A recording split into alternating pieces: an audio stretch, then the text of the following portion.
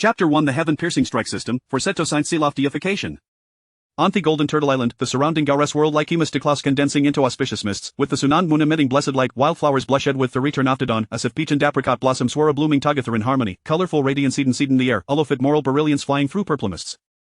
Inside green water palace in sense smoke drifted like a fairyland, emanating pure fragrance from primordial wujig thepiak and dimmertal fruits within the palacimed like golden pills of immortality, violet green wollos warriors delicateous day death reds, yellow cranus unginthites, and as a raphinix says and said gracefully.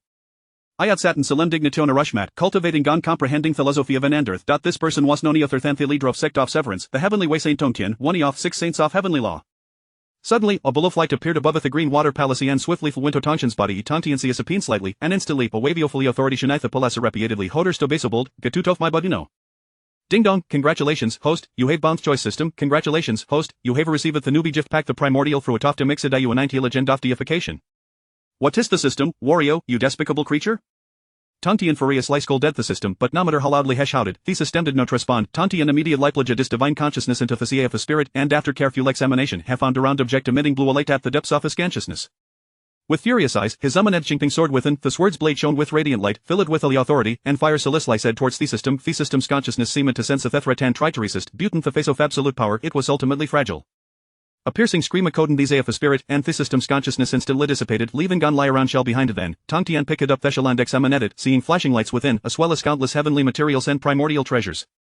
What is happening here? This thing has actually transformed into an existence beyond primordial treasures, and did contain so many Adversaries.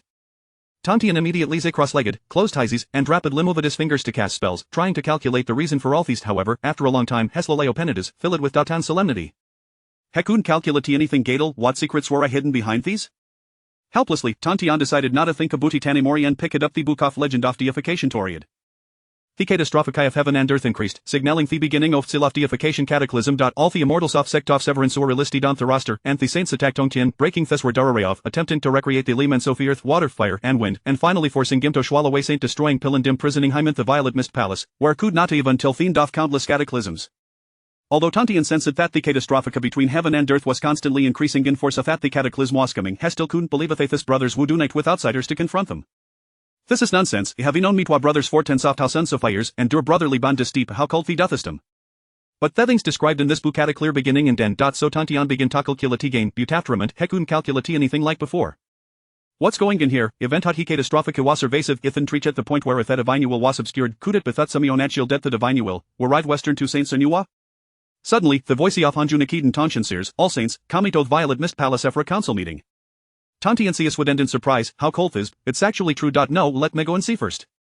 Suddenly, a dazzling beam of light shot out like a lightning, fiercely and unmatched in momentum, instant light piercing a huge holy in the roof off green water palace, Tontian focus a dull strength on his speed, and this body moved like a meteor shissing themunesh rapidly headed towards violet mist palace. Tontian sped along and the space passage through was distorted by his powerful aura. Before long, he arrived at violet mist palatian straight and disclose, entering with a solemn expression, respectfully bowing to Hanjun Husatant the high platform. Teacher, waheveo samana deshari today? Hanju nodded slightly but did not speak, only saying slowly, wait for them to arrive before we discuss it. A few moments later, the 6 saints of heaven lie logathirad in the violet mist palace. Webo tor teacher. The catastrophic is pervasive in heaven and earth and the cataclysm is about to occur. The saints' expressions changed drastically upon hearing these, especially Tontian's, eager to over a fifth truth of the novel. He said hastily, teacher, the cataclysm of which ascend demon shash just passed, we is theory another cataclysm? The cult of Claritius assisted Emperor Huandiana and Cussadexus of Eculings, resulting in the pervasive catastrophicae. However, the heavenly realm is understaffed Junable Ptolemine tethi catastrophici in time, so the cataclysmerisis again. Theothurf of Saints Luca dangrili atu ancher tienzuan. Alright, the priority no storis solved he cataclysm. This cataclysm is Silof deification cataclysm. There are 3 destinations for hosohophalin this cataclysm, those with profound roots will and twa mortality those with shallow roots will be. Upon hearing this, Tontian Chiartwace immediately filled with tumult, unable to calm down for a long time. Everything matched up. Could it be this twa brothers would really force him to sign to roster of deification? This cataclysm only needs to fill 365 positions of deities. You can discuss among yourselves what should be on the roster. I have not established as sectan have no disciples, so we will not participate in filling the roster. Nowhere fused first. Our western realm is barren and doesn't have many disciples, so you will not participate in filling the roster. Kwanzaa wep to Shaluk Tongjuan. The disciples of my cult of clarity realtos with profound blessing sen should not be on the roster. My cult of humanity and Lehesan disciple, Schwandu, and should not be on the roster. Just when Tontian was about to express his stance, Yuan's word choked him off. Younger brother, you have many troublesome disciples, why not puff him on the roster of deification and find a good place for them? Younger brother, what elder brother satis right, fourth sekofta primordial world, put theman thruster of deification. Upon hearing this, Tontian sees immediately filled with rage, henever expected his brothers to treat him like these, being gone thruster of deification is natas free and joyful as being gan immortal, would Dante upudi our disciples and thruster, elder brother? Your disciple serialtos with foreign horns, born from wetter egg, how can they be compared to the true immortal soft be cult off clarity? You want your senior brother is right, please consider the primordial world, senior brother Tongtian. Yuan Kwanzaa pressured Tongshan step by step, creating gain extreme latensa atmosphere, it sim at the Tabadaluwa Sabato breakout. Hung Jun directly unleashed additionally authority to suppress saints, enough, since none of Fio went our disciplesto beyond the roster, then let Fata decide. Teacher, why are you sound fair, this cataclysm wast be Yuancha's disciples. Why must me sect off severance also suffer from this cataclysm, please teacher, see clearly. Tong Tian, how do Ryokali our older brother be hisnam? Tongshan ignore Duanqian kept looking at Hung Juan, hoping to Jitan answer from him, even if it was Madup, hero lidid and Tuan Tubiva this teacher would treat them like these. Senior brother Tongtian, please consider the big picture and put those of your disciples who have committed killings in the roster of deification. These will not unless the primordial world budals to help younger brother Hokkien, why? Chapter 2 The Heavenly Severance of the Saintly Position, once again affirming the primordial unity ignoring the obstructions posed by the likes of Zhuanti and the other three, Tong Tian resolutely grasped the chinking sword and ascended into the heavens. Behold! Today, I, Tong Tian, renounce my position within the Shenmen and willfully sever my connection to the saintly fruit of the heavenly path, in order to repay the karmic debt of the teachings imparted by the Tao ancestor Hongjun. May the heavenly Tao bear witness. Upon hearing Tongtian's declaration of self-immolation, Hongjuan's countenance darkened with fury. Tongtian, you wretched disciple, do you presume the saintly fruit is trifling? Strangely, Yuancher, as Tongtian's elder brother, exhibited no trace of sorrow. Instead, he appeared rather pleased. Humph, with your saintly fruit severed, your disciples of the Jijiao shall lose their support. Thus, the calamity of the Fengshan could swiftly conclude, and my disciples of the Qinjiao shall be free from worry. Suddenly, dark clouds gathered ominously above the Zixiao palace, as if the end of days had descended. The heavenly Tao erupted in wrath, casting an overwhelming pressure that enveloped the entire Hongguang realm. The myriad beings of Hongguang were left in shock, and the atmosphere on Janeo Island grew stiflingly tense, with expressions of anxiety and unease etched upon the faces of each Jijiao disciple. Senior brother, what on earth is transpiring? Our master merely went to the Zixiao palace for discussions, why would he sever his saintly position? Junior sister Jinling, send word forth no one is to enter or leave Janeo Island, those who defy this order shall be deemed traitors. Simultaneously, 9 bolts of Zixiao divine thunder, akin to 9 furious dragons, surged forth with earth-shattering might, crashing down upon Tongtian. With every strike, the entire Hongguang trembled. The ferocity of the divine thunder left Tongtian in a state of near collapse, his cultivation plummeting until he fell to the early stages of quasi-saint. His once mighty form was now marred with wounds, blood streaming forth profusely. The primordial spirit that resided within the heavenly Tao returned to Tongtian's main body, and the primordial violet chi symbolizing the saintly position was stripped away. Following the onslaught of the 9 bolts of divine thunder, Tongtian descended to the ground and knelt before Hongjun, bowing deeply. The debt of teachings has been repaid. From this day forth, I shall bear no further connection with the Tao ancestor. Humph, Tongtian, do you believe that with your severance of the saintly position, the Jijiao will rest easy? Tongtian disregarded Yuancher Tianzuan and, burdened with injuries, made his way towards the exterior of the Zixiao palace. Humph, as your elder brother, I shall teach you a lesson for your audacity. I shall close my eyes and remain silent, as if nothing has transpired. Just as Yuancher was about to act, he was halted by Hongjun. Enough, let him be. Master, Tongtian has been excessively disrespectful, I implore you to punish him. There's no need for that, after all, he is still my disciple. Upon hearing this, Tongtian glanced back momentarily, as if something swirled within his gaze, before departing the Zixiao palace without a backward glance. This calamity shall be managed by the Qinjiao, utilizing the Fengshan list and the God Subduing Whip. The Fengshan list is responsible for collecting true spirits, while the God Subduing Whip can strike down those named upon the list.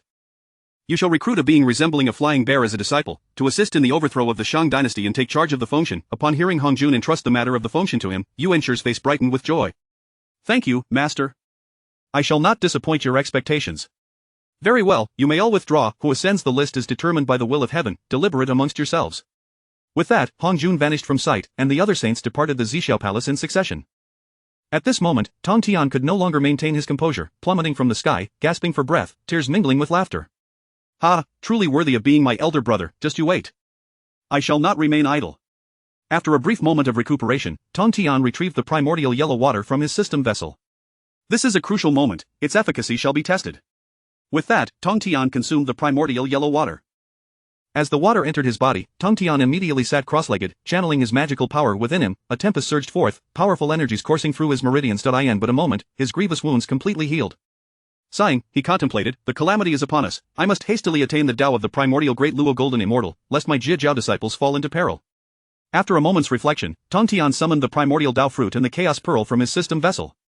This fruit embodies supreme Tao resonance. If I can consume it after fully comprehending the sword path's principles, perhaps I may shatter my shackles and reattain the primordial. Thereafter, Tong Tian sat cross-legged to comprehend the principles of the sword path. As he had primarily focused on swordsmanship, he required merely a century to cultivate the sword path to perfection. With the consumption of the primordial Tao fruit, I shall be able to commence my breakthrough into the primordial Great Luo Golden Immortal. He lifted the Chaos Pearl, enveloping it with his magical power above his head to prevent detection, and allowed a few snakes and insects to pass through. Very well, let me see just how many traitors lurk within my Jiejiao. Resolutely, Tong Tian consumed the primordial Tao fruit, and in an instant, a torrent of boundless power surged through him like a tidal wave. This power was pure and formidable, seemingly capable of overcoming any obstacle, causing Tong Tian to feel an astonishing increase in his strength. The sword path principles, already comprehended to perfection, now brimmed with renewed vitality. The essence of the sword path swirled around him, sharp and piercing. Time slipped away unnoticed, and when Tong Tian finally opened his eyes, an unparalleled majesty emanated from him, the sacred might of a primordial Great Luo Golden Immortal. This divine aura resembled a towering mountain, invoking awe in those who beheld it. It is time to return. I wonder how my Jiejiao disciples fare. Tong Tian proceeded leisurely towards Janeo Island, knowing well that his former brothers and sisters would not remain idle, and that traitors would undoubtedly emerge within his Jiejiao. Meanwhile, the Western sect was equally active. Elder brother, Tong Tian has severed his saintly position. The Jiejiao is now without support. We might as well send those sinful disciples to the function list and convert those practitioners aligned with our Western sect to strengthen our ranks. But how shall I account for this to Laozi and Yuanshi? Even though they have severed ties, we must remain cautious. Fear not, elder brother, the ties of the three pure ones have long been severed, and I have already inquired about Laozi and Yuanshi's sentiments. They care not. Moreover, Tong Tian has not returned to the Jiejiao for a century. He is likely unaware of his own demise. Seeing that Jieyin remained hesitant, Juanti pressed further. Elder brother, rest assured. According to my intelligence reports, chaos reigns within the Jiejiao, and now is the opportune moment. Such an opportunity shall not present itself again. Where did you acquire this intelligence? I was unaware. Cough, elder brother, have you forgotten? I previously swayed the loyalty of Chang Erdingguang, one of Tong Tian's attendants, through the grand dream of 3,000 techniques. Thus, I am privy to every move within the Jiejiao. Jieyin could not help but commend him, recognizing his younger brother's capabilities. Indeed, you are truly remarkable. I shall rely on you for this. With that, Juanti flew directly towards Janeo Island. Chapter 3 The arrival of the Bodhisattva of Purity and the fall of Golden Tortoise Island. In the vast expanse between heaven and earth, there exists a profound connection, a means to guide sentient beings at this very moment. The wondrous teachings of the West are embodied by the Bodhisattva of Purity. I, the humble monk, am indeed a disciple of the Western teachings. Without forewarning, the Bodhisattva of Purity descended upon Golden Tortoise Island, emanating an aura of sanctity that compelled the disciples of the to retreat in haste, while the direct disciples hastened forth from the Bayou Palace to uphold justice. I perceive that you, my young friends, share a faithful bond with our Western teachings. Thus, I have come to extend an invitation for you to join us and learn the profound laws of the West. Just as the Bodhisattva was about to seize the disciples, the Taoist called Duobao arrived, wielding the four swords of extermination. I implore you, Bodhisattva, to show restraint. This is our sacred ground. Ah, it is the esteemed disciple Duobao of the Tong Tian sect. I perceive a connection with you, young friend. Why not accompany me back to the Western teachings to learn the wondrous laws of the West? Upon hearing this, the disciples were filled with indignation, yet they found themselves powerless against the Bodhisattva. The Bodhisattva chuckled, Nonsense, we, the disciples of, are loyal to our master's teachings. How could we betray our sect? We kindly ask you to depart. Humph, you ungrateful wretches, Tong Tian is but a presumptuous upstart. Today, I shall consign you to the list of deities. Upon hearing this, the disciples readied themselves for a desperate struggle. I respect you as a saint, yet you dare to insult our. Do you truly believe our is without defenders? The disciples immediately retreated. With that, Duobao summoned his full power, an aura of impending doom enveloping the area. For swords radiating a chilling light hovered in the four cardinal directions. The sword blades shimmered with runes, pulsating with brilliance, embodying boundless lethal force. Within the extermination array, dark clouds surged ominously, shrouding the four swords in an even more sinister air. The central sword energy surged skyward, as if to rend the very heavens, instilling dread in all who beheld it. Duobao formed seals with his hands, chanting incantations to unleash the might of the four swords of extermination. As he cast his spell, the array's power grew ever more formidable, with dark mist roiling like a tempestuous sea, revealing glimpses of the array's true form, striking terror into the hearts of all. Upon witnessing this formation, the Bodhisattva scoffed dismissively, claiming that the four swords of extermination in your hands would only gather dust, better to relinquish them to me. Suddenly, a burst of multicolored light erupted from the extermination sword array, causing Duobao to stagger backward, spewing blood, while the four swords of extermination vanished from sight, leaving the Bodhisattva holding the seven treasures mysterious tree in one hand and the four swords of extermination floating in the other. TSK, the extermination sword array is but a mere trifle. You should cease your struggles and return with me to the Western teachings. Humph, the disciples of, once we sought the path without guidance, it was our master who, disregarding our humble beginnings, granted us the opportunity to pursue the way. How could we betray our master? Today, we vow to die rather than yield. The disciples roared in unison, as long as stands, we stand, if falls, we fall. However, among the disciples, there were both the loyal and the cowardly. A few cultivators stepped forward, kneeling down, declaring, "We are willing to betray and heed the teachings of the West. We implore the Bodhisattva not to forsake us, you four traitors. Our master has treated you not unkindly." With that, Duobao lunged forward to strike down the four. With a swift motion, the Bodhisattva waved his hand, and a beam of light shot forth from the seven treasures' mysterious tree, sending Duobao reeling backward, blood spilling forth repeatedly. "Humph, you wretched scoundrel, disrespecting the Bodhisattva shall lead to your demise." Just as Duobao's life hung in the balance, Tong Tian could no longer contain himself. The Qingping sword shot directly towards the Bodhisattva, and upon seeing the Qingping sword, the hearts of the disciples settled. "Master, you must stand up for your disciples." Duobao and the other direct disciples wept upon seeing Tong Tian's return. It has been ages, my friend Tong Tian, in these past 100 years, your cultivation has indeed progressed. The Bodhisattva mocked Tong Tian, who wore a grim expression but refrained from attacking immediately. "I have not treated you for poorly. I bestowed upon you the methods of cultivation and gifted you spiritual treasures, and this is how you repay me? Tong Tian, you are no longer a saint, and your is rife with chaos. How can it be compared to the Western teachings? We are merely recognizing the times." Tong Tian ceased to engage in further words, swinging his sword towards the four traitors, but the Bodhisattva intercepted the blow. "Tong Tian, you are brazen. To act in the presence of this saint is truly audacious." Tong Tian chose to ignore the admonition, turning his gaze toward Duobao. "Duobao, you have performed admirably as the senior brother of, but the four swords of extermination are not to be wielded in this manner. Watch closely, for I shall teach you only once." "Humph, Tong Tian, you are truly arrogant. Do not forget that you have already severed your status as a saint." Tong Tian immediately formed a sword gesture, causing the four swords of extermination in the Bodhisattva's hands to surge violently, while the Bodhisattva struggled to suppress them, astonished. "Tong Tian, you have once again attained the mixed yuan." The saints and great powers observing from the shadows were equally astonished. None could have anticipated that Tong Tian would attain the mixed yuan once more within a century. Before the Bodhisattva could finish speaking, the four swords of extermination flew into Tong Tian's grasp. As the Bodhisattva attempted to retreat, he was intercepted by Tong Tian, who then advanced, forcing the Bodhisattva high into the sky. Tong Tian stood before the Bodhisattva, gazing down upon him, his long hair billowing and robes fluttering. With a solemn countenance, he raised his hands, and in an instant, the winds and clouds transformed, thunder and lightning clashed. The extermination sword, its blade emanating a blinding red light, pierced through all illusions, while the mysterious runes upon its surface danced like flames, each rune containing boundless lethal power. The four divine swords hovered around the Bodhisattva, their sword energies intertwining to form a colossal net of blades. Within the sword array, chaotic energies surged violently, lightning flashed, resembling a world on the brink of destruction. Tong Tian's eyes blazed with intensity as he let out a low shout. The might of the sword array erupted instantaneously. Endless sword energies radiated outward, causing mountains to crumble, rivers to reverse, and the very heavens to tremble. This is the true power of the extermination sword array. It is indeed worthy of the teachings of our master. The Jiajin, hidden within Mount Sumeru, hastened toward Golden Tortoise Island, but alas, it halted midway. A scream echoed from within the extermination sword array, and the Bodhisattva fell, a rain of blood beginning to fall in the primordial chaos. "Those who offend our shall face extermination." Tong Tian descended upon Golden Tortoise Island, casting a glance at the four traitors of, without a word, he waved his hand, casting the four into the underworld, to suffer the flames of retribution for all eternity. "The calamity of thee is upon us. The human and Western teachings conspire against our. We stand at the brink of life and death. If anyone wishes to depart from I shall not pursue it, but should anyone betray us in the future, let them not blame me for lacking compassion. We vow to be eternally loyal to and never betray our master." From within Golden Tortoise Island arose fervent oaths of loyalty. Tong Tian summoned the Eastern Emperor Bell, without hesitation, soaring into the air once more. "Today, I shall use the Eastern Emperor Bell to replace the four swords of extermination to suppress the fortunes of, may the Tao witness this." The hidden saints, upon seeing the Eastern Emperor Bell, were filled with astonishment and a newfound fear. In the Purple Cloud Palace, Hongjun sat upon his mat, his face etched with concern. "Alas, the variables, Chapter 4. Senior brother, let us unite with Yuan Shi and Laozi to confront Tong Tian." Upon witnessing the formidable power of Tong Tian, Jiayin returned to Mount Shumi with a heavy heart, filled with helplessness. He remained silent, the terrifying scene of Tong Tian within the execution sword array replaying incessantly in his mind. He understood all too well that with the strength of their Western sect, they could not hope to contend against the might of Tong Tian's Jiejiao. Upon reaching Mount Shumi, Jiayin wearily seated himself on the meditation cushion, sinking into profound contemplation. At that moment, Juan Ti was also resurrected in the 8 treasure merit pool. A fierce rage burned within him, fueled by his animosity toward the master of Tong Tian and his own sense of failure. The instant Juan Ti opened his eyes, he felt the unquenchable fire of wrath within his heart. "Senior brother, we absolutely cannot let this matter rest. A calamity is upon us. We must suppress Jiejiao, or else our Western sect shall never flourish," Juan Ti declared vehemently to Jiayin, his voice brimming with anger and determination. Jiayin raised his head to look at Juan Ti, his eyes reflecting his resignation. "Tong Tian has already attained the realm of Han Yuan once more, and with the execution sword array, we are no match for him.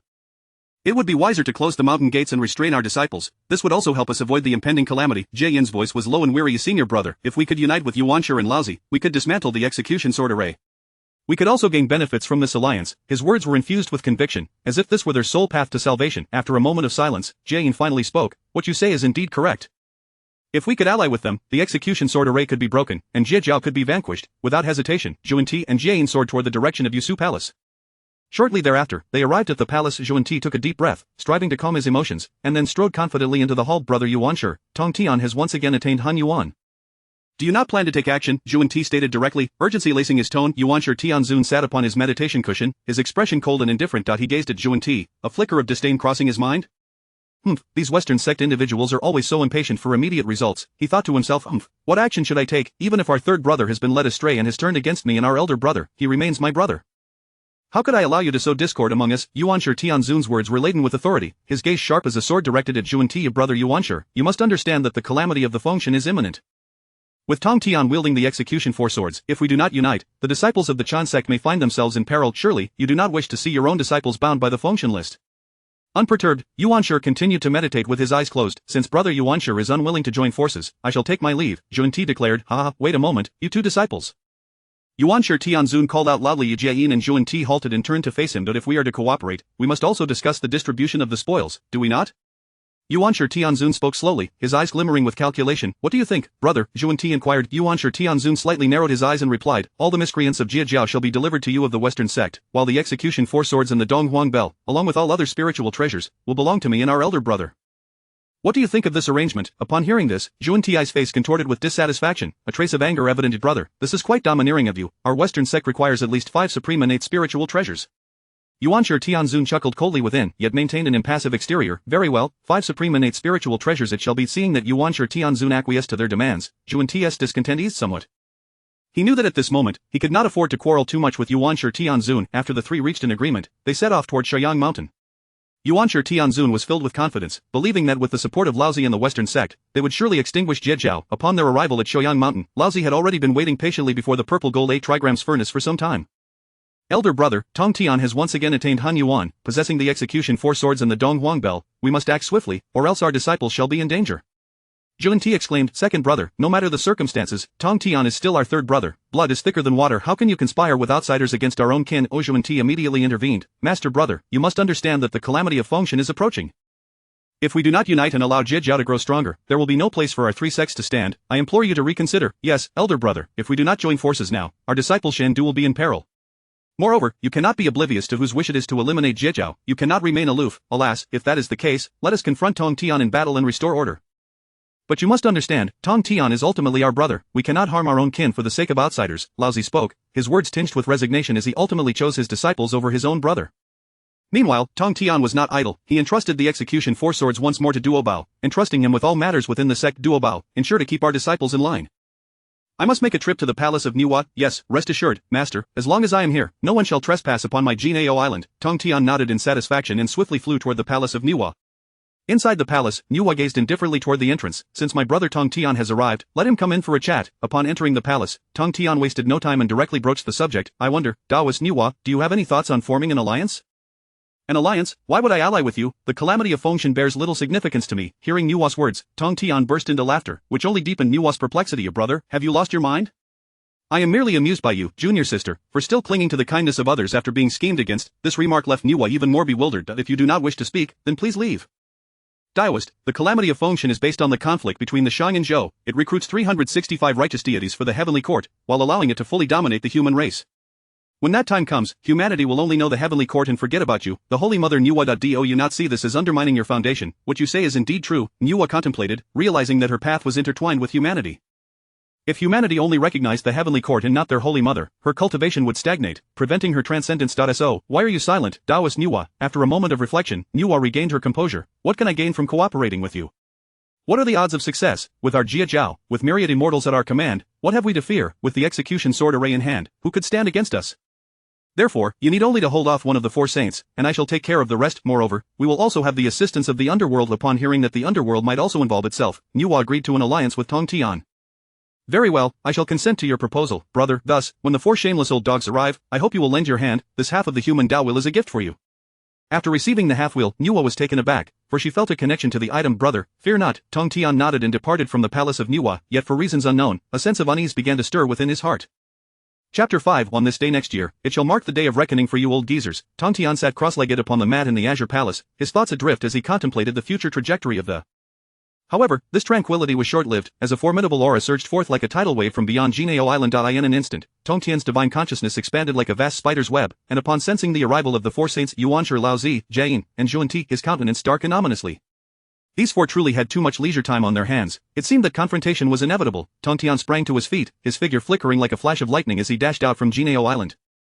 There stood the four saints Yuanshi, Laozi, Jiayin, and Zhuan-Ti aloft in the air, their forms towering like majestic mountains, exuding an oppressive and powerful aura. "What brings you four to my sacred domain? You are not welcome here," Tongtian declared. "How dare you behave with such insolence before your elder brother? You show utter disrespect." Zhuan-Ti, reveling in the chaos, chimed in, "Tongtian, how can you treat your own brother this way? Do you not fear the scorn of the beings of the primordial wilderness? My ties with the three pure ones have long been severed. They are no longer my brothers. You are not welcome here. Be gone at once," Tongtian retorted.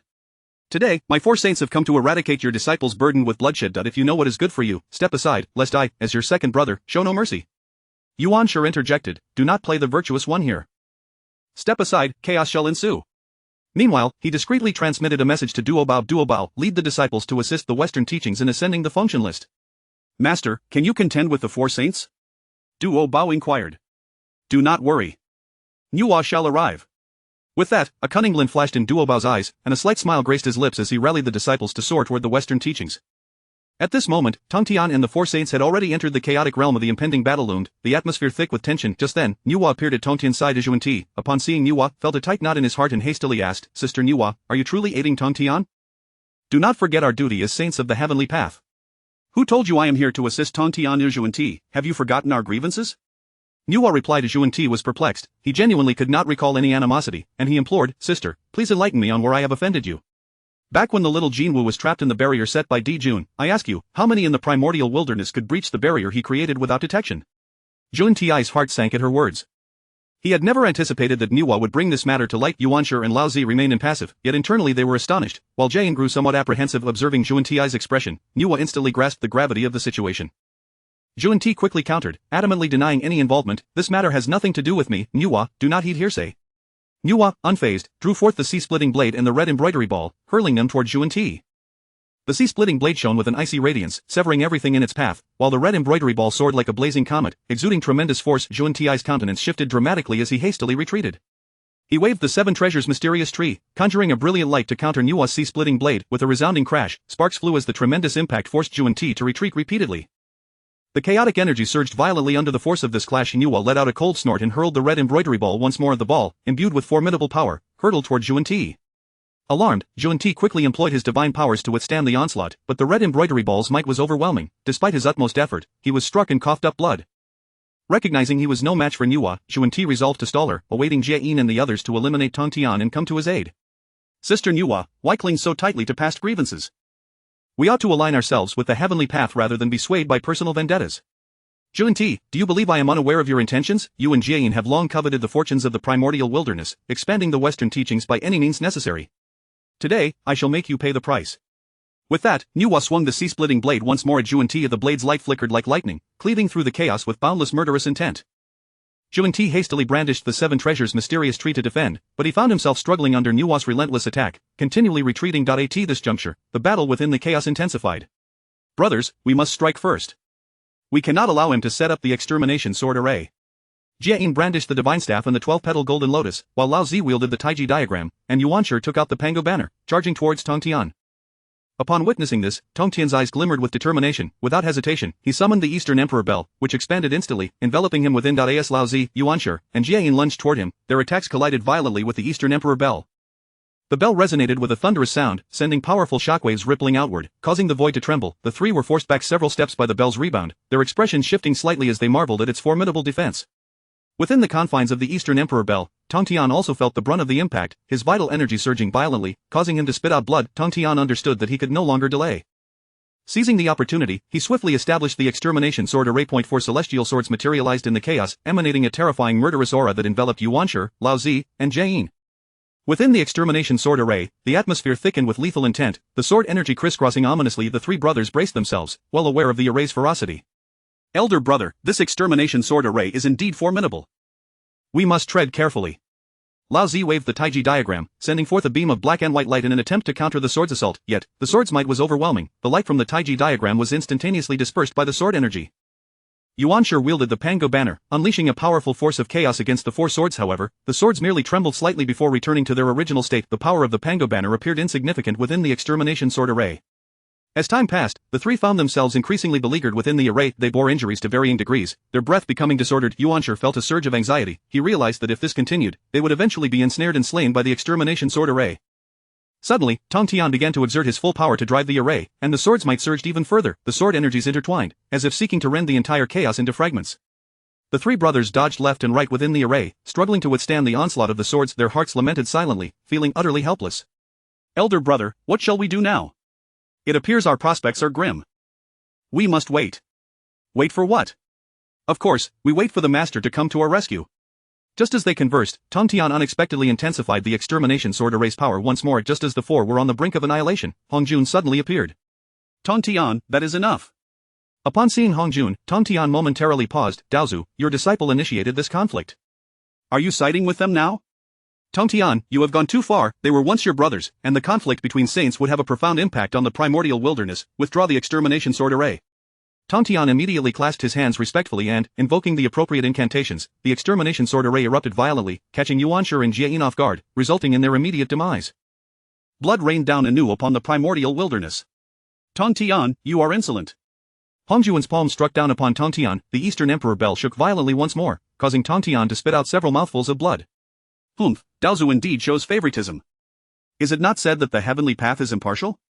Alas, circumstances have changed. The calamity of the Fengshen must involve disciples from all teachings, and saints must not intervene or engage in personal duels. Should there be any violations, do not blame me for enforcing the law. With that, Hong Jun vanished into the chaos, while Lao Zi regarded Tong Tian with a complex expression. Third brother, thank you. You may leave. From this day forth, we shall sever all ties. Lao Zi seemed poised to say more but ultimately remained silent, instead soaring toward Shaoyang Mountain. Tong Tian watched Lao Zi's departing figure, sighing once more as he reminisced about the days of the three pure ones. Suddenly, a voice jolted him back to reality. Brother Tong Tian, that Jun Ti fled too swiftly, he has escaped. No matter, there will be opportunities in the future. Should there be a next time, please inform me, for I have not yet had my fill of combat. I shall take my leave now. Very well, safe travels, sister. After Nuwa departed, Tong Tian retrieved a tome from the system's shell, titled Hongmeng Great Tao Scripture. It boldly proclaimed itself a Hongmeng-level cultivation method, capable of directly accessing the Chaos Realm. However, upon perusing its contents, he sighed once more. Alas, the path of cultivation is fraught with difficulties. Chapter 6, The Spiritual Treasures of Mount Sumeru and My Connection with the Jie Sect. As the Heavenly Lord began to besiege the four saints, the esteemed Duobao led a cadre of elite disciples from the Jie Sect, including the Golden Spirit Holy Mother and the Wudong Holy Mother, stealthily toward Mount Sumeru.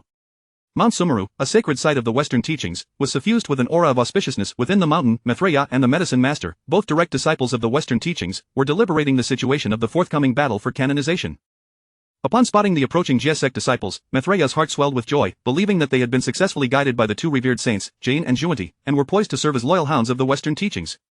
Medicine Master, look! The Jie Sect disciples are here. They must have been transformed by our two masters. This is indeed a significant boon for our Western teachings, ensuring our supremacy in the primordial chaos. Maitreya exclaimed. Yet, the Medicine Master furrowed his brow, his gaze fixated on the advancing Jie Sect members, a surge of profound unease swelling within him. He sensed that matters were not as straightforward as they appeared. The arrival of these Jie Sect disciples might harbor immense peril. Maitreya, we must not lower our guard. These Jie Sect disciples come with great fervor, and I suspect their intentions are far from benign. Moreover, when Master Juanti first attempted to guide them, they adamantly refused. Why would they now so readily submit? Does this not strike you as perplexing? Maitreya dismissed his concerns with a wave of his hand. My dear Medicine Master, do not be overly suspicious. This time, our masters have allied with the sage Lao Zi and the primordial sage. There will be no unforeseen complications. They have undoubtedly been converted and come to ally with our Western teachings. We must treat them with courtesy, lest we tarnish the dignity of our sect. Though the Medicine Master harbored doubts, he refrained from voicing them further. Gripping his spiritual treasure tightly, he remained vigilant, preparing defenses against any potential threats. Duobao led the Jie Sect disciples closer to the boundary of Mount Sumeru, his heart racing with excitement. What a thrill this was! Never before had he experienced such exhilaration in all his years. Before long, Maitreya emerged from the boundary of Mount Sumeru and approached Duobao. Taking a deep breath to steady his emotions, Duobao stepped forward. Fellow Taoists, we, the disciples of the Jie Sect, have been guided by the esteemed Jane and Juanti, now abandoning the darkness for the light, and I present this Bodhi seed as proof. He lifted the Bodhi seed for Maitreya to see. Upon viewing the seed, Mithraya's wariness dissipated entirely. Excellent, dear Taoists, please enter and accompany me to the Great Hero Hall for a discussion. Do share how our masters taught that arrogant Heavenly Lord a lesson. The Jiesek disciples exchanged glances, discontent simmering beneath the surface, yet they remained outwardly composed, suppressing their anger as they silently followed Duo Bao, poised to deliver a devastating blow to the Western teachings at the opportune moment. Duo Bao smiled slightly. I kindly ask my elder brother to arrange a place for my fellow disciples, and I look forward to your continued guidance, Mithraya. Mithraya readily acquiesced, conversing amiably with Duo Bao as they approached the boundary of Mount Sumeru. Noticing that the medicine master had not opened the boundary, Mithraya's displeasure grew. Medicine master, with the Bodhi seed as evidence, quickly open the boundary, do not delay our esteemed brothers and sisters. The medicine master pondered for a moment after seeing the seed, glancing at Duo Bao and the Jiesek disciples, his unease remaining unresolved. However, Mithraya had already placed complete trust in the Jiesek members, leaving him little choice but to relent. Thus, the medicine master slowly opened the boundary. The Jiesek members entered Mount Sumeru alongside Mithraya, arriving within the resplendent Great Hero Hall, aglow with sacred light. Duo Bao surveyed his surroundings, his heart brimming with resentment as he secretly calculated how to launch a surprise attack against the Western teachings. Mithraya remained oblivious to Duo Bao's intentions, eagerly inquiring about the Heavenly Lord's situation. Duo Bao, do tell me how our masters humiliated the Heavenly Lord. Did they not directly suppress him? Ha ha ha. As Brother Mithraya said, when the Heavenly Lord struck, he sent those two lone sharks reeling. Duo Bao laughed heartily. What did you say? Suddenly, Duo Bao's demeanor shifted. With a swift motion, he drew his sword and thrust it toward Mithraya like lightning. Caught off guard, Mithraya stared in shock at the approaching blade, realizing too late that evasion was impossible. The sword pierced through his chest, disbelief and rage flooding his eyes. You dare to betray us? Mithraya gasped. Duo Bao coldly regarded him. Betrayal, it is your Western teachings that have taken advantage of the Jiesek's peril, adding insult to injury, humiliating my master and our disciples. Today, you shall reap the consequences. Mithraya's true essence began to drift toward Kunlun's Jade Void Palace. Observing this, Duo Bao shouted, Jiesek disciples, annihilate the Western teachings. The Jiesek disciples, having long suppressed their fury, surged forth like tigers descending from the mountains at Duo Bao's command. The Great Hero Hall erupted with the sounds of battle. Caught off guard by the sudden assault, the Western disciples fled in panic, but the Jiesek disciples showed no mercy, wielding their spiritual treasures and unleashing their divine powers in a brutal slaughter. The Golden Spirit Holy Mother, wielding the Jade Rui of the Dragon and Tiger, radiated anger with each swing, sending surrounding Western disciples flying. Today marks your demise, you Western scoundrels. Do you dare disrespect my master again? She roared. The Western disciples, paralyzed with terror, attempted to resist, but their efforts appeared feeble against the Golden Spirit Holy Mother's formidable might. The Woyun fairy transformed into a monstrous golden-scaled fish, devouring Western disciples whole, his tail sweeping through the ranks and sending them sprawling. Taste the wrath of my 7 fairies, he bellowed. Though the Western disciples fought valiantly, they were no match for the Jiesek members, who outclassed them in cultivation and spiritual treasures, ruthlessly overpowering them. Some tried to flee but were swiftly cut down. Others, in desperation, knelt and begged for mercy, only to be met with unrelenting attacks. Hearing the sounds of combat behind him, the medicine master was alarmed. He rushed to the scene, wielding his medicine pestle in an attempt to halt the Jiesek's onslaught. Yet, upon witnessing the carnage before him, he was filled with rage and despair. How can you, disciples of the Jiesek, stoop so low? Such actions will only invite ridicule upon the primordial beings, the medicine master roared. Lowly and despicable? When your Western saints coerced our master in the Purple Cloud Palace, was that not disgraceful? When your saints took advantage of our master's injuries at my Golden Ao Island, was that not base? Today, we merely return the favor in kind. Where is the disgrace in that? Realizing that further words would be futile, the medicine master could only fight desperately to protect a few Western disciples, attempting to evacuate them from Mount Sumeru to prevent total annihilation. With each swing of his pestle, he unleashed tremendous power, compelling the Jiesek disciples to take him seriously. Spare those whom you can, the esteemed Jinin and Junti will not overlook such transgressions, he shouted. Duo Bao, undeterred, continued to command his disciples to attack. Do you think the Jiesek lacks saints? Today, your Western teachings shall perish. I, Duo Bao, declare it, no one shall survive. The Jiesek disciples relentlessly besieged the medicine master, gradually overwhelming him. Despair filled his heart as he realized that Mount Sumeru would likely fall today. I cannot allow the Western teachings to perish in this manner, he resolved silently. Alas, the medicine master was ultimately no match for Duo Bao and his followers, soon sustaining grave injuries. How dull. Your Western disciples are truly weak, just like your master. I tire of this. I shall consign you to the canonization list. Just as Duo Bao prepared to strike again, the medicine master swiftly shattered a talisman in his hand, causing the sword aimed at him to miss its mark. TCH, let them flee if they wish. Fellow disciples, quickly scour Mount Sumeru and gather all the spiritual roots and treasures, burn anything we cannot carry. Half an hour later, Duo Bao surveyed the meager spoils amassed before him, his expression darkening. This paltry haul from the Western teachings amounts to less than a fifth of what we possess in the Jiesect. Brother Duo Bao, at the innermost part of the Great Hero Hall lies an 8 treasures pool of merit, but it is protected by a saintly barrier that we cannot breach. What shall we do? Forget it, gather everything and return to Golden Ao Island at once. The Jiasek disciples immediately soared out of Mount Sumeru. Once they had all exited, Duobao's disciple, the fire spirit Holy Mother, summoned her trained 3,000 fire dragons to set Mount Sumeru ablaze, the flames roaring fiercely. Upon their return to Golden Ao Island, Duobao presented their spoils to Tong Tian. Master, 3 of our Jiasek disciples fell, while 10 of the Western Teachings disciples perished, all of which were taken from Mount Sumeru. Tong Tian surveyed the gathered treasures, smirking disdainfully. These 2 bald donkeys are saints, yet they are so impoverished. Ahem, let us clarify. We did not steal, this is our compensation. Duobao grinned slyly. Forgive me, master, I was mistaken. Proclaim this edict and no Jiasek disciple shall leave Golden Ao Island without my command. Yes, master. As Duobao prepared to leave the Bo Palace, Tong Tian called him back once more. Ah, by the way, seek out a human named Zhang Zia in the mortal realm and bring him back. I wish to take him as my disciple. Duobao was taken aback. Anyone personally chosen by Tong Tian would undoubtedly be exceptional. Yes, master, I shall certainly retrieve this disciple. Chapter 7 Esteemed Taoist Hutu, may I propose a matter, could you return my disciple to me?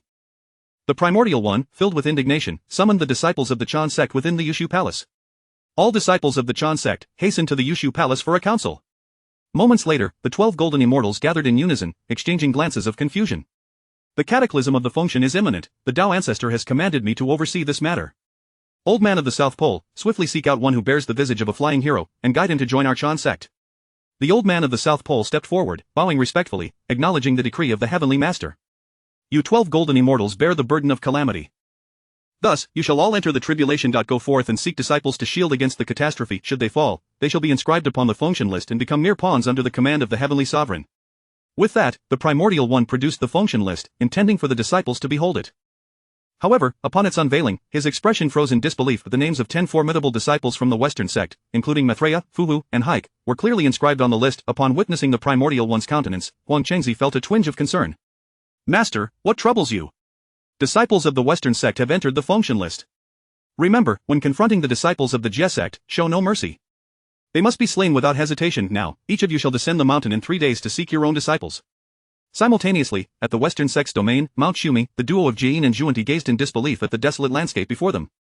Junior brother, where is this place? How have we come to be revived here? Zhuanti wiped his eyes, glancing at the nearby 8 treasures pool, and began to calculate. Moments later, he roared in fury, this is outrageous, the Western sect shall never rest until we have avenged ourselves upon the Jie sect. Jian's expression darkened. Brother, let us first locate the surviving disciples of our Western sect. We must repay this grievance. Only after Taba and the disciples of the Jie sect had departed did Yaoshur dare to return, or upon witnessing the calamity that had befallen Mount Shumi, sorrow welled within Yaoshur, and he burst into tears. Before long, Jian and Zhuanti approached. Yaoshur, what has transpired here? Why has Mount Shumi been reduced to such a state? Master Jane, Taba led a massacre against our Western sect disciples. Now, scarcely a third of them remain. Upon hearing this, Zhuanti's fury intensified, and he prepared to charge toward Golden Ao Island for revenge, only to be restrained by Jian. Now is not the time. We must find a way to rescue our fallen disciples. Those inscribed upon the function list are beyond salvation, but those who have descended to the underworld still have hope. Yes, brother. The two instantaneously arrived at the entrance to the underworld. Sensing their arrival, Hutu appeared promptly. What brings the 2 heavenly Tao saints to my humble underworld? I cannot afford to host 2 great Buddhas. Esteemed Hutu, my disciples have fallen victim to treachery. I beseech you, allow my brother and I to retrieve their souls. The Western sect is willing to offer some recompense. Hutu, displeased by this request, flatly refused. The underworld has its own rules. Once souls enter, they cannot be taken away at will. I must ask you both to leave. Zhuanti, already seething with anger, could no longer contain himself upon hearing Hutu's refusal. You, Hutu, are truly ungrateful. How can we allow our Western sect disciples to suffer in the underworld? If you do not yield today, do not blame us for being ungracious. Hutu's temper flared at this insult. As the sovereign of the underworld, she would not tolerate such disrespect. Zhuanti, how dare you wreak havoc in my domain? Today, I shall show you that the underworld is not a place for your recklessness. With that, Hutu unleashed her power, manipulating the forces of reincarnation. A miasma of yin energy enveloped the underworld, and the force of reincarnation surged violently. Jian, recognizing the threat, understood that a conflict was inevitable. Alas, we cannot avoid battle any longer. He wielded his bamboo staff, accompanied by the divine pestle hovering beside him. The bamboo emitted a gentle glow, while the pestle radiated a brilliant golden light. Zhuanti, standing upon the 12 grades of merit golden lotus, brandished the 7 treasures marvelous tree. In an instant, the 2 sides clashed. The power of reincarnation, commanded by Hutu, surged forth like a tumultuous tide, crashing against Jian and Zhuanti. Jian swung his bamboo and pestle to fend off the onslaught, the bamboo's glow flickering, while the pestle boomed with resounding force.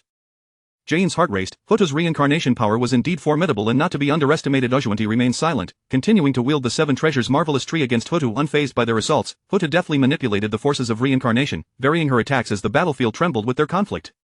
Jane and Junti, working in perfect harmony, relentlessly pressed their assault against Hotu. Their attacks fell upon her like a torrential storm, overwhelming in ferocity. The battle raged on, with neither side willing to concede. Hota's power grew ever more potent, while Jane and Junti began to feel the strain. Just as they reached an impasse, Hota suddenly intensified her output of reincarnation energy. The force surged forth like a cataclysmic tsunami, crashing toward Jane and Junti. They hastily braced themselves, yet the overwhelming force sent them staggering back several paces. Jane's heart sank. Hota's strength was astonishingly formidable, and in the underworld, they were no match for her. Brother, we cannot continue to clash head-on. We must find Hota's weakness and strike decisively. Jane and Junti began to observe Hota's methods of attack, seeking out her vulnerabilities. They exchanged knowing glances, formulating a plan intentionally. They exposed weaknesses, luring Hotu into a trap. Hotu, falling for their ruse, increased her assault, aiming to vanquish them in one fell swoop. As she unleashed her full might, Jane and Junti counterattacked. Jane swung his bamboo staff toward Hota's flank, while Junti, alighting upon the 12 grades of merit golden lotus, charged at her, wielding the seven treasures marvelous tree. Hotu, caught off guard, swiftly turned to defend herself, but having just exerted her full power, she could not mount a complete defense in time. Jane's bamboo struck her shoulder, and Junti's tree grazed her form. Hota staggered back, a trickle of blood escaping her lips. Seeing Hota wounded filled Jane and Junti with elation. They knew the moment had come. Jane renewed his assault with bamboo and pestle, while Junti, following closely, pressed forward with the seven treasures marvelous tree. Hota hastily defended, but her injuries significantly weakened her, and under their relentless offense, she found herself on the back foot. As Hota struggled to maintain her stance, she began to summon the Een energy within the underworld, condensing it into a formidable force. As she harnessed this energy, it thickened and coalesced, forming a colossal black dragon that surged toward Jane and Junti. Alarmed, they quickly prepared to defend themselves. However, the power derived from the Een energy was overwhelmingly potent, easily neutralizing their attacks. The black dragon barreled toward them, forcing Jane and Junti to evade. They were driven back repeatedly, and in desperation, they combined their strengths into a single formidable force, radiating a powerful glow. Sensing the potency of their combined attack, Hota felt a pang of anxiety, yet she did not falter. Instead, she resolved to meet this challenge head-on. Hota once again commanded the forces of reincarnation and the Een energy of the underworld, preparing for a climactic confrontation with Jane and Junti. Their powers collided with a deafening roar, illuminating the underworld as the air thickened with miasma. The aftermath of their battle reverberated throughout, shaking the very foundation of the underworld. Though Jane and Junti wielded immense power, Hota remained undaunted. Drawing upon her dominion over the underworld and the forces of reincarnation, she staunchly resisted their onslaught. The battle reached a fever pitch, with both sides exerting their utmost strength. Suddenly, Hota's form grew ethereal, gradually dissipating into countless specks of starlight. Haha, brother, that wretched Hotu is vanquished. Let us hasten to seek the souls of our disciples. Yet Jane did not share in this joy, his brow furrowed with concern. Junior brother, do not be so naive. Hotu has merged with the cycle of reincarnation. How could she truly perish? What we witnessed was likely but a mere avatar. Upon hearing Jane's words, Junti's heart sank. Brother, what shall we do? If that is the case, are our disciples truly beyond salvation? Alas, we are ultimately no match for Hotu, unless another saint intervenes. No sooner had Jane spoken than a surge of reincarnation energy descended upon them. TCH, this is far stronger than before. Brother, even united, we may not withstand her. Humph, you shameless knaves have injured one of my avatars. Now, tell me, what shall you do? Compensate me with 10 exquisite innate spiritual treasures. What shall we do, brother? If we cannot even defeat an avatar, should we flee? Just then, a chaotic sword energy struck forth. Hota deftly evaded. TCH, another one, this is troublesome. Chapter 8, The Sudden Appearance of the Celestial Master. As Yuanshi arrived in the underworld, Tong Tian's thoughts shifted cunningly. Jane and Junti would undoubtedly come to the underworld to seize the souls of disciples. Without delay, Tong Tian soared towards the underworld. Within the underworld, Yuanshi exclaimed, "Why are you here, when you should be residing peacefully in your Yusu palace? The humble Taoist has come for my esteemed disciple. Quickly return my disciple's soul, or I shall not hesitate to show my displeasure." Though Yuanshi spoke thus, he secretly communicated with Jane and Junti, negotiating benefits. I shall assist you in seizing souls, and in return, you must lend your full support to my teachings to complete the canonization and obliterate the Jia sect. Without hesitation, the two agreed, declaring, our Western sect has long been in a life and death struggle with the Jia sect. Meanwhile, Hotu faced the three saints, appearing exceedingly burdened. Do you think, just because I am a female saint, that I shall yield? Once a soul enters my underworld, it shall never escape. Yuanshi ceased further words, brandishing the Pango banner. A terrifying force of chaos surged forth like a torrential flood towards Ho Tuesday.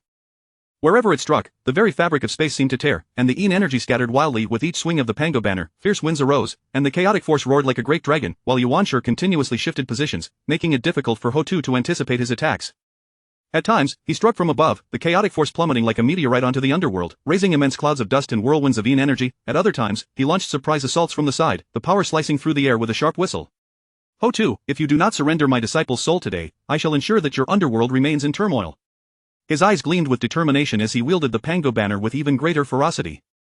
The chaotic force descended like a torrential downpour, each wave imbued with a sense of annihilation. Saint Jane, wielding a bamboo staff, joined forces with Yuanshi, attacking Ho-Tu from the left. With a gentle flick of the staff, bamboo shafts shot forth like arrows towards Ho-Tu's day. Though you are formidable, you cannot withstand the combined might of my brother Yuanshi and my junior brother Zhuanti. Surrender now, lest you face dire consequences. You are all delusional. Ho-Tu, unperturbed by the simultaneous onslaught of the three saints, commanded the power of the six paths of reincarnation, causing the Yin energy in the underworld to surge towards her. The radiance of the six paths intensified, as the laws of life and death erupted in full force. Ho-Tu condensed this power into a massive shield, absorbing the attacks of Yuanshi and his companions. The collision of chaotic energy, bamboo power, and the runes of the seven treasures' mysterious tree echoed with resounding booms, but under the trio's combined assault, cracks began to form in the shield. Anxiety gripped Ho-Tu as she tirelessly adjusted the six paths power, striving to mend the shield. However, the ferocity of Yuanshi and the others only escalated, and Ho-Tu found herself ensnared in a dire predicament. In the underworld, ghostly flames were dispersed by the overwhelming force, and the radiance of the six paths grew unstable. Beads of sweat began to form on Ho-Tu's brow. She realized she could no longer remain passive. Just as her situation became increasingly dire, Tong Tian suddenly arrived in the underworld, standing upon the void, sword in hand, emanating the essence of perfected swordsmanship. He did not even glance at Yuanshi and his companions, instead approaching Ho-Tu to inquire about the situation. Are you well, fellow Taoist Ho-Tu? Thank you for your concern, Tong Tian, but I am far from well. Before they could converse further, Zhuanti bellowed in anger, Tong Tian, today marks your demise. He swung the seven treasures' mysterious tree, and runes rained down upon Tong Tian like a tempest. The brilliance of the tree illuminated the underworld, its immense power distorting the very space around it. Tong Tian sensed the impending attack, his gaze sharpening. With a swift motion of his Qingping sword, a fierce sword energy shot forth, colliding with the runes of the seven treasures' mysterious tree in a thunderous explosion. Zhuanti, you are but a mere lone saint, daring to bully my younger sister Ho-Tu in the underworld. Do you truly believe I fear you? Zhuanti was sent reeling by the sword energy, astonished by Tong Tian's formidable strength. Regaining his footing, he prepared to unleash an even fiercer assault.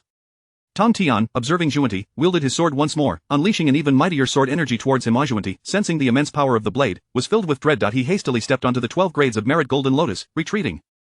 Yet, the speed of the sword energy was too swift. Zhuanti could not evade it in time. Just as the blade was about to strike him, Jain intervened, holding the bamboo staff. He swung it to cast a divine mallet, sending forth a golden light that clashed with Tong Tian's sword energy. After a resounding impact, Jain staggered back a few steps, his heart brimming with shock. The might of Tong Tian was far more terrifying than he had anticipated. It seemed his reliance was not solely on the Zhuxian sword array. Today's events would not conclude easily. Exchanging a knowing glance with Zhuanti, both understood that they must fully cooperate with Yuanshi to confront Tong Tian. Yuanshi, observing Tong Tian, wore a grim expression. He realized that Tong Tian's arrival complicated the situation further. Yuanshi brandished the Pango banner, preparing to launch another assault. Tong Tian, how dare you thwart my plans? In the underworld, you cannot establish the Zhuxian sword array. Let us see how you shall fare. Today, I shall make you aware of my might. With renewed vigor, he swung the Pangu banner, unleashing the chaotic force like a tempest upon the underworld. Tension escalated to its peak as the five saints faced off, their immense auras colliding, causing the very space of the underworld to tremble. Ghostly flames danced wildly, and the radiance of the six paths flickered incessantly. In an instant, the underworld was filled with the clash of sword energy, resonating with thunderous sounds. The powerful shockwaves radiated outward, fracturing the very fabric of the underworld. Tong Tian and Ho-Tu joined forces, engaging in a fierce battle against Yuanshi and his three companions. The exchange of power was relentless, with each side refusing to yield. The instability of the six paths' radiance intensified under the immense pressure. The battle among the five saints plunged the entire underworld into chaos. Ho-Tu commanded the power of the six paths, striving to stabilize it while launching counterattacks. The conflict raged on for an extended period, with neither side showing signs of retreat. This cannot continue. If it does, we are doomed. He focused his gaze and suddenly amplified the output of the Pangu banner's power. The chaotic force surged towards Ho-Tu and Tong Tian like a tsunami, shaking the entire underworld with its might.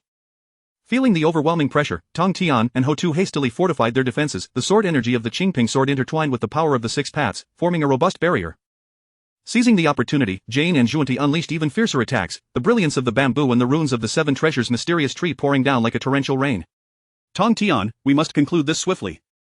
Otherwise, the six paths will be destroyed. You must hold them off. Understood. Ho-Tu resolved to take a risk, channeling the power of the six paths for a potent counterstrike. Focusing intently, she condensed the power into a colossal vortex, infused with the laws of life and death, immensely powerful. With a fierce shout, Ho-Tu propelled the vortex towards Yuanshi and his companions. As it surged forth, the space warped, drawing in the Yin energy and forming a terrifying storm. Yuanshi, witnessing this, hurriedly wielded the Pango banner in an attempt to counter the vortex's assault. The chaotic force collided with the vortex, and in no time, it struck Yuanshi, inflicting severe injuries. Jain and Juanti were also rocked by the vortex's power, hastily retreating, yet, the force was too overwhelming, and they were still wounded by the residual shockwaves. Seizing the moment, Tong Tian launched an attack, sword energy slicing through the air for 90,000 miles, a chilling blade aimed at the three of them. With a mighty declaration, heavenly execution. Tong Tian unleashed a colossal sword energy towards Yuanshi and his companions, the sword energy soared like a rainbow piercing the sun, carrying boundless pressure. Yuanshi, Jain, and Juanti hurriedly attempted to resist, but it was futile. They were directly cleaved by Tong Tian's strike. Tong Tian inwardly chuckled, these three fools are indeed my lucky stars, unwittingly pushing Ho Tu into my camp. Cough, cough, fellow Taoist Ho Tu, do you not invite me to the underworld for a visit? Ha ha. I have been remiss, please, do come. Chapter 9 If fellow Taoist Ho Tu, by aligning with the, you shall surely relish a life of luxury and abundance, Ho Tu, accompanied by Tong Tian, gradually stepped into the inner sanctum of the 6 paths of reincarnation within the underworld. As they drew closer, the power of reincarnation intensified palpably. Observing the surroundings, Tong Tian's eyes flickered with a complex emotion, before he sighed deeply, a sound laden with his lament for the desolation of the underworld. After the two found a place to sit, Tong Tian wasted no time and spoke forthrightly, the calamity is imminent, and none shall escape its grasp. I have come today to propose an alliance, to jointly confront the tempest that threatens to engulf all of Honghuang. What say you, fellow Taoist? Not much, I must decline, the 4 saints stand before you, and your chances of success are slim. My Wu clan is already in a weakened state, we cannot endure more turmoil. I will not place my kin in jeopardy. Tong Tian, however, merely smiled nonchalantly, his eyes igniting with fervor. Do not underestimate the odds of success. If I were to prevail, the very fabric of Honghuang would undergo a seismic shift. This is not merely a glimmer of hope for my disciples in the Shang dynasty, but a lifeline for all beings of Honghuang, including your Wu clan. Have you ever contemplated the grandeur that would unfold if we could shatter the existing constraints and pave a new path for Honghuang?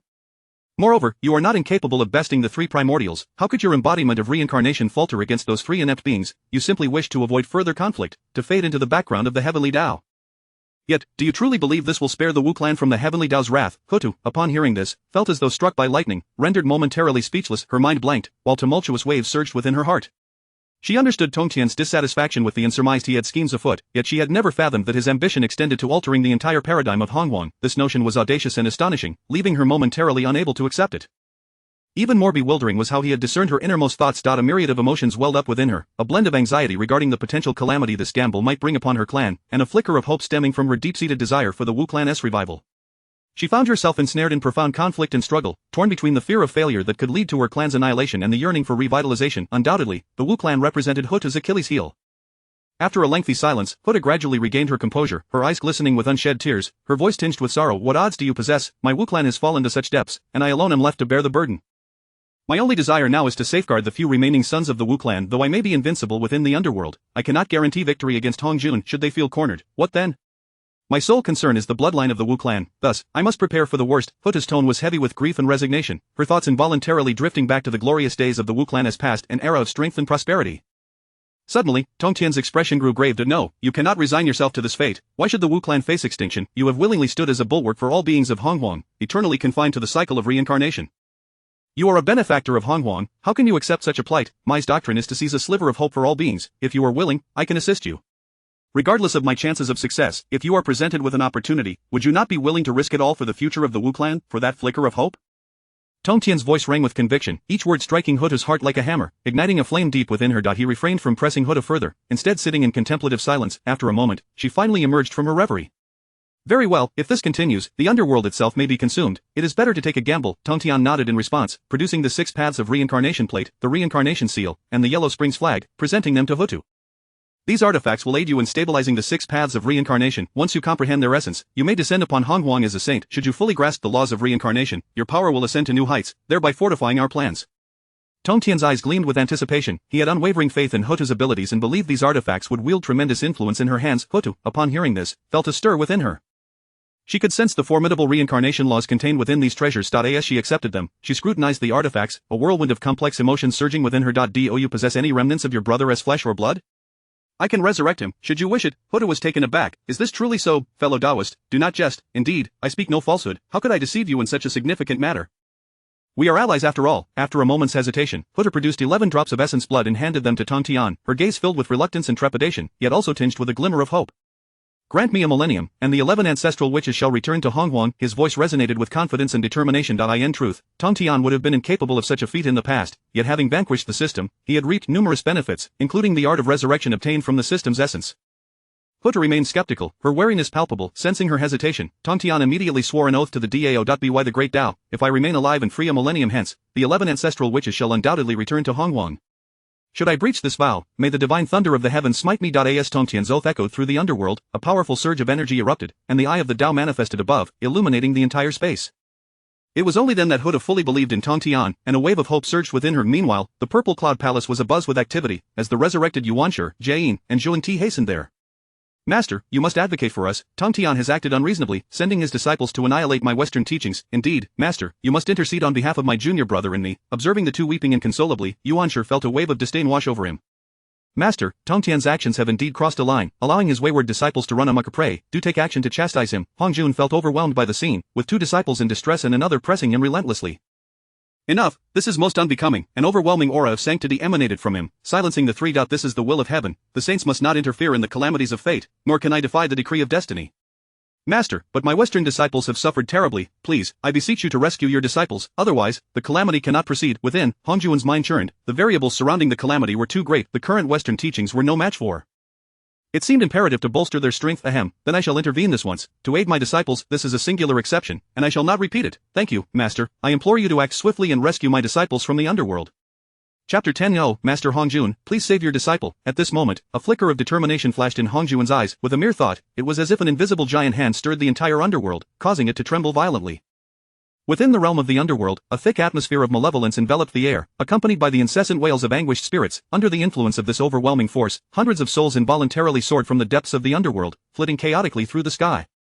Upon witnessing this, Huta was taken aback, her heart racing. She immediately rose to her feet, her aura surging as she attempted to subdue the out-of-control souls. Her eyes revealed a mixture of anxiety and fury. What was happening? What audacity did that old rogue Hongjun possess? Truly beyond measure. Deep in thought, Huta formed seals with her hands, reciting incantations as streams of runes flew from her fingertips, casting a net over the wayward souls. Yet, these spells seemed to vanish into the abyss, having no effect whatsoever, and Huta was forced to stagger backward from the shock. She could only watch helplessly as the souls drifted away, letting out an anguished roar filled with resentment and frustration. Hongjun, you go too far. Anger surged within Huta.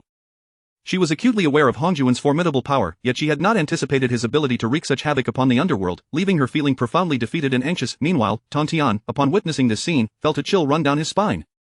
The underworld remained dormant, utterly powerless before Hongjun. If he could act against the underworld now, how could the Wu clan hope to remain unscathed? This sight only strengthened his resolve to ally with Tongtian, as he now understood that in this grand cosmic game, only by uniting all forces could there be a glimmer of hope to contend with Hongjun.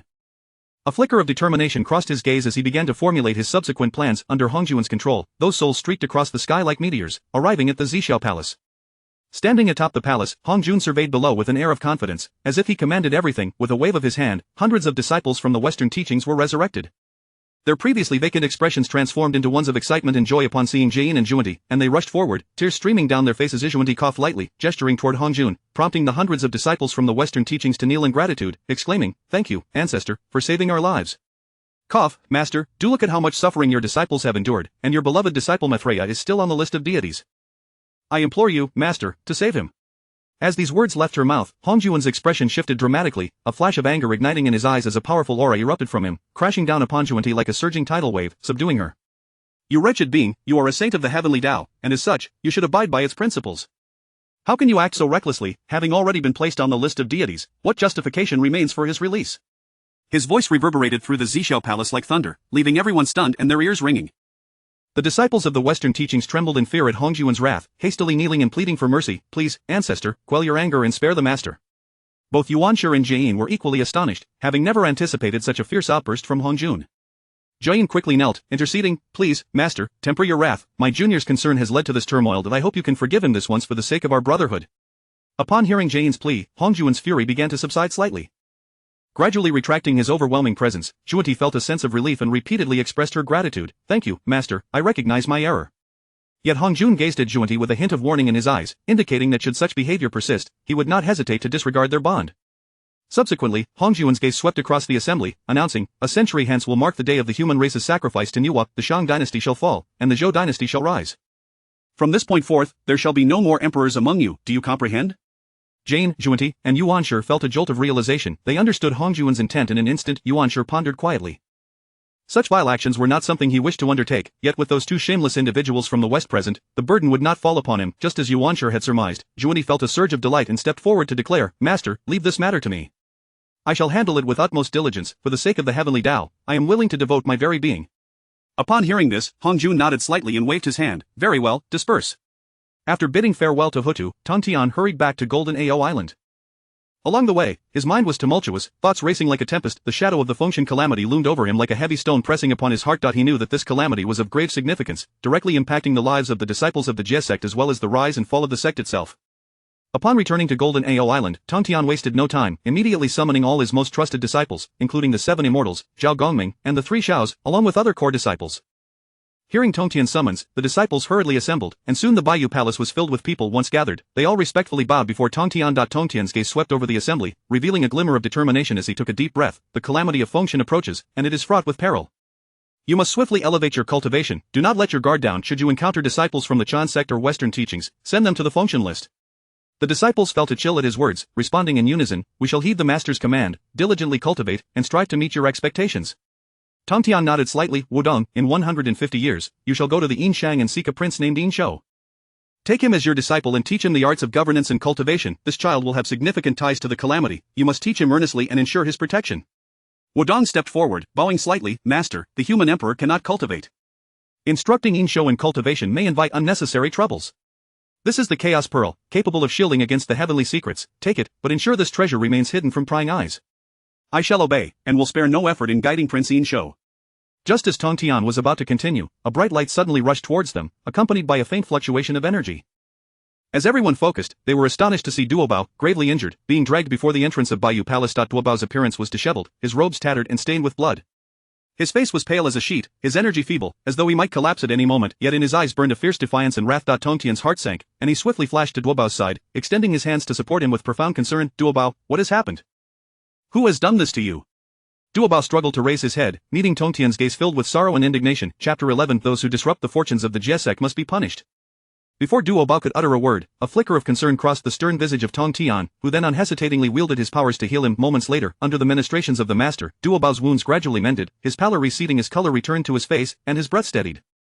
As he sensed the restoration of his body, a swell of gratitude towards his teacher arose within him. However, the guilt in his heart remained undiminished. With his injuries healed, a glimmer of determination flashed in Duobao's eyes. He promptly knelt down with a thud, his knees striking the unforgiving ground with a muffled thump. Without hesitation, he began to bow, the sound of his forehead meeting the earth resonating in the stillness, each collision embodying the remorse and regret that churned within him. I implore you, master, to punish me. Your disciple is incompetent. I failed to bring Zhang Zia back and was outmaneuvered by the South Pole Immortal. His voice trembled, laden with guilt and helplessness. He kept his head bowed, unable to meet the gaze of Tong Tian, fearful of witnessing the disappointment in his teacher's eyes. Tong Tian furrowed his brow slightly, a glimmer of perplexity flickering in his eyes. Is it also the South Pole Immortal who has inflicted this upon you? His voice was deep and authoritative, suppressing the inner fury that threatened to surface.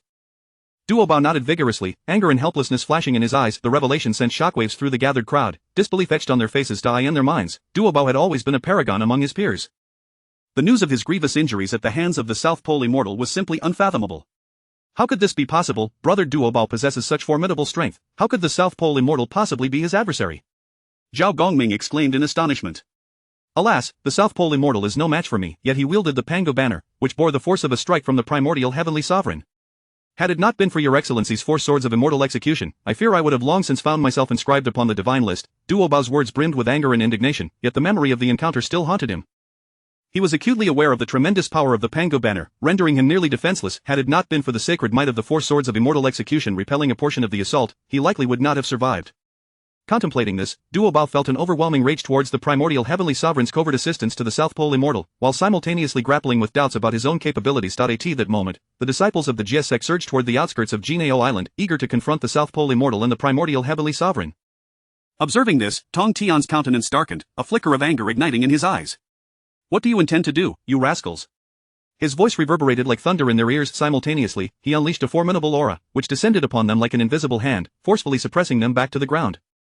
As they were pressed down by the divine might, shock coursed through them, causing their bodies to tremble involuntarily. It dawned on them that their actions had breached decorum, and they collectively bowed their heads in shame.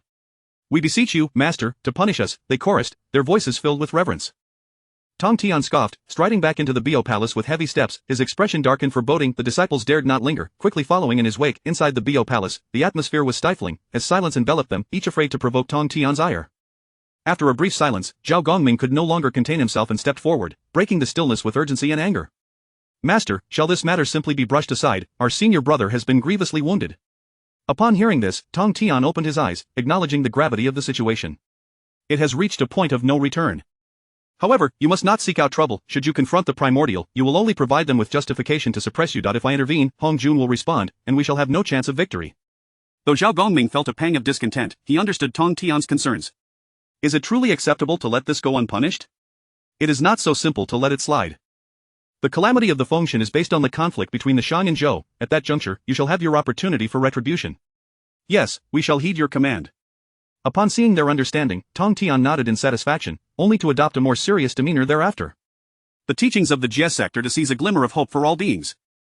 However, I must admit, my disciples are a mixed lot. Therefore, I decree that Jin Ling, Zhang Xia, Bai Xiao, Zhao Gongming, and Gui Ling shall expel those among us who indiscriminately slay the innocent. The group gasped, taken aback by their teacher's unexpected decision. Some disciples began to feel anxious, fearing they themselves might be cast out. Do you wish for me to draw you out, or will you confess your own misdeeds? His gaze was piercing, as if he could see into the hearts of each disciple. The authority emanating from his eyes sent a shiver through them, and some could not bear to meet his gaze. A few disciples trembled at his words, their faces paling, beads of sweat forming on their brows. The immortal Pai Lu, the immortal Lingya, the immortal Qiu Shou, and the immortal Jin Guang pondered for a moment before kneeling. Immediately their hearts were filled with conflict and struggle. On one hand, they did not wish to leave the Jie sect, yet on the other, they acknowledged their transgressions. Master, we are guilty, Pai Lu spoke first. We beseech you, for the sake of our years of service, do not cast us out. Please forgive us, Master. Their voices trembled with supplication, their eyes brimming with regret and hope. Tong Tian sighed, a flicker of helplessness and compassion crossing his features. However, if you are willing to relinquish your current cultivation, you may remain in the Jie sect. Upon hearing this, Tong Tian closed his eyes and fell silent. Duo Bao, unable to bear it any longer, well aware of the hardships his fellow disciples endured, gazed at them with compassion and pleading in his eyes. I implore you, Master, spare my fellow disciples. They have served you loyally for many years, their labor may not be grand, but it is earnest. Tong Tian remained silent, the atmosphere growing increasingly tense. The entire Bo Palace felt enveloped in a thick fog of despair, suffocating all present. After a moment, the immortal Pai Lu, the immortal Lingya, the immortal Qiu Shou, and the immortal Jin Guang exchanged determined glances. Fully aware that their sins were unforgivable, they resolved to abandon their current cultivation to remain within the Jie sect. They rose and hurriedly exited, immediately placing their palms atop their heads, summoning the three flowers atop the head. With a decisive strike against their chests and crowns, the three flowers dissipated instantaneously, their cultivation vanishing entirely. Though pain coursed through them, a sense of liberation accompanied it. They understood that only in this way could they atone for their mistakes and regain their master's trust. In that moment of relinquishing their powers, pain etched across their faces, but determination gleamed in their eyes. Observing their actions, the immortal Chang Dingguang also prepared to forfeit his cultivation. Just as he was about to act, Tong Tian suddenly opened his eyes and halted him. Tong Tian regarded the immortal Chang Dingguang, a glimmer of cunning passing through his gaze. You may remain, there is no need to forfeit your powers, yet, you must diligently cultivate henceforth and refrain from repeating your errors. The immortal Chang Dingguang felt a surge of joy in his heart, kneeling and bowing in gratitude. Thank you, Master, for your mercy. I shall remember your teachings and devote myself to my studies, ensuring I make no further mistakes. Upon hearing this, Tong Tian allowed a barely perceptible smirk of cunning to escape his lips. Chapter 12 of the Long-Eared Celestial of Determined Light. I have great use. At this moment, the atmosphere within the Azure Palace was as heavy as lead, devoid of any sound. Outside the Azure Palace, Ling Yixian and the others, having willingly abandoned their cultivation, lay on the ground like withered leaves, their auras in disarray, their complexions as pale as paper. Each weary expression narrated the harrowing ordeal they had just endured. The master of the celestial realm sat cross-legged upon the mat of the Azure Palace, resembling a towering mountain, emanating an aura of awe. With a gentle wave of his sleeve, a soft yet infinitely powerful radiance suddenly blossomed from his hand, cascading like a brilliant river of stars, enveloping Ling Yixian and the others in an instant. Where the light touched, their injuries visibly began to heal at an astonishing pace, their pallid faces gradually flushed with color, their chaotic auras slowly stabilized, and their previously listless spirits were revived as if awakened by the breath of spring, blossoming with vibrant vitality, while the three flowers atop their heads reappeared. Ling Yixian and the others, feeling the wondrous transformation in their bodies, were overwhelmed with boundless reverence and gratitude towards the master. They endured their physical weakness, struggling to rise, and then collectively knelt down. Thank you, Master, for your rebirth grace. Their voices were filled with sincerity and respect, their fervent gazes betraying an absolute loyalty to the master of the celestial realm. The master's countenance grew serious as he gazed piercingly at them. Remember today's events. Should you ever again commit acts of indiscriminate slaughter, do not blame me for disregarding our master-disciple bond.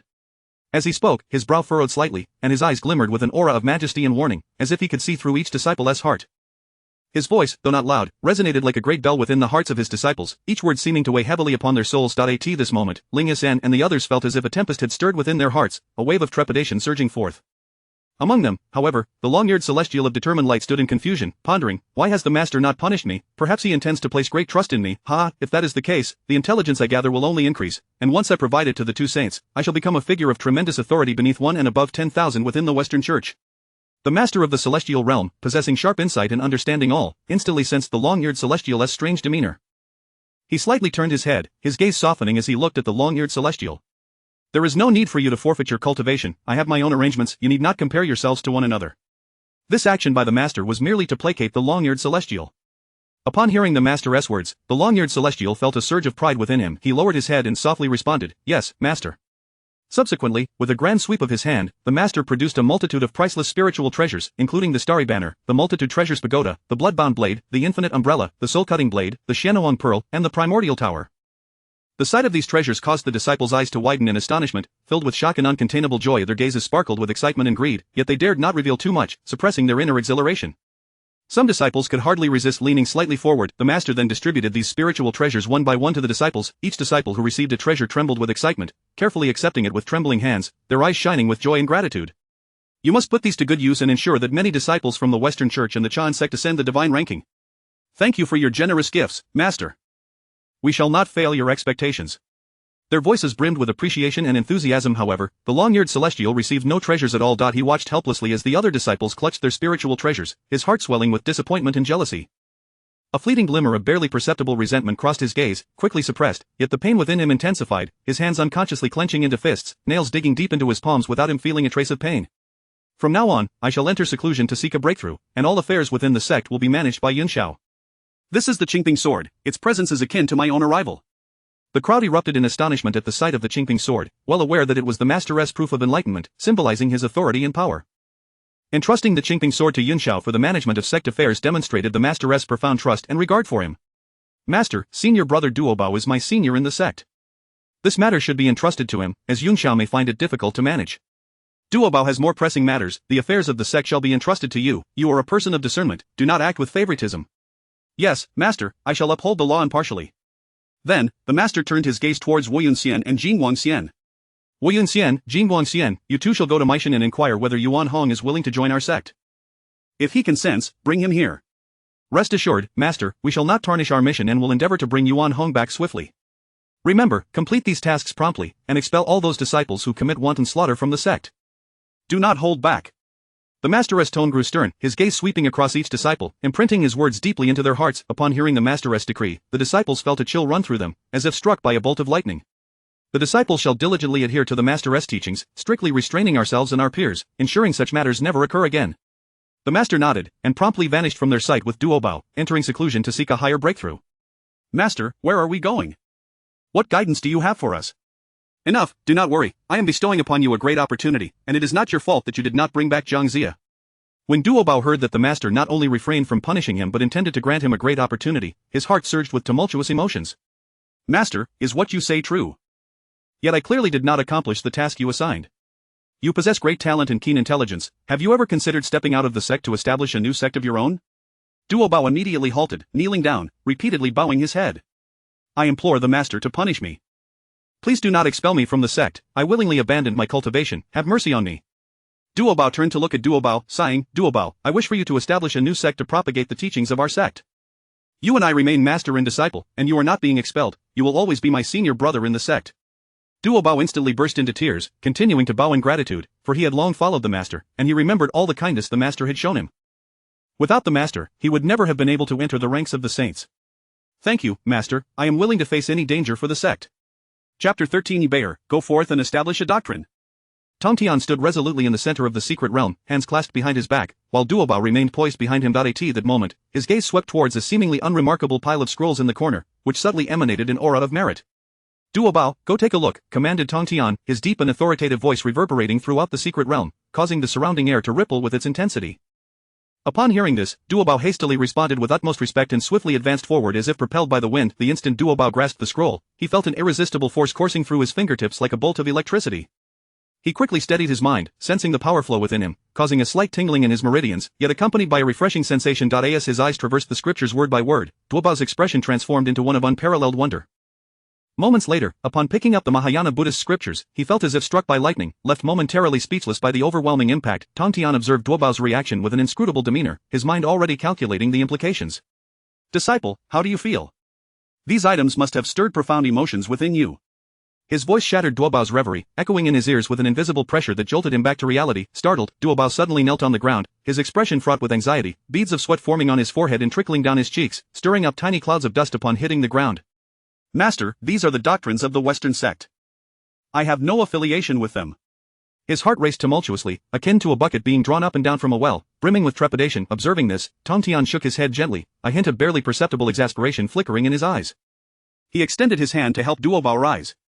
You, my child, who typically wields the art of tyranny and seeks to stand alone, why do you cower before me? Duobao wiped the cold sweat from his brow, forcing a smile that bore a hint of bitterness. Is it not fear of being expelled from the sect by my master? I was born and raised in it is my root and my everything. My loyalty to thee is unwavering, and I implore master to discern my sincerity.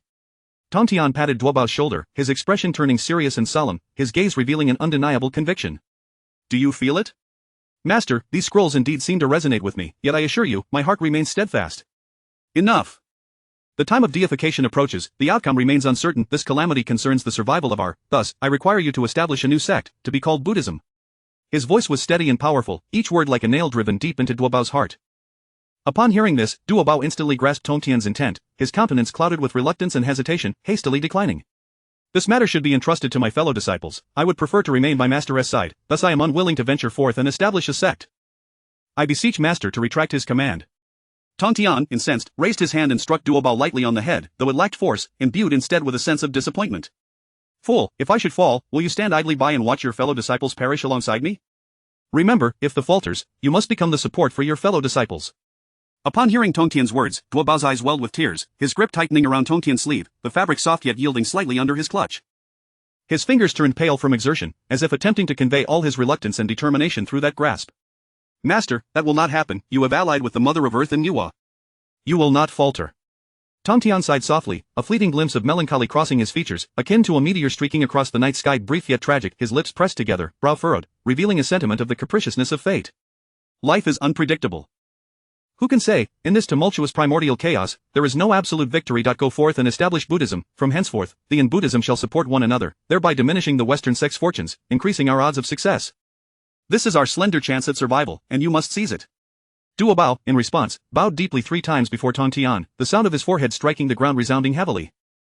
His forehead quickly reddened and swelled, yet he remained oblivious, his eyes solely reflecting reverence for Tong Tian. Tong Tian regarded Duobao with feigned anger. You impudent child, how many times must I tell you? I have not expelled you from the sect, do you not comprehend? The corners of his mouth lifted slightly, a flicker of unnoticeable satisfaction gleaming in his eyes. Only after receiving Tong Tian's affirmation did Duobao feel a measure of relief. Now, remain here and meditate with me. Within 100 years, you must achieve enlightenment. Upon hearing this, Duobao cast another glance at the thousands of scrolls in the corner, feeling momentarily dazed. 100 years to comprehend everything and establish a sect, such a daunting task. A glimmer of despair flickered in his eyes, quickly replaced by determination. Very well, I shall first contemplate the laws of time. Once I fully grasp them, I will establish a time formation for you, granting you more time. Now go and study. With that, Tong Tian crossed his legs and began to meditate, his expression tranquil and focused. 10 years later, Tong Tian abruptly opened his eyes, radiating brilliance akin to 2 resplendent suns, as if a river of time flowed within his gaze. The power of time swirled in his eyes, each beam resembling fragments of time, seemingly encapsulating the past, present, and future. It was evident that Tong Tian had transcended, now embodying a mixed-element golden immortal of 2 supreme laws. With fluid and natural gestures, he began to calculate. Is it still over 100 years until the offerings at Nuwa Palace? There is ample time. With this thought, Tong Tian waved his hand, instantly establishing a 1 to 1,000 time formation within the secret realm. The consumption of the time laws was immense, and Tong Tian immediately felt 2/3 of his law power deplete. His complexion paled slightly, yet he showed no signs of retreat. The consumption of law power is too significant. Thankfully, I possess the time tower. It seems I must store some time laws in advance. Subsequently, Tong Tian retrieved the time tower from his system shell, merging the remaining time laws into it. He chose not to exit his meditation but instead took out the primordial purple energy and continued to contemplate, seated in tranquil reflection. Chapter 14. The poor Taoist is a glimmer of hope for the sage. The primordial purple aura floated before Tong Tian. On a certain day, after a century, he suddenly opened his eyes wide, fixating intently on the horizon. Without a moment's hesitation, Tong Tian moved like lightning, propelled by an unwavering momentum, charging toward the realms beyond the secret domain. In an instant, he found himself hovering above Golden AO Island. At this moment, the primordial purple aura gradually fused into Tongtian's being. As the aura merged, a torrent of formidable energy erupted from Tongtian's body like a volcanic explosion. This essence, centered around Golden AO Island, swept outward in all directions, causing the skies to shift and darken. Far away in the purple cloud palace, Hongjun was engaged in the pursuit of the Tao, yet the energy radiating from Tongtian struck him like a heavy hammer upon his heartstrings. He abruptly opened his eyes, a fleeting glimmer of astonishment flashing within. His gaze resembled two tangible bolts of lightning, piercing through the boundless void, directed toward Tongtian's location. What could Tongtian possibly be scheming? Despite having severed his connection to the status of a heavenly Tao sage, he was still seeking to comprehend the primordial purple aura. Was he aiming to attain the status of a heavenly Tao sage once more? Simultaneously, in the Jade Void Palace, the primordial supreme being, Laozi from Mount Shoyan, along with Jiajin and Juadi from Mount Shumi, also caught sight of Tongtian. Upon witnessing the primordial purple aura merging into Tongtian's essence, incredulity adorned their faces. Just as the crowd was engulfed in astonishment, Tongtian suddenly stood upright, his figure resembling a towering tree, defiantly asserting its presence between heaven and earth. With the Tao above, the poor Taoist, as the leader of the Jie sect, observed the suffering of the beings in the wilderness, who sought the Tao but found no path, and the weak, who were often bullied. Therefore, today, the poor Taoist shall attain the status of a heavenly Tao sage, seizing a glimmer of hope for all beings. May the Tao witness this. The beings of the wilderness erupted in uproar upon hearing this vow, while the 6 saints of the heavenly Tao and Hutu were left utterly dumbfounded. They had never anticipated that Tongtian, who had already severed his connection to the heavenly Tao sage status, would now seek to reclaim it. Hongjun furrowed his brow, employing supreme divine abilities to probe into the true essence of the leader of the Jie sect within the space of the heavenly Tao. However, no matter how he searched, he could not locate Tongtian's true essence. A foreboding sensation surged within Hongjun, and his countenance grew increasingly grave. This rascal dares to pursue the status of a glimmer of hope for the sage. Truly, he is an unpredictable variable. Alas, the tides of fate are ultimately unchangeable. Let him be At this moment, the eye of the Tao manifested, and after a brief interval, it slowly uttered a single word: approved. With the emergence of this word, boundless merit of the Tao surged forth like a powerful ocean, sweeping toward Tongtian. The primordial purple aura within Tongtian, nourished by the merit of the Tao, gradually transformed into a bridge connecting Tongtian with the essence of the Tao. Moments later, Tongtian's form gently descended, returning to Golden AO Island. Congratulations to the master for once again attaining the status of a heavenly Tao sage. From this point forth, he shall remain imperishable, ensuring the eternal existence of the Jie sect within the wilderness. You all should hasten to cultivate, do not linger idly here. Just then, Nuwa and Huda flew toward the direction of Bio Palace, while Jiajin, Juanti, and Yuancher hurried toward the Purple Cloud Palace. However, before Yuancher and the others could reach the palace, they simultaneously received a transmission from Hongjun: return at once, the calamity is imminent, attend to your own affairs. The three were momentarily taken aback but did not dwell on it further, each preparing to fly back to their respective sanctuaries. Only Juanti remained rooted in place. Junior brother, are you not returning to your sanctuary? Jiajin, do you not know your own junior brother? He likely wishes to come to the east to take advantage of the situation again. Brother Yuancher has misunderstood. Has brother forgotten the matter entrusted to the poor Taoist by the master?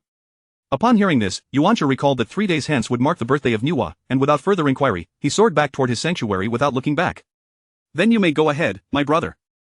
I shall await your victorious return. Having spoken, Jiajin also flew toward Mount Shumi, while Juani sped toward Chaoji At this moment in Bio Palace, Nuwa, Hutu, and Tongtian were gathered. The heavenly Tao sage that Tongtian has attained seems somewhat different. Having just achieved the Tao, he possesses the strength of a 6-fold heavenly Tao sage, which is rather astonishing. Indeed, what kind of heavenly Tao sage has Tongtian attained? Might he share some insights? Upon hearing this, Tongtian beamed with delight, laughing heartily as he waved his hand, causing 3 cups of tea to materialize before the trio. Let us converse while we drink. The Tao I have attained is not that of the 4-9 heavenly Tao, but rather the glimmer of hope among the one who escapes. The Tao of 50, the heavenly cycle of 4-9, the one who escapes? The two exclaimed in unison, equally incredulous. Indeed, the glimmer of hope belongs to a category of heavenly Tao sages, yet it is not under the 4-9 heavenly Tao. Rather, it is the essence of true spirit entrusted to the merit of the Dao. As long as the Tao endures, so too shall I. Upon hearing this, their breaths quickened, for within the entirety of the chaos, who could truly extinguish the Tao? This meant that Tongtian had indeed achieved immortality. There is no need for astonishment, my friends, these are mere trifles. While the human and earthly Das have yet to awaken, my standing is on par with Hongjuan's. Do you still doubt the odds in my favor? The two instantly expressed their agreement. Wherefore such words, Tongtian, I have never doubted you. Nuwa speaks well, with such opportunities and foundations, Tongtian shall undoubtedly triumph. Thus, I have never doubted you. At this moment, Tongtian nodded, a glimmer of amusement flickering in his eyes. Nuwa, I wish to invite you to witness a spectacle. If Hutu is interested, she is welcome to join. Nuwa was momentarily taken aback but soon smiled. Since Tongtian invites, I shall certainly attend. Pray tell, what fascinating spectacle warrants such an invitation? Tong Tian remained silent, merely employing the system's inherent capabilities to conceal the presence and aura of the three. Even beings of sage caliber would be unable to detect their whereabouts. Nuo and Hutu exchanged glances, astonished. They had never anticipated the terrifying strength and methods that Tong Tian possessed. Very well, my friends, in 3 days, it will be Nuo's birthday, let us proceed to Chaoga and behold. Having said this, Tong Tian led Nuo and Hutu toward Chaoga, their speed swift as three formless shadows traversing the clouds, piercing through the void. Chapter 15 The Unflappable Master. The atmosphere within the Wine Palace was heavy and oppressive, as if it were a tangible entity pressing down on every corner. Dressed in resplendent royal robes, Dxin stood silently in the grand hall, his hands clasped behind him, unconsciously forming tight fists, the knuckles paling from exertion, revealing the turmoil and anxiety churning within. His brow furrowed deeply, his eyes filled with concern, darting between the distant horizon and the ground, occasionally lingering on the serene figure of the unflappable Saintess. In stark contrast, the unflappable Saintess sat comfortably in her chair, her demeanor relaxed, her simple garments swaying gently in the breeze, a light smile gracing her lips, betraying no hint of panic. Unable to contain his mounting anxiety, Dxin abruptly turned his head, urgency flickering in his gaze, his voice hoarse as he asked, Master, why are you so at ease? In just a few days, we will hold the grand sacrificial ceremony for the Holy Mother, and that will be their only chance to strike against me. They are likely to act then. His lips trembled slightly, each word emerging as if forced through clenched teeth, the urgency in his tone akin to flames threatening to ignite the very air around them. Yet, the Saintess merely raised her gaze slightly, a hint of indifference flashing in her eyes. Why fret? There will always be a way when we reach the mountain. What is destined to come will come. There's no need to disrupt your own composure. Her tone was as calm as still water, yet to Dxin, it felt like a chilling blade, deepening his inner turmoil. At that moment, when Zhong, Baigon, and Shangrong sought an audience. Greetings, Your Majesty, and to the esteemed National Master. Please, no need for formalities. Why such haste? What brings you here? Dxin inquired. Baigon stepped forward, saying, Your Majesty, the Holy Mother's birthday is but a few days away, and all preparations are in place. We await your guidance. Upon hearing this, Dxin's worry only intensified. His lips quivered as he hesitated, his mind a tangled mess, unsure of how to proceed. He glanced at Baigon, then at the Saintess, a flicker of struggle in his eyes. He understood that revealing the truth could incite panic. Noticing his distress, Baigon, perplexed, asked, Why does Your Majesty seem troubled? Why not inform the court officials so we may address it together? Dxin looked at Baigon, his eyes a myriad of complex emotions. He opened his mouth but found himself at a loss for words. My dear disciple, do share the truth with them. It cannot be concealed forever. It matters not, for you must remember that behind you stands not only the Deshang but also the Jejiao. In times of crisis, do not lose your composure. Master, this concerns the very survival of Deshang. If I reveal it and the information leaks, there will be no turning back. I implore you to reconsider. My disciple, you know they are loyal to Deshang. It is not a matter of distrust in them, but rather a fear of being unable to match their strength. At this juncture, the three men sensed something amiss from the exchange, their instincts hinting at a monumental conspiracy lurking beneath the surface. After a moment of contemplation, Dxin seemed to resolve himself, slowly divulging the entire matter to the three. His voice was low and restrained, each word heavy like a stone dropped into the hearts of his listeners. Upon hearing his account, the trio erupted in indignation. Shangrong trembled with rage, his face flushed crimson, his eyes ablaze with fury. Bastard, our human king should stand equal to the heavenly emperor. Why should we become slaves to the celestial deities? By what right should Deshang be annihilated? With that, the three knelt, proclaiming in unison, We are willing to share the fate of Deshang. Witnessing this, Dxin's eyes glimmered with emotion as he hurriedly assisted them to their feet. There is no need for concern, for the unflappable master possesses extraordinary powers. With her by your side, they cannot outmaneuver you. The Saintess chuckled softly, Nephew, you overestimate my abilities. Those who would scheme against the human king are surely saints. What can I do about that? The power of the saints is not something we can easily contend with. Though she spoke with a smile, a hint of helplessness flickered in her eyes. The trio gasped in surprise, never having anticipated that this matter would warrant the direct involvement of a saint. Please, National Master, summon the Tong Tian saint to our aid. Deshang is willing to ally with Jejiao to resist the impending calamity. Shangrong recognized that in this dire moment, only the power of the saints could provide Deshang with a glimmer of hope. The unflappable Saintess cast a sidelong glance at Shangrong, remaining silent, her heart wavering. After all, requesting her master's intervention was no trivial matter. Please, unflappable master, I implore you to call upon the Tong Tian master to seize a sliver of hope for Deshang. Otherwise, our kingdom shall surely perish. Sighing, she replied, My master has only just emerged from seclusion. I cannot guarantee whether he will come, but rest assured, he is fiercely protective of his disciples and will not allow any harm to befall you. Upon hearing that Tong Tian would intervene, Dxin and the others finally breathed a sigh of relief. Proceed as originally planned. I shall also partake. Leave the rest to my master, and do not worry. Dxin nodded in agreement, turning to Wenjong and the others, his expression grave. What transpired today is of utmost importance and must not be disclosed. There may be traitors among us in Deshang. Should news leak, we shall find ourselves in irretrievable peril. His gaze was sharp as a blade, ready to snuff out any potential threats before they could manifest. The three men bowed respectfully, affirming, "Your Majesty, do not worry, as long as Dishang endures, so shall we. If Dishang falls, we too shall perish." Meanwhile, on the outskirts of Chaoga, Zhuan-Ti descended quietly. This operation was pivotal for the future of the Western teachings and could not afford failure. Dishang must be eradicated. Within the city of Chaoga, Tongtian, Nuwa, and Huda had already arrived. They gazed upon the bustling scene within the city, their hearts filled with myriad emotions. Under Dxan's governance, Dishang flourished so magnificently, it was perplexing why it must be obliterated while Zhou thrived. Don't you agree, my friend Nuwa? Nuwa nodded slightly in agreement. Indeed, which is why I stand alongside Tongtian. This is also for my own sake. My fellow Taoists, the hour is still early, and the grand performance has yet to commence. Shall we first indulge in the lively atmosphere? The two nodded, following Tongtian through the lively streets of Chaoga, surrounded by a bustling crowd. Tongtian, might you enlighten us about the nature of this performance that has captured your attention so? My dear Nuwa, this performance pertains to you. The day after tomorrow marks your birthday, and they may seek to weaken Dishang's fortunes by compelling you to act.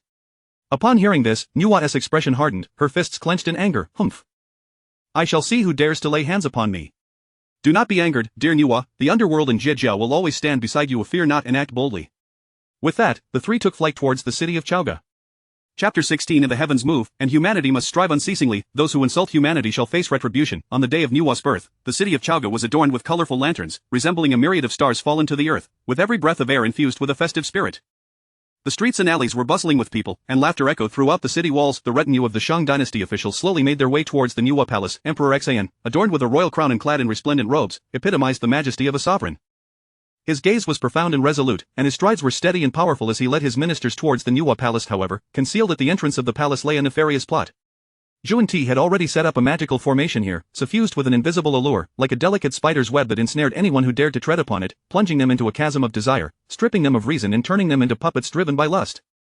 Zhuan-Ti lurked in the dense forest opposite the Nuwa palace, his figure camouflaged amidst the dappled shadows of the trees, akin to a sinister viper. Once this scheme was executed successfully, I shall undoubtedly earn my master's admiration, and at that time, my Western teachings shall flourish immensely. Moreover, I shall be the greatest beneficiary of this calamity. The moment Emperor Xan's foot crossed the threshold of the Nuwa palace, a formidable force engulfed him like a surging tide. He sensed the world before him becoming hazy, and moments later, his eyes grew dazed, as if magnetically drawn to the clay statue of Nuwa. In his vision, Nuwa transformed from a cold statue into an exquisite beauty of unparalleled grace, her allure causing his heart to race and his blood to surge.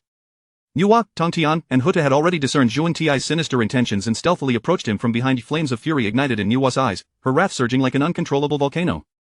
This foul wretch dares to lay such a malicious formation before my Nuwa palace. He is desecrating my being, and I shall ensure he pays a grievous price, Nuwa muttered to herself, and unbeknownst to her, a blade known as the sea-cleaving and sky-rending sword had materialized in her hands. Friend, hold on. Do you not wish to witness the reaction of the king of humanity? Perhaps we should wait a moment. Tongtian interjected. Nuwa, filled with rage, turned her glare upon Tongtian, her fury nearly consuming him. Humph. Friend, do you not find this enough of an embarrassment? How could he withstand the formation laid by a sage, or do you wish for me to diminish the fortunes of the Shang dynasty? Indeed, Nuwa spoke truthfully. Even if Emperor Xian were entrapped by Zhuan-Ti's formation and thus desecrated Nuwa, the act itself remained, compelling Nuwa to deliver punishment, for a sage cannot be insulted. Dear Nuwa, do not be hasty. I trust in my disciple, and you should trust in your own creations. Birds must learn to fly on their own, you cannot shelter them forever. At that moment, amidst Nuwa's turmoil of anger and conflict, Emperor Xian had succumbed entirely to the illusions of the formation. Possessed as if by a devil, he dazedly unsheathed his sword and, step by step, approached the clay statue of Nuwa. The ministers gasped in horror. Shang Rong, his face pale, fell to his knees, exclaiming, Your Majesty, awaken. This is the statue of the Holy Mother, it must not be desecrated. His voice trembled with boundless fear and concern. Biagon hurriedly knelt as well, his eyes filled with urgency, attempting to grasp Emperor Xian's arm, but was forcefully pushed away. When Zhong furrowed his brow, darting towards Emperor Xian in an attempt to knock him unconscious and remove him from this place. However, just as he was about to reach Emperor Xian, he felt a force strike him from the side, thwarting his movement. Startled, he turned, but found nothing. He could not identify the assailant. Emperor Xian reached the wall, raised his sword, and began composing a poem upon it. Moments later, a grand and magnificent verse gradually emerged upon the wall. In ancient chaos, the heavens tremble, Nuwa's sacred hands mend the sky. Crafting life from clay, beings gather, refining stone and melting gold, calamities vanish, compassion flows like rivers, nurturing all, wisdom shines like the moon, illuminating 1,000 epochs, merit shines through humanity's eternal spring and autumn, maternal virtue glows, proud across generations. Upon sensing this poem, Nuwa's fiery rage subsided slightly. This verse acted as a refreshing spring, dousing part of her fury. To her surprise, even under the enchantment of the formation, Emperor Xian's reverence for her remained unyielding. No wonder Tongtian had chosen him. Nuwa contemplated, a flicker of gratitude passing through her eyes. However, upon witnessing Zhuan-Ti's lascivious expression, her recently quelled anger surged forth again, as if fanned by a tempest, swirling violently within her heart. Ti, upon seeing this poem, was thrown into disarray. He could not comprehend why Emperor Xian, under the influence of his formation, would compose such an ode to Nuwa instead of a lewd one. Where had he gone awry, it was impossible. A mere king could not withstand the formation of a sage. As he pondered, Nuwa could no longer contain herself at the sea-cleaving and sky-rending sword in her hand hummed ominously, seemingly voicing her wrath.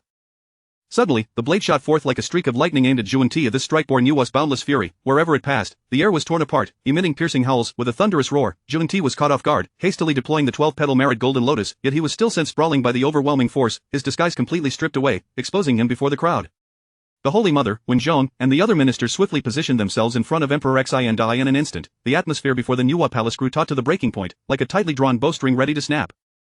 The human cultivators in Chaoga sensed the powerful fluctuations of magical energy and rushed in like a tide, quickly gathering before the Nuwa palace. On high alert, Ti clumsily rose to his feet, a flicker of panic in his eyes, but he soon masked it. Surveying the furious crowd of humanity around him, he internally lamented the turn of events. He could not remain here any longer. Ti moved to flee, but just as he soared into the air, a resounding dragon's roar erupted from the palace of the King of Humanity, reverberating throughout the heavens and the earth. A colossal dragon of fate surged forth, its body obscuring the sun, radiating a dazzling golden light. The dragon embodied the fortune of humanity and possessed the cultivation of a sage at the second level. With a mere flick of its tail, it sent Ti crashing back to the ground. At this moment, Nuwa, Tontian, and Hutu appeared before Ti. Realizing escape was futile, Ti's eyes darted, and he forced a smile, bowing to Nuwa with feigned humility. Upon hearing of my senior sister Nuwa's birthday, your humble disciple has come to offer congratulations. However, what is the meaning of this? Why do you strike at your junior brother? Humph, you despicable wretch, dare you still quibble? You set a formation at the gate of my Nuwa palace, attempting to have the King of Humanity desecrate me. Today, you shall meet your demise. This is all a misunderstanding, sister, none of this pertains to me. It was already like this upon my arrival, Ti protested. Tongtian scoffed, his gaze filled with disdain as he regarded Ti. Ti, do you truly believe we are blind? How dare you remain so shameless? A glimmer of panic crossed Ti's eyes, but he continued to argue. Tongtian, do not unjustly accuse me. The fall of Shang and the rise of Zhou, the disappearance of the King of Humanity, these are the trends of the heavenly Tao. I merely act in accordance with fate. This declaration ignited the wrath of the human populace, and Shang Rong's face turned crimson as he burst forth with curses. You audacious thief, how dare you speak of the heavenly Tao's trends? Under the governance of our king, humanity thrives in peace and prosperity. We shall not allow your Western teachings to interfere with our affairs. Ti's anger reached a boiling point. A ferocious glint flashed in his eyes as he retorted, a mere ant dares to insult a sage. You shall pay dearly for this. With that, he waved his hand, conjuring a massive palm that emanated tremendous pressure. The hand, imbued with the power to annihilate all, descended upon Shang Rong with great force. The speed of the strike was blinding, reaching Shang Rong's head in an instant, the overwhelming pressure rendering the air around them thin. Shang Rong felt the immense weight of the impending attack but remained resolute.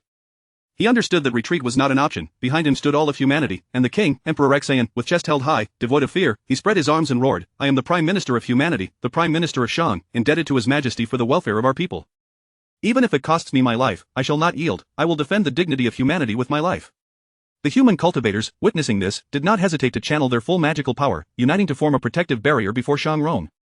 This was the indomitable spirit of humanity. Despite knowing that opposing a sage was akin to a mantis attempting to stop a chariot, none faltered. Hutu, touched by the scene, was about to intervene, but before she could act, Ti's strike was intercepted by the Dragon of Fate.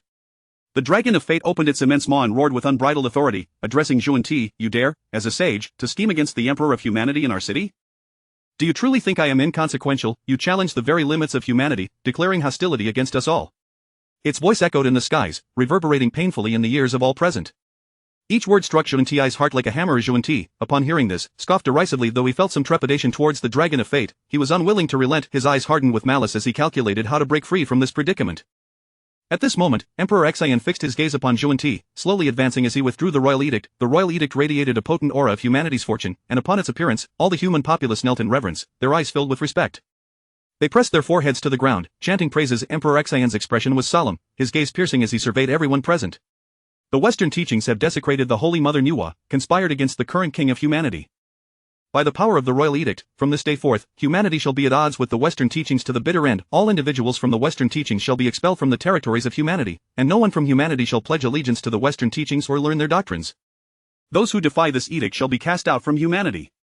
His voice, amplified by the power of the royal edict, resonated like thunder, swiftly spreading across the lands of humanity. Across the realm, people responded in unison, raising their voices to the heavens in compliance with the king's command. The cacophony surged like a tidal wave, breaking through the clouds. Upon hearing this, Ti's eyes widened in disbelief. How dare these insignificant ants be so audacious? With those words, he charged recklessly towards Emperor Xian, consumed by fury. The Dragon of Fate, witnessing this, rushed to intercept him, and in an instant, a deadly struggle erupted in the sky between man and dragon. Zhuan Ti wielded the 7-treasure mysterious tree and stood upon the 12-petal merit golden lotus, charging at the Dragon of Fate. The dragon, sensing Zhuan Ti's malevolence, let out an enraged roar, its massive form shaking the heavens as it lunged forward, claws slicing through the air with the force to shatter stars. Seeing this, Zhuan Ti bellowed, "Come forth, how dare you, a mere construct of fate, act so brazenly before me. Today, I shall show you the might of a sage." With a swing of the 7-treasure mysterious tree, a beam of 7-colored divine light shot forth, carrying the momentum to obliterate the heavens and earth, aimed directly at the Dragon of Fate. Wherever the 7-colored light passed, the very fabric of space was effortlessly torn asunder, emitting crackling sounds, as though the cosmos itself writhed in agony. The Dragon of Fate, caught off guard, was struck by this radiance, its massive form jolting violently, yet it pressed on towards Zhuan Ti, its tail sweeping like a gigantic whip, whipping up a tempest as it surged forward. The two engaged in a fierce exchange, locked in a whirlwind of conflict. Zhuan Ti, leveraging his cultivation in spiritual treasures, maintained the upper hand. Each of his attacks found their mark upon the Dragon of Fate, and as the battle raged on, his expression grew colder. "Humph, the Dragon of Humanity's fortune is but this.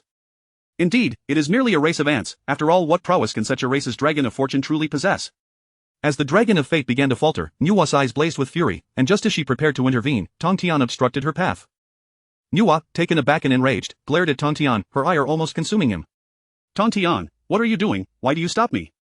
Her voice brimmed with questions and discontent, each word forced through clenched teeth, laden with unbridled rage.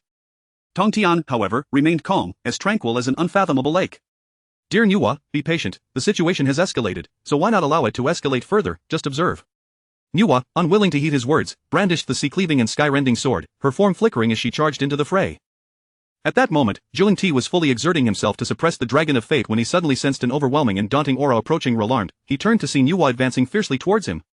"Damn it, I am no match for Nua, and now with the addition of the Dragon of Fate, I am utterly doomed." Chapter 17. "Zhuan Ti, do you think there are no capable individuals among the human race?" Nua did not grant Zhuan Ti a moment's respite, her eyes were filled solely with fury and determination. With a swift motion of the sea-splitting blade, a massive arc of blade light surged towards Zhuan Ti. Where the blade light passed, the fabric of space was torn asunder like fragile glass, producing a cacophony of crackling sounds. Zhuan Ti hastily raised the 7 treasures mysterious tree to defend himself, and upon their collision, a thunderous roar erupted, deafening those nearby. The tremendous force radiated outward from the point of impact, creating visible ripples of magical energy. Sensing Nua's approach, the Fortune Dragon's spirit soared, launching another assault towards Zhuan Ti. With a sweeping motion of its tail, it conjured a tempest that surged towards Zhuan Ti. Caught between the relentless onslaught of Nua and the Fortune Dragon, Zhuan Ti found himself in disarray, struggling to cope. Beads of sweat, akin to pearls, dotted his forehead as he inwardly lamented. "This is dreadful, I must escape swiftly, or I shall surely perish today." He sought to flee, but under the combined pressure of Nua and the Fortune Dragon, he found it increasingly difficult to break free, each attempt to escape thwarted by overwhelming force. The battle raged on for approximately a quarter of an hour, and within Chaga City, the aura of the human race intensified. At that moment, the 3 sovereigns and 5 emperors unexpectedly descended upon Chaga City. Upon their arrival, Emperor Xian and his entourage immediately offered their respectful salutations. "Greetings to all human emperors." Fuxi regarded Emperor Xian with a look of approval. "Human King Xian, you have performed admirably, preserving the dignity of our race. Your steadfastness is indeed a boon for humanity." His voice resonated like a great bell, echoing throughout Chaga City, allowing every individual to hear it clearly, infused with praise for Emperor Xian, thereby reaffirming the legitimacy of the Shang dynasty. "As the king of humanity, I shall not permit others to trample upon our dignity, even if they are sages." Fuxi nodded, his gaze shifting to the ongoing battle in the sky, a surge of noble spirit swelling within him. He turned to the other 2 sovereigns and 5 emperors, exchanging glances that conveyed a shared resolve. Subsequently, the 3 sovereigns and 5 emperors harnessed their collective fortunes, their energies converging like rivers merging into the sea, flowing towards the Fortune Dragon. The Fortune Dragon sensed this formidable power and its momentum surged, its already colossal form becoming even more magnificent, the brilliance of its scales intensifying, its aura ascending until it reached the 4th layer of sagehood. Meanwhile, Zhuan Ti, besieged by the combined assault of Nua and the Fortune Dragon, found himself utterly overwhelmed. His garments were tattered, revealing a body marred by wounds, blood seeping profusely. Nua and Fuxi exchanged a knowing glance, as if they had reached a silent understanding. Under their deliberate guidance, they soared towards the direction of the Western sect. Once Zhuan Ti and Nua had flown far away, the Fortune Dragon could no longer advance and returned to the palace of the human king. Its form gradually diminished until it vanished deep within the palace. Nua, however, gripped the sea-splitting blade tightly, pursuing Zhuan Ti alone. In Chaga City, Fuxi regarded the crowd with a solemn expression. "The Western sect has brazenly humiliated our mother of humanity. I, from the Fire Cloud Cave, shall seek justice. Would the human king accompany me?" Without hesitation, Emperor Xian nodded. "As the king of humanity, I am most willing." He understood the gravity of this undertaking.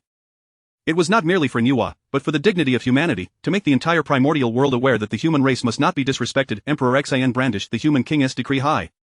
"The Western sect has insulted our mother of humanity. By the decree of the human king, all human armies and cultivators shall march towards Mount Shumi, I shall leave no stone unturned. As this command was issued, it was akin to a colossal meteor crashing into a tranquil lake, instantly stirring up tumultuous waves. All the lords and human sects received the order without a moment's hesitation, springing into action. In an instant, countless cultivators and soldiers surged forth towards Mount Shumi like a tidal wave. The procession resembled an undulating dragon, stretching endlessly, kicking up clouds of dust and causing the very earth to tremble beneath their feet. The 3 sovereigns and 5 emperors nodded in satisfaction. Fushi issued another command: Wenzu, Huozu, Nongzu, Qiyu, and others shall lead all forces from the Fire Cloud Cave to besiege Mount Shumi and avenge our mother. At this proclamation, the Fire Cloud Palace too sprang into action. Upon hearing these commands, the various races within the primordial realm were utterly astonished. They had never anticipated that the historically weak human race would possess such audacity to mobilize their entire kin against a sage's domain. This was an unprecedented feat in the annals of primordial history. They were filled with shock, admiration, or disdain, a medley of emotions swirling within the hearts of the various races. The messenger from Mount Shumi, upon learning of this, wore a pained expression, his brow furrowed tightly, akin to 2 intertwining strands of dough, anxiety gnawing at his heart. Humph, a mere swarm of ants. Do they truly believe they can disrespect the sages as the protagonists of this realm? Yet, caution was warranted. A group of rascals, the messenger promptly activated the protective array of Mount Shumi, shrouding the entire mountain in a formidable barrier. At that moment, Tongtian soared into the sky, observing the human race's movements below, a sly smile gracing his lips. Let the revelry continue, ha ha ha. All disciples of the Jie sect received their orders. The Western sect has repeatedly trampled upon our Jie sect's dignity. From this day forth, disciples of the Jie sect and the Western sect shall be locked in a life and death struggle. All disciples of the Jie sect shall immediately proceed to besiege Mount Shumi. Our sect shall ensure the Western sect leaves no survivors. His voice thundered like rolling thunder, reverberating throughout the primordial world, reaching the ears of every Jie sect disciple. Upon hearing this command, not only were the 3 sovereigns and 5 emperors taken aback, but the entirety of the primordial beings was also astonished. No one could have anticipated Tongtian's sudden intervention, undoubtedly complicating and muddling the dynamics of this impending conflict. The disciples of the Jie sect, upon receiving the command, were filled with exhilaration, while the primordial realm descended into a heavy atmosphere. The messenger, upon hearing Tongtian's directive, sighed repeatedly, cursing, "Damn it, the human race is attacking the Western sect, and Tongtian has decided to meddle." With no recourse, the messenger turned to Laozi and Yuancher for assistance. "Esteemed brothers, my Western sect faces grave peril. I implore you to lend your aid." His voice was laden with urgency and helplessness. However, neither Laozi nor Yuancher paid him any heed, for the troubles that had befallen the Western sect were indeed monumental. At this juncture, Zhuanti and Nuwa had arrived near Mount Shumi. Zhuanti, in a state of utter disarray, struggled to maintain his flight but pressed on desperately towards Mount Shumi, shouting, "Brother, save me. This woman Nuwa has completely lost her mind." Nuwa pursued relentlessly, her eyes ablaze with rage. "Zhuanti, you shall not escape today. I am determined to slay you 1,000 times. With fervor, Nuwa wielded the sea-splitting blade with increasing ferocity, unleashing a torrent of blade light towards Zhuanti. Meanwhile, Mount Shumi was already encircled by the forces of the Fire Cloud Cave and nearby human disciples. Chapter 18. Do you think the wheel battle can contend with me? Arrogance. At this moment, Zhuanti's face was ashen, beads of sweat rolling down his forehead like pearls, his eyes filled with terror.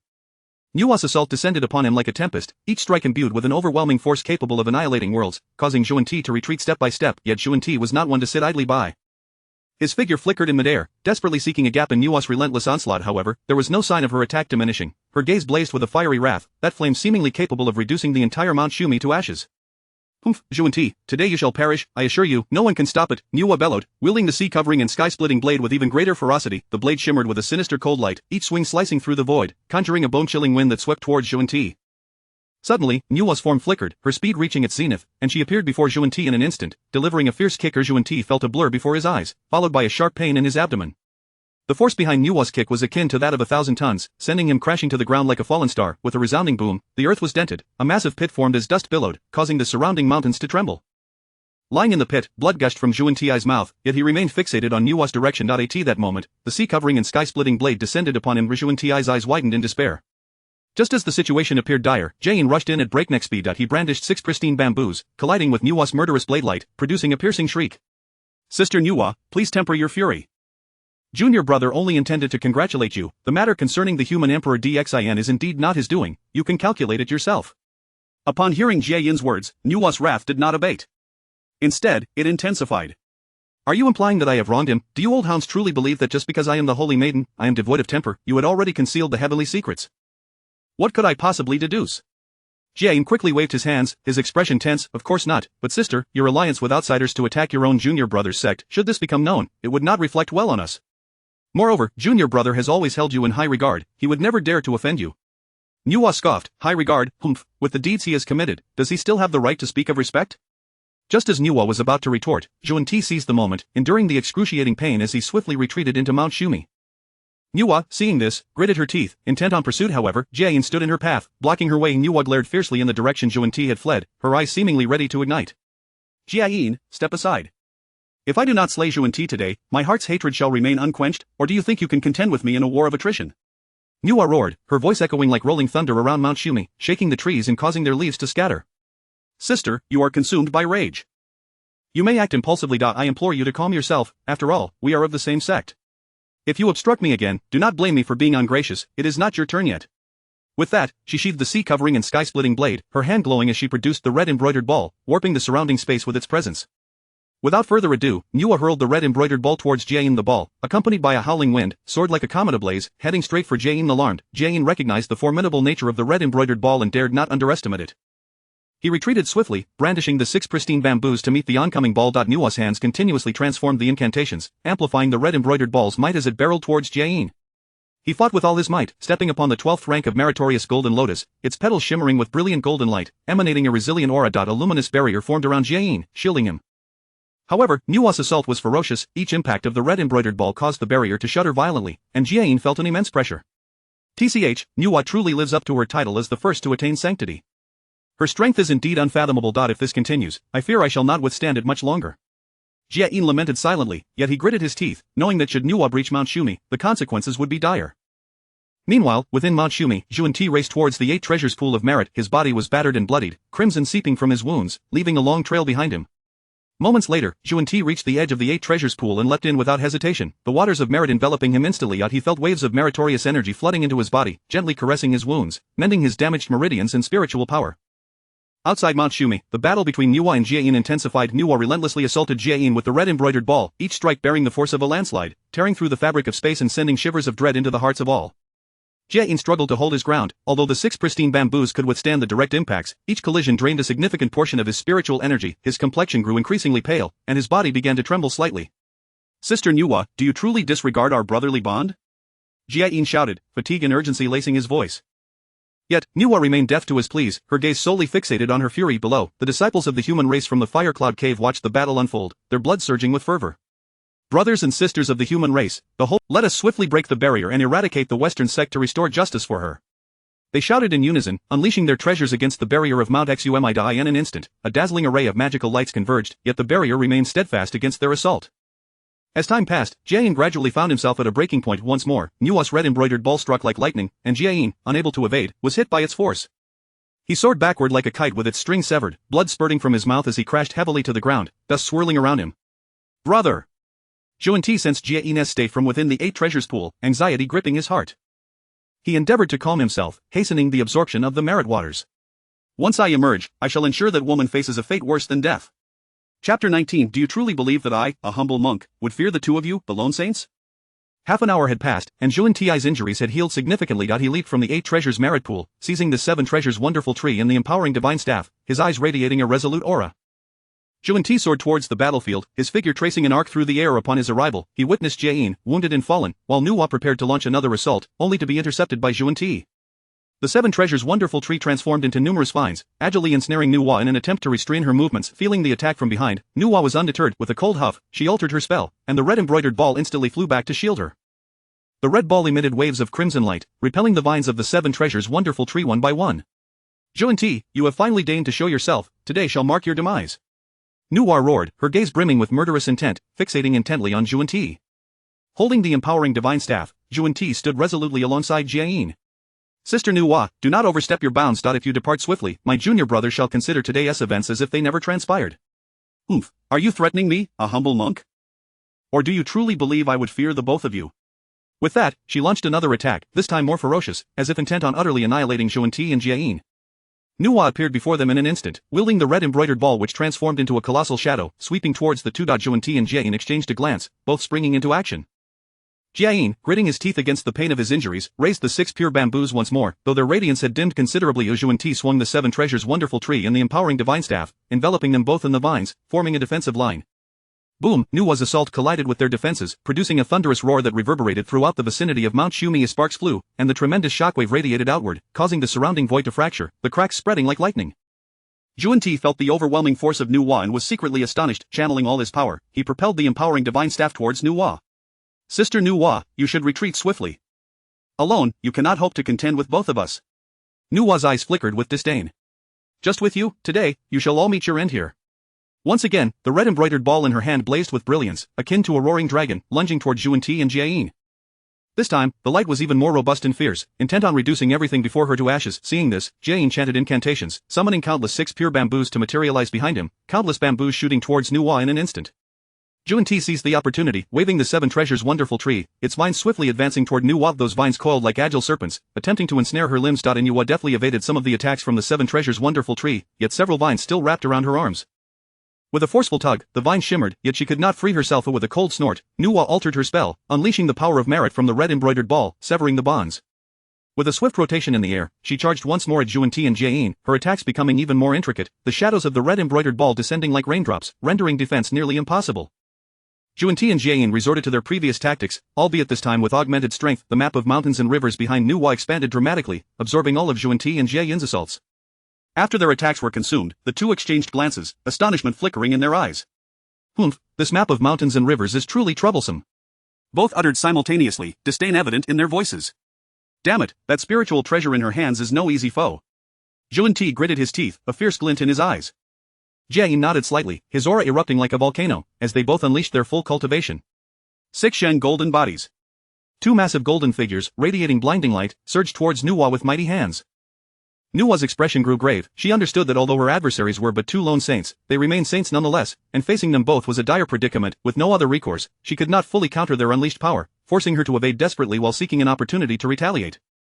Just as the fierce battle raged on, a multitude of figures appeared in the distant sky. The human army surged forth like a tumultuous tide, their eyes filled with fury towards the Western Church. Leading the charge were the 3 sovereigns and 5 emperors, including Dxin and Ho. Tuesday. Juan-Ti caught sight of the advancing army from the corner of his eye, his heart tightening involuntarily as cold sweat trickled down his brow. This group may be inconsequential, but with Tong Tian and Ho Tu among them, it spells trouble. If they breach the barrier, the schemes of our Western Church spanning hundreds of years will unravel into nothingness. What shall we do? Dxin stood at the forefront of the army, raising his arm high. Warriors of the human race. Behold, within that barrier lies the disciple who has defiled the Holy Mother. Today, we shall seek justice for her. At his command, the warriors charged, shouting in unison to breach the barrier, with promises of great rewards for the first to enter. However, as moments passed, the protective array of Mount Shumi merely trembled slightly, mockingly enduring the onslaught of the multitude. Regardless of their efforts, they could not budge it even an inch. The cultivators began to grow anxious, intensifying their attacks, yet the barrier remained steadfast as a mountain. Seeing this, Juan-Ti's lips curled into a smug smile, lifting his head with pride. A mere swarm of ants cannot comprehend the might of a saint. This declaration ignited the ire of both the human race and the disciples of the Jie sect. Fushi, trembling with rage, stepped forward, his eyes ablaze with fury. All of you, step aside for me. His voice thundered, reverberating in the ears of the crowd, causing their eardrums to ring. In an instant, a colossal Bagua disc manifested beside Fushi, slowly rotating, emanating an immense pressure that compressed the surrounding air, forcing the crowd to retreat. Fushi channeled his power, his energy flowing into the Bagua disc like an unending river. The disc swelled in size, crashing toward the protective array of Mount Shumi. With a tremendous roar, the heavens trembled. The Bagua disc collided with the array, sending a shower of radiant fragments into the air. Cracks appeared on the array, spreading rapidly like a spider's web, until, with a shattering sound akin to breaking glass, the formation disintegrated into countless shards, dissipating into the atmosphere. Chapter 20. The warriors of the Shang dynasty charge forth, and strictly adhere to the 5 radiance principle. The expressions of Jiayin and Juan-Ti were marked by disbelief as they gazed upon the shattered formation, their eyes wide with astonishment. How is this possible? Jiayin exclaimed. Juan-Ti, equally astonished, murmured, Fushi is merely at the late stage of quasi-sainthood, how could he possess such formidable strength? A profound sense of crisis surged within them, prompting them to disregard their reservations and hasten towards Mount Shumi. They were acutely aware that should they breach Mount Shumi, the Western sect would find itself in dire straits. Upon witnessing the collapse of the barrier, Tongtian's heart swelled with joy as he seized the opportunity to shout, For your holy mother, warriors of the great Shang, charge forth. For your disciples of, press on.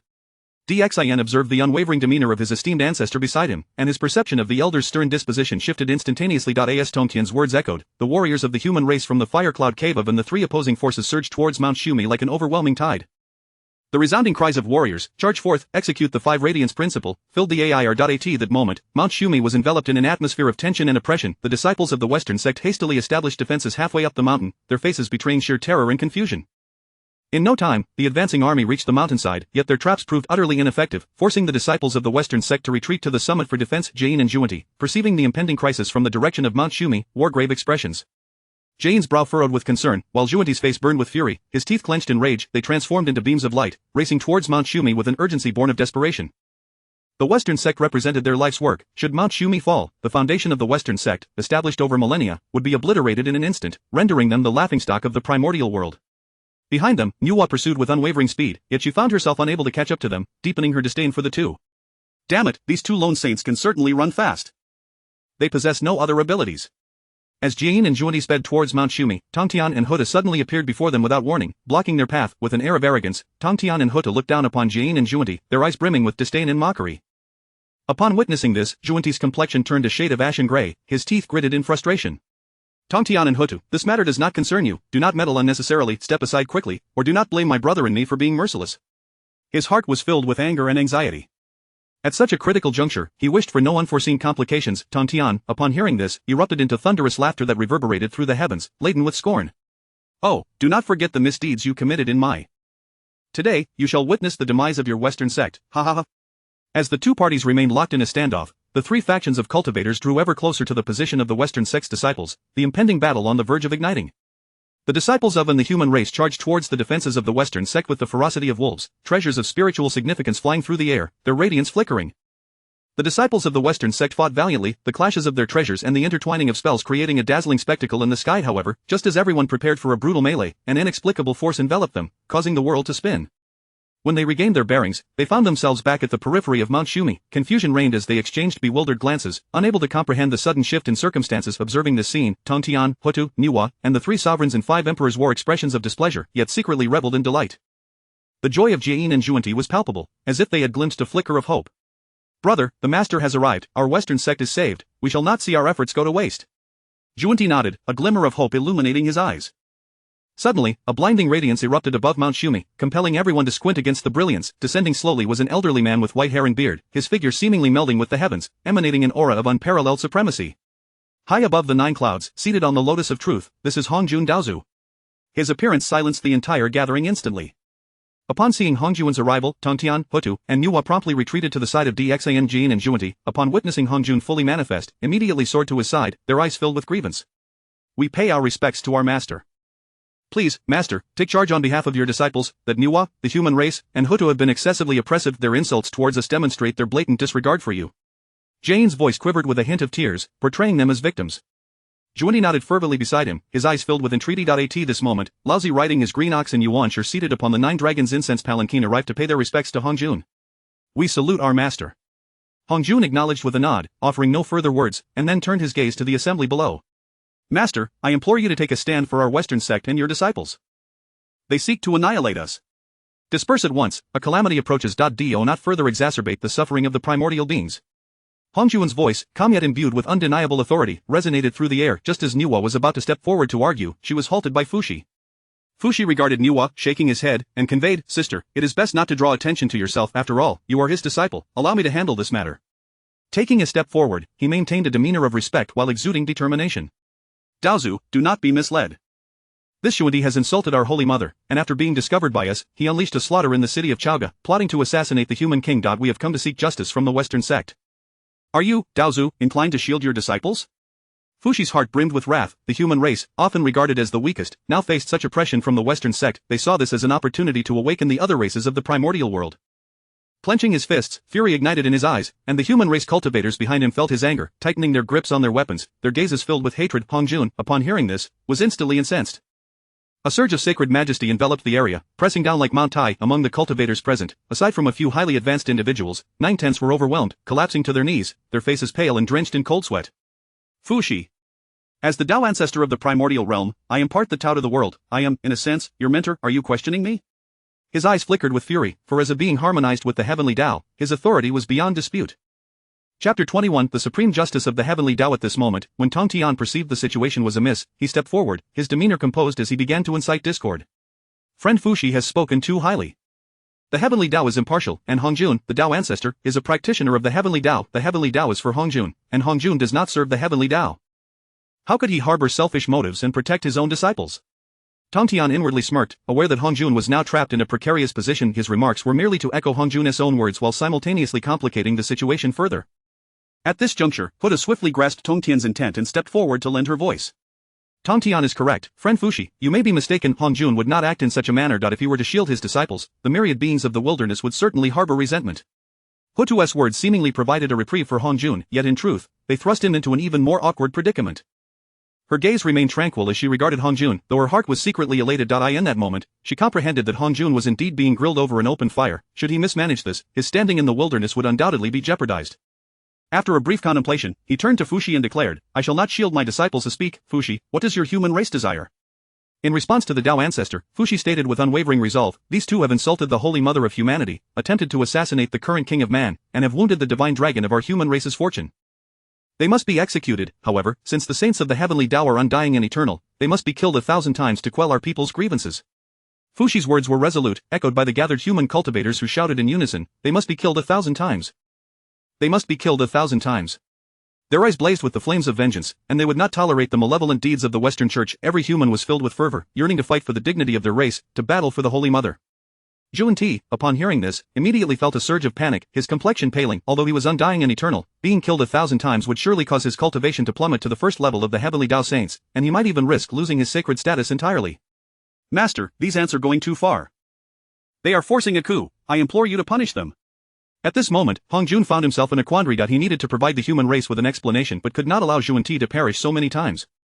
Not to mention the impending calamity, the cost of reviving 1,000 times would be overwhelming, stalling his path to unity and potentially awakening the earthly Tao. After a moment of contemplation, Hong Jun widened his eyes and glared at Fushi, the saints must not be insulted.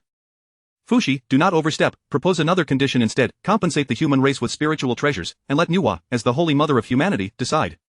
Hong Jun calculated that Nuwa would be cautious of him and would not demand exorbitant compensation. However, he misjudged the situation. Nuwa had already firmly aligned herself with Tong Tian's faction. In response to the master, these shameless individuals, since they cannot be killed, must compensate our human race with 20 top-grade innate spiritual treasures and 50 high-grade innate spiritual treasures. Nuwa's eyes revealed no hint of concession. Her fury against the Western Church had reached its zenith. Zhuan Ti and the others were wide-eyed in disbelief, utterly astonished that Nuwa would show no regard for Hong Jun. Nuwa, do not go too far. Zhuan Ti's voice turned sharp with anger, his eyes seeming to blaze with fury. He believed Nuwa's demands were utterly preposterous, especially considering that the Western Church was impoverished and could hardly muster such treasures. As this proclamation echoed, many once again raised their spiritual treasures, intent on assaulting Mount Shumi. The atmosphere thickened with tension, a great battle on the verge of erupting. The eyes of the human soldiers sparkled with unwavering determination. They were prepared to fight for dignity. Their cries thundered, for the human race. For the Holy Mother, kill, kill, kill. Tong Tian continued to stoke the flames, raising his arm and proclaiming, today marks the end of the Western Church, sons of the human race, disciples of the Yi kill. With Tong Tian's command, the crowd surged toward Mount Shumi once more. Humph. Hong Jun's cold snort reverberated like thunder, causing the entire wilderness to tremble. His voice was imbued with boundless authority, rolling like thunder. You rabble, do you truly believe I do not exist? His voice was almost tangible, manifesting as waves of invisible shock that swept toward the crowd, distorting the space and causing ripples of strain.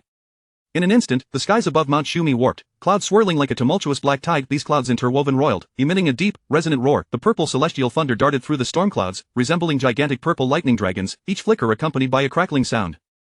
The thunder contained the power to annihilate the heavens and earth, as though it were poised to descend like a torrential downpour, reducing all to naught. Seeing this, Nuwa, Tong Tian, Hutu, and the 5 emperors swiftly approached the cultivators, channeling their powers to form a defensive barrier.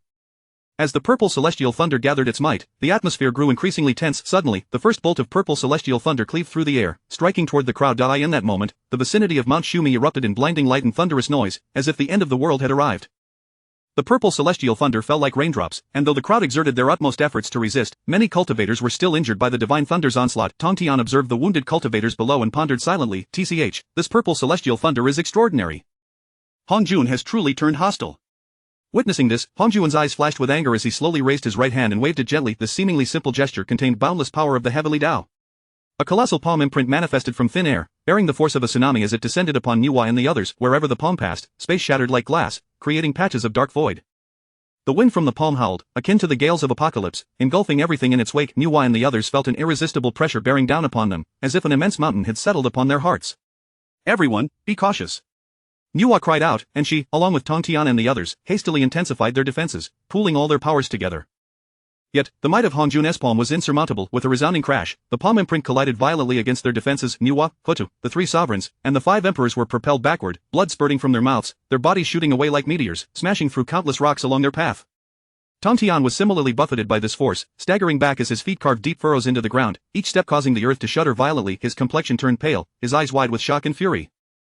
This old fellow was indeed formidable. Just as Hong Jun was about to strike again, thoroughly subduing the crowd, Nuwa forced herself to stabilize her form, summoning every ounce of strength to shout, "Master, you are being unjust. Are you not afraid of losing the hearts of the people?" Hong Jun paused, momentarily taken aback, and retracted his divine powers. "Your demands are excessive, propose another." Nuwa took a deep breath, suppressing the turmoil within her injuries, and replied, "Master, I possess no suitable treasures. How about I request a spiritual treasure from my fellow brothers instead?"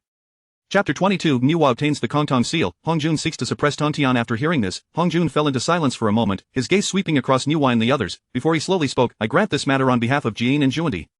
Upon hearing Hong Jun's agreement, Nuwa felt a surge of joy within. She glanced around, her eyes skimming over Laozi and the others, ultimately resting upon Laozi. "Teacher, I must inform you that the Kongtong seal in my elder brother's possession is a supreme treasure of the human race. Thus, I wish to claim it." As these words left her lips, Hong Jun regarded the situation with indifference. In his eyes, the Kongtong seal held no value for him, and its relinquishment would bear no consequence. However, Laozi grew anxious, for the Kongtong seal symbolized the status of the human sect. Should he lose it, he would forfeit his control over the human race. His expression darkened instantaneously, anger boiling within him. "Nuwa, you are taking advantage of the situation. Laozi see that internally, the Kongtong seal is a treasure of the human race, possessing the power to establish or dethrone the human emperor. It is intrinsically linked to the fate of humanity. How could I so easily part with it?" Yet, he could not outwardly display his distress. He stepped forward, his countenance grim, and began to persuade, "Junior sister Nuwa, the Kongtong seal serves no other purpose than for offense and defense. Perhaps you should consider another option. My elder brother will not object." Nuwa let out a soft sigh and slowly shook her head. "Teacher, you can see that my elder brother is unwilling to part with it. I merely wish to reclaim what belongs to the human race. After all, I am the holy mother of humanity. I have imparted teachings and dispelled doubts for the human race. Am I not worthy of wielding the Kongtong seal?" Laozi clenched his fists, his aura rising steadily, creating a standoff with Nuwa. Yet, Nuwa remained undeterred. "Elder brother, as the holy mother of humanity, this artifact rightfully belongs to me. If you refuse, then I shall annihilate the Western sect today." Her words were icy and resolute, a glint of ruthlessness flashing in her eyes. Jian and Juandi, witnessing this, felt their hearts race. They understood that Nuwa was capable of such actions. "Elder brother, please grant the Kongtong seal to senior sister Nuwa. After all, teacher has already consented." Jane chimed in, "Indeed, elder brother, we in the Western sect shall never forget your great kindness. Let this be counted as a debt of gratitude. No, 2 debts. Laozi fell silent at this, his heart filled with frustration, secretly lamenting, "I merely came to observe the commotion. Who would have expected to be embroiled in such affairs?" He looked to Hong Jun, hoping for intervention, yet Hong Jun closed his eyes, remaining silent and detached from the matter. Turning to Yuanshi, he found him equally expressionless, offering no response. Next, he glanced at Tontian, who mirrored the same indifference, showing no intention to assist. With a resigned sigh, Laozi muttered, "What a profound brotherhood indeed." Observing this, Nuwa pressed on with urgency, "Elder brother, quickly hand over the Kongtong seal to your junior sister." "Teacher has consented. Do you truly wish to defy the master's command?" Laozi gritted his teeth, feeling as though his heart was being sliced open. Slowly, he retrieved the Kongtong seal and cast it towards Nuwa. Hong Jun then opened his eyes and stated, "Now that this matter is resolved, the grievances between the human race and the Western sect shall no longer exist. Everyone may withdraw." Upon receiving the Kongtong seal, Nuwa joyfully commanded the human race and the Firecloud Palace to retreat at once. Following the order, all human disciples promptly withdrew, while Tontian waved his hand, signaling the disciples of the Jie sect to return to their respective sanctuaries. Just as Tontian and the others were about to depart, Hong Jun called out, "Tontian, do you intend to leave unscathed after instigating this turmoil? What do you propose?" Juandi, overhearing Tontian's tone, began to flatter him, "Tontian, how bold you are, to show such disrespect to the Dao ancestor." Tontian immediately retorted, "Humph, and who are you to speak? I am the spokesperson of the Dunyuan, standing equal with Hong Jun. What gives you the right to address me in such a manner?" With that, Tontian raised his hand to strike Juandi, and the atmosphere grew tense once more. Observing this, Hong Jun gently waved his hand, and Tontian's strike dissipated into thin air. "You are exceedingly audacious. I am still present," Tontian declared. "We share a master-disciple bond. Do you truly disregard me so? Humph, do you not feel any shame in saying that? What bond do we share? When they coerced me to sign the list of deities, did you consider our bond then?" At Tontian's words, a flicker of anger flashed in Hong Jun's eyes. Though he remained still, an overwhelming pressure emanated from him, sweeping toward Tontian. Subsequently, Hong Jun struck out with his palm, and the surrounding space rippled with visible waves. Tontian's heart sank. He was well aware of Hong Jun's might and dared not show any negligence. In a flash, he evaded the attack. In that moment, a complex expression crossed his face, and worry about the situation began to rise within him. TCH, is the gap still too vast? How frustrating. If I can survive this calamity, I must enter seclusion and strive for a breakthrough, otherwise, my GS sect will be at the mercy of others. The beings of the primordial wilderness watched the confrontation between Hongjun and Tong Tian with trepidation. The scene was reminiscent of a calm sea before a storm, though it appeared tranquil. Turbulent undercurrents lurked beneath each individual, and the primordial wilderness understood that the clash between these two formidable beings could very well alter the fate of the entire realm. Tong Tian shook his head toward Nuwa and the 3 sovereigns and 5 emperors, signaling them not to intervene, fully aware that opposing Hongjun would lead to utter devastation. At that moment, Tong Tian stood shoulder to shoulder with Hutu, who bore a solemn expression, her gaze toward Hongjun tinged with wariness. Suddenly, Tong Tian's voice resonated through the heavens and earth, laced with indignation and fury. Tao Ancestor, what is your intention? Your disciple shows no regard for hierarchy and provokes me first. When I retaliate, why do you suddenly intervene? Hongjun's expression remained stern as he coldly snorted, my disciple is to be taught by me alone. It is not your place to meddle.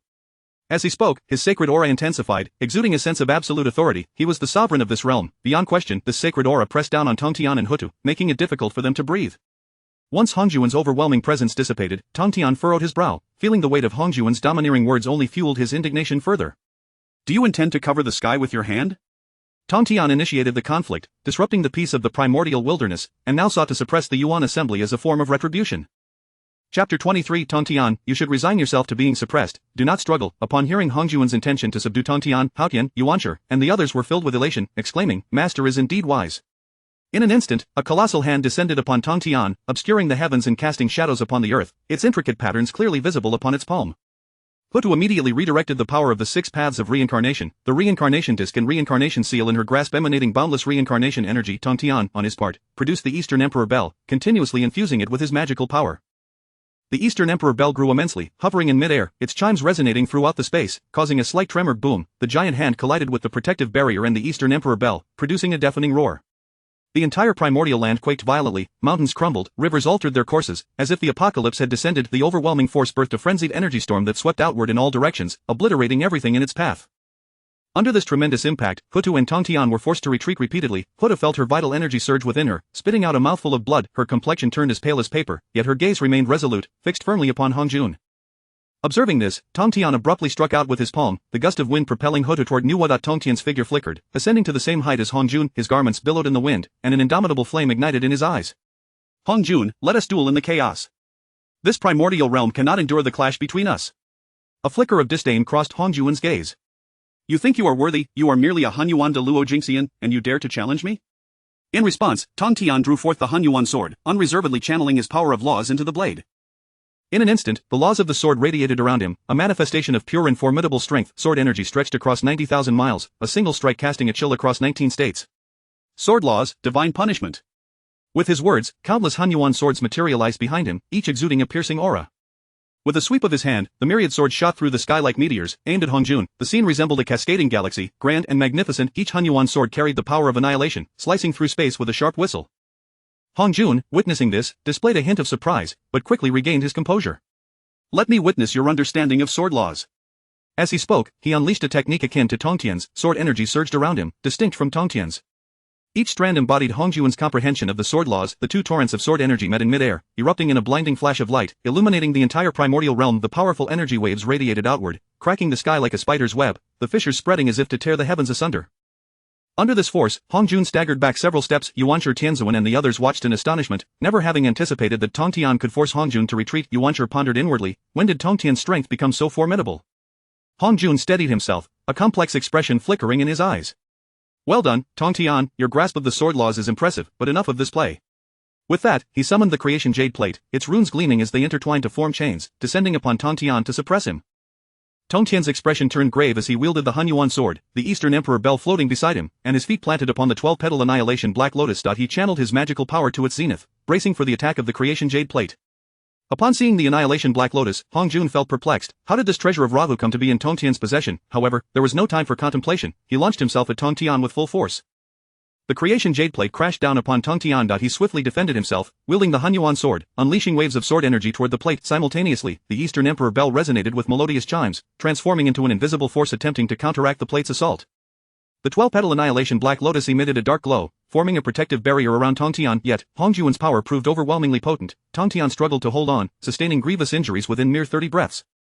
Blood streamed from his lips, staining his garments and his body swayed precariously, yet his gaze remained steadfast, fixed upon Hongjun. Tongtian, your talent is commendable, but your disposition is lacking. You should simply accept your fate and be suppressed by me. His voice remained cold, devoid of any compassion. Tongtian chuckled softly, drawing forth the time tower, hoping to turn the tide of battle, channeling his magical power. The laws of time enveloped him, time reversed. In an instant, Tongtian's injuries healed under the influence of the time laws. The other 6 sages gazed in wide-eyed astonishment, their minds racing. None could believe that Tongtian had comprehended 2 supreme laws. Hongjun sneered, realizing he must eliminate Tongtian swiftly. This individual was far too monstrous.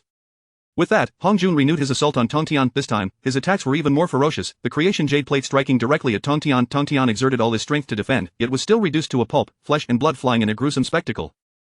Jain and Juanti rejoiced inwardly at the sight. Ha, Tongtian, your day has come. What good are your 2 supreme laws now?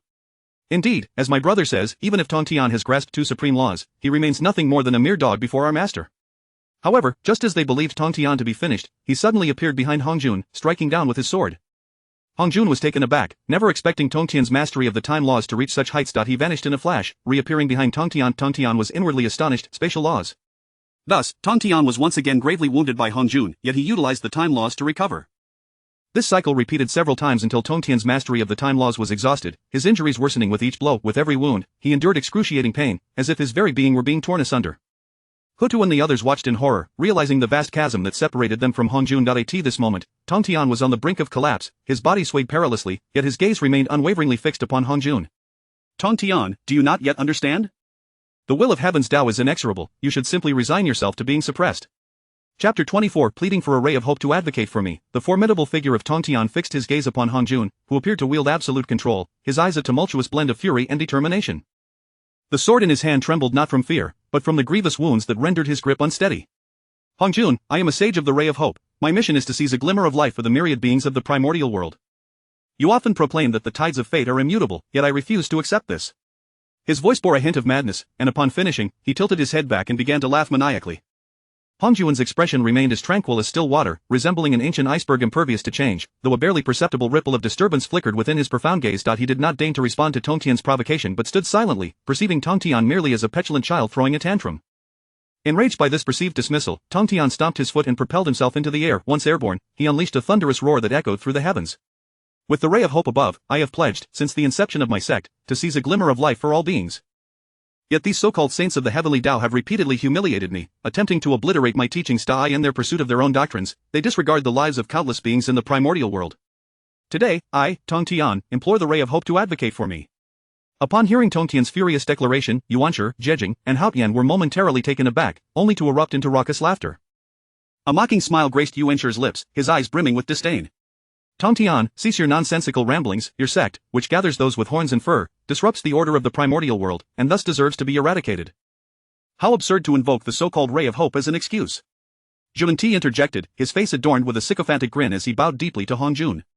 Master, it appears Tongtian has succumbed to delusions. The entity he seeks is merely an illusory rule, yet here he is, shouting in vain. Truly laughable. Hongjun, the Tao ancestor, nodded slightly. Tongtian, do not remain obstinately lost in your delusions. It is not too late to turn back now. You hypocrites can never comprehend the essence of my sect's path. We, the Jie sect, seize a glimmer of life for all beings. What wrong have we committed? You, in your quest for the establishment of deities, are the true architects of conflict, plunging the primordial world into chaos. This is the real sin. Just as Hongjun prepared to suppress Tongtian, a sudden brilliance erupted behind him, a radiant blue light surging skyward. Within this luminescence, a colossal blue eye gradually materialized, emanating an awe-inspiring power. The blue eye widened with a fierce glare, unleashing an invisible force. Hongjun's massive hand, poised to strike Tongtian, shattered like fragile foam before this overwhelming might, disintegrating into countless motes of light that scattered in the wind. This unforeseen turn of events left Hongjun, Yuanshi, and the other 6 saints utterly dumbfounded, their eyes wide with disbelief, their hearts churning like tempestuous waves. Hongjun, usually so composed, bore a crack of astonishment upon his features. How could this be possible? Yuanshi's countenance darkened ominously, jealousy and rage intertwining within him. Why does Tongtian possess such immense fortune? This is intolerable. Zhejiang glanced at Juanti and transmitted a thought. Brother, how can this force be so potent? Is it truly the ray of hope? Facing it feels akin to confronting the heavenly Tao itself. I cannot say, Juanti replied, bewildered. As the saints remained ensnared in their shock, the heavenly Tao suddenly convulsed violently, as if enraged by an ancient behemoth. The entire primordial world trembled dramatically, mountains crumbled, and the earth fractured. Hongjun, Yuanshi, Jejing, Juanti, and Yua plummeted from the sky, beset by an indescribable agony that penetrated to their very bones, causing them to writhe on the ground, their former authority utterly obliterated, reduced to a state of utter disarray. Witnessing this scene, Tongtian exhaled a long sigh of relief, though no triumph adorned his features. At that moment, a voice resonated in Hongjun's mind. Hongjun, hasten to pacify Tongtian, or the heavenly Tao shall claim your life. After a quarter of an hour, the six saints, tormented by excruciating pain, found themselves at a breaking point. Recognizing the moment had arrived and unwilling to witness Yua suffer further, Tongtian resolved to articulate his demands. Hongjun, if you are willing to relinquish the establishment of deities, I shall appease the ray of hope and deliver you from the suffering. Struggling against the pain, Hongjun rose with great effort, glaring fiercely at Tongtian. Relinquish the establishment of deities? Absolutely out of the question. Should this calamity not transpire, the primordial world shall inevitably face an unfathomable tribulation. You are well aware of the horrors that such a catastrophe entails. Tongtian furrowed his brow, weighing the pros and cons. He understood the terror of the impending calamity, yet he could not stand idly by as his sect faced annihilation. After a moment of contemplation, he gazed at Hongjun and declared, "Very well. If you are willing to vow not to interfere with the establishment of deities, I shall appease the ray of hope." A flicker of hesitation crossed Hongjun's eyes. The establishment of deities was integral to his control over the primordial world, but the current situation left him with no alternative. Gritting his teeth, he responded, "However, your disciples must also refrain from interference." "Agreed, as long as your disciples do not intervene, I shall not take action either." Hongjun, enduring the torment, ascended slowly into the air and proclaimed loudly, "By the Tao above, I, Hongjun, vow here that as long as the saints refrain from meddling in the establishment of deities, I shall likewise abstain. May the Tao bear witness to this." As soon as Hongjun's oath was uttered, the eye of the Tao gradually manifested. Moments later, it vanished into the void. At that instant, the blue eye representing the ray of hope began to fade, and the saints' suffering dissipated as well. Upon landing, Hongjun glared at Tongtian, his eyes blazing with murderous intent. He longed to strike down Tongtian immediately to vent his pent-up fury, yet, he knew well that Tongtian was shielded by the merits of the opening of heaven and the protection of the ray of hope. Should he act rashly, not only would he likely fail, but it could also incite even greater turmoil. Humph. The Tao ancestor snorted coldly, flicking his sleeves in disdain as he departed. His silhouette, though somewhat disheveled, radiated boundless fury. Seeing Hongjun leave, Jejing and Yuanshi hastily followed suit, making their way to the Purple Cloud Palace. Tongtian, now utterly spent, plummeted to the ground like a fallen meteor, crashing heavily and stirring up a cloud of dust. After a moment, he rose slowly, bid farewell to Yua, Hutu, the three sovereigns, and the 5 emperors before soaring towards Gold Turtle Island. Hutu, her expression grave, surveyed the shattered landscape before turning to fly toward the underworld, while Yua led the 3 sovereigns and 5 emperors towards the Fire Cloud Cave. At Gold Turtle Island, the disciples of the Jie sect had already sensed the disturbances in the primordial world, their faces etched with concern as they awaited Tongtian's return. Upon the appearance of Tongtian's silhouette on the horizon, the disciples rushed to surround him. "Master, are you unharmed?" Yunxiao inquired anxiously. Tongtian waved his hand, forcing a faint smile. "I am fine. A great calamity is upon us. We must prepare thoroughly. You all should hasten to enter seclusion and cultivate." "Yes, we shall not disappoint your expectations, Master." Meanwhile, within the Purple Cloud Palace, the atmosphere was exceptionally tense. Hongjun sat upon the main seat, his countenance as dark as a storm cloud, his eyes flickering with anger and resentment. Being coerced into swearing an oath by Tongtian had left him feeling utterly humiliated. Yuanshi broke the silence first. "Master, Tongtian's actions cannot simply be overlooked. We must find a way to continue advancing the establishment of deities." "Silence, were it not for your meddling, I would not have lost face." Hongjun bellowed. "Return to your respective sanctuaries and devise strategies for the impending calamity." Seeing that Hongjun's fury had yet to subside, none dared to provoke him further, and they quickly took their leave. In the underworld, Huta summoned the remaining great shamans of the witch clan, including Zhou Feng and Xing Tian. "You, great shamans of my witch clan, are the backbone of the underworld. Remember, if disciples from the teaching of the West come to the underworld, they must be immediately cast into the 6 paths of reincarnation. As for the Jessex people, detain them for now. Do not let your guard down. Understood, Ancestor Hutu." Meanwhile, in the Fire Cloud Cave, Yua and the 3 sovereigns and 5 emperors were also quietly contemplating the development direction of the human race. Chapter 25 of the human race shall be the sovereign of the heavenly court. At this moment, the atmosphere within the Fire Cloud Cave grew increasingly tense, with all present enveloped in a profound silence. Enhua, seated upon her mat, exuded an awe-inspiring authority. With a graceful wave of her hand, a ripple of power spread forth, instantly cloaking the secrets of the Fire Cloud Cave. The very air around seemed to solidify, as the gazes of the 3 sovereigns and 5 emperors, alongside other high-ranking members of the human race, converged upon Enhua. "Let this Kongtong seal be entrusted to me, for it shall not fall into the hands of nefarious individuals. Should you require it, simply come to me," she proposed. The assembly bowed in unison, expressing their trust in the Holy Mother, affirming that all matters should be left to her discretion. "Emperor Xian is a man of integrity, safeguarding the foundation of our race, and under his governance, the Dishang flourishes. Now, as the Holy Mother of humanity, I extend the fortunes of the Dishang for 800 years. The Holy Mother is indeed wise. The Dishang shall be the legitimate authority."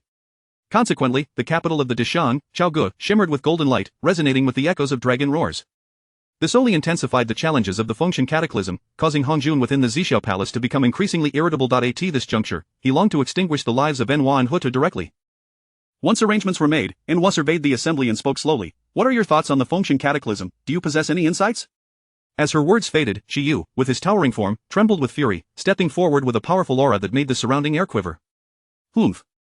Those celestial beings have always regarded us humans as mere ants, believing they can compel us into submission. Such a notion is utterly impossible. Should they dare to come, we shall vanquish them, regardless of their numbers. Shi Yu, fear them not. His fists clenched tightly, veins bulging, a testament to his seething rage. The other human leaders nodded in agreement, their eyes reflecting the same resolute determination. Shi Yu speaks the truth. The human race has endured countless trials and tribulations to reach this point. We have never bowed to anyone. In this calamity, even if we are to be shattered, we shall not yield our dignity, the literary ancestor affirmed. Upon hearing this, the crowd chorused, we, the human race, would rather perish than live in disgrace. Their voices reverberated through the fire cloud cave, as if striving to pierce the heavens. Enhua gazed upon the assembly, a look of satisfaction gracing her features as she nodded slightly. She then turned to Fushi, her eyes filled with inquiry. Brother, what is your perspective on the future of our race? My dear sister, as I observe the heavenly signs and discern the hearts of men, I foresee a great rise for our people. Henceforth, we shall align human will with heavenly will. This is the rightful path for our race, Fushi replied. The utterance of these words left the assembly momentarily stunned, as they grappled with the audacity of the notion that the human race could control the heavenly court. A few moments later, their astonishment transformed into fervent enthusiasm. Brother speaks truly, our race has thrived for so long, why should we remain subservient to the celestial beings? If we could seize control of the heavenly court, our race would undoubtedly flourish, declared Xuan Yuan. Fushi, upon hearing Xuan Yuan's words, offered an awkward smile but refrained from further comment, while Shinnon patted Xuan Yuan on the shoulder. Third brother, should we assault the heavenly court now? Do you believe that within moments, you would be reduced to ash? The heavenly sovereign is a title bestowed upon him by Hongjun, would he allow you to humiliate him? Realizing the gravity of the situation, Xuan Yuan scratched his head and chuckled, I was merely overly excited just now. Laughter erupted among the crowd. Enhua observed the passionate assembly, raising her arm with determination.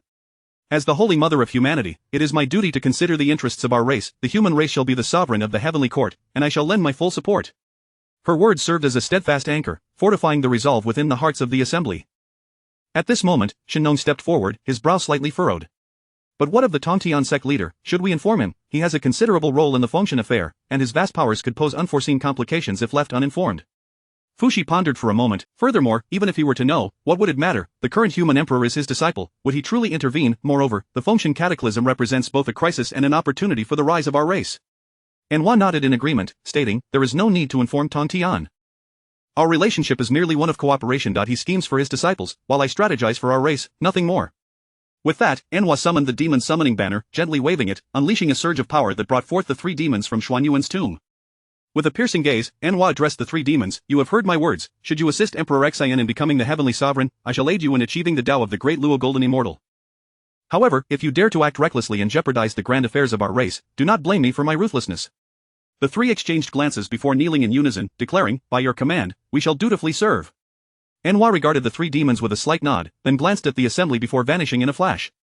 The three demons, having received their orders, transformed into streaks of luminous light, soaring towards Chaogu. Meanwhile, on Golden Ao Island, all significant matters seemed to intertwine and surge forth. Chapter 26 undoubtedly showcases my cherished disciple, whose insight is truly remarkable. Tongtian sat quietly upon the meditation cushion of the Bo Palace, restoring his own divine power, surrounded by an atmosphere so tranquil that only the sound of his deep, elongated breaths could be heard. Suddenly, the serene ambience was disrupted by the hurried footsteps echoing from outside the palace. The figures of Wangxian and Jingguangxian appeared at the palace entrance, their eyes still shimmering with brilliance. Shui was shitty, hasten to inform the master that we have returned. Please wait a moment, my esteemed brothers. The Shueihua Tongzi hurriedly entered the Bo Palace, announcing, Master, Wangxian and Jingguangxian have returned. With a gentle wave of his hand, Tongtian conjured an invisible force, instantly transporting Wangxian, Jingguangxian, and the curious Yuan Hong, who stood aside, to stand before him. Upon entering the Bo Palace, Yuan Hong felt akin to an innocent child stumbling into a realm of immortals. His eyes widened in astonishment, his face aglow with wonder as his gaze wandered amidst the resplendent palace, where every intricately carved beam and exotic treasure captivated his senses. It was only when Wangxian gently nudged him that he snapped back to reality, hurriedly bowing in respect. I humbly greet the Holy One, Tongtian. Tongtian narrowed his eyes slightly, scrutinizing Yuan Hong. Yuan Hong felt as if that penetrating gaze could pierce through his very soul, leaving him both anxious and hopeful. You are fated to be with my Jia sect. Do you wish to become my direct disciple? Upon hearing this, Yuan Hong's heart soared with joy, his voice trembling with excitement. I am willing, master. Please allow me to pay my respects. He then bowed deeply 3 times, the sound of his forehead striking the ground resonating throughout the palace, each thought imbued with his fervent desire and reverence to become a disciple of Jia sect. Observing this, Tong Tian nodded slightly, waving his hand to reveal 2 treasures before Yuan Hong. This is the purple gold beam that spans the sea, ranked among the finest innate spiritual treasures, and this Huangjong Li shall also be bestowed upon you. Once you achieve the Great Luo Golden Immortal Realm, you may proceed to Chaovit to assist your senior sister, Wudong. Yuan Hong accepted them with immense delight, hastily expressing his gratitude. Thank you, master, for your generous gifts. I shall not fail in my mission. However, Yuan Hong hesitated and bowed once more. Master, I have 6 younger brothers in Meishan, may I request your permission to allow them to join my Jia sect? Upon hearing this, Tong Tian's expression darkened slightly, an invisible aura of authority emanating from him, sweeping through the entire Bio Palace like a tempest.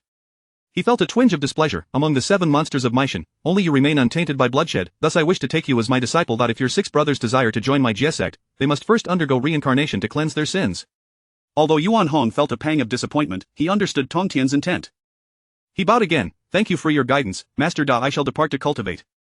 Go forth, Tong Tian replied. Just then, a tremendous golden light erupted throughout the Bio Palace. Wherever the light reached, it enveloped everything in the palace with a divine glow. The disciples of Jia sect, who were previously engaged in their own cultivation or tasks, were drawn to this sudden brilliance, their expressions transforming into surprise, believing their master had once again achieved a breakthrough. Soon, they rushed towards the Bio Palace, their footsteps echoing like thunder within. Upon witnessing the golden light, Tong Tian's stern countenance softened into a smile of satisfaction. Wei Yongxian, filled with confusion, turned to Tong Tian and inquired, Master, what is happening?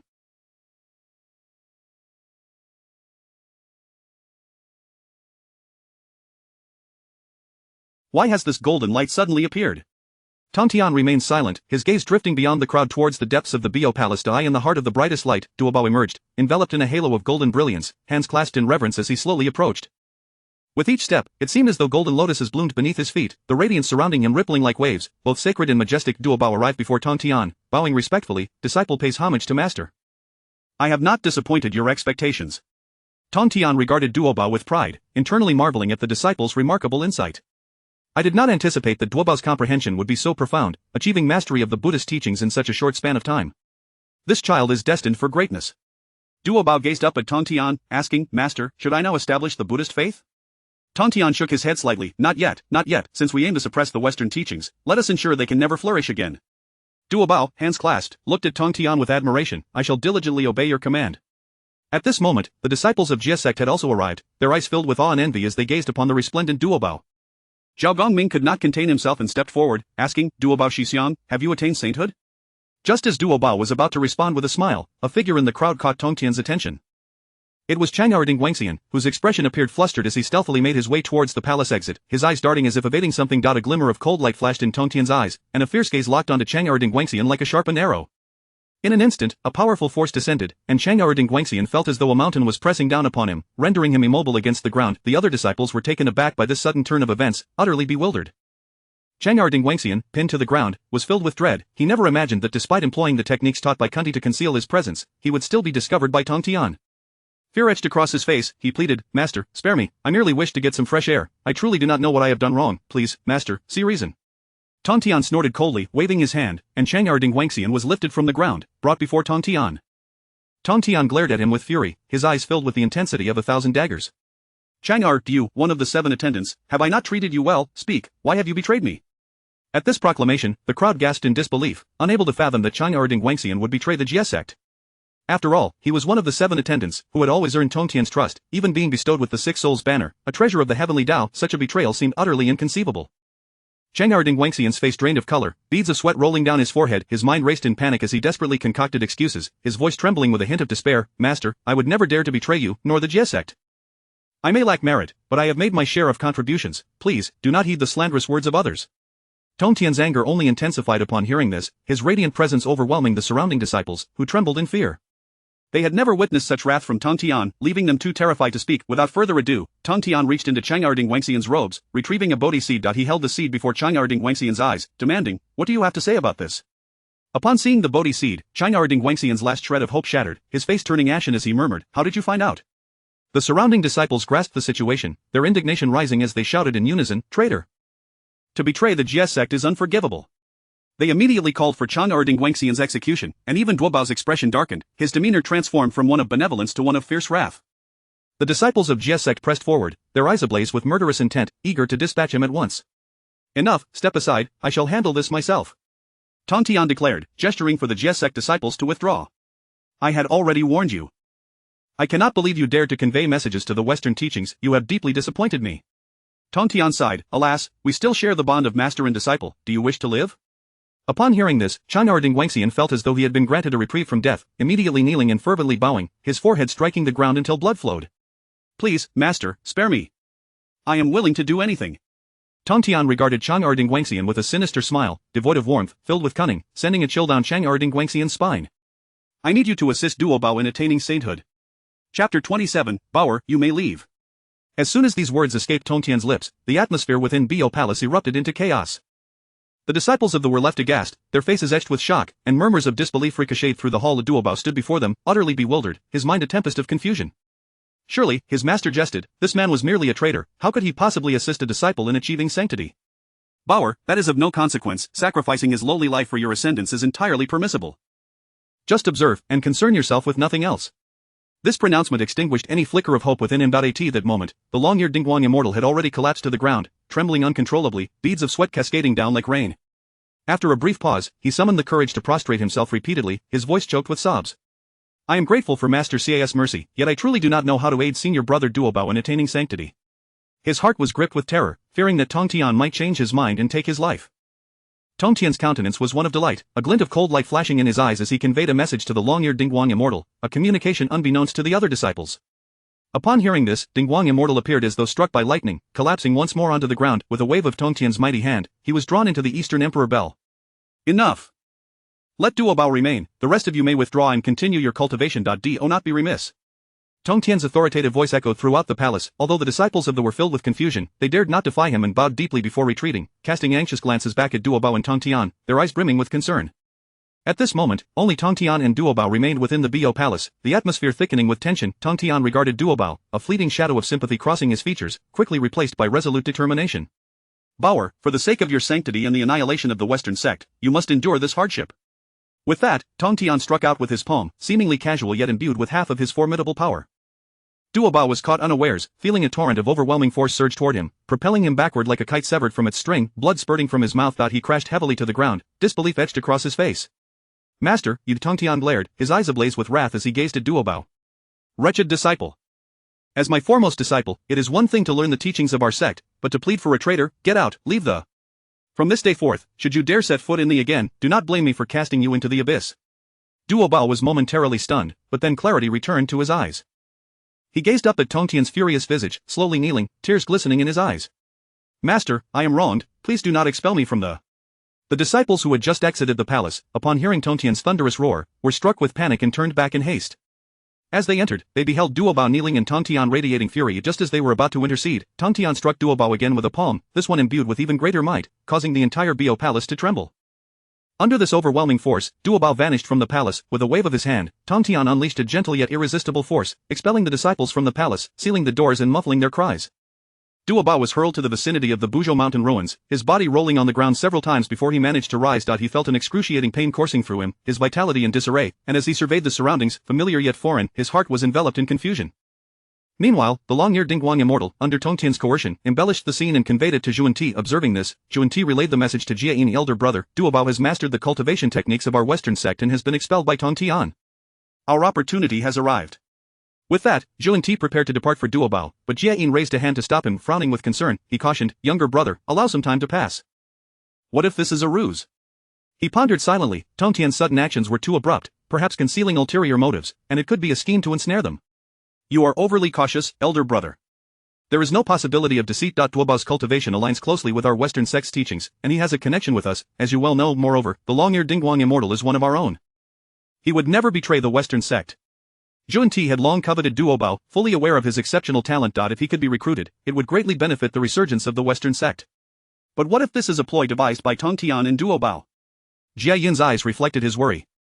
The Western sect had endured countless tribulations and could not afford to be thrust into peril through impulsive actions. As Zhuan-Ti waved his hand dismissively, brimming with confidence. Elder brother, rest assured.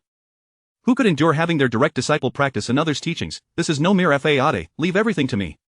Jie Yin hesitated but ultimately acquiesced to Zhuan-Ti's insistence. Very well, let us wait 3 days for you to proceed, if that is agreeable. After all, our Western sect has endured too many calamities. Junti nodded, a hint of regret in his eyes. All right, I shall abide by your counsel. 3 days later, Junti descended gently before Duobao, a smile gracing his face, exuding benevolence, yet his eyes betrayed an urgent eagerness. I perceive a connection between you and our Western sect.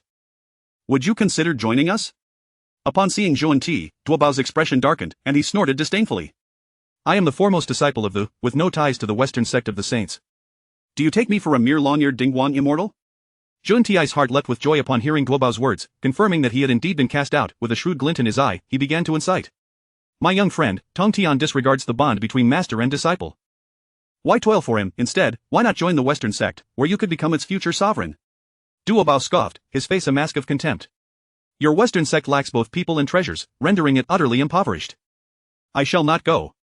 This remark struck at the very heart of Junti's vulnerabilities, as the Western sect was indeed destitute, its resources scant, a stark contrast to the prosperity of the. Junti's face flushed with embarrassment, but he quickly regained his composure, offering empty promises. The Dao ancestor has promised that the Western sect shall flourish. I can assure you, should you become our future leader, your innate talents will surely lead you to sanctity. Duobao's heart stirred, feigning contemplation. When might I become the leader of the Western sect? Are you not deceiving me? Junti, witnessing Duobao's wavering resolve, rejoiced. Once the calamity of the function is concluded, you shall assume the mantle of leadership. When our Western sect thrives, it will be your time to achieve sanctity. With a heavy sigh, Duobao nodded, following Junti toward the Western sect. Meanwhile, within Bio Palace, Tongtian sat alone upon his mat, his expression somber as he observed Duobao's departure with Junti. When he saw them return to the Western sect, a weight within him seemed to crash down. Very well, let us proceed to the next step. Chapter 28. The River of Oblivion. Do you aspire to sanctity? Tongtian sat upon the meditation cushion in the Azure Palace, gazing towards the Western teachings, a flicker of joy passing through his eyes. It is time to commence. With that, Tongtian pivoted his form and sped towards the abyssal blood sea. Deep within the blood sea, the River of Oblivion was in silent meditation, his formidable divine sense instantly detecting Tongtian's presence. It was a pressure so overwhelming that it sent a shiver down his spine. He dared not delay for even a moment and promptly emerged from the bloody depths, clad in a crimson robe that seemed to pulse with blood energy. He respectfully bowed to Tongtian, pondering the purpose of this saintly visit to such a desolate place. Surely, there must be some matter at hand. Tongtian's expression was stern, his gaze piercing as he fixed his eyes upon the River of Oblivion and inquired directly, do you wish to attain sanctity? Are you aware of the calamity of the canonization? The River of Oblivion felt a chill at these words. This was a calamity that would sweep across the primordial heavens, leading to the demise of countless beings. I am aware, yet I have always abstained from worldly affairs and remain within the blood sea. I beg for your understanding, esteemed saint. He secretly rejoiced, believing that this statement would extricate him from the impending turmoil. Foolish, you cultivate the path of slaughter, which involves slaying heaven, earth, and all sentient beings. Do you think you can achieve greatness while hiding in this abyssal blood sea? Tongtian's voice reverberated across the blood sea, each word descending upon the River of Oblivion like a hammer upon his heart. As these words sank in, the River of Oblivion awakened from his stupor, the phrases slaughter the heavens, slaughter the earth, slaughter all beings echoing relentlessly in his mind. He began to reflect upon his years of cultivation, a wave of shame and reluctance surging within him. After about an hour, under Tongtian's watchful gaze, the River of Oblivion's aura began to ascend feverishly. The blood energy surrounding him surged as if it sought to ignite the entire abyssal blood sea. His previously stagnant cultivation broke free like a dam bursting, reaching the level of perfected quasi-saint. A flicker of ecstasy flashed in his eyes as he immediately bowed in gratitude. Thank you, esteemed saint. Your words outweigh my million years of arduous cultivation. Tongtian regarded the River of Oblivion and nodded slightly, observing, it appears you have grasped the essence of slaughter. Would you be willing to participate in the canonization calamity? While the canonization calamity is indeed perilous, it also harbors immense opportunities. I am inclined to partake. This is your intention, but I advise you, do not oppose me. You may certainly test whether I can evaporate the abyssal blood sea. As Tongtian finished speaking, his gaze sharpened like a blade, exuding a palpable killing intent directed at the River of Oblivion, as if he could slay him in an instant. The River of Oblivion felt the chilling aura of death, breaking into a cold sweat. I am well aware, I beseech the saint to rest assured. Tongtian's gaze calmed once more, then I shall grant you another opportunity. In the 6 paths of reincarnation, there exists the Azura path. You have ties to the Azura clan. There are 6 earthbound saints. Ponder this well. With that, Tongtian reached into the depths of the abyssal blood sea, his formidable magical power probing like a dragon emerging from the ocean. The River of Oblivion was taken aback. After countless years within this blood sea, he had never encountered anything extraordinary. At that moment, a mosquito appeared in Tongtian's hand, emanating an ancient aura, seemingly from the dawn of creation. With a mere gesture, the mosquito transformed into a humanoid form, its visage filled with terror as it knelt and pleaded, Saint, spare my life, please, spare me. The River of Oblivion was equally astonished. He had never anticipated such a being could exist within the abyssal blood sea. Saint, who is this? Tong Tian disregarded the River of Oblivion's inquiry, instead addressing the mosquito. You are the blood-winged black mosquito, a primordial beast of chaos. I require your assistance, would you be willing? Upon hearing this, the mosquito's eyes flickered with hesitation, but it quickly resolved, as you wish, I shall not dare refuse. It understood well that although it had lived for ages, it had no room to decline before Tong Tian. Moreover, should it cling to the saint's favor, it might just find a glimmer of hope. Tong Tian nodded in acknowledgement, then turned to the River of Oblivion. I shall take this mosquito with me. Reflect deeply upon my words. As his voice faded, Tong Tian vanished from the abyssal blood sea, leaving the River of Oblivion alone. The River of Oblivion gazed in the direction of Tong Tian's departure, his mind tumultuous as he began to ponder the matter of the canonization calamity. Meanwhile, upon Tong Tian's return to the Azure Palace, a voice reverberated throughout the primordial realms. I, Duobao, hereby withdraw from the Intercept teaching and join the Western sect, becoming the chief disciple of Saint Junti. This proclamation sent shockwaves through the entire primordial realm. Duobao held a prestigious position within the Intercept teaching, being its eldest disciple. No one could have anticipated such a betrayal. The disciples of the Intercept teaching were enraged upon hearing this news. At that moment, Zhao Gongming was in his cave dwelling. Upon hearing the announcement, a flame of fury ignited in his eyes, but it soon subsided. Impossible, the eldest disciple has long pledged loyalty to the master. He would never easily betray. He then flew towards Mount Shumi. Tong Tian, in the Azure Palace, observed Zhao Gongming's departing figure. This lad is quite impulsive. Where are the 6 immortals? As Tong Tian's words fell, the 6 immortals promptly appeared before him. Gongming has gone to the Western sect. You shall support your junior brother. Disciples will carry out the decree. With that, the 6 immortals immediately pursued Zhao Gongming, while Tong Tian manifested a doppelganger, utilizing concealment techniques to hide his presence, flying towards the Western sect with the blood-winged black mosquito. Zhao Gongming moved swiftly, like a shooting star racing towards Mount Shumi. Upon sensing Zhao Gongming's aura, Duobao felt a pang of worry. Duobao, an old acquaintance has come to see you. Will you not go out and reminisce? Master, you jest, the matters of the past are bygone, I have long forgotten them. What old acquaintances could there be? You should still go, who knows, perhaps he has something to discuss. Moreover, if he intends harm against our Western sect, I implore you, my young friend, to protect us. The words of the guide were clear. He still harbored doubts about Duobao's betrayal of the Intercept teaching in favor of the Western sect. However, Junti, standing nearby, did not share this sentiment. Rather, he felt a protective instinct arise. Elder brother, you have gone too far. Duobao is now a disciple of our Western sect. It is only natural to be unable to strike down former comrades. You two teachers must not quarrel over your disciple. I have severed ties with the Intercept teaching. How could I defend them? I shall go at once. The guide nodded in satisfaction, while Junti appeared somewhat displeased. Duobao, take this divine staff. Should you find yourself outmatched, it matters not. Thank you, Master Junti. At this moment, Zhao Gongming had arrived before Mount Shumi, calling out loudly, Duobao, do you truly intend to betray the Intercept teaching? Do you forget the teachings of your master? Upon hearing this, Duobao rose and walked towards Zhao Gongming. Chapter 29. Duobao, you have betrayed the sect, and I, Zhao Gongming, shall not rest until you are vanquished. Slowly, Duobao stepped out from Mount Shumi, each stride seeming to bear the weight of 1,000 burdens. His gaze fell upon Zhao Gongming in the distance, his eyes flickering with a complex mix of emotions, nostalgia for past camaraderie and resignation towards the current predicament. Zhao Gongming's eyes fixated fiercely on Duobao, the fury within him akin to a blaze threatening to ignite the very air around them. His chest heaved violently as he roared, Brother Duobao, do you truly align yourself with that Western sect? The sound reverberated like thunder, causing the surrounding trees to tremble and their leaves to rustle as if shivering in response to the tense atmosphere. Duobao let out a soft sigh, bitterness reflected in his eyes as he replied, Fellow Taoist, I have indeed joined the Western sect, you should hasten your return. His voice was calm, yet it betrayed the tumult within his heart. He understood that this decision had irrevocably severed the bond between them, yet he still hoped Zhao Gongming would relent and avoid further conflict. Upon hearing this, Zhao Gongming was seized by rage, his entire being trembling, his face flushed a deep crimson, resembling a ripe tomato. His eyes blazed with wrath and hatred as he snapped the golden whip in his hand, the sound resonating through the air like the roar of an enraged beast. Immediately, the 24 sea-suppressing pearls behind him glimmered with blinding radiance, illuminating the sky like the sun itself. The pearls streaked toward Duobao like meteors, each one akin to a miniature sun, tearing through the air with a piercing howl. Duobao's brow furrowed in alarm as he witnessed this, his heart racing. He transformed into a shadow, darting away with remarkable speed, weaving between the assaults of the sea-suppressing pearls. As he evaded, he silently lamented, Heavens, my younger brother truly seeks my demise. Pain was evident in his eyes as he beheld Zhao Gongming's furious visage, feeling utterly helpless. Zhao Gongming showed no signs of retreat. He charged at Duobao like a frenzied lion, roaring and brandishing his golden whip, each swing unleashing a fierce golden light that slashed toward Duobao's vital points with deadly intent. The whip sliced through the air, producing a cacophony of explosive sounds. In desperation, Duobao raised the divine staff of enhancement to defend himself. In an instant, the clashing of metal rang out deafeningly. Each collision erupted in sparks, illuminating their faces like fireworks. As Duobao defended against Zhao Gongming's onslaught, he shouted, Fellow Gongming, we have shared many years as comrades, our bond is profound, must we truly fight to the death? My allegiance to the Western sect is merely destiny. Zhao Gongming scoffed coldly, his fury intensifying. You have betrayed our sect and allied with the Western sect. Today, I shall cleanse our ranks. His attacks grew increasingly ferocious as the sea-suppressing pearls danced in the air, forming intricate and powerful formations. Threads of light connected the pearls, weaving a vast net of energy that closed in on Duobao from all directions, yet, Duobao wielded the divine staff of enhancement, creating light barriers to barely withstand the onslaught of the sea-suppressing pearls. He refrained from exerting his full strength, wishing to honor their past friendship. With each defense, he controlled his power, nearly nullifying the attacks without countering. Deep within Mount Shumi, Jane and Juanti concealed themselves, quietly observing the fierce battle. A smile of satisfaction graced Jane's face as he remarked softly, "It seems Duobao is genuinely devoted to our cause. He faces his former comrade without disappointment." Juanti nodded slightly, a barely perceptible smile forming at the corners of his mouth.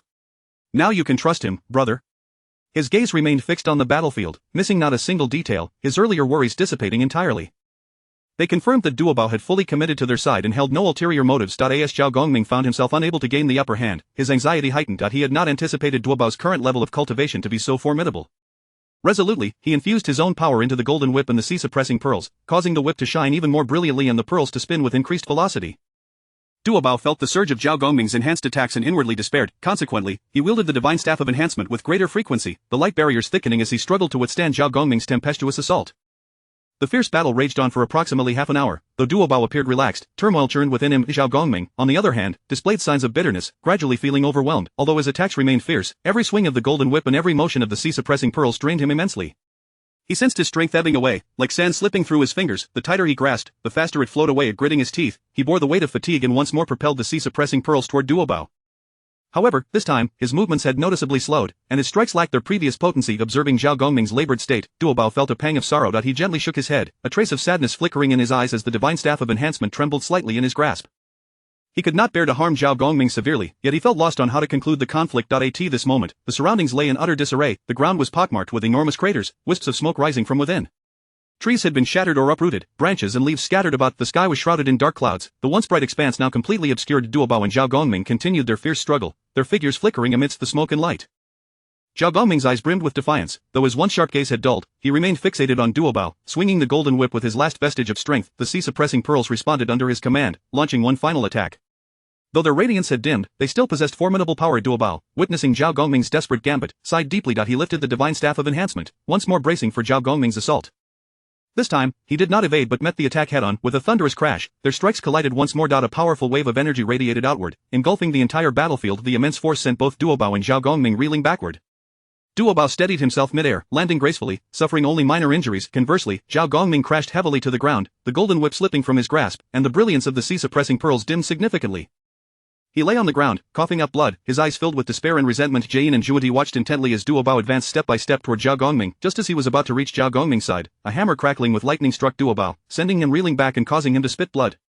Upon seeing the newcomer, Juanti's face lit up with joy, and he immediately rose to exclaim, "These six are fated to be with our Western sect." Chapter 30, except for Zhao Gongming, is intertwined with my Western faction. The 6 celestial attendants, including the Cloudy Fairy, the Golden Light Fairy, and the Spiritual Tooth Fairy, advanced with heavy steps. Each face bore a complex expression, their eyes reflecting both a resolute determination regarding this mission and a subtle, almost imperceptible unease. From a distance, Zhao Gongming observed them, the corners of his mouth curling into a confident, almost arrogant smile. "With my senior brothers at my side, we shall surely bring back that traitor, Duobao." His voice resonated like thunder, echoing through the heavens and the earth, causing the surrounding mists to swirl in response. The Cloudy Fairy furrowed his brow, a flicker of doubt crossing his eyes.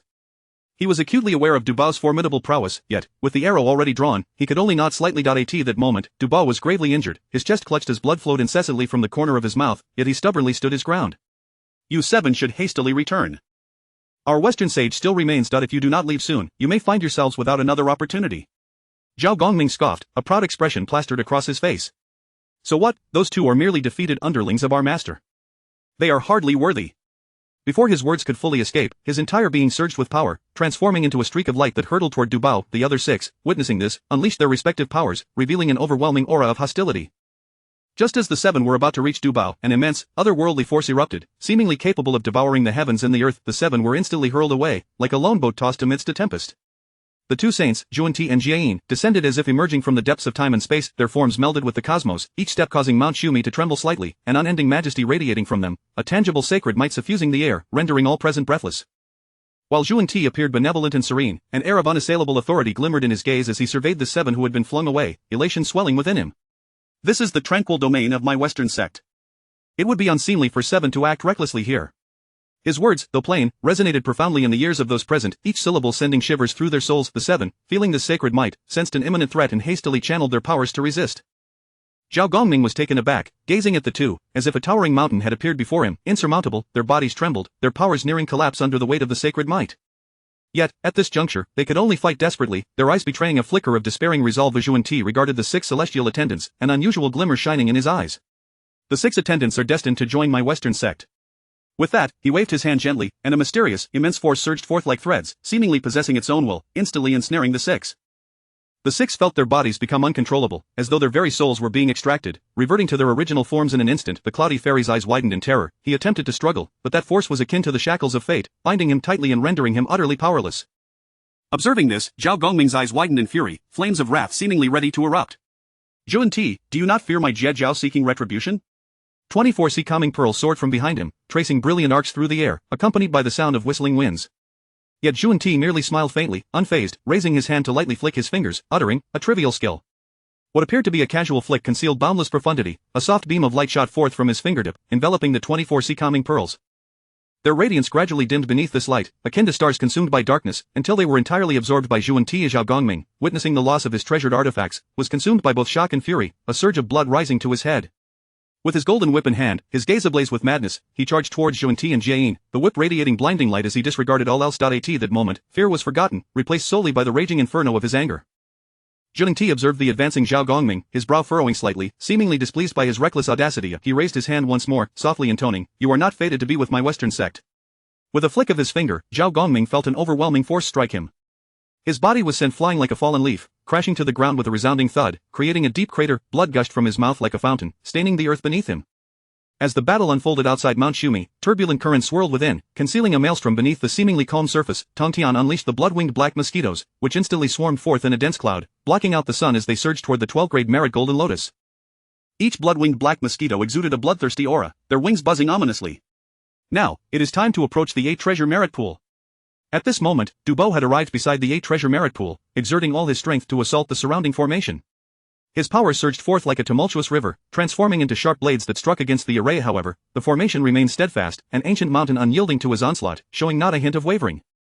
Dubao's brow furrowed deeply, beads of sweat forming on his forehead, anxiety flooding his heart. The array's resilience exceeded his expectations. If he could not break it soon, he would face dire consequences upon the return of Jiayin and Zhuan Ti.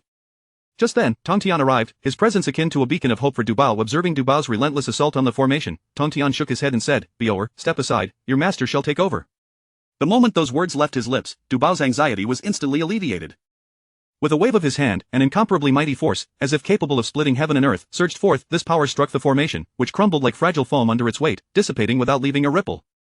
Dubao, witnessing this, wore an expression of astonishment, his eyes wide in disbelief. "Master, is this not your true form, your strength? This is but a projection of my divine powers, wielding 80% of my true strength.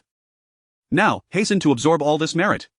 Dubao, hearing this, wasted no time and quickly settled into a meditative position. The merit within the pool transformed into streams of golden light, converging into Dubao's being.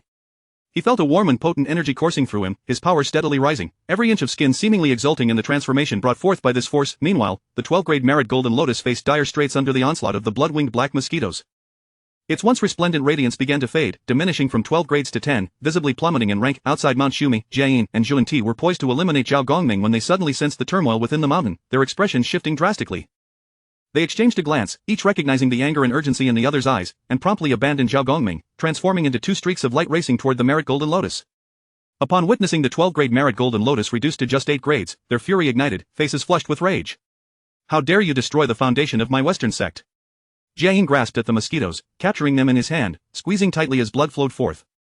After dispatching the blood-winged black mosquitoes, they realized Dubao had vanished. "Where has that scoundrel Dubao gone?" "Senior brother, remain calm, he may be healing somewhere." "This is bad, we must hurry to the 8 treasure merit pool." However, at this juncture, Dubao was on the verge of completing his task. Even if they arrived, it would merely be in vain. Chapter 31. Long-eared, shake with all your might and crush those old geezers. At this moment, after absorbing the merits from the 8 treasures merit pool, Duo Bao's aura soared, and his cultivation level reached the consummate stage of the sub-saint realm. Jiayin and Zhuan Ti were instantly consumed by rage, their expressions dark and foreboding, the previously calm countenances twisted almost into grimaces, their voices deep and rumbling like distant thunder. "Junior brother, look at the reckless disciple you've taken in. All the merits we've accumulated over the years have vanished without a trace. What shall we do about our merits? This traitor seeks to plunge our Western teachings into irretrievable ruin. I shall ensure he is cast into the abyss of the 9 netherworlds, where he will endure endless darkness and torment. Only then can my heart's hatred be assuaged and the fury of our Western teachings quelled. Tong Tian glanced at Duo Bao with satisfaction and nodded, saying, "Let it begin, Baoer." Upon hearing Tong Tian's words, Duo Bao felt a surge of fervor. He abruptly opened his eyes, a glimmer of determination flashing within, akin to a meteor streaking across the night sky. In an instant, he soared into the air, a powerful aura erupting like a cataclysmic storm, sweeping outwards from his figure with wild abandon. Wherever he passed, the very fabric of space seemed to groan in agony, winds howled, and dust and stones were sent flying. Seeing Duo Bao's actions, Jane and Zhuanti's fury ignited further, akin to a powder keg ready to explode. Zhuanti waved his hands, and the 7 treasures mysterious tree materialized in his grasp. Jane simultaneously acted, summoning 6 pristine bamboos. The 2 transformed into streaks of light, moving with unparalleled speed, arriving before Duo Bao in the blink of an eye, their imposing presence bearing down upon him like Mount Tai, intent on slaying him on the spot, sending his soul into oblivion, never to be reborn. Yet Tong Tian remained unmoved, standing calmly below, hands clasped behind his back. Just as Jane and Zhuanti were about to strike Duo Bao, they were suddenly struck by a sensation akin to being struck by lightning, a jolt coursing through them. It felt as though an invisible hand from the depths of the primordial void had seized their very souls. An overwhelming force surged into their consciousness, ruthlessly eroding their cultivation, rendering them utterly defenseless. Their faces turned ashen, veins bulging on their foreheads, beads of sweat rolling down like marbles, their eyes filled with terror. They remained suspended in the air, frozen for about 5 breaths, then fell like marionettes with their strings severed. As they plummeted, their cultivation levels cascaded down like a breached dam, the brilliance that once belonged to the saints gradually dimming, until at last, they directly fell from their saintly positions, the once great honor shattering in an instant like brittle foam. Meanwhile, the merit golden lotus within Mount Shumi began to tremble violently, petals wilting one after another. In the Jade Void Palace, the primordial supreme being suddenly opened his eyes, light flickering within, only to spit out a mouthful of blood in the next moment, a sight most alarming. The celestial clouds above his head became erratic, as if a storm were imminent, dark clouds gathering, thunder rumbling. The primordial supreme being felt an excruciating pain slithering up from the depths of his soul like a venomous serpent, viciously gnawing at his spirit, his cultivation plummeting uncontrollably from the 6th heavenly layer of the heavenly Tao Saint to the 4th. His heart was a tempest of shock and fury, as if a boulder had been cast into a tranquil lake, creating tumultuous waves.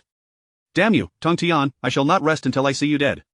Within the purple cloud palace, Hongjuan's previously serene visage turned a deep shade of iron, his eyes ablaze with fury, the entire purple cloud palace trembling under the weight of his rage. "Damn it! This is bad, Ji Chang is in peril." With that, Hongjuan immediately cast a spell, sending a surge of heavenly Dao power towards Ji Chang, preserving his life. Meanwhile, in the Bo Palace, Tong Tian's gaze became as sharp as a blade, fixed intently upon the long-eared dinging immortal. The long-eared dinging immortal was now a picture of terror, trembling uncontrollably, tears streaming down his face like a breached dam, murmuring to himself, "I do not wish for this, I do not wish for this." He clutched the 6-soul banner tightly, which quivered slightly in his shaking hands.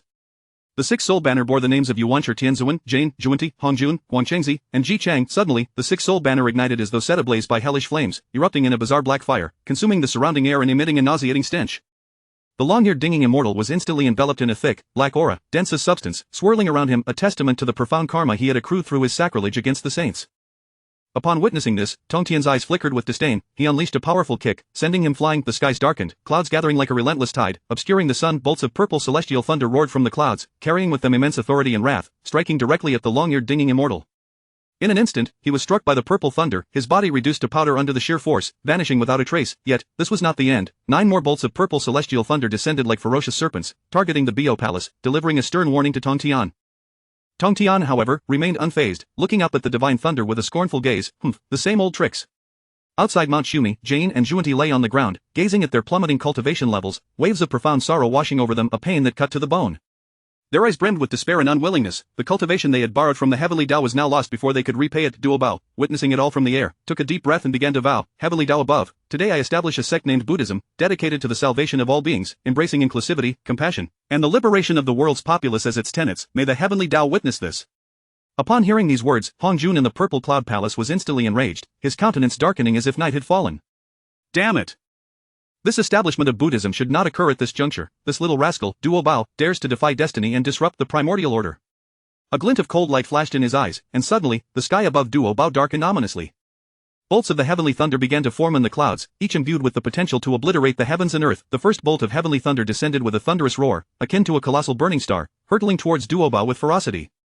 The force was cataclysmic, shaking the very world beneath it. Duo Bao felt as though an invisible mountain pressed down upon him, nearly suffocating him. He quickly summoned all his magical energy, striving to resist the terrifying thunder. Yet, the power of this heavenly thunder far exceeded his expectations. Even the first strike threatened to overwhelm him. His complexion turned as pale as a sheet, blood trickling from his mouth, his body trembling violently in midair like a leaf buffeted by a tempest. Seeing this, Tong Tian furrowed his brow and decisively summoned the Dongwang Bell. The bell expanded instantly, resembling a colossal mountain overshadowing the skies. Hovering above Duo Bao's head, the heavenly thunder crashed against the Dongwang Bell, producing a deafening sound. With the bell's protection, Duo Bao found a moment of respite, yet he knew this relief was fleeting. Sure enough, the second bolt of thunder followed, thicker and more powerful than the first, striking down upon the Dongwang Bell with relentless force. The bell flickered with uncertain light, emitting mournful wails. Ultimately, the Dongwang Bell could not withstand such terrifying might and was sent flying. At this moment, Tong Tian's avatar acted without hesitation, stepping forward. He flickered into existence before Duo Bao, a torrent of magical energy swirling around him, forming a formidable shield to block the remaining bolts of heavenly thunder. The bolts of thunder rained down upon Tong Tian, each collision echoing with a deafening roar. His body trembled under the onslaught, feeling as though his very soul was being battered by the force. This heavenly thunder is indeed extraordinary. However, under the continuous barrage, Tong Tian's magical energy began to wane. The remaining 8 bolts struck him one after another, each accompanied by a resounding crash and blinding light that rendered the heavens ablaze, illuminating the entire primordial realm in a blinding white. Amidst the ceaseless light and thunderous clamor, Tong Tian's avatar was ultimately shattered, dispersing into countless motes of light that vanished into the air. Zhao Gongming, witnessing this scene, felt his eyes welling with tears, filled with sorrow and wrath. His heart twisted in anguish, a pain so profound it rendered him nearly breathless. Master! Seeing Tong Tian scattered, Jin and Zhuanti felt a flicker of solace amidst their despair. Tong Tian, you too have your day. A glimmer of satisfaction crossed Zhuanti's eyes, albeit tinged with a sense of tragic fate. Duo Bao, heartbroken by Tong Tian's heavy injuries on his behalf, wept bitterly. He slowly descended to the ground, approaching Jin and Zhuanti. Seeing Duo Bao advance, Zhuanti's eyes flashed with hatred. Duo Bao, you treacherous traitor, what do you intend to do? Duo Bao paid no heed to Zhuanti's shouts, instead releasing the 6 immortals and the Dinghai Divine Pearl, presenting them to Zhao Gongming. Junior brother, quickly take them away. With that, Duo Bao soared towards the peak of Mount Shumi, knowing this departure might very well be forever. Chapter 32 A Glimmer of Hope. At that moment, the esteemed Duo Bao declared the establishment of Buddhism. A surge of unease jolted through Tong Tian as he instantly realized that his avatar had been obliterated by the divine thunder of the Daishinshin. With a furrowed brow, Tong Tian swiftly conjured 2 more avatars to remain at Jinao Island. His true form shot forth like a piercing bolt of lightning, cleaving through the sky towards the direction of Mount Shumi. As Duo Bao soared above Mount Shumi, his mind swirled with myriad thoughts. He clasped his hands together and vowed anew. In this moment of hope, I, the Taoist Duo Bao, shall transform from barbarian to Buddha, establishing a new doctrine named Buddhism, aimed at liberating all sentient beings, transcending distinctions, embodying compassion, and rescuing the world's populace as its tenets. May this glimmer of hope bear witness. Far away in the Zixiao Palace, Hongjuan's fury intensified, reaching a boiling point that he could no longer contain. Utterly audacious. With a mere motion, he manifested his colossal form above Mount Shumi, casting a shadow over the heavens and occupying the entire sky. With a sweeping gesture of his mighty hand, he struck at Duo Bao, tearing through space and unleashing a deafening roar. As Tong Tian raced towards the scene, he sensed the dire situation on Duo Bao's end through the glimmer of hope. Upon witnessing Hongjuan's assault on Duo Bao, a fierce blaze of anger ignited within him. Without hesitation, he materialized his own divine manifestation, confronting Hongjuan from afar. With eyes wide open in rage, he declared, "Permit it, Buddhism, arise." At the utterance of these words, Duo Bao radiated an incandescent glow, his Taoist robe gradually giving way to a pristine monk's attire. Simultaneously, the heavenly merit cascaded down like a golden waterfall, enveloping Duo Bao and forming an indomitable shield. Hongjuan's enormous hand crashed against this shield, producing a thunderous sound that sent shockwaves rippling outward, scattering the mist surrounding Mount Shumi. Hongjuan fixed his gaze upon Tong Tian, his eyes flickering with a complex blend of emotions: anger, disdain, and a deeply concealed apprehension. Tong Tian, do you comprehend the gravity of your actions? You are undermining the celestial order. His voice thundered, resonating throughout the cosmos. Hongjuan, what you uphold is naught but your own selfish desires. Duo Bao's actions are a means to liberate the beings of the wilderness. What fault lies therein? I shall support this glimmer of hope. Hongjuan, infuriated to the point of laughter, retorted, the liberation of sentient beings. Are you aware of the tumult this will unleash? The balance of the wilderness will be shattered, plunging it into chaos. How absurd! The compassion to rescue sentient beings will plunge the wilderness into chaos, yet my sect's survival will not. Truly laughable. Do you truly consider the beings of the wilderness to be fools? Seeing he could not best Tong Tian in argument, Hongjuan raised his hand to attack, but after a few breaths, his colossal hand halted midair, and his divine manifestation dissipated, swiftly followed by Tong Tian's own. In that instant, as their divine manifestations faded, Duo Bao, nourished by the heavenly merit, ascended in cultivation until he reached the late stage of the sage. The confrontation between Tong Tian and Hongjuan, coupled with Duo Bao's establishment of a new sect, echoed throughout the wilderness, instilling concern among numerous powerful beings regarding the trajectory of the wilderness. Upon landing, Duo Bao immediately flew towards Tong Tian, his eyes brimming with reverence and gratitude. He knelt before Tong Tian, tears glistening in his eyes, and exclaimed, "Thank you, master. Were it not for you, I would have surely perished today." Tong Tian regarded the kneeling Duo Bao with a sense of fulfillment, smiling as he helped him to his feet. In the future, you shall also be a sect leader. There is no need for such formalities. Alas, the authority of this glimmer of hope is still insufficient. The merit cannot elevate you to the realm of the sages. A tinge of regret filled his heart, as he had believed that Duobao's absorption of the merit from the 8 treasures pool and the descending heavenly merit would be enough to elevate him to the pinnacle of sainthood, only to find it falling short. Duobao knelt once more, bowing deeply. The Master's grace is already sufficient. The path ahead, I shall walk alone. I implore you not to take further risks on my behalf. Rise, you have established Buddhism. It cannot thrive without your own temple and followers. With that, he led Duobao towards the 3 islands of Panglai, Fangzhong, and Yingzhou. Throughout their journey, Tongtian's mind raced with thoughts, continuously calculating their next steps. Upon reaching the 3 islands, he stowed them away in his sleeve and flew towards Janeo Island. Stopping 1,000 miles from Janeo Island, he retrieved the 3 islands and, wielding the might of a sage, waved his hands, unleashing beams of light that gradually fused the islands into one. During this process, the spiritual essence of heaven and earth surged wildly. After the 3 islands coalesced, Tongtian bellowed, casting them into the sea. Henceforth, this shall be your temple. Duobao gazed upon the magnificent temple before him, tears of gratitude streaming down his face. Meanwhile, on the other side, Yuanshi Tianzuan, upon divining the fates, discovered with shock that Guangchengzi had perished, struck down as if by lightning. Guangchengzi was one of his most favored disciples, and his untimely demise was unbearable for him. With a roar directed at the heavens, his voice brimmed with fury and sorrow. His gaze became icy cold as he hastened towards Janeo Island, his momentum steadily increasing. Just as he exited Kunlun Mountain, Hongjun blocked his path. Upon seeing this, Yuanshi immediately bowed in respect. Greetings, Master Da. I beseech you to take justice for your disciple Guangchengzi, blessed with profound fortune, was slain by Tongtian with the 6-soul banner. Hongjun sighed and shook his head. Not yet. It is not the time to act against him for now. Focus on the Fengshen calamity. Master, shall we simply let this go? Guangchengzi is destined to be the future leader of my Chan sect. How can we allow him to perish so unjustly? I implore you to grant me permission to seek vengeance against Tongtian. Hongjun, already seething with rage, found his anger rekindled. Foolish child, do you possess a method to confront Tongtian right now? First, let me devise a way to tackle this glimmer of hope. Master, the Fengshen calamity is no less grim. Currently, my disciples are not a match for the Jie sect. I implore you to illuminate the path forward. Follow the plan as devised. All matters can be discussed with your senior brother. As for Zhuanti and Jiejing, I shall return to Zishao Palace for the time being. Upon hearing that Zhuanti and Jiejing would head to Zishao Palace, Yuanshi quickly grasped the implications of Duobao's recent establishment of Buddhism. Now you see, you are no match for Tongtian. Prepare for the Fengshen calamity. The momentum of the calamity cannot be altered. Yes, disciple shall heed your command. With that, Hongjun waved his hand, and countless forces of the heavenly way descended, coalescing into a new form for Guangchengzi, restoring his consciousness. Upon seeing Yuanshi, Guangchengzi immediately clung to his leg, weeping. On Janeo Island, countless disciples of the Jie sect surrounded Duobao, stirring a ripple of emotion within Tongtian. From this day forth, I shall enter seclusion. All matters of the Jie sect shall be entrusted to Yunshao. Those disciples who harbor compassion may join Duobao's Buddhism. The immortal of the dark clouds set forth to recruit Li Jing's 3rd son, while the Holy Mother of Golden Spirit ventured to Yenshan to draw an fated individual into the Jie sect. After Zhao Gongming and Bishao arranged matters within the sect, they proceeded to Chaoga to accept 2 princes as disciples. Having spoken, everyone bowed towards Bio Palace, earnestly complying with the Master's decree. Subsequently, the gates of Bio Palace closed tightly, and within, Tongtian sat in the center, suddenly manifesting 7 figures from his being, soaring towards the palace's exit. Chapter 33. At the Taoist Rentai, Neza has a faithful connection with my Jiejiao.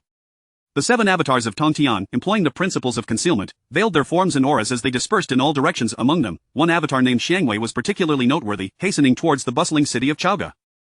With eyes deep and tranquil, Xiangwei arrived at the outskirts of Chaoga and chanced upon the 3 demons of Xuanyuan's tomb. A slight furrow of his brow revealed his thoughts. It seems that this Lady Nuwa has her own intentions.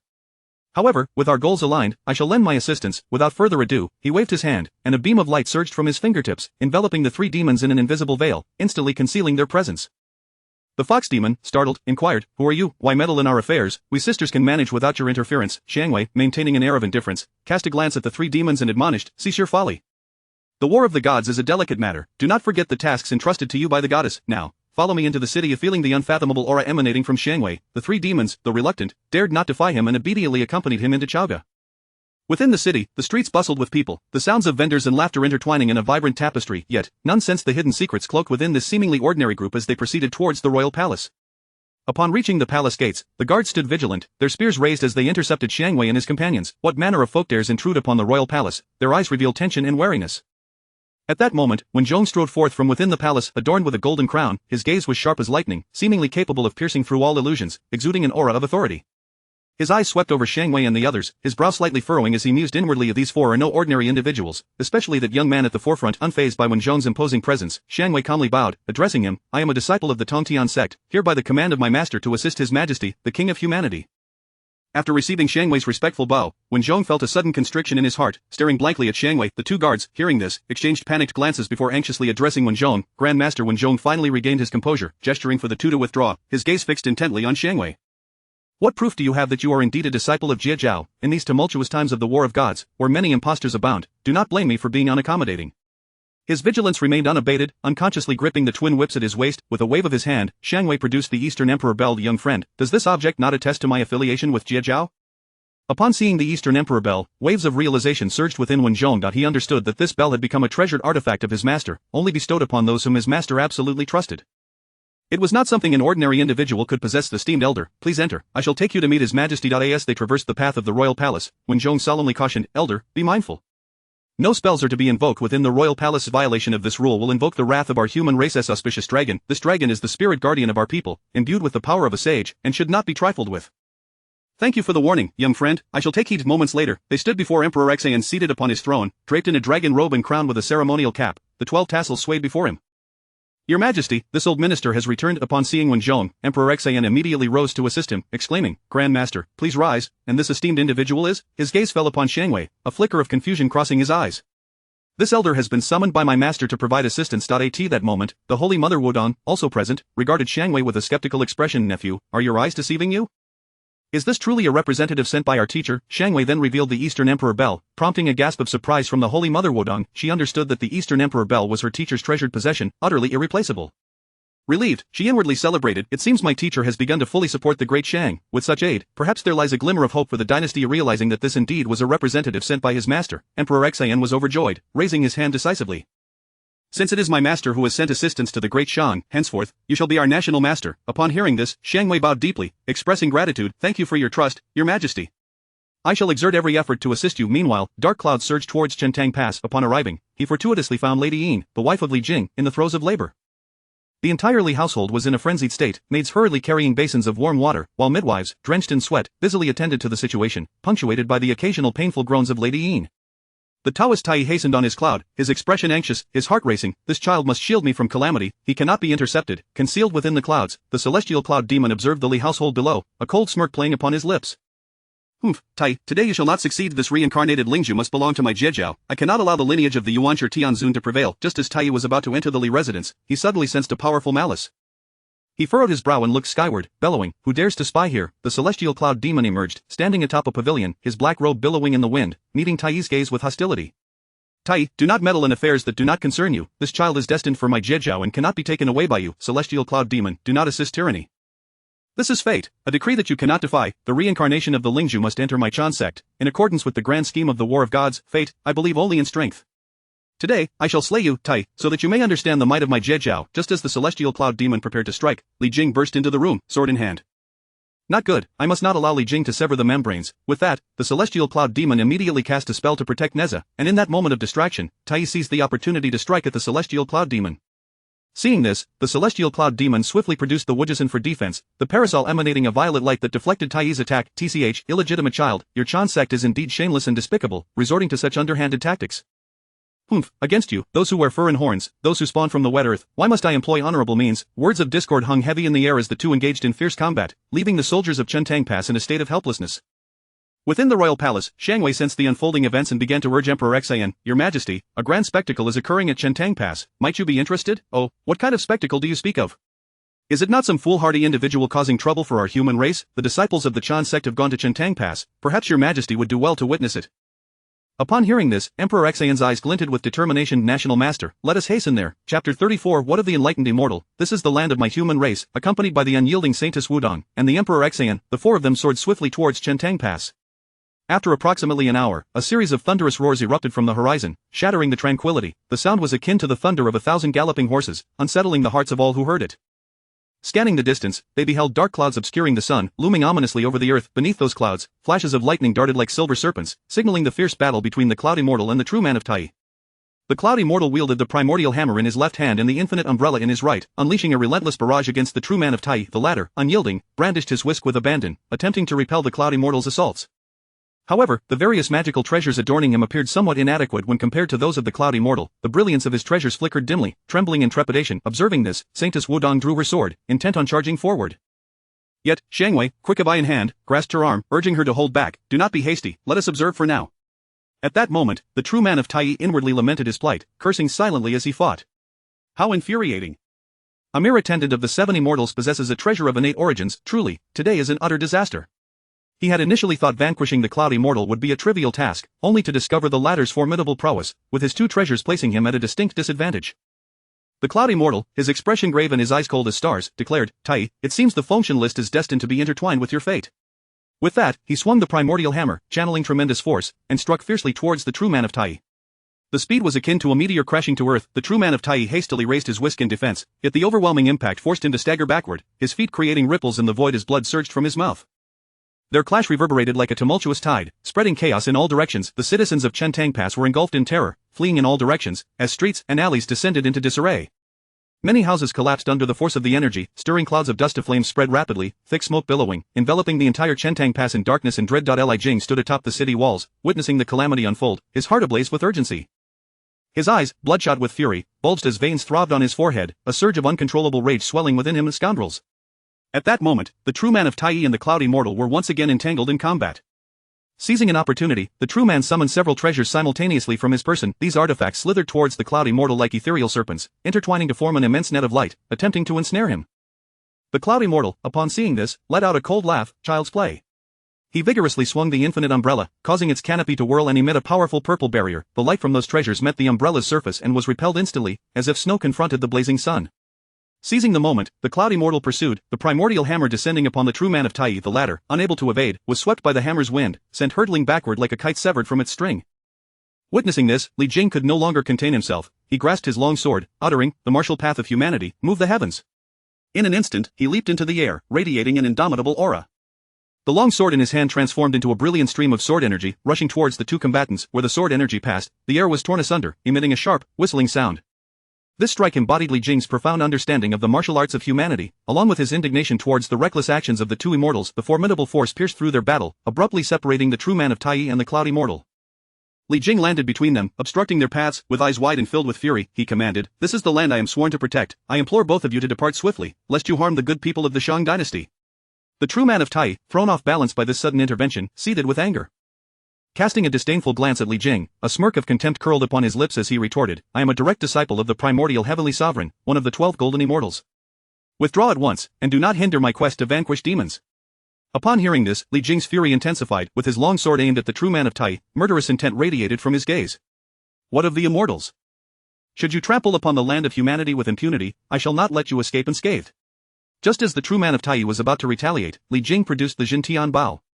The moment the bow was drawn, an overwhelming aura of human destiny erupted forth, the bowstring taut, brimming with boundless power, poised for release. Li Jing's expression was icy, akin to the frost of a harsh winter, either depart or perish. Though I do not cultivate the ways of immortality, the martial arts of humanity are no mere decorative pillow. The Cloud Immortal interjected, I am a disciple of the, and I harbor no desire to disturb the common folk.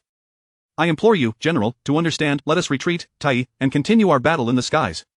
With that, he vanished in a flash, transforming into a streak of black light soaring into the heavens. The true man of Tai let out a cold snort, a flicker of reluctance in his eyes, but he too ascended into the sky. In the aerial expanse, the 2 resumed their fierce confrontation. Yet, the true man of Tai ultimately proved no match for the Cloud Immortal. As the battle wore on, his magical power dwindled, his movements growing sluggish. Within half an hour, he found himself on the defensive, sustaining multiple injuries. His robe was stained crimson with blood, each wound inflicting agonizing pain, yet he gritted his teeth and persevered. Just as the Cloud Immortal prepared to deliver the finishing blow, the true man of Tai feigned weakness, intentionally revealing a flaw. A flicker of concealed triumph flashed in his eyes, as he inwardly rejoiced, Ha, Cloud Immortal, you should concern yourself with the function list.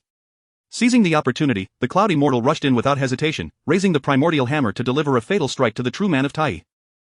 At that moment, Xiangwei's expression shifted dramatically, and he shouted, not good. Realizing the true man's intent, he inwardly lamented the dire situation. Without delay, Xiangwei summoned the Eastern Emperor Bell, directing it towards the Cloud Immortal. Meanwhile, the true man of Tai produced a peculiar talisman from his robes, distinct from the previous ones, emanating an aura of extreme danger. The power contained within it was enough to chill one to the bone. As the Cloud Immortal drew near, the true man unleashed the talisman, which erupted in blinding radiance, illuminating the entire sky. A surge of saintly power erupted from the talisman, sweeping towards the Cloud Immortal. The latter was taken aback, not anticipating such a formidable trump card from the true man. However, he reacted swiftly, hastily unfurling the infinite umbrella in full defense. With a thunderous boom, the entire sky was aglow with the unleashed power, more dazzling than the sun itself. The tremendous energy crashed against the infinite umbrella, and the Cloud Immortal felt as though he were a solitary vessel amidst a tempest, on the verge of being engulfed. Despite the protection of his innate treasure, he was still propelled backward by the overwhelming force, blood spurting from his mouth like a fountain, his fate uncertain. Witnessing this, Saintess Wudong cried out in alarm, "Junior brother!" Her voice was filled with concern and urgency. Ignoring Shang Wei's attempts to restrain her, she darted towards the Cloud Immortal. Chapter 35 Li Jing, you are the pillar of the nation. Remember your identity. The Holy Mother of Wudong hovered in midair, her gaze fiercely fixed upon the severely injured Cloud Immortal. Filled with indignation, Wudong was enraged that Tai Jinren dared to lay such a vicious hand upon her junior brother. I shall not let this go unpunished. Today, you shall surely perish. Her voice thundered like a clap of thunder across the heavens, causing the surrounding air to quiver slightly. With that, she abruptly raised the soul-cutting blade in her hand, which emitted a resonating hum. The Holy Mother of Wudong transformed into a streak of flowing light, hurtling towards Tai Jinren. Wherever she passed, the air was rent asunder, producing a sharp howling sound akin to the roar of death itself. Tai Jinren, upon witnessing Wudong charging towards him, was taken aback, his complexion draining to a ghastly white. Damn it, how did this wretched creature end up here? He dared not show any hesitation and hastily waved the whisk in his hand. The whisk, seemingly soft, became incredibly rigid under Tai Jinren's infused magic, each fine strand glinting like steel needles. The whisk was swiftly waved before him, forming a barrier that appeared almost tangible, emanating a faint glow, barely withstanding the onslaught of the Holy Mother of Wudong. Wudong, my junior sister, do not act impulsively, this is all a misunderstanding. Li Jing's 3 sons have a connection with me. It was Cloud Immortal who forcibly took my disciple. Tai Jinren attempted to persuade the Holy Mother, his voice tinged with a hint of panic and urgency. Meanwhile, nestled beside Cloud Immortal, upon witnessing his wretched state, bloodied and barely clinging to life like a flickering candle in the wind, he lamented, this brat is still too inexperienced. He quickly retrieved a 9-turn Great Restoration pill from his bosom, gently propping up Cloud Immortal and cautiously administering the elixir to him. At this moment, when Zhong, astride the Ink Qilin, majestically accompanied Emperor Xian to Li Jing's residence. Li Jing, upon catching sight of Emperor Xian, promptly knelt in reverence, his expression one of utmost respect. This humble general, Li Jing, stationed at Chentang Pass, pays homage to your majesty. His voice boomed, resonating in the air, imbued with deep respect for the emperor. Emperor Xian raised his hand slightly. General Li, please rise, let us observe the clash between my teacher and the celestial immortal together. Thereafter, he turned his gaze towards the fierce battle between the Holy Mother of Wudong and Tai Jinren, while Li Jing also looked up to the sky. The soul-cutting blade of Wudong struck fiercely against Tai Jinren's whisk, and in that moment, it felt as though time had momentarily frozen. Immediately afterward, an ear-splitting roar erupted. This sound reverberated across the skies of Chentang Pass, causing the townsfolk to cover their ears in terror. Before their eyes, the whisk, under the immense power of the soul-cutting blade, was cleaved in twain, its severed remnants scattering in all directions. Tai Jinren's complexion shifted dramatically, a flicker of despair flashing in his eyes. It's over, the Holy Mother of Wudong is indeed formidable. If this continues, I shall surely meet my end here. He was acutely aware of the perilous situation he was in, and without further hesitation, he promptly shattered the teleportation talisman left for him by the Primordial Heavenly Venerable. A blinding light flashed, and Tai Jinren instantly vanished without a trace, leaving only a faint ripple in the fabric of space. The Holy Mother of Wudong glared at the spot where Tai Jinren had disappeared, cursing, that scoundrel, fleeing so swiftly. With that, she sheathed the soul-cutting blade and soared towards Cloud Immortal. At this moment, after consuming the 9-turn Great Restoration pill, Cloud Immortal had regained some strength. He slowly opened his eyes and, upon seeing Wudong approaching, managed to muster a faint smile. Junior brother, are you well? Sister, I am fine, thanks to this senior. Otherwise, I would have perished here. As he spoke, he bowed deeply to the one beside him, expressing his gratitude. Thank you, senior. Subsequently, Cloud Immortal moved closer to Li Jing. This humble monk has received the command of the heavenly saint to accept Neza as my disciple among the 3 generations of the. Upon hearing this, Li Jing instinctively glanced at Emperor Xian, unsure how to respond. General Li, this matter pertains to your household. It is not within my purview, you may decide for yourself. Li Jing pondered for a moment, then turned to Cloud Immortal. Then I am grateful to the Taoist, however, my 3rd son, General, you need not worry. Neza is the reincarnation of the spiritual pearl and is not a demon, the outer layer is merely the amniotic sac. He has likely absorbed it completely by now. Li Jing's heart leaped with joy upon hearing this, a tremendous weight lifting from his chest. Taoist, is this truly the case? Indeed, it is true. Meanwhile, in the room, upon hearing of Emperor Xian's arrival, Lady Yin hurriedly cradled Neza, intending to rise and pay her respects. Upon seeing her, Emperor Xian quickly instructed someone to assist her back to bed. My lady has just given birth and is unwell, there is no need for excessive formality. Thank you, your majesty. As they returned to the room, upon hearing that Cloud Immortal wished to take Neza as a disciple, Lady Yin first felt a pang of sorrow, soon followed by a flicker of joy.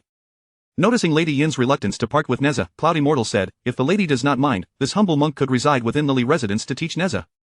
Li Jing and Lady Yin, upon hearing this, immediately expressed their delight and agreed wholeheartedly. Li Jing gazed at the chubby Neza before him, and fatherly affection overflowed. He lifted Neza, his eyes filled with tenderness, gently pinching Neza's cheek. My son, you must diligently follow your teacher and learn well.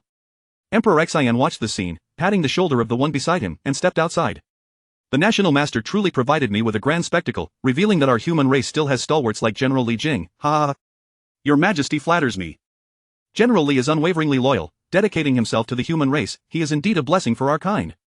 Before departing, Emperor Xian gazed into the distance, with Li Jing standing respectfully beside him. Emperor Xian's expression turned solemn, a hint of authority gleaming in his eyes. General Li, as a human, you must never commit acts of treachery against our kind. I say this once. You must ponder it carefully. Upon hearing this, Li Jing's heart sank, and he hastily knelt. Your Majesty, rest assured, I am wholeheartedly devoted to the human race and to the Deshang. I harbor no ulterior motives. Yet when he lifted his head, Emperor Xian, Wudong, and Wen Zhong had already soared away, leaving only a faint trace of mist in their wake.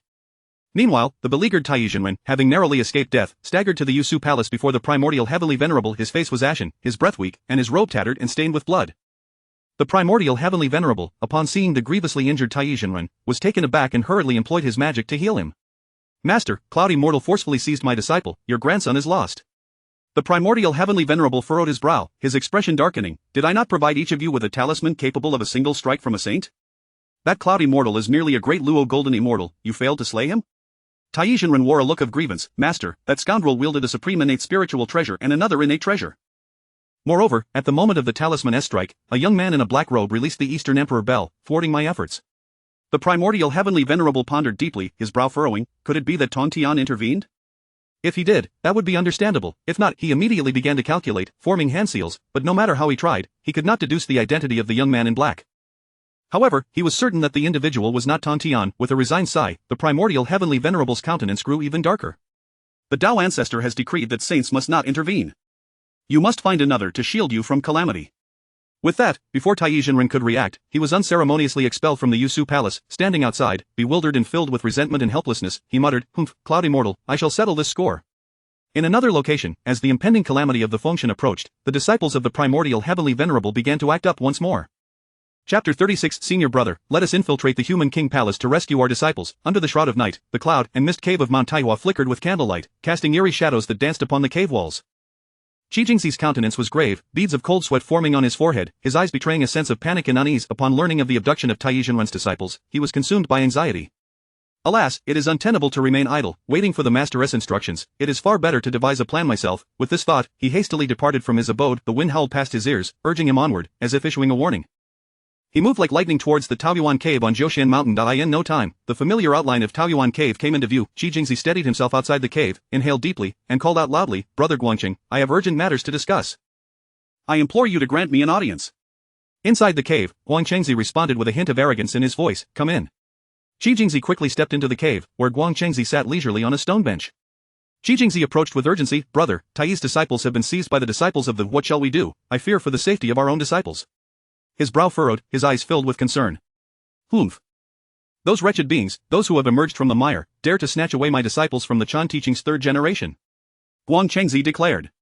"Indeed, brother, we must act swiftly. The Fengshen calamity has shifted, and our disciples may also fall prey to those beasts. It would be wise to take the initiative and infiltrate the Human King Palace to rescue them." However, Guangqingzi remained composed, waving his hand dismissively. "There is no need for alarm, everything is under the Master's guidance. What are you so afraid of?" Qi Jingxi felt a surge of frustration within, sighing repeatedly. "Ah, the Master's guidance, who does not know that in the Master's eyes, you are his only beloved disciple? Even though we are 12 golden immortals, our fates are of no concern to him." Gritting his teeth, he continued to press, "Brother, consider this, while the Master may assist us, we cannot rely on him for everything. If you can manage this matter independently, the Master will surely regard you with newfound respect." Guangqingzi, upon hearing this, furrowed his brow, lost in contemplation. There is merit in his words. If I can resolve this issue through my own efforts, perhaps I can indeed demonstrate my capabilities to the Master, thus increasing my chances of succeeding him in leading the Chan teaching. After a moment, he spoke slowly, "You make a fair point, my junior." Seeing Guangqingzi wavering, Qi Jingxi seized the opportunity. "Yes, brother, think of it, you are the eldest disciple that if you can successfully handle this, your future will be boundless." Guangqingzi nodded but then showed signs of hesitation. "Yet, my disciples, Yin Zhao and your disciple, Yin Hong, are within the Human King Palace, which is protected by the auspicious Dragon of Fate. What can we possibly do?" Qi Jingxi's lips curled into a slight smile, as if he had anticipated this moment. He produced a talisman radiating a holy aura. "Brother, have you forgotten? The Master provided each of us with a talisman that conceals our forms and auras, rendering us undetectable to all but saints for half an hour." A flicker of surprise crossed Guangqingzi's eyes. This is indeed true. The Dragon of Fate, though possessing saintly cultivation, is ultimately a manifestation of condensed fortune, a talisman of auspiciousness. Junior, let us proceed. Qi Jingzi felt a surge of elation, as if 1,000 steeds galloped within him. His fears were justified. Without someone to shield him from calamity, he would surely perish. If he were to venture alone into the human king palace and be discovered by the human race, even Yuanzhi Tianzuan might struggle to withstand their pressure. However, with Guang Chengxi's involvement, Yuanzhi Tianzuan would have no choice but to confront the humans. This was the very reason why 4 of the 12 golden immortals defected to the Western Church after the Fengshan calamity, a truth Qi Jingzi was well aware of. The two then soared towards Chaga City. As they flew, the fierce winds howled around them, yet their urgency remained undiminished. After half a day, they arrived near Chaga City, the sun now at its zenith. Qi Jingzi was about to activate the talisman to enter the city when Guang Chengxi halted him. What is it, brother? We should hasten to rescue our disciples. Qi Jingzi urged. Guang Chengxi's expression turned grave, his demeanor still proud and unperturbed. Junior, it is still daylight. If we go now and something goes awry, we will have difficulty justifying our actions to the humans. We shall wait until nightfall, strike swiftly, and should any trouble arise, they will not be able to trace it back to us. Though Qi Jingzi was anxious, he understood Guang Chengxi's concerns and bowed his head. I see. I was too hasty, please forgive me, brother. With that, they sought a concealed spot to await the fall of night. Qi Jingzi felt restless, glancing frequently toward the direction of Chaga City. Guang Chengxi, however, closed his eyes to meditate, seemingly unconcerned, a testament to the courage bestowed upon him by Yuanzhi Tianzian. As the twilight faded and darkness enveloped the land, night finally descended. Guang Chengxi and Qi Jingzi exchanged resolute glances, determination gleaming in their eyes. They retrieved the talismans given by Yuanzhi Tianzuan, chanting incantations as the talismans glimmered with white light, concealing their forms in auras. Cautiously, they advanced toward the human king palace in Chaga City. Within the city, torches flickered, and patrolling soldiers moved about, yet, under the influence of the talismans, they traversed the surroundings like phantoms, unnoticed by any. Brother, do you know the direction of the human king palace? Wandering aimlessly, we will inevitably be discovered when the time comes, Qi Jingzi remarked. Guang Chengxi, displeased by this comment, retorted, Junior, have you lost your wits? The grandest structure lies in the direction of the human king palace. We must enter first. But even if we enter the palace, how shall we locate Yin Jiao and Yin Hong? Fear not, the master previously gifted me a compass, a low-grade innate spiritual treasure that can guide us to those fated to cross paths with us. We simply need to follow the compass's direction. Truly, brother, you are favored by the master, I can only gaze in envy. Guang Chengxi said nothing further, casting a spell to produce a compass, stealthily moving forward. Inside a side hall of the human king palace, Xiang Wei opened her eyes, glaring at the sneaky Guang Chengxi and Qi Jingzi. As expected of the disciples of the second brother, their furtive demeanor truly mirrors his. TSK, how utterly dull, I might as well add a touch of drama. With that, as the two entered the heart of the human king palace, she waved her hand, exposing their presence without them realizing it, as they continued to search for the chambers of Yin Jiao and Yin Hong. Chapter 37. This is the humiliation of my human race, seize them for me. Qi Jingzi furrowed his brow, trailing behind Guang Chengxi, and spoke in a hushed tone, a barely perceptible tremor lacing his words. Brother, if we cannot find those two, a great calamity may befall us. Guang Chengxi's expression mirrored his gravity, his keen gaze scanning the surroundings like that of a vigilant hawk. Do not panic. They must be nearby, let us search once more. Suddenly, a deafening dragon roar erupted from within the human king palace. The sound reverberated as if it pierced through the depths of the abyss, akin to a primordial beast breaking free from millennia of confinement, bellowing fiercely across the heavens and the earth. Qi Jingzi felt his heart constrict violently, as if gripped by an unseen hand. Instinctively, he reached out, clutching Guang Chengxi's garment as though he were a drowning man grasping for a lifeline, his complexion turning ashen, his voice trembling. Brother, have we been discovered? What shall we do? Guang Chengxi's brow furrowed, a flicker of irritation crossing his features as he cast a glance of exasperation at Qi Jingzi, yet, he too clenched the compass tightly, striving to steady both his own and his disciples' emotions. What is there to fear? This is a talisman crafted by our master, how could it be so easily detected? There are no saints here, so there is no need for such alarm. Upon hearing Guang Chengxi's words, Qi Jingzi let out a long breath, though the unease that clung to his heart persisted like a parasitic worm, refusing to be shaken off. However, the dragon's roar was no mere figment of Qi Jingzi's imagination. At the very center of the human king palace, brilliance surged forth. A golden dragon, radiant with dazzling light, soared into the sky, illuminating the entire palace. Its colossal eyes, akin to twin blazing suns, emitted an aura of majesty, fixating on Guang Chengxi and Qi Jingzi with boundless wrath and authority. This is the human king palace. You two truly possess audacity. Upon witnessing this, Guang Chengxi and Qi Jingzi's faces blanched, resembling sheets of paper. They exchanged a glance, both recognizing the fear and resolve reflected in each other's eyes. Without hesitation, they soared into the air, racing towards the outskirts of Chaga City. Their speed was unparalleled, their forms transforming into streaks of light, trailing elongated shadows behind them. As they passed, the air was rent asunder, producing a sharp, whistling sound. This sudden upheaval plunged the entire palace into a state of heightened tension. Wudong Saint Mother, Wen Zhong, and other profoundly skilled human cultivators sensed the unusual disturbance from the heavens, their expressions tightening as they swiftly made their way towards the human king palace. The palace guards, armed and resolute, echoed their footsteps upon the stone pathways as they pursued Guang Chengxi and Qi Jingzi. As Guang Chengxi and Qi Jingzi glanced back mid-flight, they noted that the auspicious dragon did not pursue them. Rather, a throng of lowly cultivators and soldiers trailed behind in relentless pursuit. Only then did they breathe a sigh of relief, with Qi Jingzi wiping the cold sweat from his brow, his garments thoroughly dampened. Brother, we must hasten. If we delay, we will surely be captured by these human soldiers. At that point, we shall become prisoners, doomed to eternal despair. Our Chanjiao will be the laughingstock of the primordial world. Guang Qingzi nodded, veins bulging on his forehead as he poured every ounce of energy into his flight, his robes billowing in the wind. Yet, just as they prepared to flee with all their might, the sky ahead suddenly darkened. Upon closer inspection, they discovered that the auspicious dragon had inexplicably appeared before them, blocking their path. Its gargantuan form loomed in the heavens, emanating an oppressive aura that was suffocating. A profound sense of crisis engulfed Guang Qingzi and Qi Jingzi, unlike anything they had ever experienced. Qi Jingzi gritted his teeth, determination flickering in his eyes, akin to a gambler wagering everything. He abruptly produced the yin-yang mirror from his bosom, its black and white halos swirling incessantly. Guang Qingzi, not daring to slacken, swiftly summoned the turning sky seal. With a mighty shout, Qi Jingzi directed the yin-yang mirror towards the auspicious dragon. A beam of light shot forth from the mirror, slicing through the air and hurtling towards the golden dragon. However, the auspicious dragon exhibited no reaction. It remained majestically suspended in place, coldly observing them, its gaze akin to that of a contemptuous observer regarding two insignificant ants. Noticing this, Guang Qingzi's brow furrowed deeply.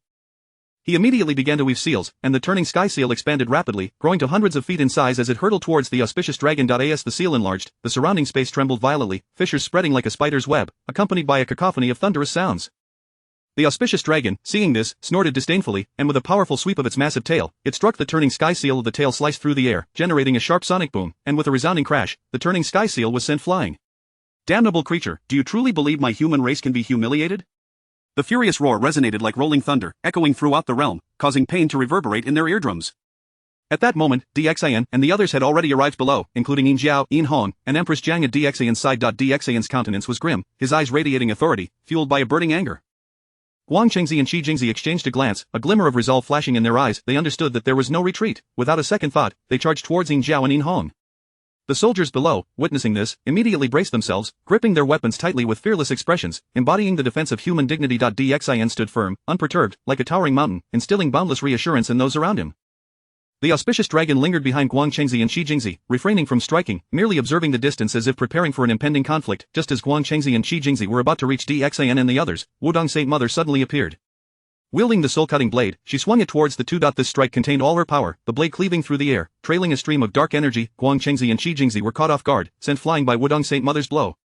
They tumbled through the air for several dozen feet before regaining their balance, a trickle of blood escaping their lips. Qi Jingzi gazed at Wudong Saint Mother in terror, then turned to Guang Qingzi, his eyes brimming with urgency. Brother, what shall we do? With the auspicious dragon ahead and Wudong Saint Mother behind, we are trapped in a dire predicament. Guang Qingzi's brow furrowed, a flicker of struggle passing through his eyes. He knew their situation was perilous beyond measure. There was no choice but to invoke their master, hoping they would hold him in reverence. Just as Guang Qingzi was about to call out to Yuanshi Tianzun, the auspicious dragon suddenly unleashed a formidable aura. This force descended from the heavens like an invisible mountain, bearing down with immense power. Guang Qingzi and Qi Jingzi felt as if the very world was collapsing around them, their bodies colliding with the ground, producing a dull thud and raising a cloud of dust. They felt as though their bones were being crushed, every inch of their skin radiating excruciating pain. Blood spurted from their mouths, pooling on the ground, while their cultivation was entirely sealed by the auspicious dragon, rendering them powerless like puppets drained of strength. Seeing this, DXIN raised his arm and commanded, "Seize these two. The human king palace is not a place to enter at will. This is a humiliation for my human race." At his command, all human cultivators, led by Wen Zhong, surged towards Guang Qingzi and Qi Jingzi. A look of despair filled Guang Qingzi and Qi Jingzi's eyes as they struggled to resist but found themselves utterly helpless. Just as the throng was about to capture them, a surge of divine might suddenly descended from the sky. This holy power shone like a blazing sun, wielding the force to annihilate the heavens and the earth, instantly suppressing all human beings present, save for DXIN and Empress Jiang. The reason DXIN and Empress Jiang were not subdued was that they were imbued with the essence of human fortune. As the divine might dissipated, Yuanshi Tianzun appeared in the human king palace, brandishing the Pango banner. Upon seeing Yuanshi Tianzun's arrival, DXIN's inner fury ignited even more fiercely. He could not fathom that the human king palace could be so easily infiltrated. It was an immense humiliation for him and his race, trampling upon his dignity. Yuanshi Tianzun regarded Wudong Saint Mother standing beside DXIN, his expression darkening with discontent and authority. "You dare, to see a saint and not pay your respects is worthy of punishment." With that, he waved the Pango banner. A surge of chaotic sword energy erupted from the banner, lunging menacingly towards Wudong Saint Mother. Sensing the imminent threat, Wudong Saint Mother felt a chill run through her. She understood she was no match for Yuanshi Tianzun, but retreat was not an option. A flicker of resolve ignited within her eyes, fueled by the determination to protect her disciples and honor Tongtian's trust. She resolved to sacrifice everything, fighting for even a glimmer of hope to seize a chance for DXIN. Instantly, she ignited all her cultivation, radiating brilliant light, her soul-cutting blade shining intensely. With a mighty shout, Wudong positioned the soul-cutting blade before her, standing resolutely in front of Dxin. Chapter 38 depicts the moment when the 9 tripod cauldrons were transported to Kunlun Mountain, as the sovereign resolved to lead a personal expedition against it. Just as the chaotic sword energy of the Primordial One was about to strike Wudong, the protective divine light of the Eastern Emperor Bel and the Dragon of Destiny instantly shielded Wudong. Dxin, standing in the rear, clenched his fist so tightly that his knuckles turned white, his eyes shimmering with a blend of fury and resoluteness. Although he was the king of men, ruling over humanity, he profoundly felt his own insignificance and impotence in the face of the disputes between saints and celestial beings, akin to a mere grain of sand in the vast ocean. Nevertheless, the conviction to defend the dignity of humanity within him burned like an eternal flame, fiercely igniting in his chest. The teachings of the Chan school were exceedingly arrogant. If justice were not served today, how could humanity claim to be human? Dxin roared inwardly, his gaze fixed like a bolt of lightning on the Primordial One. Xiang Wei and Tong Tian appeared, slowly approaching Dxin without uttering a word. The Primordial One, upon witnessing this, furrowed his brow, a flicker of cold malice flashing in his eyes. He harbored deep resentment towards Dxin and his companions. Had it not been for them, the great immortal Tai would not have faced such an unopposed calamity. Thus, his murderous intent surged within him like a flood breaking through a dam. Humph, mere ants, daring to thwart my plans, today shall be your demise. Primordial One, do not speak so boldly. Have you forgotten the matter of your own impending demise? The Primordial One snorted coldly in his heart, a powerful killing intent emanating from him, creating an oppressive atmosphere that spread around as if it were a tangible force, making the air itself heavy and frigid. Tong Tian, are you certain you wish to involve yourself? Do you think I need to take action against you? You overestimate your own significance. After this, the Primordial One resolved to show no mercy, intending to eliminate Xiang Wei and Wudong directly to prevent future troubles, teaching these ignorant individuals a lesson for opposing the Chan school. Just as he was about to act, the Dragon of Destiny swung its massive, agile tail, its colossal form blocking the path between Dxin and Xiang Wei. Primordial One, you despicable wretch, cease your arrogance. Do you truly believe I do not exist? The Dragon of Destiny opened its gaping maw and roared, its voice reverberating like rolling thunder, shaking the heavens and earth, causing the entire sky to tremble with its fury. The Primordial One's complexion shifted slightly, a hint of anger flashing in his eyes. However, as a saint, he possessed a supreme status and unfathomable powers, rendering him unafraid of the Dragon of Destiny. Humph, you beast, oblivious to your own mortality. Today, I shall deal with you as well, so you understand the cost of opposing the Chan school. The Primordial One soared into the air, his aura erupting like a volcano, radiating a powerful sacred might. Little mudfish, let us battle in the skies. The voice of the Primordial One thundered like a divine bolt, resonating with boundless authority and provocation throughout the cosmos. The Dragon of Destiny remained undaunted, its form vanishing from sight in an instant, leaving behind only a fleeting shadow. The next moment, it reappeared before the Primordial One, its gigantic maw opening to unleash a torrent of dragon breath directed at him.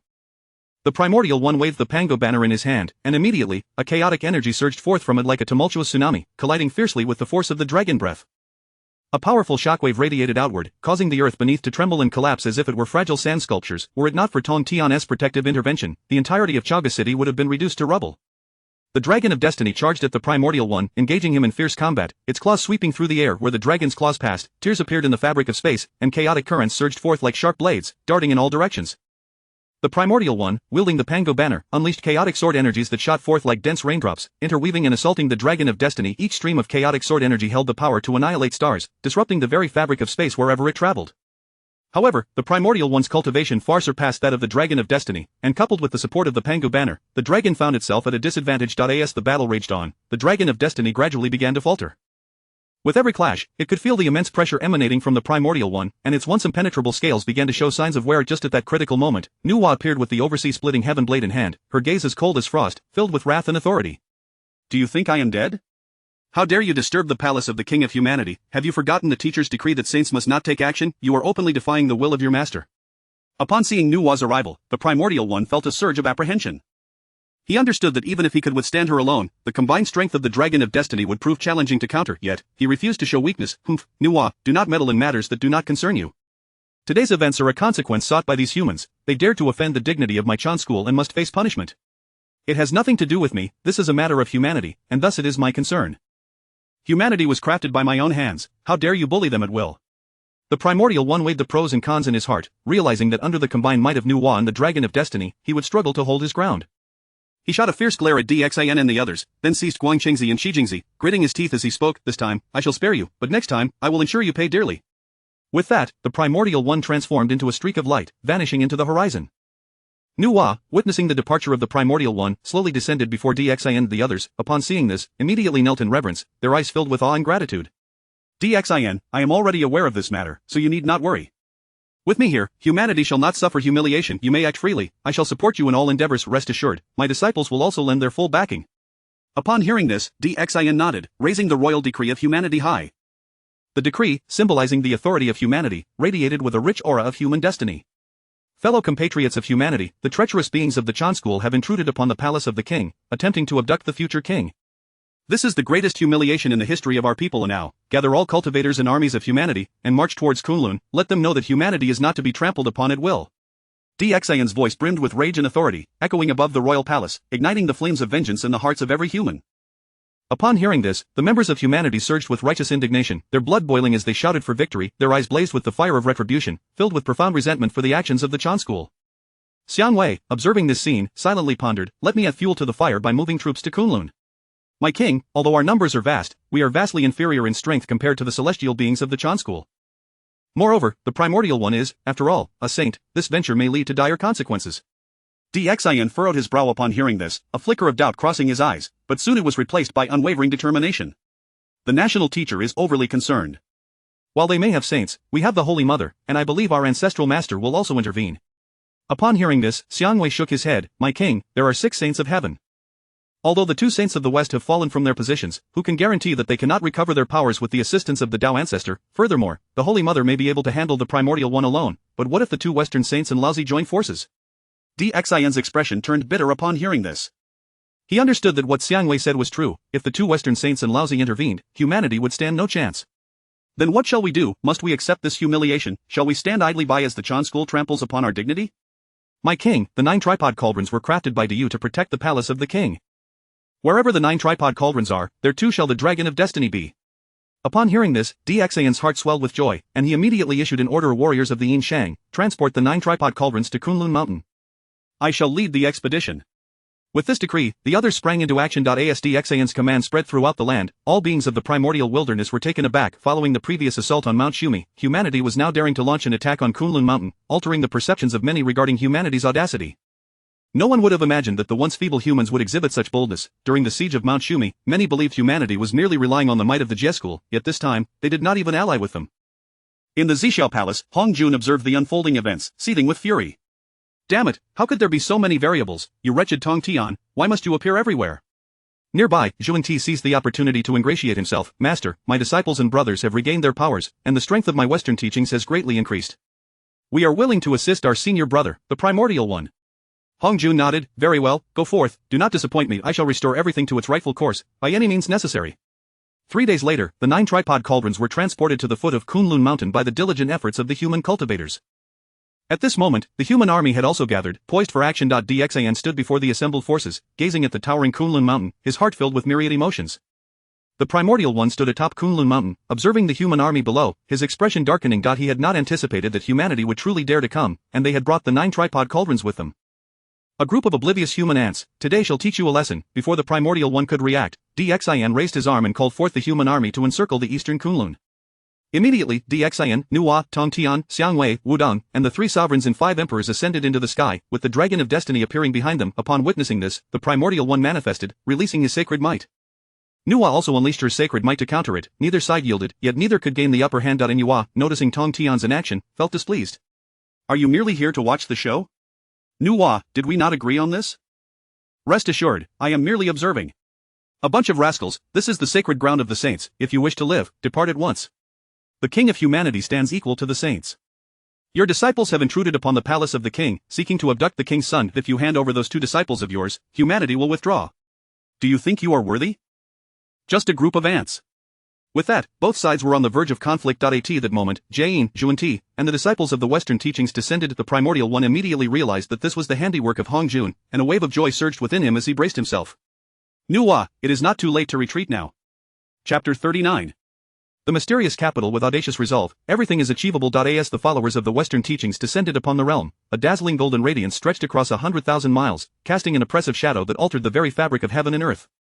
The onlookers were left utterly astounded, their astonishment palpable. A fleeting shadow crossed Nuwa's eyes as she pondered, these 2 bald men have astonishingly regained their powers. How infuriating. In contrast, the figures of Zhuan Ti and Jiayin wore expressions of calm indifference, directly unleashing their formidable presence. Their divine might surged forth like a relentless tidal wave, crashing and rolling outward in ceaseless waves. In an instant, the majority of the human soldiers and cultivators appeared as if crushed beneath an invisible mountain, collapsing to the ground, utterly unable to rise. Expressions of agony marred their faces, their bodies quaking under the immense pressure, some even bleeding from their orifices, creating a scene reminiscent of a hellish nightmare. A dragon of fortune coiled around Nuwa, emitting furious roars, its power intertwining with hers, resisting the onslaught of divine might. Upon witnessing this, Yuanshi Tianzun released his own aura, seeking to outshine Nuwa and her companions in a display of might. With his intervention, the balance of power shifted instantaneously. Nuwa's side found itself at a distinct disadvantage, the oppressive force intensifying, leaving her feeling acutely anxious, as if pricked by 1,000 needles. The human race disrespects the saints and dares to besiege my Kunlun mountain. Sister Nuwa, do you not owe this poor Taoist an explanation? His voice reverberated across the heavens, laden with inexorable authority. Though you are a saint, you cannot shield your disciples from accountability. Your disciples from the Chan sect have intruded upon my royal palace, seeking to abduct my son. Should this not be pursued? Xian's heart brimmed with indignation towards the misdeeds of the Chan sect disciples. He understood that retreat was not an option, even in the face of a saint, for it involved his dignity and that of the human race. Yuanshi Tianzun's face darkened with displeasure. Since you refuse to apologize or offer compensation, then you shall remain here. A glimmer of murderous intent flashed in his eyes, and his heart turned toward violence. Just as Yuanshi, Jane, and Junti prepared to take action, the atmosphere around Kunlun Mountain suddenly grew ominous. An eerie chill and malevolent energy began to permeate from all directions, shaking the very earth. Suddenly, the ground fissured, and from it surged forth tens of thousands of spectral soldiers, clad in black armor and wielding glinting weapons. These wraiths exuded an aura of death. Following them, thousands of robust figures from the Witch Clan streamed forth, their muscles rippling, eyes gleaming with primal ferocity. At the forefront stood the formidable Wu Jiufeng and Xing Tian, their presence both awe-inspiring and terrifying. Upon witnessing this, Yuanshi Tianzun and the others immediately heightened their vigilance, their hearts filled with astonishment. What business do the Witch Clan have here? Have they the audacity to intervene? And truly, they are brazen. Do they fear not the annihilation of their race at the hands of their master, or has Nuwa offered them some alluring benefit? Moments later, the goddess of the earth, Ho-Tu, manifested beside Nuwa, her form surrounded by the subtle glow of the 6 paths of reincarnation. Observing this, Yuanshi Tianzun erupted in anger. Ho-Tu, how dare you? Instead of guarding your underworld, what brings you here? Do not forget the Tao ancestors' decree. You are to remain in the underworld. Yuanshi Tianzun was utterly unprepared for Ho-Tu's sudden appearance, which disrupted his plans entirely. In response, Ho-Tu immediately harnessed the power of the 6 paths of reincarnation. Instantly, the winds shifted, clouds darkened, and the sky turned as oppressive as the night, suffocating the breath of all present. A howling gale swept across the land, delivering a severe warning to Yuanshi and the Western teachings. In my dealings, I require no pointers from you. I embody the 6 paths of reincarnation, having contributed to the primordial chaos. Why should I not emerge from the underworld? If you fail to provide an explanation for the human race today, I vow that my underworld shall not relent. What concern is the human race to you, Ho-Tu? You overstep your bounds. Our Witch Clan has always maintained amicable relations with the human race. Their matters are our own. Your disciples from the Chan sect are guilty of grievous acts, yet you choose to shield them. Today, I shall demand justice. Realizing the precariousness of the situation, Yuanshi Tianzun quickly sent a message to Laozi, elder brother, Kunlun Mountain is in peril. I implore you to lend your hand and subdue the intruders. At the foot of Shaoyang Mountain, Laozi sat leisurely, sipping tea, disregarding Yuanshi's plea for help. Beside him, Shan Xing took a sip of his own tea and remarked, does not the esteemed Laozi care to assist your younger brother? Would that not be rather heartless? Laozi cast a sidelong glance at Shan Xing. With you here, how could I go? Moreover, I have no desire to intervene, let events unfold as they will. Shan Xing erupted in hearty laughter. Laozi, you are a saint supreme, how many can truly contend with you in the primordial chaos? As the foremost disciple of the Tao ancestor, should you not endeavor to steer this calamity back on course? Laozi frowned slightly. The Tao is vast, and the celestial mechanics intricate. Perhaps there remains a glimmer of hope for the Shang merchant clan, does there not? Or do you doubt your own capabilities? Above all, the path of the unfeeling is also one of emotion. Ho-Tu, by nature, is unyielding. The path of the unfeeling does not suit him. This calamity may well lead him to discover his own path. Meanwhile, the atmosphere at Kunlun Mountain reached a breaking point, both sides remaining entrenched, unwilling to yield. Yuanshi Tianzun, seeing that Laozi remained unresponsive, resorted to threats. Thus, I have no desire for conflict. Nuwa, have you contemplated this? The human army cannot withstand our 2 sex disciples. Should they clash, the underworld shall once again be inundated with chaos. Nuwa seethed with fury, acutely aware that Yuanshi Tianzun's words held truth. Under the bolstered influence of Hongjun, the Western sect now boasted 4 quasi-saints. Though cultivators are forbidden from harming mortals, the human army had initiated the assault on Kunlun Mountain. Thus, even if both sects annihilated the human forces, it would merely be self-defense. Just as both sides prepared for war, an unforeseen change erupted. A thick, acrid scent of blood permeated the air, so potent it felt almost tangible, inducing a wave of nausea among the gathered. Suddenly, a blood-red mist filled the sky, within which shadowy figures flickered ominously. Chapter 40 of the Path of the Underworld. I am willing to be the lord of the Azura Path. The crimson mist rolled and surged through the air, its acrid scent of blood tangible, assaulting the senses of every onlooker. After a considerable time, the sanguine fog gradually dissipated. At the forefront stood the figure clad in a scarlet robe, old ancestor Mingi, his posture erect, reminiscent of a towering mountain, exuding an invisible sense of oppression.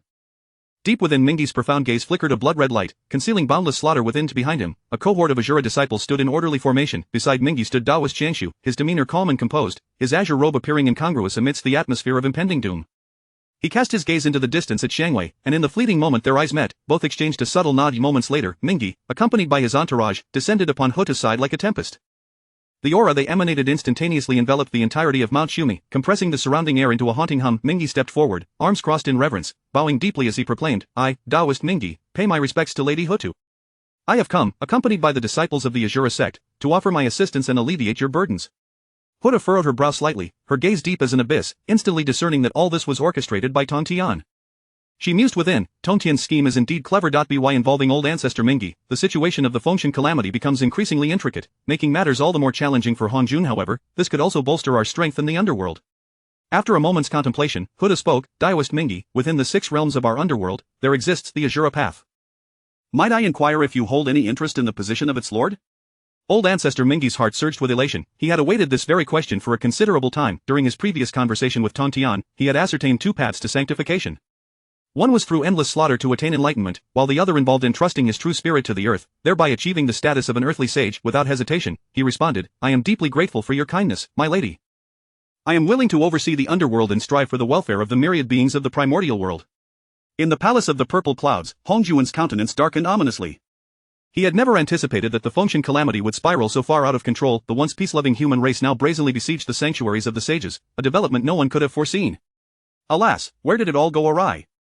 Even the typically timid Mingi has openly declared his allegiance, and this human race, he pondered, before vanishing in a flash from the palace of the purple clouds. The next moment, Hong Jun materialized upon Kunlun Mountain. As he appeared, an overwhelming pressure descended upon all present. Do you all believe that the Taoist ancestor has perished, or do you treat my words as mere whispers in the wind, daring to incite conflict here? Are you truly unafraid of the retribution of the heavenly Tao? Upon witnessing this, Yuanshi Tianzun's eyes glinted with a barely perceptible cunning as he stepped forward, bowing respectfully to Hong Jun, and began to report, I beseech you to discern, master. The human king has shown disrespect to the sages, audaciously leading the masses to attack our Kunlun Mountain. Such acts of blatant treachery are utterly unforgivable. I implore you to adjudicate on behalf of your disciple. Master, please be aware that my disciple, Guang Qingzi, alongside Qi Jingzi, trespassed into the human king's palace, not only attempting to assassinate him but also scheming to abduct his son. I beseech you to punish Yuanshi and deliver justice to the human race. The actions of the human race are truly born of desperation. If such grave sins committed by the disciples of the sages go unpunished, it would be an affront to the natural order. Preposterous. It is an honor for my sect to have even the likes of those 2 insects to serve under us. Do not presume to be ungrateful. Hong Jun cast a disappointed glance at Yuanshi Tianzun. Yuanshi, this matter is indeed your fault. Xin, speak, what does the human race desire? I ask that Yuanshi Tianzun hand over Guang Qingzi and Qi Jingzi to the human race, allowing us to deal with them according to our laws. Only then can we quell the fury of the human race. Upon hearing this, Yuanshi Tianzun's expression shifted dramatically, immediately refusing. How could the disciples of the sages be handed over to mere insects? Even if they have committed wrongs, they should be dealt with by me. It is not for you to interfere. Tao ancestor, you have seen for yourself that Yuanshi Tianzun is unwilling to negotiate. It is not we who are being unreasonable. I request that you allow the human race to resolve this matter independently. The dignity of the sages must not be insulted. Indeed, the disciples of the sages cannot be surrendered to outsiders. Human king, perhaps you should propose an alternative condition. Just as Xin was about to speak, he was abruptly stopped by Nuwa, her expression grave as she turned to Hong Jun. Since Yuanshi is unwilling to surrender his disciples, let him compensate with spiritual treasures, 14 pieces of top-grade innate spiritual treasures and several hundred pieces of acquired spiritual treasures. This too could assuage the anger of the human race. At this declaration, all present were taken aback, their eyes widening in disbelief. Such a demand was nothing short of outrageous. Yuanshi Tianzun, consumed by fury, trembled with rage, pointing at Nuwa and cursing, you foolish creature, this is a wild fantasy. Observing the scene, Hong Jun swiftly intervened. 100 pieces of acquired spiritual treasures is acceptable, but 14 pieces of top-grade innate spiritual treasures is excessive. Let us compromise 7 pieces, human king, what say you? Xin glanced at Nuwa, who gave a slight nod. Seeing her agreement, he refrained from further protest, acknowledging the sanctity of the sages and the necessity of not pressing too hard. Let the Tao ancestor decide. Our human race has no objections. Then let the compensation commence, Yuanshi. With that, Hong Jun vanished, leaving behind a secret transmission for Jane, Juanti, and Yuan. Sure, this matter is concluded. Come to the Palace of the Purple Clouds. I shall also be there. Despite his reluctance, Yuan Tianzun dared not defy Hongjuan's command. He cast a fierce glare at Nguyen Dxan before reluctantly producing 7 pieces of top-grade innate spiritual treasures along with several hundred pieces of acquired spiritual treasures, handing them to Nuwa. Seeing that his goal had been achieved, Dxan bellowed, "Warriors of the human race, retreat." Upon receiving the command, the human army withdrew in an orderly fashion. Once everything had settled, Jane, Juanti, Yuan Tianzun, and Laozi convened in the Palace of the Purple Clouds. Hong Jun regarded the assembly, remarking, "The fluctuations of the Fengshen calamity have become increasingly unpredictable. What are your thoughts?" "Master, the variables of this calamity are escalating, and the first of these variables is Tongtian. It began with my Western teachings, and now it involves the Chan sect. I fear all of this bears Tongtian's mark." Juanti, harboring dissatisfaction with Tongtian's actions, vowed to attribute all blame to him, regardless of the truth. Yuan chimed in, "Master, Tongtian's actions are clearly a direct affront to us. If we do not subdue him, the Fengshen calamity may spiral entirely out of control. I shall shield a sliver of hope within the Palace of the Purple Clouds. You may go forth and suppress Tongtian." "Master, it is not that our Chan sect is unwilling, but should Nguyen Huda choose to intervene, I fear we four may not be their match. Have you not noticed that Tongtian has not made an appearance for quite some time?" Upon hearing this, everyone was taken aback initially, then excitement surged within them. "Master, do you mean to say that Tongtian has vanished?" Juanti's eyes glimmered with anticipation. If Tongtian truly was absent, dealing with the forces on Gold Turtle Island would prove much simpler. "Go forth, I have searched Gold Turtle Island with the power of the Heavenly Tao and found no trace of Tongtian." Yuan Tianzun felt a rush of exhilaration, secretly thinking, even if we cannot subdue Tongtian, annihilating the scourge on Gold Turtle Island would still be a significant gain, ensuring the safety of the disciples of the Chan sect. A faint smile crept upon his lips, and a glimmer of cruel delight flickered in his eyes, as if he could already envision the rivers of blood that would flow on Gold Turtle Island. Laozi observed Yuan Shi's demeanor and sighed inwardly, choosing not to voice his thoughts. "You must hurry, bring Tongtian to heel." The 4 sages bowed to Hong Jun before soaring toward Gold Turtle Island, with the 3 sages, excluding Laozi, filled with exuberance. After all, opportunities to redeem past humiliations were rare, and it was a stroke of fortune that Hong Jun anticipated Tongtian's potential misfortune. How could they not seize this golden opportunity? Moreover, even if they failed to subdue Tongtian, sending the disciples of Gold Turtle Island to the Fengshen list would still be a monumental achievement. Chapter 41 of the 3 Senior Brothers. We have fallen into a trap. What shall we do? As the 4 saints were about to soar toward Golden Tortoise Island, I suddenly perceived a solitary voice echoing near my ear. "Dao friend, if you can flee, do so. That formation cannot be breached even by the one from the Zishao Palace." My heart remained as tranquil as an ancient well, yet a hint of imperceptible worry flickered deep within my gaze as I continued to ascend. Before long, the 4 saints arrived at the edge of Golden Tortoise Island. The celestial venerable Yuancher furrowed his brow, resembling 2 streaks of black lightning, and was the first to release his divine sense. The power of his divine awareness surged into the island, yet when it receded, it returned devoid of any information, as if a stone had sunk into the sea. Yuan-Ti raised an eyebrow, a glimmer of cunning and doubt flashing in his eyes. "This Golden Tortoise Island is indeed peculiar. Could it be that Tongtian has laid some trap?" The celestial venerable Yuancher snorted coldly, the sound reverberating in the air like muffled thunder. "Tongtian, even if there are traps, what can he do? He cannot turn the tables on us." Though his words were resolute, an unsettling emotion entwined his heart like creeping vines. Yuan-Ti's eyes darted toward Yuancher, forcing a smile that barely concealed his intentions. "Yuancher, it would be a grand achievement for us to enter Golden Tortoise Island first. As the elder brother, you should naturally lead the way." Upon hearing this, Yuancher's face turned ashen, inwardly cursing Yuan-Ti's cunning, yet he replied, "As the elder brother, I should defer to my junior. Let us allow Jane and Yuan-Ti to enter first." Thus, the 3 stood at the edge of Golden Tortoise Island, each reluctant to take the first step, the atmosphere taut like a bowstring. I observed their farcical exchange with a sigh, thinking, very well, I shall proceed first. With that, I transformed into a streak of luminous light and swiftly entered the island, holding my whisk. My expression was grave as I cautiously surveyed my surroundings. Moments later, seeing no signs of disturbance, the 3 felt their taut vigilance ease slightly. "It seems our elder brother is unharmed. Jane, let us also enter." Consequently, the 3 stepped together into the depths of Golden Tortoise Island. Upon entry, a deathly silence enveloped the interior, eerily still without a whisper of wind or the chirp of birds. Even the heartbeat of the 4 seemed to be swallowed by this profound quietude. This stillness gripped their souls like an invisible, colossal hand, allowing fear to stealthily spread within. The celestial venerable Yuancher's brow furrowed, beads of sweat forming on his forehead, as an ominous premonition surged within him. He tightened his grip on the Pango banner and the 3 treasures Jade Rui, the celestial clouds above flickering faintly, akin to the foreboding gloom before a storm. Yuan-Ti and Jane also wore anxious expressions. Yuan-Ti clutched the 7 treasures wonderful tree tightly, while Jane wielded 6 pure bamboo, simultaneously manifesting a 6-shang golden body in preparation for unforeseen events. Just as the 4 saints sought to delve further into the island, suddenly, Golden Tortoise Island trembled violently. The ground heaved like tumultuous waves, rocks shattered, and dust rose as the sword array of the extermination of immortals ascended, its fierce sword energy seemingly capable of severing the very void. Instantly, a murderous aura engulfed the island, sword chi crisscrossing like countless silver pythons soaring through the air, weaving a web of death, each blade radiating a chilling light that instilled dread. We've fallen into a trap. What shall we do, three senior brothers? The celestial venerable Yuancher's countenance changed dramatically, yet upon surveying the surroundings, he remarked, "It's merely the sword array of the extermination of immortals, the four saints can break it." Suddenly, 12 flags of the 12 heavenly gods rose from all directions of Golden Tortoise Island. 12 towering pillars shot into the sky, at the apex of which a great grinding disc spun rapidly, incessantly channeling malevolent energy into the island. Upon witnessing this, Yuan-Ti panicked. "What more is this? Three senior brothers, what shall we do? This is not just the sword array." Yuancher retorted, "How am I to know what to do? This formation is no ordinary one, it is a combination of the sword array of the extermination of immortals and the 12 heavenly gods' malevolent formation, augmented by that unknown spiritual treasure above. It is exceedingly troublesome."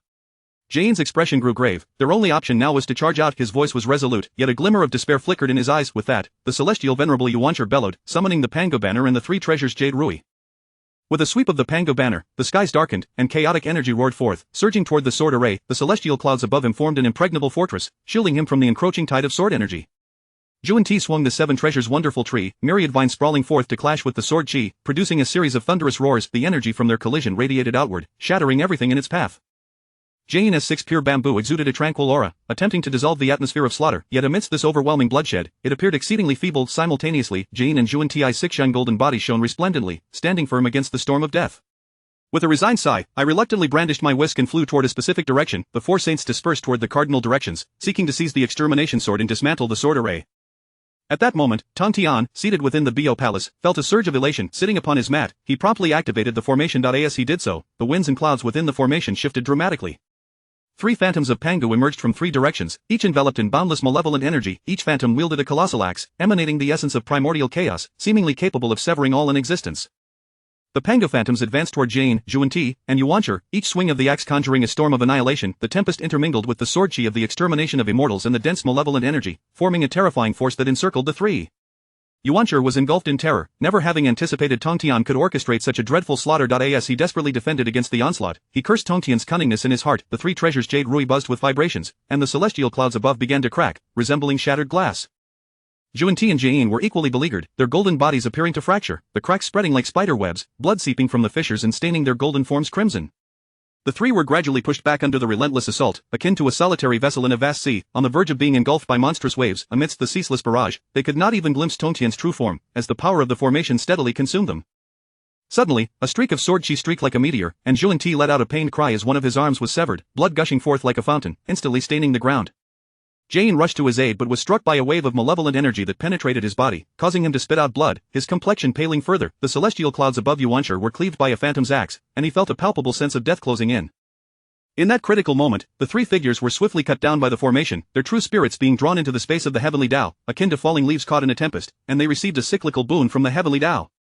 As for me, knowing resistance was futile, I simply surrendered to fate, sitting cross-legged upon Golden Tortoise Island, eyes closed in meditation. After the demise of the 3, Golden Tortoise Island returned to its former tranquility.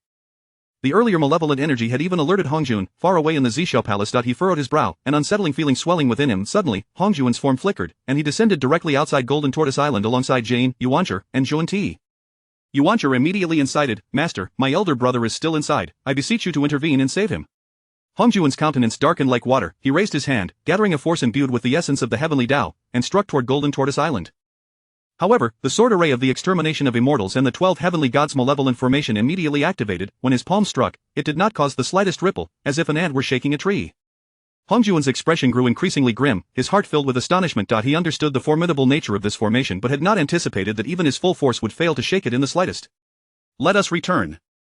Even I cannot breach this formation." The 3 saints were left incredulous. Yuan-Ti's eyes widened in disbelief as he asked, "Master, is this formation truly so formidable that even you cannot overcome it?" This formation is not only a combination of the 12 heavenly gods' malevolent formation and the sword array of the extermination of immortals, but also contains traces of the power of the great Tao within. It is not to be taken lightly. Upon hearing this, the 3 were drenched in cold sweat, realizing there was no option but to leave dejectedly. As they departed, Hongjun left them with a parting word. Yuancher hastened to send the one in charge of the Fengshan tribulation down the mountain. Jane and Yuan-Ti should assist Yuancher well. With that, Hongjun returned to the Zishou Palace. Jane and Yuan-Ti approached Yuancher, their faces etched with bitterness. "Senior brother, our Western teachings have just regained vitality. We implore you to show mercy."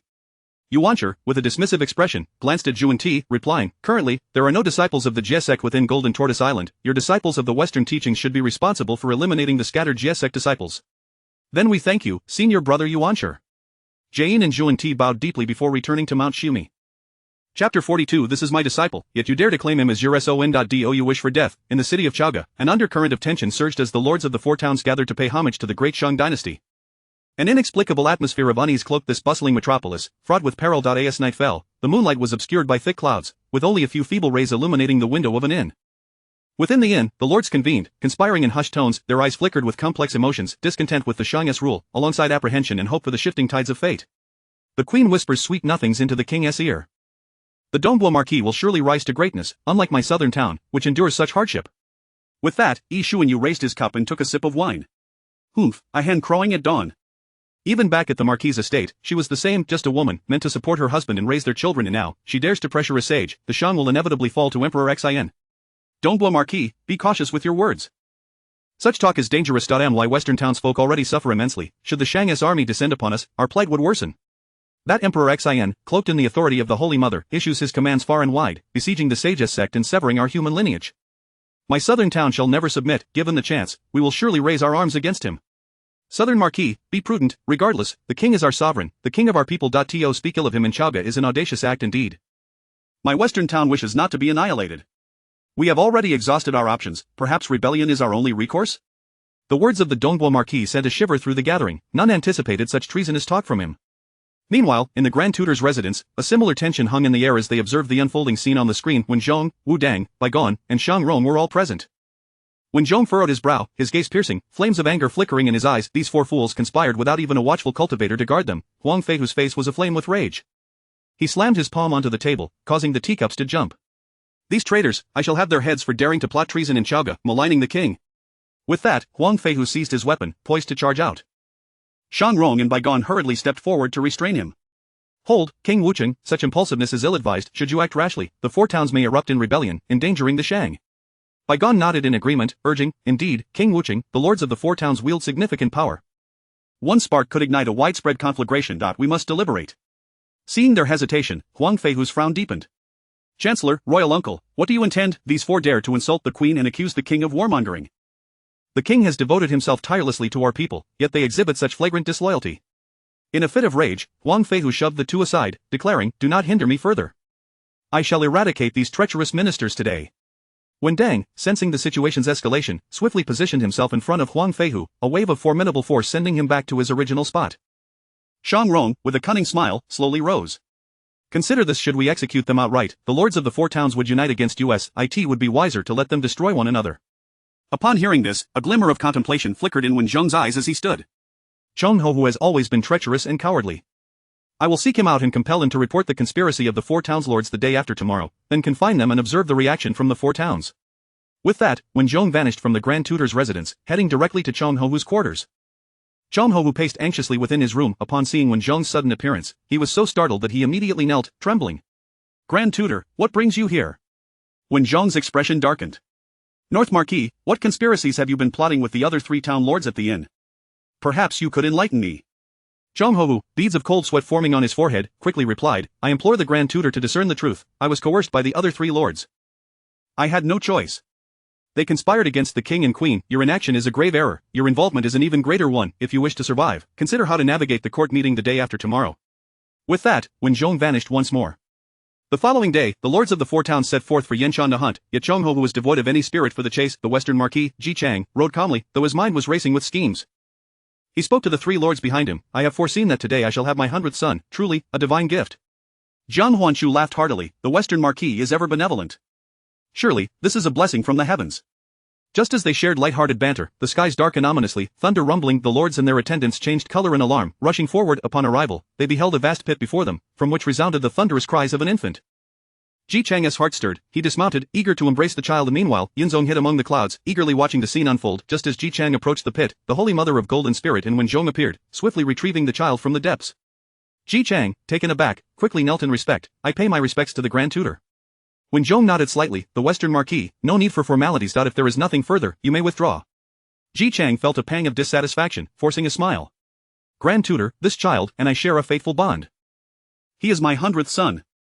The Holy Mother of Golden Spirit dismissed Ji Chang's words entirely, not even sparing him a glance as she continued her own discourse. I have long heard that the Western Marquis is unmatched in benevolence, cherishing his people as his own. It seems those rumors are misguided, for you are indeed a debauched rogue, with 99 sons, tisk tsk. A flicker of shame and anger crossed Ji Chang's face, yet he restrained himself, explaining, Fairy, you exaggerate. Those are merely my adopted sons, might I reclaim this child? Upon hearing this, the Holy Mother's eyes blazed with murderous intent, as if she might strike him down. You dare, this child is my disciple. How can you claim him as your own? The father of my disciple cannot be a debauched wretch like you. This declaration left Ji Chang utterly mortified. The Southern Marquis, Yi Xuanyu, leaped from his horse, eyes wide with fury. Outrageous! This is the son of the Western Marquis. You, a celestial offspring, have no right to seize another's beloved child. When Zhong's expression darkened at these words. You insolent wretch, this child is a disciple of my master. Do you wish to forfeit your life, or do you seek rebellion? Who told you this is the Western Marquis' son, and that he shares a bond with him? Where is your evidence? I have foreseen, and this child indeed shares a bond with me. Zhang Huanchu quickly chimed in, the Western Marquis' predictions have never faltered. I beseech you, Fairy, to show leniency. The Western Marquis has miscalculated. I am a direct disciple of the Celestial Sage, and my master has foreseen that this child is destined to be mine. Are you suggesting that my revered master has erred? Just as Ji Chang and the others were rendered speechless, Yunzong descended from the clouds, positioning himself beside Ji Chang, invoking the authority of the Primordial Heavenly Sovereign. By the decree of the Primordial Heavenly Sovereign, I hereby claim the Western Marquis' 100th son as the third-generation disciple of the Chan School. Upon seeing Yunzong, Ji Chang felt as though he had found a lifeline, hope rekindling in his eyes. However, the Holy Mother of Golden Spirit remained unyielding, glaring at Yunzong with disdain. Yunzong, do not meddle in this affair. I discovered this child first, and with the calculations of my master, how can you take him away? Seeing that reason was futile, Yunzong raised his hand, producing the treasures of the small mountains and rivers, the Imperial Seal, and various other divine artifacts. If you do not withdraw, do not blame my junior for being disrespectful. What disrespect? Have you not already acted in such a manner? I can readily inform you that my master is nearby. Chapter 43 Victory is yours, this child shall be granted. The Yanshan Mountains, once adorned with verdant hills and tranquil waters, where birds and beasts roamed in serene contentment, now found itself shrouded in an atmosphere as chilling as the depths of the netherworld. A piercing wind howled through the air, reminiscent of countless tormented souls lamenting their fates, rustling the trees and causing their branches to tremble in dread of the impending storm. Moments later, the revered Taiji Zhenren, along with the esteemed Sanqing immortal, Xuanzang, gracefully descended beside Yun Zhongzi. Upon witnessing the arrival of reinforcements, Yun Zhongzi lifted his gaze, a sardonic smile curling at the corners of his mouth, as he boldly addressed the opposing Jinling Xingmu. Sister Jinling, my three esteemed brothers of the Taoist school have arrived. Surrender my disciple at once, or do not blame this humble priest for being ungracious. Alternatively, summon the venerable Tong Tian, and we shall depart immediately. Upon witnessing this, Wen Zhong swiftly positioned himself before Jinling Xingmu, contemplating, a band of miscreants, and they dare to demand courtesy. They should reckon with their own weight. Yun Zhongzi, do you truly believe your Taoist school holds such might, or have you forgotten the day our human race besieged Kunlun Mountain? Just as the disciples of the Taoist school pressed forward, the sky shifted ominously once more. Zhao Gongming, wielding a golden whip, was encircled by the 36 restored Dinghai God pearls, which twirled and danced around him. Bai Xiao soon followed, brandishing the golden dragon scissors in her left hand and the Wuxiang Tower in her right, her expression one of discontent. Jinling Xingmu slightly raised her chin, a flicker of disdain flashing in her eyes. Yun Zhongzi, do you still believe you can take this child from me? Yun Zhongzi's expression faltered, ready to retort, but was preempted by Xuanzang. Sister Jinling, it would be wise to return this child to the West Baihu, lest we damage the fragile bond between our two sections. The enmity between the two schools had long since reached a boiling point, and such words seemed futile. Indeed, echoed another voice, Sister Jinling speaks true. This rabble only knows how to bark here. Come forth, let me send you on your way. With that, she soared into the air, emanating a powerful surge of spiritual energy. Zhao Gongming and Jinling followed suit, united in their battle cry, come forth, let us fight. Victory will grant you this child. With a resigned sigh, Xuanzang proclaimed, for your sake, dear disciple, we shall give our all. The four ascended into the skies, the battle on the brink of eruption. Jinling Xingmu, armed with the dragon and tiger jade Rui and the four symbols tower, charged towards Xuanzang, her eyes radiating lethal intent, embodying a relentless spirit. Xuanzang, the function list has fated you. Today marks your demise. With a swift motion of her Rui, the roaring shadows of the dragon and tiger surged forth, lunging at Xuanzang. Startled, Xuanzang recognized the formidable prowess of Jinling Xingmu. Though both were the highest-ranking disciples of their generation, he felt no confidence in defeating her, and thus dared not show any sign of negligence. Brandishing his staff, beams of white light erupted from it, colliding with the shadow of the dragon and tiger. In an instant, the sky blazed with brilliant light, blinding to the onlookers. A powerful shockwave rippled outward, causing the surrounding mountains to tremble, boulders to tumble, and trees to be uprooted. Truly formidable, this Jinling Xingmu. I must swiftly devise an escape, lest I find myself inscribed upon the function list. He exerted all his might in an attempt to bind Jinling Xingmu. Yet, she remained unfazed, the radiance of the four symbols tower intensifying, shattering Xuanzang's magical constraints and launching a fierce assault against him. Unable to evade, Xuanzang was struck by the force of the four symbols, a mouthful of blood spewing forth as he was propelled backward. He felt his internal energy spiral chaotically, as though his very organs had been displaced, the pain excruciating. Meanwhile, Zhao Gongming clashed with Yun Zhongzi and Taiji Jinren. Yun Zhongzi wielded an array of counterfeit spiritual treasures. Though they appeared formidable, they paled in comparison to their authentic counterparts. Anxiety gnawed at him as he beheld Zhao Gongming's imposing aura. Taiji Jinren primarily employed the Nine-Dragon Divine Fire Shield, seeking to envelop Zhao Gongming and incinerate him completely. Undaunted, Zhao Gongming retorted, "You dare to flaunt your prowess before this humble priest?" With a flick of his golden whip, he struck towards Yun Zhongzi, causing ripples in the very fabric of space. Yun Zhongzi was taken aback, hastily brandishing his spiritual treasures in defense, yet they flickered erratically under Zhao Gongming's assault, emitting mournful cries. Taiji Jinren hurled the Nine-Dragon Divine Fire Shield, which rapidly expanded towards Zhao Gongming, flames roaring with the intent to consume him entirely. Zhao Gongming let out a cold chuckle, the Dinghai God pearls behind him spinning faster, forming a formidable barrier. The blue light radiating from it staunchly repelled the onslaught of the Nine-Dragon Divine Fire Shield. Simultaneously, one of the Dinghai God pearls darted towards Taiji Jinren. Startled, Taiji Jinren had not anticipated such might from Zhao Gongming, and hastily attempted to evade, yet was struck by the pearl, causing him to sway unsteadily, his internal energies surging tumultuously. Fool! 36 Dinghai God pearls are enough to rival innate treasures. Do you truly believe a mere Nine-Dragon Divine Fire Shield can withstand them? With that, Zhao Gongming seized the moment, unleashing his golden whip once more, this time aimed directly at Yun Zhongzi. Yun Zhongzi's counterfeit treasures shattered under the force of the golden whip, fragments scattering across the ground. "Is it to be my end here today?" he lamented. "I refuse to accept this, master. Did you not say my fortune runs deep? Was it all a ruse?" Just as the golden whip was about to strike him, Taiji Jinren threw a golden brick, intercepting the lethal blow. The collision of the brick and whip resonated with a thunderous sound, the shockwave sending ripples through the surrounding air. Meanwhile, the battle between Bai Xiao and Zhu Lushan raged fiercely. She commanded the golden dragon scissors, aiming them at him. Zhu Lushan, wielding the binding immortal rope, intended to ensnare Bai Xiao, only to have his rope severed in an instant. His eyes widened in shock, heart aching. This golden dragon scissors was far too formidable, his treasured artifact. What shall I do? It is all lost. Panic surged within him, disrupting the rhythm of battle. Bai Xiao, emboldened by her advantage, relentlessly pursued Zhu Lushan with the golden dragon scissors. He stumbled to evade, his robe torn by the radiant blades of this confrontation clearly illustrated the overwhelming strength of the Jiejiao, as they consistently held the upper hand. Taiji Jinren's Nine-Dragon Divine Fire Shield and the golden brick had been seized by Zhao Gongming. Xuanzang lay gravely injured, Zhu Lushan had lost his binding immortal rope, and all of Yun Zhongzi's counterfeit treasures lay in ruins. As the disciples of the Taoist school faced utter defeat, they retreated, their weary, injured forms hastening towards Kunlun Mountain. Just as they departed, a sudden spatial fluctuation enveloped Yun Zhongzi, growing increasingly intense. Before he could react, he vanished from sight. The remaining three Taoist immortals gasped in astonishment at this turn of events, with Zhu Lushan exclaiming in terror, "Brother Yun Zhongzi!" Xuanzang furrowed his brow, an ominous premonition swelling within him, yet at this moment, their own survival was paramount, compelling them to hasten towards Kunlun Mountain. Meanwhile, Ji Ling Xingmu and her companions regarded the retreating Taoist immortals with disdain. Turning her gaze towards Ji Chang, a murderous glint flickered in her eyes as she scoffed, "I foresee that within 3 days, you shall meet with calamity." Chapter 44. Your Majesty, I, the North Marquis, report the rebellion. When Zhong, Zhao Gongming, and Bai Xiao swiftly returned to the palace of the human king. Meanwhile, the Holy Mother of Golden Spirit hastened with Lei Jinzi to her own sacred ground. Within the human king's palace, the atmosphere was solemn and dignified upon seeing Dxan, Zhao Gongming, Bai Xiao, and Wen Zhong immediately bowed in reverence. "We pay our respects to your Majesty."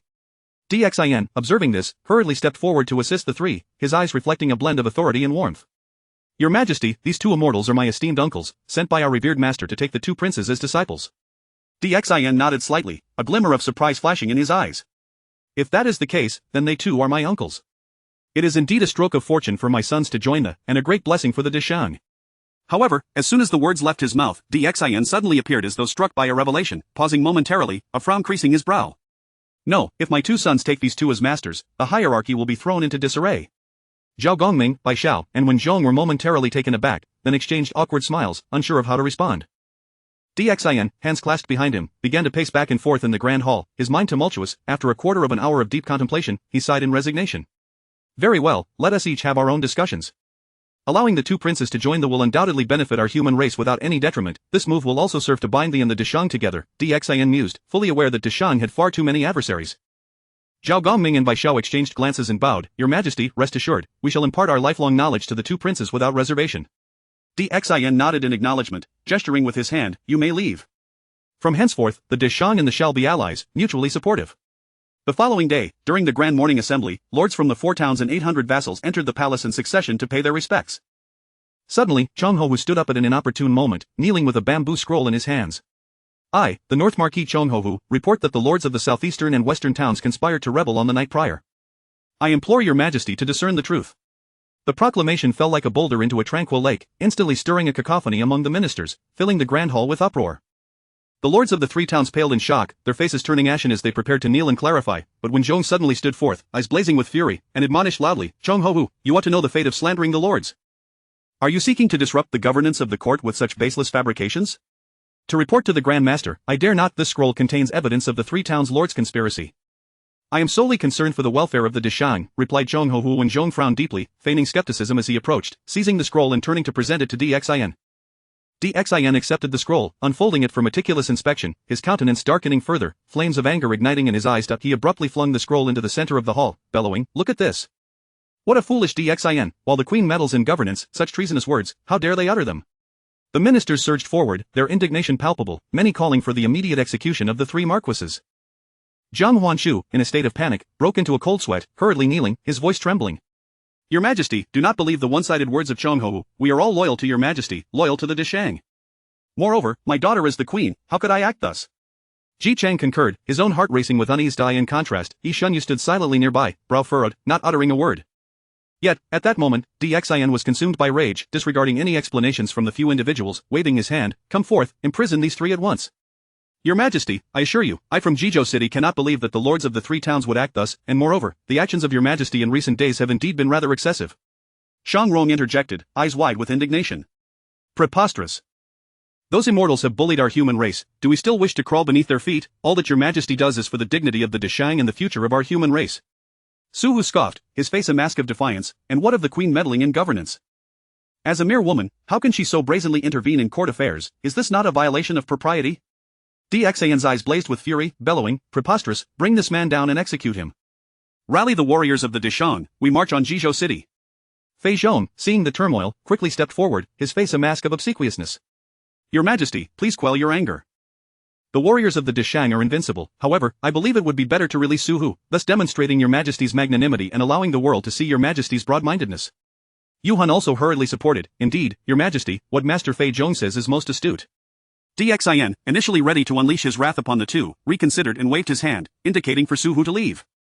Su Hu cast a furious glance at Dxin before storming out, sleeves flaring, observing from the sidelines, someone quietly sought an opportunity to depart the palace of the human king, finding a secluded corner where he employed sorcery to transform into Su Hu's likeness, mounting a steed and galloping through the city.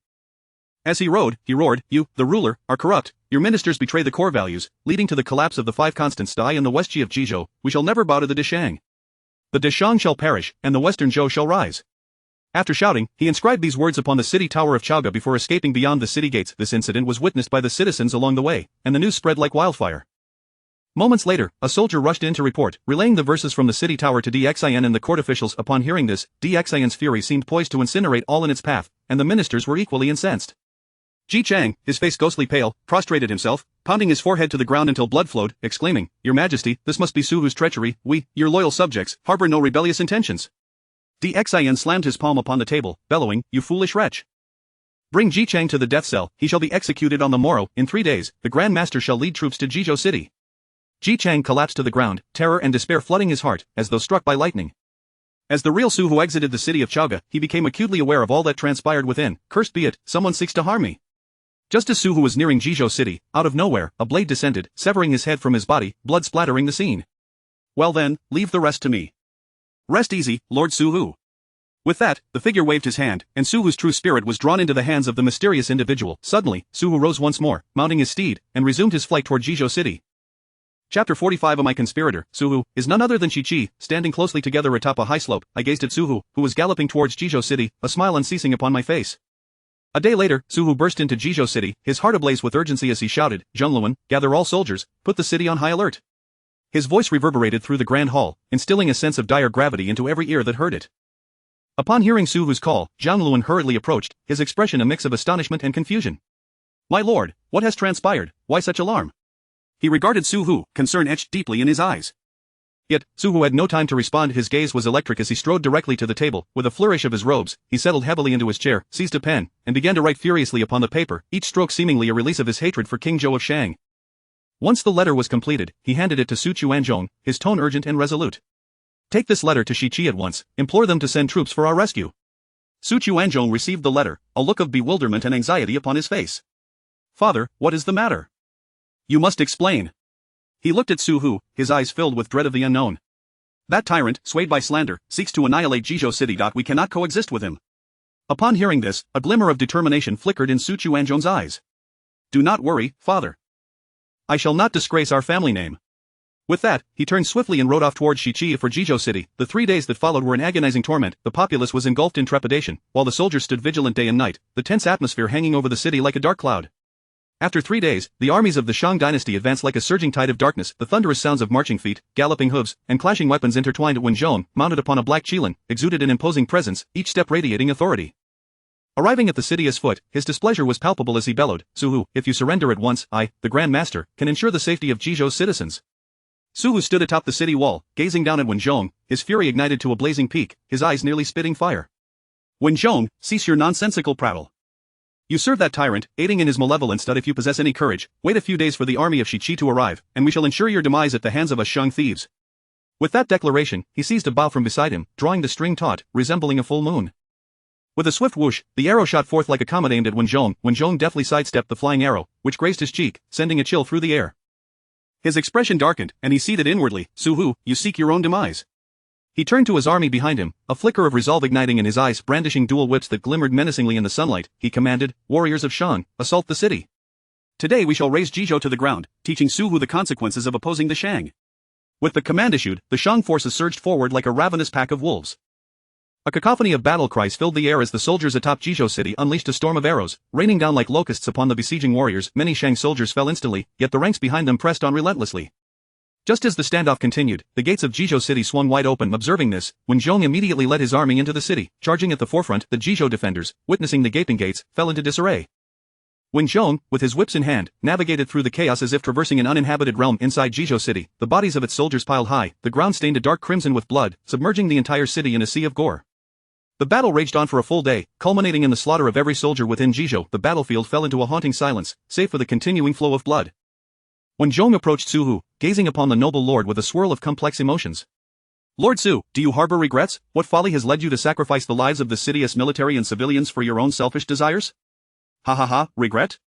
I, Su Hu, have never known it. The Shang shall inevitably fall under the rule of Dxin. He is licentious and tyrannical, slaughtering the loyal and virtuous. Those who serve him are merely accomplices to his wickedness. Though I may perish, I have already sent word to Shichi. When their army arrives, you shall meet your end. A fierce light flickered in his eyes, each word forced through clenched teeth. After speaking, he violently spat blood and collapsed. Grand Master, Su Hu has perished, shall we massacre the city? Wen Zhong surveyed the devastated Jizhou City before him, a twinge of compassion swelling within him. No need. The citizens of Jizhou bear no guilt. Wu Changwang, you shall remain to guard the city against any Shichi incursions. With that, Wen Zhong left half his troops behind and withdrew the rest to return to court. In the distance, I quietly observed the billowing smoke and flames of Jizhou City, my face betraying no emotion, though a barely perceptible smile flickered in my eyes. Excellent, splendid, this calamity of the gods is becoming ever more intriguing. I gently released my grip, watching as Su Hu's true spirit soared towards the list of deities. That spirit shimmered faintly in the air, carrying Su Hu's final bitterness and rage. In Kunlun Mountain, the primordial supreme being summoned Jiang Zia, speaking slowly, Zia, you are fated to be estranged from the path of immortality. This here is the list of deities and the god-defying whip. Descend the mountain and fulfill the great undertaking of deifying. Upon hearing this, Jiang Zia felt as though struck by lightning, panic and resentment flooding his heart. He had labored for many years in cultivation, yearning to attain enlightenment, yet now the primordial supreme being informed him he was not destined for immortality. Yet he fell to his knees, pleading, Master, I beseech you to show mercy upon your disciple. I am willing to serve you in the mountains, slowly seeking the path of immortality. Tears welled in his eyes, yet inside, he cursed vehemently. Old fool, after years of arduous cultivation, I am now over 70, and you tell me I am fated to be estranged from the path of immortality? And now you send me to fulfill the great undertaking of deifying. Are you seeking my demise? At my age, if I do not perish on the journey, it would be a miracle. The primordial supreme being regarded Jiang Zia with unwavering authority. Go, fulfill the calamity of deification. Great opportunities await. Seeing the resolute words of the primordial supreme being, Jiang Zia understood his fate was unchangeable. With a resigned sigh, he accepted his orders to descend the mountain, his retreating figure tinged with melancholy.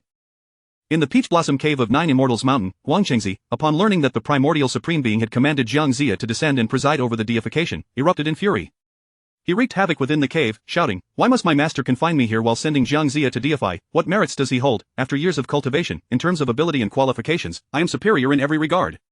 His eyes blazed with anger and jealousy, feeling neglected as the elder brother of the Chan teaching. Meanwhile, Xiang Yi quietly sipped tea, observing Guang Qingzi's outburst. Calm yourself, my friend. Jiang Zia, possessing feeble abilities, descends alone. Should he perish on the road, who do you think will inherit this great undertaking of deification? But should I slay him, my master will surely not spare me, and furthermore, the calamity of deification requires specific destinies. My friend, you worry too much. The requirement for special destinies and the calamity of deification is merely a punishment imposed by the sage. Have you forgotten the past deer hunt war? Upon hearing this, Guang Qingzi suddenly grasped the implications. He turned to Xiang Yi with a smile and promptly vanished from the Nine Immortals Mountain Peach Blossom Cave, laying an ambush along Jiang Zia's path. Xiang Yi, observing Guang Qingzi's departure, revealed a barely perceptible smile, thinking, fool, how can you believe such words? Chapter 46. The humble monk will never be a 3-0 Taoist. With the divine whip and the list of deities tightly clutched in his hands, Jiang Zia ambled towards the city of Chaoga, his visage marred by a deep frown.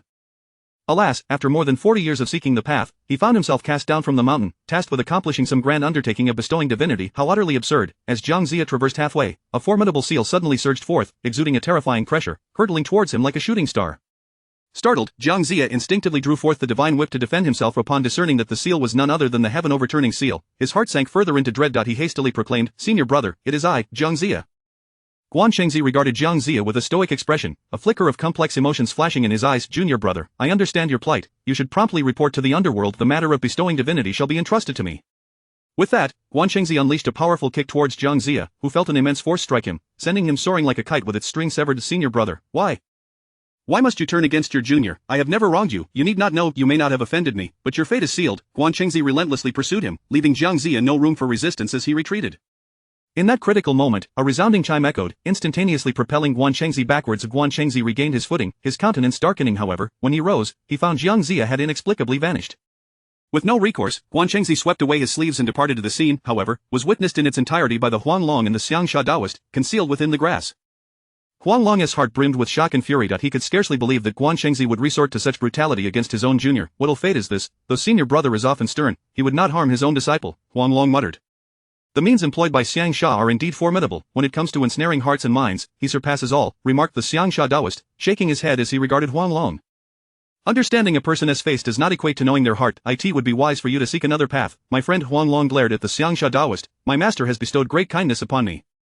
How could I betray my teachings? No, I must inform my master of this matter. Just as Huanglong was about to soar towards Yushu Palace, he was intercepted by the Xiangsha Taoist.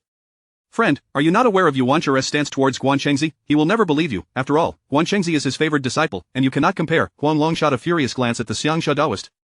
My master is not a callous and unfeeling person. He would never shield such wrongdoing. You know not my master at all. Upon hearing this, the Xiangsha Taoist sighed. Foolish one, do you know how the creatures of the primordial chaos regard you?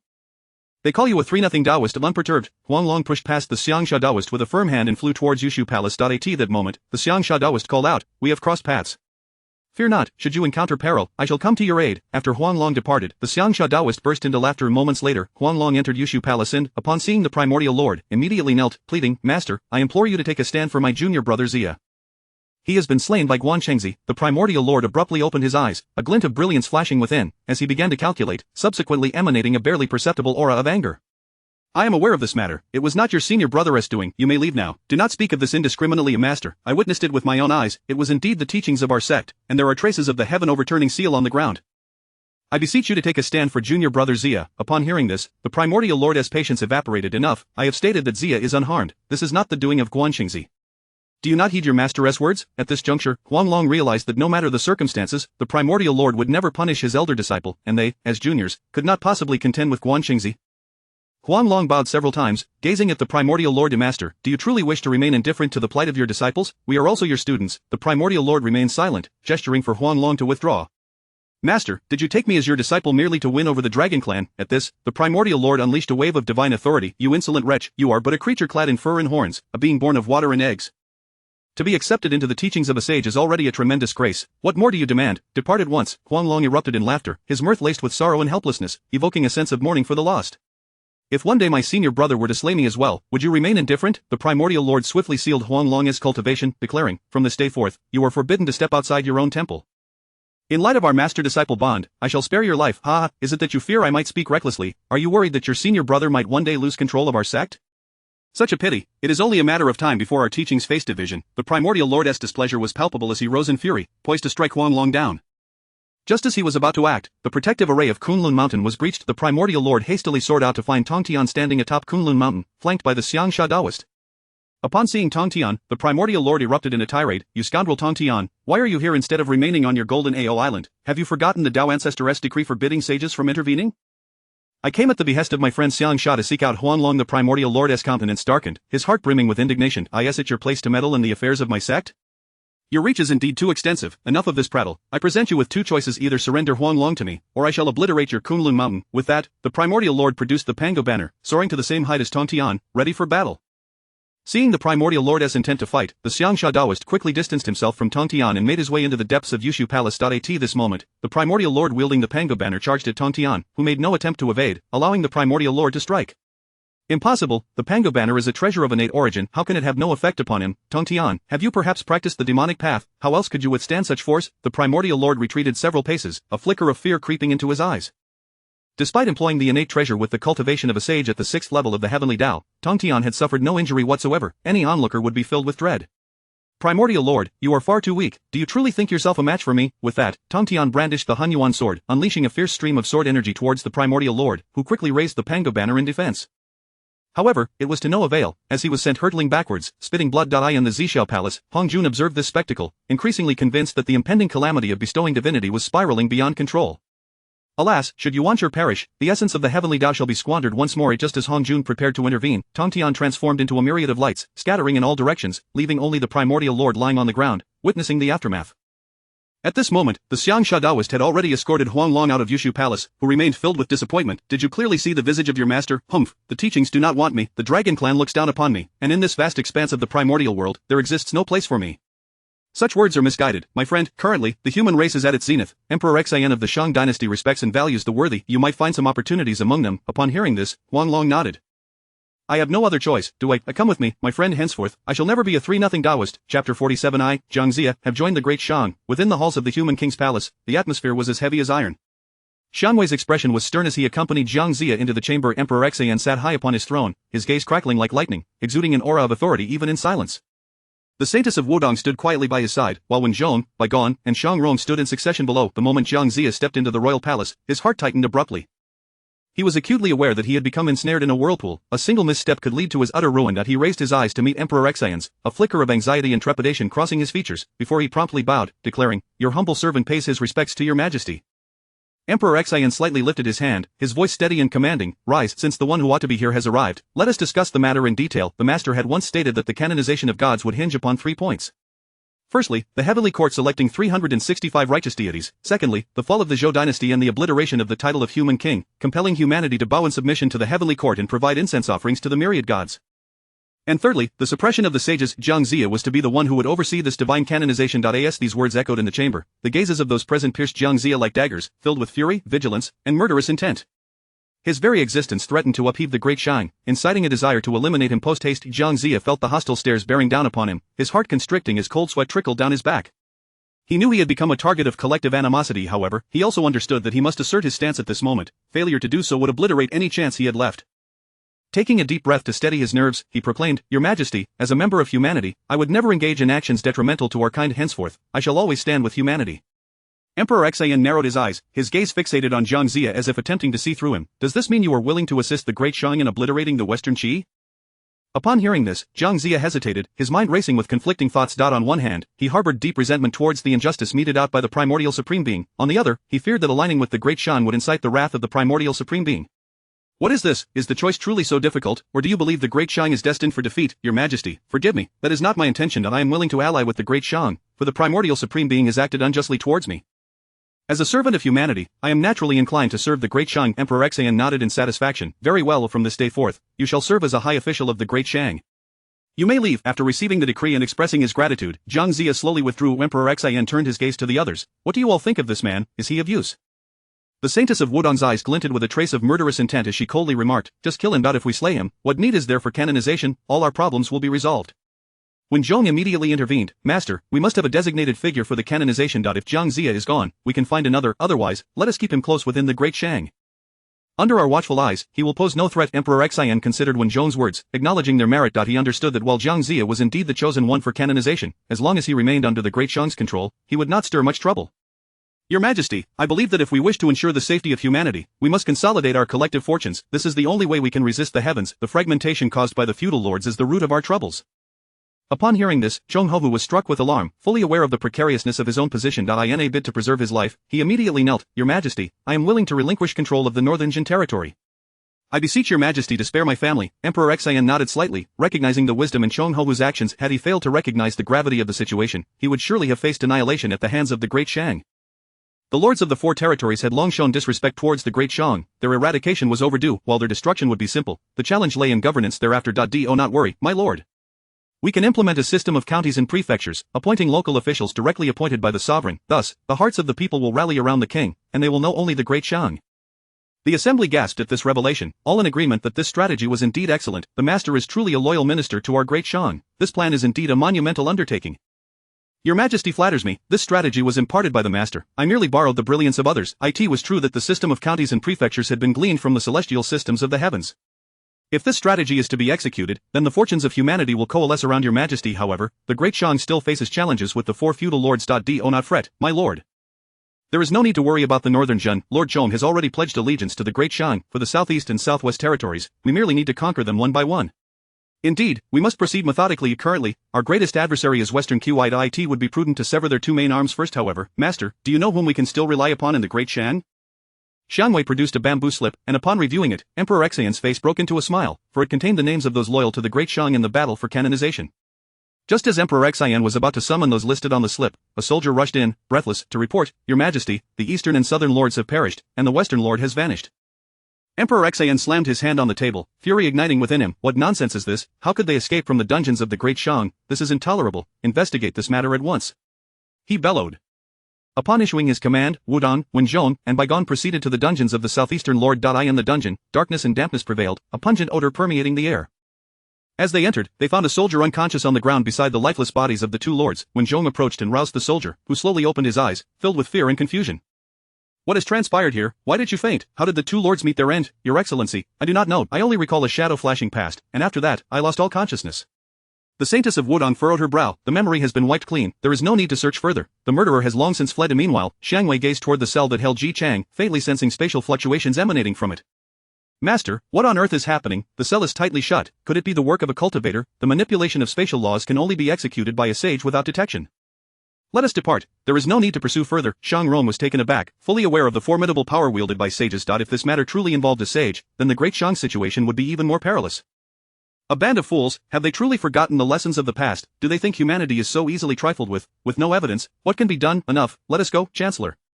Wudong, Wenzhong, Baigon, and Shang Rong returned to the Human King's palace and reported the details of their findings. Emperor Xian's expression darkened further, realizing that those targeting the Great Shang were no mere trifles. After a brief silence, Emperor Xian calmed his emotions and said, Very well, let us deliberate on the future of the Great Shang and humanity. What shall we do? Chapter 48 The 5-year plan to unify the human race, aiming for the celestial court in the future. Perched upon his throne, Emperor Xian cast forth his inquiries like boulders hurled into a deep abyss, yet they elicited not a single ripple of response, leaving him somewhat disheartened. Is there no one among the court who can answer my questions? His voice echoed through the grand hall, laden with palpable dissatisfaction and challenge. The ministers bowed their heads in silence, each lost in their own contemplations. Eli, with his inherently impatient nature, could no longer restrain himself and stepped forward, exclaiming, Your Majesty, I am but a soldier versed in warfare. Whoever dares threaten our Great Shang shall meet their end at the hands of our valiant warriors.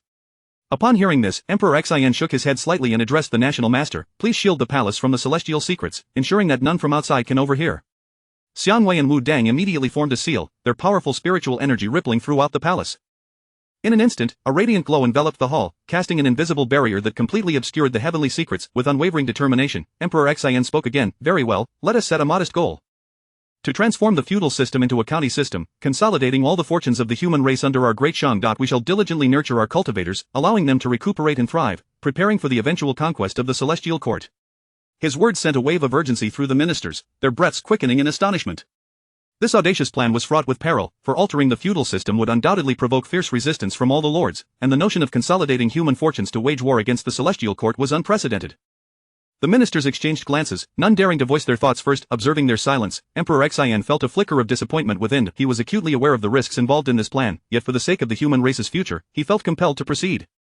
What is it, esteemed ministers? Are you afraid, or do you wish to see our people trampled upon by outsiders?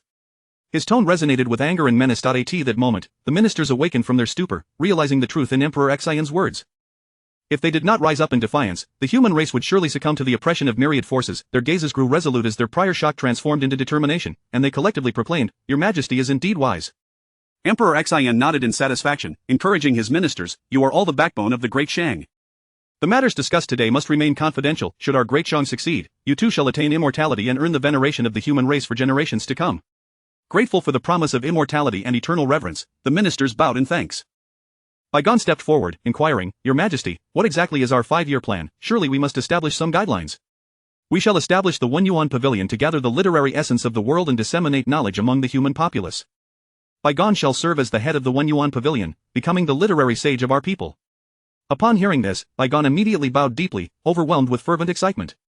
"We shall also create the Shadow Secret Guard, to be overseen by Master Wen, responsible for investigating the circumstances of various factions and gathering intelligence.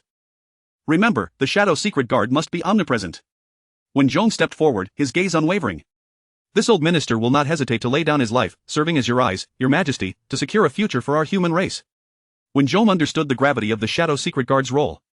In times of calamity, intelligence was vital for the survival of the human race. Only by possessing sufficient information could the Great Shang gain an advantage amid the myriad factions. Shang Ron, this tome is a gift from the National Master, containing numerous beneficial insights for our human race. I implore you to seek it out. Rest assured, Your Majesty, I shall find it and serve the Great Shang and the human race with my life. Just as Emperor Xian was about to disperse the court, a soldier hurriedly entered, declaring, "Your Majesty, 3 cultivators await outside to pay their respects. One claims to be the Great Master Xuandu, another the Killing Taoist, and the last, the Yellow Dragon True Man."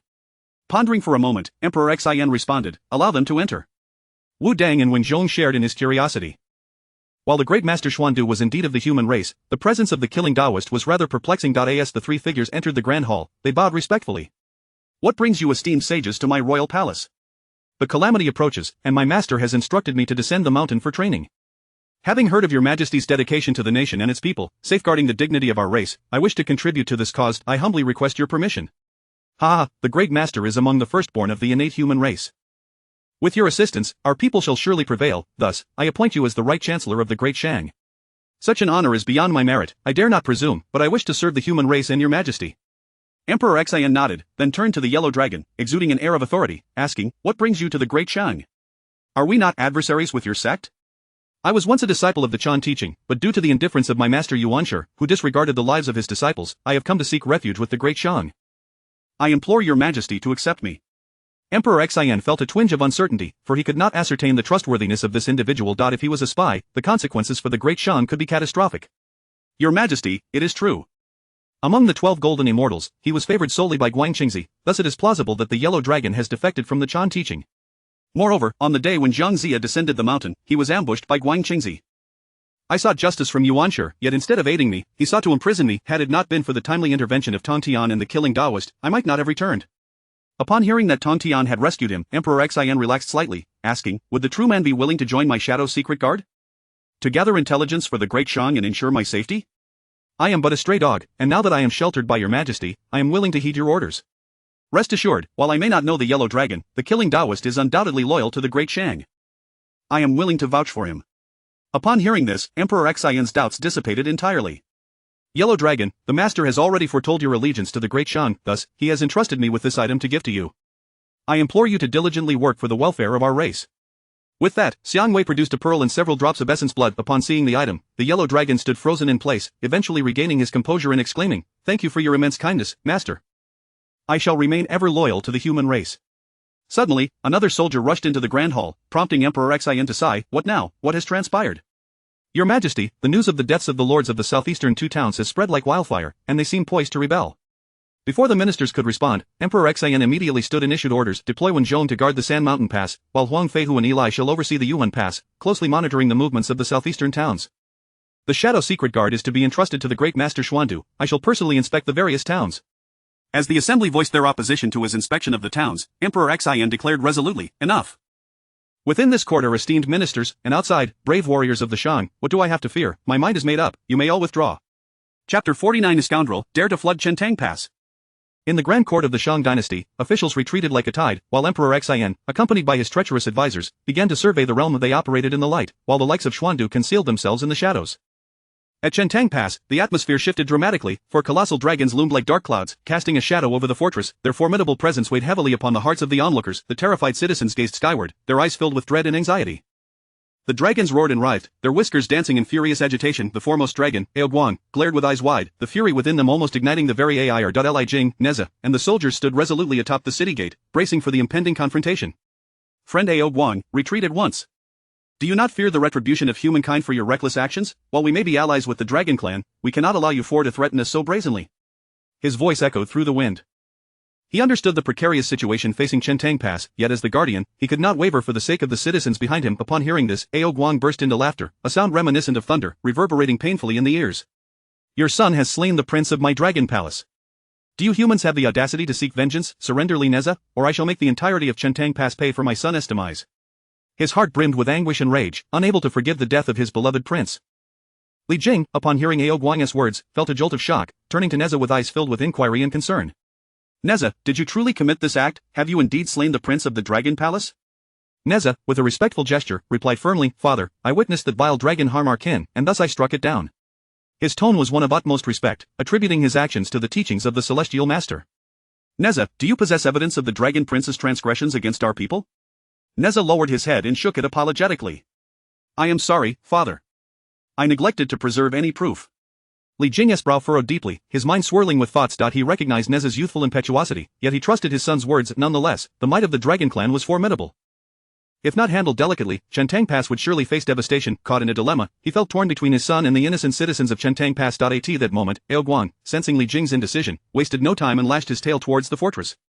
Before Li Jing could react, the immense tail descended upon them like a dark mountain. In an instant, a substantial portion of Chentang Pass was engulfed, buildings collapsed, and the populace fled in terror, their cries mingling in a cacophony of despair, akin to a hellish inferno. As Li Jing beheld the plight of the displaced citizens, a surge of fury ignited within him, yet he knew he could not confront the Dragon Clan at that moment, which tore at his heart. Dragon King, hold your wrath. The citizens of Chentang Pass are innocent. It is a father's failure to teach his son. I am willing to sacrifice my life in place of my son. With that, he swiftly positioned his sword against his neck, his hands trembling, filled with resignation and determination. He understood that his death might quell the Dragon King's fury and safeguard the lives of the citizens. And Neza, upon witnessing this, was horrified, immediately grasping Li Jing's hand with reddened eyes. No, Father. One must bear their own consequences. You cannot die. Even if you perish, the old Dragon King may not relent. Hearing Neza's plea, Li Jing gradually lowered his sword, his gaze complex. Dragon King, my son speaks with reason. I have no grounds to trust you. The 4 Sea Dragon Kings erupted in laughter, with Aoguang openly mocking. Your son surpasses you. How dull. Brothers, let us make the ants of Chentang Pass pay for my son's death. Annihilate them all. With that, they unleashed their magic, and torrential rain fell, the droplets striking the ground like arrows, creating countless puddles. A tsunami roared forth, the monstrous waves rising like towering walls, intent on engulfing Chentang Pass. At the critical moment, a colossal umbrella appeared out of thin air, shielding Chentang Pass. It radiated a purple glow, the patterns on its surface shimmering. As the seawater made contact with the umbrella, it scattered as if it had struck an invisible barrier. Upon witnessing this, the 4 Sea Dragon Kings halted their assault. The celestial master Wu Yun collected the infinite umbrella, gracefully gliding towards the city gate. Ah, is this not the Dragon Clan, one of the 3 innate tribes? Truly terrifying. What has my disciple done to provoke such a lethal threat? My disciple is usually too gentle to harm anyone. Neza rushed towards Wu Yun with excitement, embracing him with tears in his eyes. Master, those 4 old eels are bullying me. Wu Yun patted Neza's head, sighing helplessly. Alas, how long has it been since I left, and you have already stirred such trouble? Li Jing stepped forward, clasping his hands in respect. Immortal, this matter, but he was interrupted by Wu Yun. Li Jing, you are foolish. To doubt your own son while believing these 4 shameless eels. Friend, your disciple has slain my Dragon Palace prince, should there not be an accounting for this? Aoguang gripped his claws tightly, seething with a desire to tear Neza apart.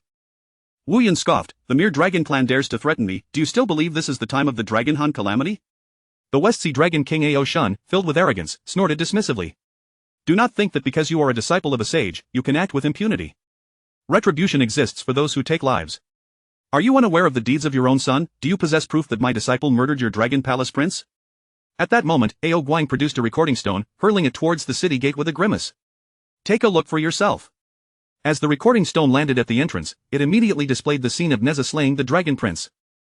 Li Jing's countenance darkened as he watched the images, akin to a child being played for a fool. Li Jing, do you see, your own son was slain, yet he had the presence of mind to leave evidence? How absurd, this is clearly a deliberate act. Humph, this was recorded by the vice leader of the Chan sect, Master Randang. Were it not for him, my son would have died in vain. As neither side yielded, the tension escalated, prompting Li Jing to abandon his earlier conciliatory demeanor. He grasped his sword, preparing for battle against the Dragon Clan. Just as both sides were on the verge of combat, Wu Dang suddenly appeared, positioning herself in the center of the battlefield. With a swift motion of her sword, a blade of energy shot forth like a rainbow, piercing the sun towards the 4 Sea Dragon Kings, tearing through the air with a piercing howl. Sensing the power of the sword energy, the Dragon Kings hastily attempted to evade, yet Ao Guang was still struck by the residual force, stumbling back several paces. Damn it, the Chan sect bullies the weak. I shall report this to the Purple Cloud Palace.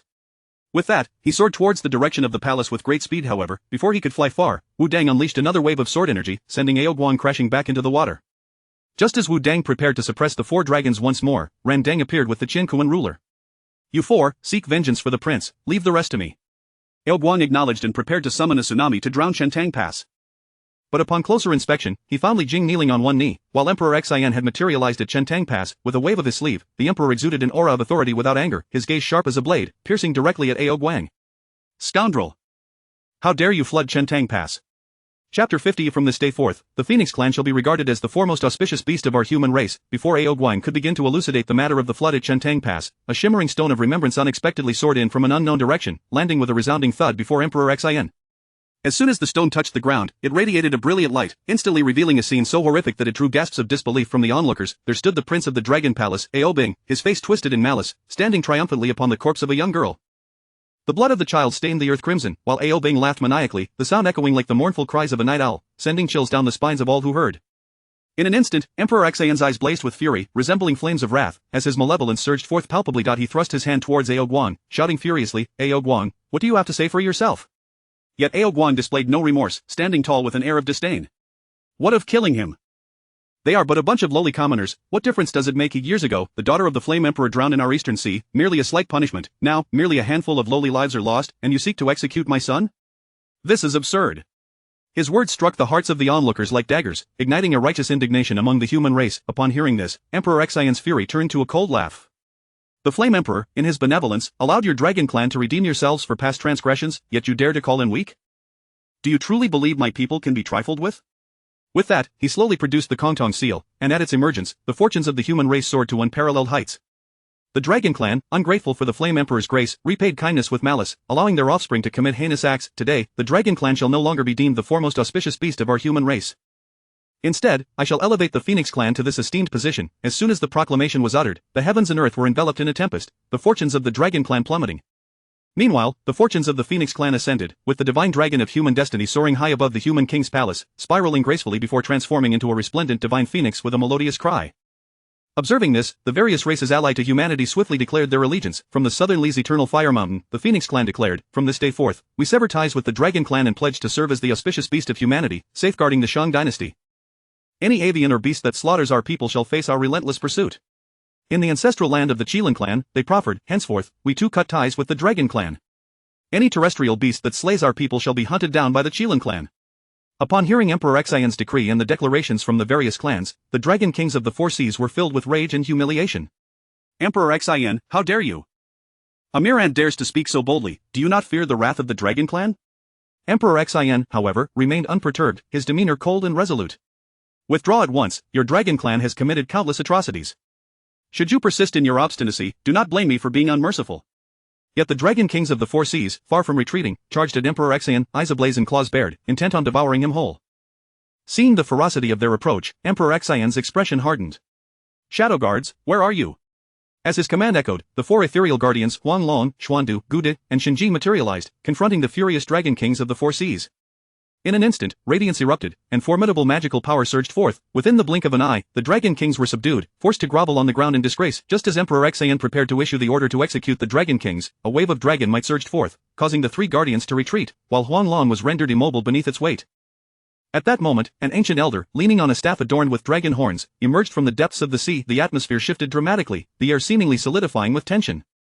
Li Jing unhesitatingly positioned himself before Emperor Xian, his expression wary as he focused on the elder dragon. The elder inclined his head slightly towards Emperor Xian, his voice low and gravelly, I, the Candle Dragon, pay my respects to your majesty. Gasps of astonishment rippled through the crowd. The name Candle Dragon was legendary, long thought to have vanished into the annals of time. No one could have anticipated his reappearance at such a pivotal moment. Emperor Xian pushed Li Jing aside, poised to speak, but was hastily interrupted by the urgent whisper of his advisor. My king, this dragon is an ancient powerhouse, a perfected Hunyuan golden immortal. Xuandu and Gouda are no match for him, do not provoke him. Emperor Xin nodded slightly. Rest assured, Master Gua, I am merely seeking to admonish the dragon clan. Turning his gaze to the candle dragon, he continued, there is no need for formalities. How does the candle dragon intend to proceed? The dragon clan has been mercilessly slaying our coastal citizens, surely, this demands an explanation. Upon hearing this, the candle dragon gently struck his staff upon the ground, unleashing a tremendous surge of bloodline power that swept towards the dragon kings of the four seas, forcing them to the ground in agony. You possess an audacity so great, yet you indulge in the slaughter of the innocent. Do you intend to intimidate me with such power? Truly, it is fearsome. Forgive me, my king, you misunderstand, this is merely the fault of the Eastern Sea, not the dragon clan's doing. I beseech you to spare the dragon clan this time, considering their past loyalty to the Xianyuan emperor. A flicker of anger flashed in Emperor Xion's eyes. So, the lives of my people are to be deemed worthless? Are their existences so insignificant? I am willing to hand over a faction of the Eastern Sea Dragon Clan to your majesty, to be dealt with as you see fit. Ao Guang gasped in horror. No, ancestor. It is but a handful of ants that perished, it does not warrant this. The candle dragon's gaze turned icy, as he struck Ao Guang with a powerful blow, sending him reeling and spitting blood. Silence. You wretched creature, do you not feel remorse? Yet Emperor Xian remained ungrateful for the gesture. The Dragon King of the Four Seas has insulted my ancestral kin, and I have no interest in the Eastern Sea Dragon Clan. What then does your majesty propose? Provided your demands are reasonable, I shall acquiesce. However, the party from the east has approached me as well. I advise you to ponder carefully, for the Dragon Clan's options extend beyond the Shang dynasty. Is that so? Are you attempting to threaten me? The candle dragon hastily shook his head. Your majesty, you overthink. I merely wish to convey that the Dragon Clan has many alternatives. Emperor Xian erupted in laughter, his voice dripping with disdain and confidence. Is that so? Then do not choose the Shang dynasty. But consider carefully whether your chosen ally possesses sufficient strength, for I have a long memory for grievances. The candle dragon fell silent, weighing the implications that he lifted his head, stating, very well, your majesty, present your conditions, and as long as they are reasonable, I shall comply. The Dragon Clan may serve as the second auspicious beast of humanity, while the Dragon King of the Four Seas shall answer to the human race, for it is only through kinship that we can ensure stability, is it not? Ao Guang immediately roared in defiance. No, ancestor. The human king intends to use the Dragon Clan as cannon fodder for their wars. Consider this carefully, my friend, I can assure you that the Dragon Clan shall never be mere fodder. Excellent. Thus, the Dragon Kings of the Four Seas shall heed your majesty's commands. Emperor Xian nodded in satisfaction, addressing Huanlong. Huanlong, I hereby appoint you as the chief of the Dragon Kings of the Four Seas, commanding the Dragon Clan to bring reign and prosperity to our human race, safeguarding us from calamities. Huanlong was initially taken aback. He had not anticipated such trust from Emperor Xian. Shortly thereafter, he expressed his gratitude. Thank you, your majesty, I shall not fail in my duty. The Dragon Kings of the Four Seas, upon hearing this, glared in outrage, their faces contorted with disbelief. The candle dragon, initially dismissive of Huanlong, was taken aback when he scrutinized Huanlong with his divine perception. You all shall heed Huanlong. Despite their reluctance, the Dragon Kings were compelled to obey under the pressure of the candle dragon's authority and the overwhelming bloodline might emanating from Huanlong. Bowing beneath the ancestral dragon's might, they found themselves unable to resist, their eyes filled with humiliation and resentment. Emperor Xian gazed upon this spectacle with satisfaction, but just as the resolution seemed imminent, a glint of cold steel suddenly flashed.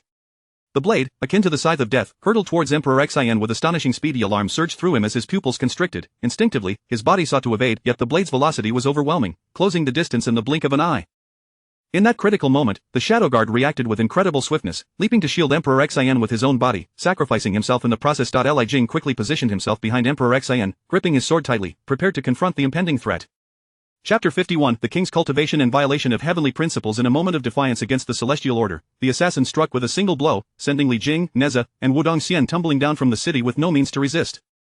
Their bodies plummeted like fallen meteors, crashing into the water with a resounding splash. Eye in the sky, Wudong Xingmu, witnessing the imminent peril that Emperor Xian faced, was instantly thrown into a state of disarray. Her eyes filled with dread, she cried out, disciple.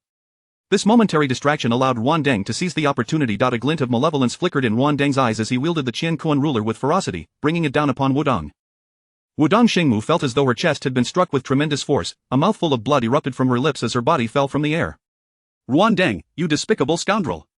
Is this the righteous path of your sect? Truly shameless, you, who don the guise of beasts, and those who are mere larvae, dare speak of righteousness. Watch your disciple ascend the divine ranking from here, ha ha ha. Atop the city gate, the assassin's blade glimmered with a chilling light, imbued with an aura of death, aimed directly at Emperor Xian's abdomen. Emperor Xian's eyes widened in horror as the shadow of death enveloped him, causing his heart to race. I cannot evade this. However, at that critical juncture, Zhu Long let out a thunderous roar, striking forth with a force that bore down upon the assassin, momentarily suppressing him. Simultaneously, Emperor Xian unleashed the 5 elements escape technique, vanishing from sight in an instant, only to reappear at the foot of the city. As Emperor Xian executed his spell, all present, save for Wodong and her adversaries, stood frozen in disbelief, their mouths agape in astonishment. No one could have anticipated that Emperor Xian had indeed cultivated to the realm of the profound immortal. The assassin's expression darkened, his eyes flashing with malice, yet tinged with disbelief as the magic staff in his grasp trembled slightly. At the moment Emperor Xian revealed his cultivation, the assassin's figure gradually came into focus. It was none other than Mithraea from the western sect, Ruandang, wielding the Qian Kuan ruler, charged towards Emperor Xian alongside Mithraea, their speed so great that they tore through the air, producing a sharp, whistling sound. Wudong, in a state of frantic urgency, attempted to rise and confront Ruandang, but her grievous injuries rendered her as heavy as a mountain, unable to move. The Grand Master of Shindu, witnessing this scene, brandished the Taiji diagram without hesitation to meet Ruandang, while simultaneously hurling the heavenly and earthly Linglong Pagoda towards Emperor Xian's head as a precaution. Zhu Long intercepted Mithraea, though he expended little effort, merely seeking to delay him. Zhu Long, you old relic, cease your meddling, the king of men must not cultivate. Do you believe Emperor Xian is deserving of that title? Mithraea bellowed, his voice laced with murderous intent. Mithraea, I am merely fulfilling my duty. Why not remain here and accompany me? Moments later, the heavens erupted with streaks of purple lightning, multiplying in number. Suddenly, a colossal figure emerged, radiating an oppressive aura that was suffocating. This presence bore down like Mount Tai, causing the very earth to tremble. Hong Jun's voice resounded like divine thunder. The king of men must not cultivate. Emperor Xian defies the heavenly mandate and shall be slain. Emperor Xian gazed upward, unyielding in the face of Hong Jun's presence, standing resolutely alongside those who had fought by his side, their eyes reflecting no hint of retreat. Our human race has forged ahead, carving paths through mountains and bridging rivers, never relying on the myriad deities above. We believe in the triumph of humanity over heaven. Now you seek to trample us underfoot. My cultivation is but a means to secure a path for our kind. The fate of humanity should be governed by humanity itself, not by those who dwell in lofty realms. Child, do not quibble.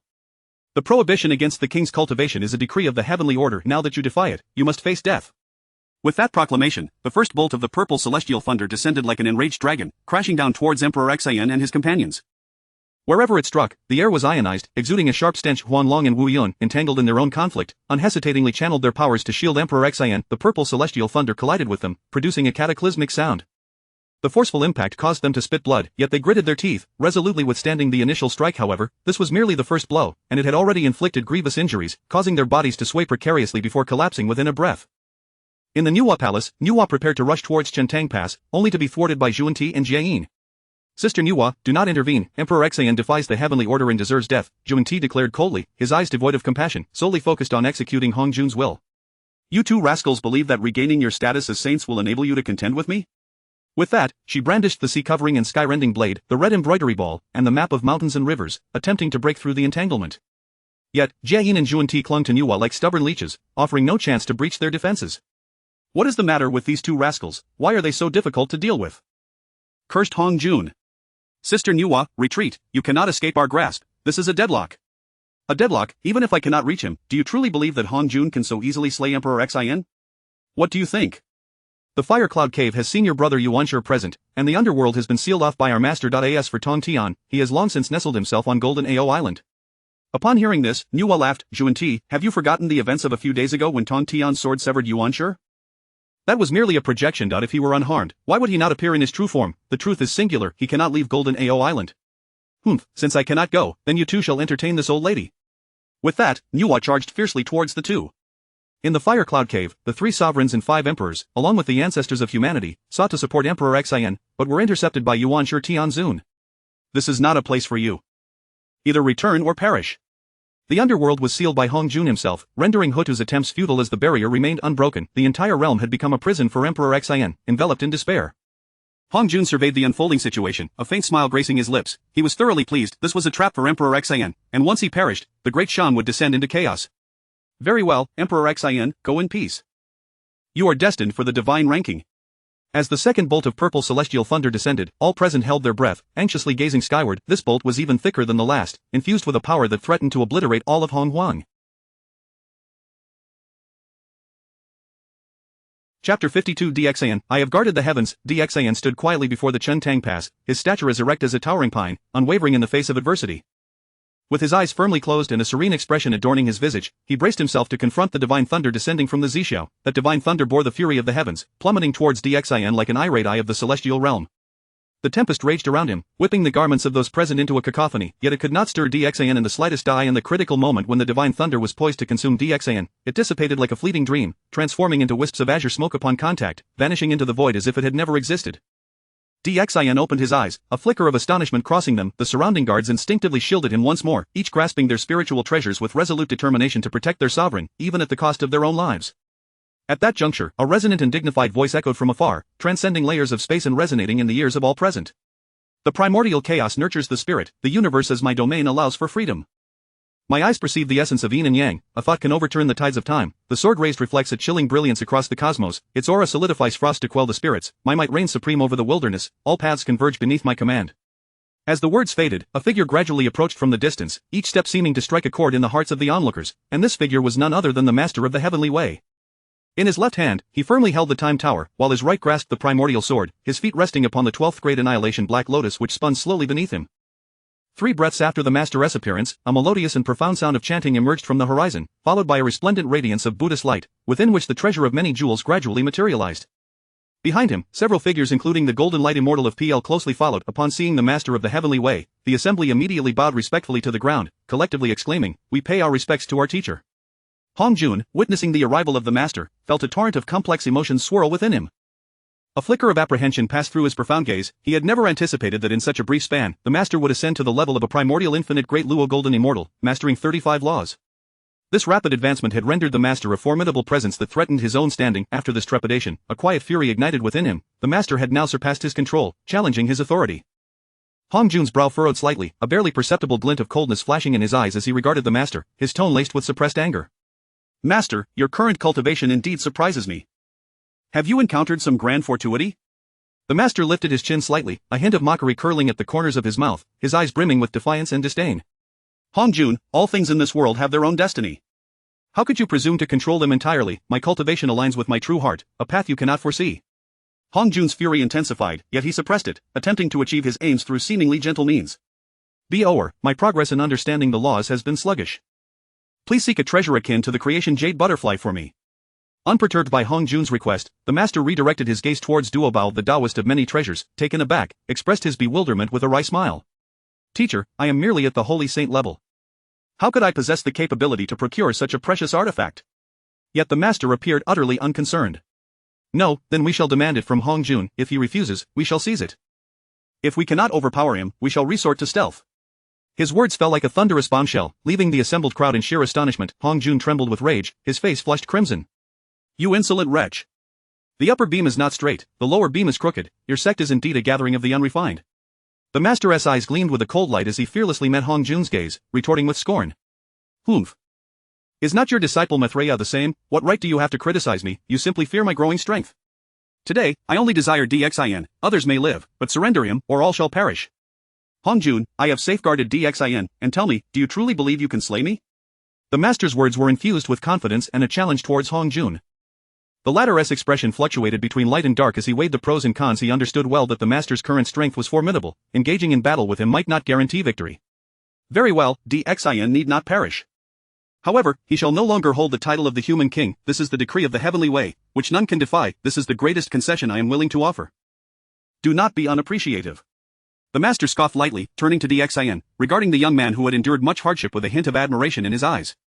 "Disciple, consider this 12th grade annihilation black lotus as a token of my regard. Do not let me down."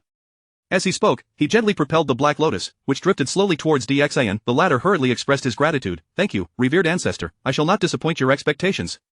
The master then turned back to face the venerable Hong Jun, raising his primordial sword, pointing it at him. "The heavenly way forbids it, but I grant a sliver of hope. He is still the human king." Seeing the master's blatant defiance, Hong Jun's fury erupted. "Master, do not overstep your bounds. If you refuse to negotiate, then prepare to meet your end." Unfazed, the master held his head high. "What if I do? Are you afraid?" As the master's declaration echoed, Duobao and the others immediately grasped their spiritual treasures, bracing for confrontation. The air thickened with tension, a fierce battle on the brink of eruption. Hong Jun, contemplating his next move, resolved that DXIN must be eliminated to avert future calamities. At the moment DXIN fell, the situation might still be salvageable. He then discreetly communicated with Jiayin, Zhuanti, Yuanshi, and Hao Tian, issuing an imperious command for their immediate assistance. Moments later, Jiayin, Zhuanti, Yuanshi, and Hao Tian arrived with the swiftness of shooting stars, their faces etched with solemnity. Upon witnessing Jiayin and Zhuanti depart, Nuwa promptly made her way towards the master, while the 3 sovereigns and 5 emperors found themselves unable to exit the fire cloud cave, evidently barred by Yuanshi. I shall deal with the master, while you, Hao Tian, gather the celestial luck of the heavenly court to elevate your cultivation to that of a saint and slay Xin. I will suppress Nuwa's power. Zhuanti, you will handle the rest, and Jiayin, you shall eliminate those below. Yuanshi, await your moment. Remember, success is the only option. The Taoist of many treasures and the others wasted no time in encircling Xin. As the conflict loomed, Xin urgently cautioned the master against battling here, imploring, revered ancestor, please refrain from engaging in combat, otherwise, the citizens of Chentang Pass shall face calamity. Li Jing hastened to evacuate the people. Though he had never witnessed a battle among saints, he understood the vast repercussions such a clash would entail. If fought nearby, the citizens would surely be doomed. Li Jing accepted the order, swiftly leading a contingent towards Chentang Pass, his figure soon vanishing from sight. Just as Hao Tian and the others prepared to strike, a force of yin and yang swirled in the battlefield, drawing the surrounding air into its vortex, and the appearance of Laozi further complicated the situation. Yuanshi Tianzuan, witnessing this, smirked slightly, a glimmer of pride in his eyes, and with a hint of provocation stated, Master, concede, my elder brother has arrived, and your chances are dwindling. No sooner had Yuanshi spoken than Laozi began to stride towards the master of the heavenly way. Yuanshi, you misunderstand. Tai Ching has come to assist me, for indeed, those who recognize the times are the true sages. Chapter 53 Tongtian, you have indeed become formidable, capable of competing with your master. Yuanshi's gaze brimmed with fury as he fixated on Laozi. Elder brother, why have you chosen to betray your teacher? Why defy the heavenly Tao and commit such egregious acts of treachery? Yet, Laozi merely stood there, his countenance tranquil as water, displaying not the slightest ripple of emotion. To Yuanshi's inquiries, he feigned deafness, offering no response. Seeing Laozi's silence, Yuanshi's anger intensified. Humph, since you remain so obstinately ignorant, do not blame me for my ruthlessness. Jane and Nuwa are yours to handle. I shall deal with Laozi.as for Zhuandi and Duobao, they fall under your purview. Xin is entrusted to Haotian, today marks the reckoning of all things. With that proclamation, the myriad saints unleashed their powers, surging into the depths of chaos, vanishing in the blink of an eye. Only Haotian and Zhuandi remained, facing off against Xin and Xuandu, the atmosphere taut as a bowstring on the verge of snapping. Tongtian and Hongjun stood opposed in the chaos, their imposing auras clashing like surging tides, creating invisible ripples.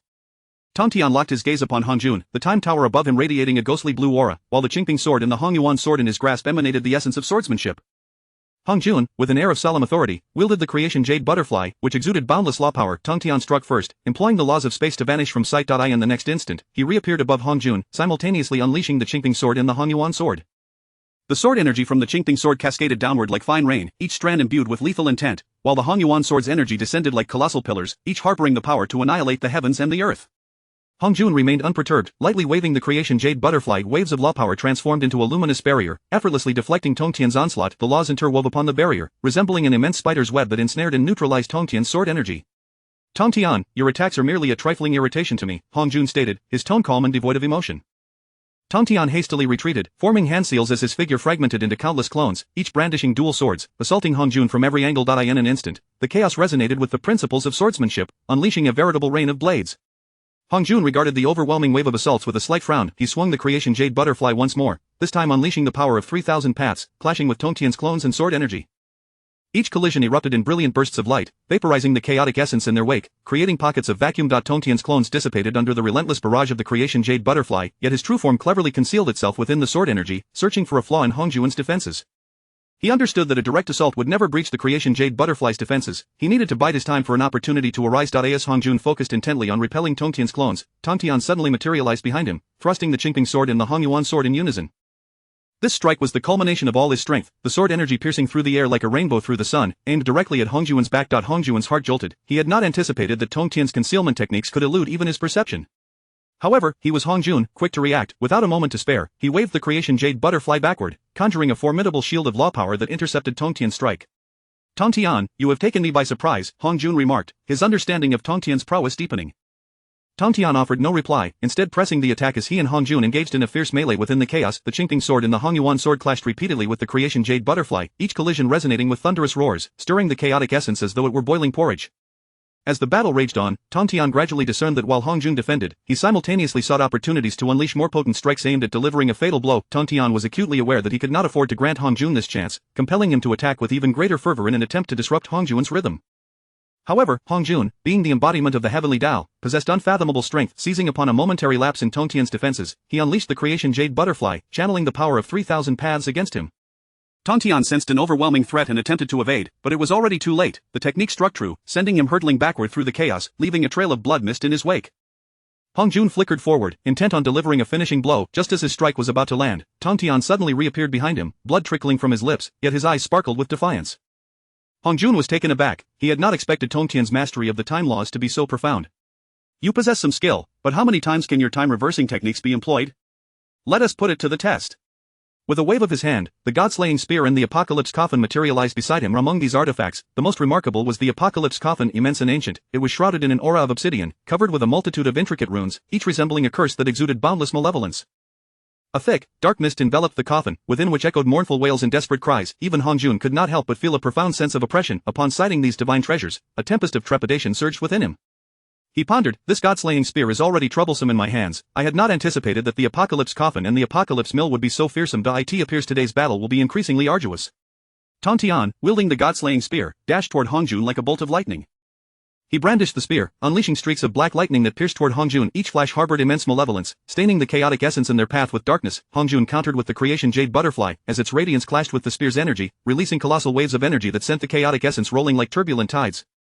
Simultaneously, the Apocalypse coffin and the Apocalypse mill launched their own assaults under Tong Tian's command. The Apocalypse coffin emitted a powerful suction, threatening to draw Hong Jun's very soul into its depths, while the surrounding chaotic essence was rapidly engulfed, forming a vast vortex. The Apocalypse mill spun, unleashing beams of annihilating light toward Hong Jun, evaporating the chaotic essence in their wake. Hong Jun felt unprecedented pressure. He exerted all his power into the creation jade butterfly while simultaneously channeling the heavenly Tao's strength to withstand the onslaught. Tong Tian, do you truly believe these artifacts can vanquish the heavenly Tao? Such delusions. Friend, do you not realize your own limitations? The Apocalypse coffin and the Apocalypse mill are inherently designed to counter the heavenly Tao, are they not? As time progressed, the battle escalated further. Tong Tian continuously infused his own power into the divine artifacts. Hong Jun, while fully focused on defense, sought for weaknesses in Tong Tian's strategy. Yet he knew well that if he could not swiftly resolve his predicament, the situation would become increasingly dire. In a moment of collision, Hong Jun seized the opportunity, utilizing the creation jade butterfly to unleash a potent surge of law power, attempting to shatter the Apocalypse coffin's grasp. However, its suction was too formidable. As the law power approached, it was drawn toward the coffin. Hong Jun's heart raced, and he hastily intensified his output to stabilize the situation. The Apocalypse mill crashed down upon Hong Jun once more. He could not evade in time, and though the heavenly Tao's protection mitigated some impact, he still felt the force jolt through him, causing him to sway slightly. Tong Tian, seizing the moment, his eyes gleaming with excitement, thrust the God-slaying spear toward Hong Jun, channeling all his strength into this strike aimed at Hong Jun's vital points. Hong Jun immediately concentrated all his energy, the creation jade butterfly swirling rapidly in front of him to form a formidable shield. The God-slaying spear collided with the shield, producing a deafening roar. The sheer force of the impact sent the surrounding chaotic essence scattering, creating a vast circular space. Under this tremendous energy onslaught, both Tong Tian and Hong Jun were sent hurtling backward. Blood erupted from Tong Tian's mouth as his body streaked through the chaos like a meteor, shattering stars in his wake. Hong Jun fared no better, his complexion paled, his internal power in turmoil, yet he swiftly regained his balance. Tong Tian, do not be so arrogant, today shall be your end. Hong Jun bellowed, once more channeling the heavenly Tao's power, restoring his injuries instantly. Struggling to rise, Tong Tian charged at Hong Jun anew, his divine artifacts once again launching their attacks. The God-slaying spear's energy grew more ferocious, the Apocalypse coffin's suction intensified, and the Apocalypse mill expanded to hundreds of feet in size. Just as Tong Tian prepared to advance once more, Hong Jun raised a hand to halt him. Not so fast. Chapter 54 of the Three Talents Formation. Tong Tian gazed at the obstruction posed by Hong Jun, laughing uproariously, his mirth laced with derision. Haha, Hong Jun, are you perhaps afraid? Hong Jun furrowed his brow slightly, his expression revealing a hint of complexity. After a moment of silence, he replied, Tong Tian, I concede that given your current strength, I am indeed unable to contend with you. Thus, let us wager. Oh, a wager? What cunning scheme have you concocted this time, old man? What are the stakes? If it proves to be mundane, do not blame me for lacking decorum. He inwardly speculated, aware of Hong Jun's legendary cunning, this bet would undoubtedly be far from simple. Yet, he realized he had no means to counter Hong Jun, so it was better to acquiesce. The wager shall be the fate of the Fengshan calamity. You support the Great Shang, while I support the West Qi. Should you triumph, the Jie sect may persist in the primordial chaos. Should you falter, you shall depart the primordial chaos with the Jie sect, never to return. Tong Tian felt a chill run down his spine. This wager was indeed a matter of life and death, directly tied to the survival of the Jie sect. Very well, however, let us amend the terms. If I win, you shall not leave the Zhixiao Palace, nor interfere in the affairs of the primordial chaos, and the heavenly court shall belong to the Great Shang. If I lose, I shall take the Jie sect away from the primordial chaos, never to return. Hong Jun nodded in agreement. Agreed. Let us add one more stipulation, and neither of us shall interfere with the other's actions. The restriction shall apply solely to you and me. Agreed. The two exchanged glances, sparks flying between them, and then both solemnly swore a great oath, each syllable infused with the power of the Tao, causing the entire primordial chaos to tremble. Meanwhile, at Chentang Pass, Hao Tian and Zhuan Ti were closing in on Emperor Xian and his companions. Zhuan Ti's eyes sparkled with confidence and arrogance, the corners of his mouth curling into a disdainful smile as he regarded Emperor Xian and the others, as if viewing mere ants, completely disregarding their presence. A group of overreaching fools, today shall be your demise, Zhuan Ti declared, raising the seven treasures mysterious tree. Duobao, wielding the Duobao tower, remained vigilant, fully aware of Zhuan Ti's might, and thought to himself, this lone saint is indeed formidable. Master, please arrive swiftly. Zhuan Ti casually waved the seven treasures mysterious tree, a seemingly nonchalant motion concealing the power to annihilate heaven and earth. A colossal blade of light surged toward Duobao and the others, tearing through space and creating terrifying rifts that emanated a dreadful pull. Beware, fellow Taoists. Duobao bellowed, swiftly summoning the Duobao tower, which expanded instantly, shielding the group and unleashing a formidable defensive force. Xiandu simultaneously cast his spell, positioning the Taiji diagram before them, complementing the Duobao tower's defenses. Zhulong then opened his mouth wide, unleashing a torrent of raging flames toward the blade of light. The flames distorted the air around them, threatening to melt the very fabric of space. However, the might of the saint was overwhelming, and the flames could not withstand the assault. Boom! The blade of light collided violently with the Duobao tower and the protective barrier, producing a deafening roar. The sound resonated like the tolling of a doomsday bell, causing everyone's eardrums to ache. Duobao and the others staggered backward, the ground beneath them cracking underfoot. The radiance of the Duobao tower dimmed under the onslaught, its body trembling as if in agony. Xiandu's lips bled slightly, his complexion paling, yet the resolve in his eyes remained unwavering. Zhulong too felt the backlash, his scales losing some of their luster. Observing this, Zhuan Ti burst into laughter, exclaiming, "Haha, do you truly believe you can withstand me, a quasi-saint, a primordial golden immortal, and a supreme saint? What can they accomplish? Without attaining sainthood, you are but insects." He swung the seven treasures mysterious tree once more, and this time, countless vines erupted from it, ensnaring Duobao and his companions. These luminous tendrils appeared delicate, yet were incomparably resilient, each imbued with potent sealing power.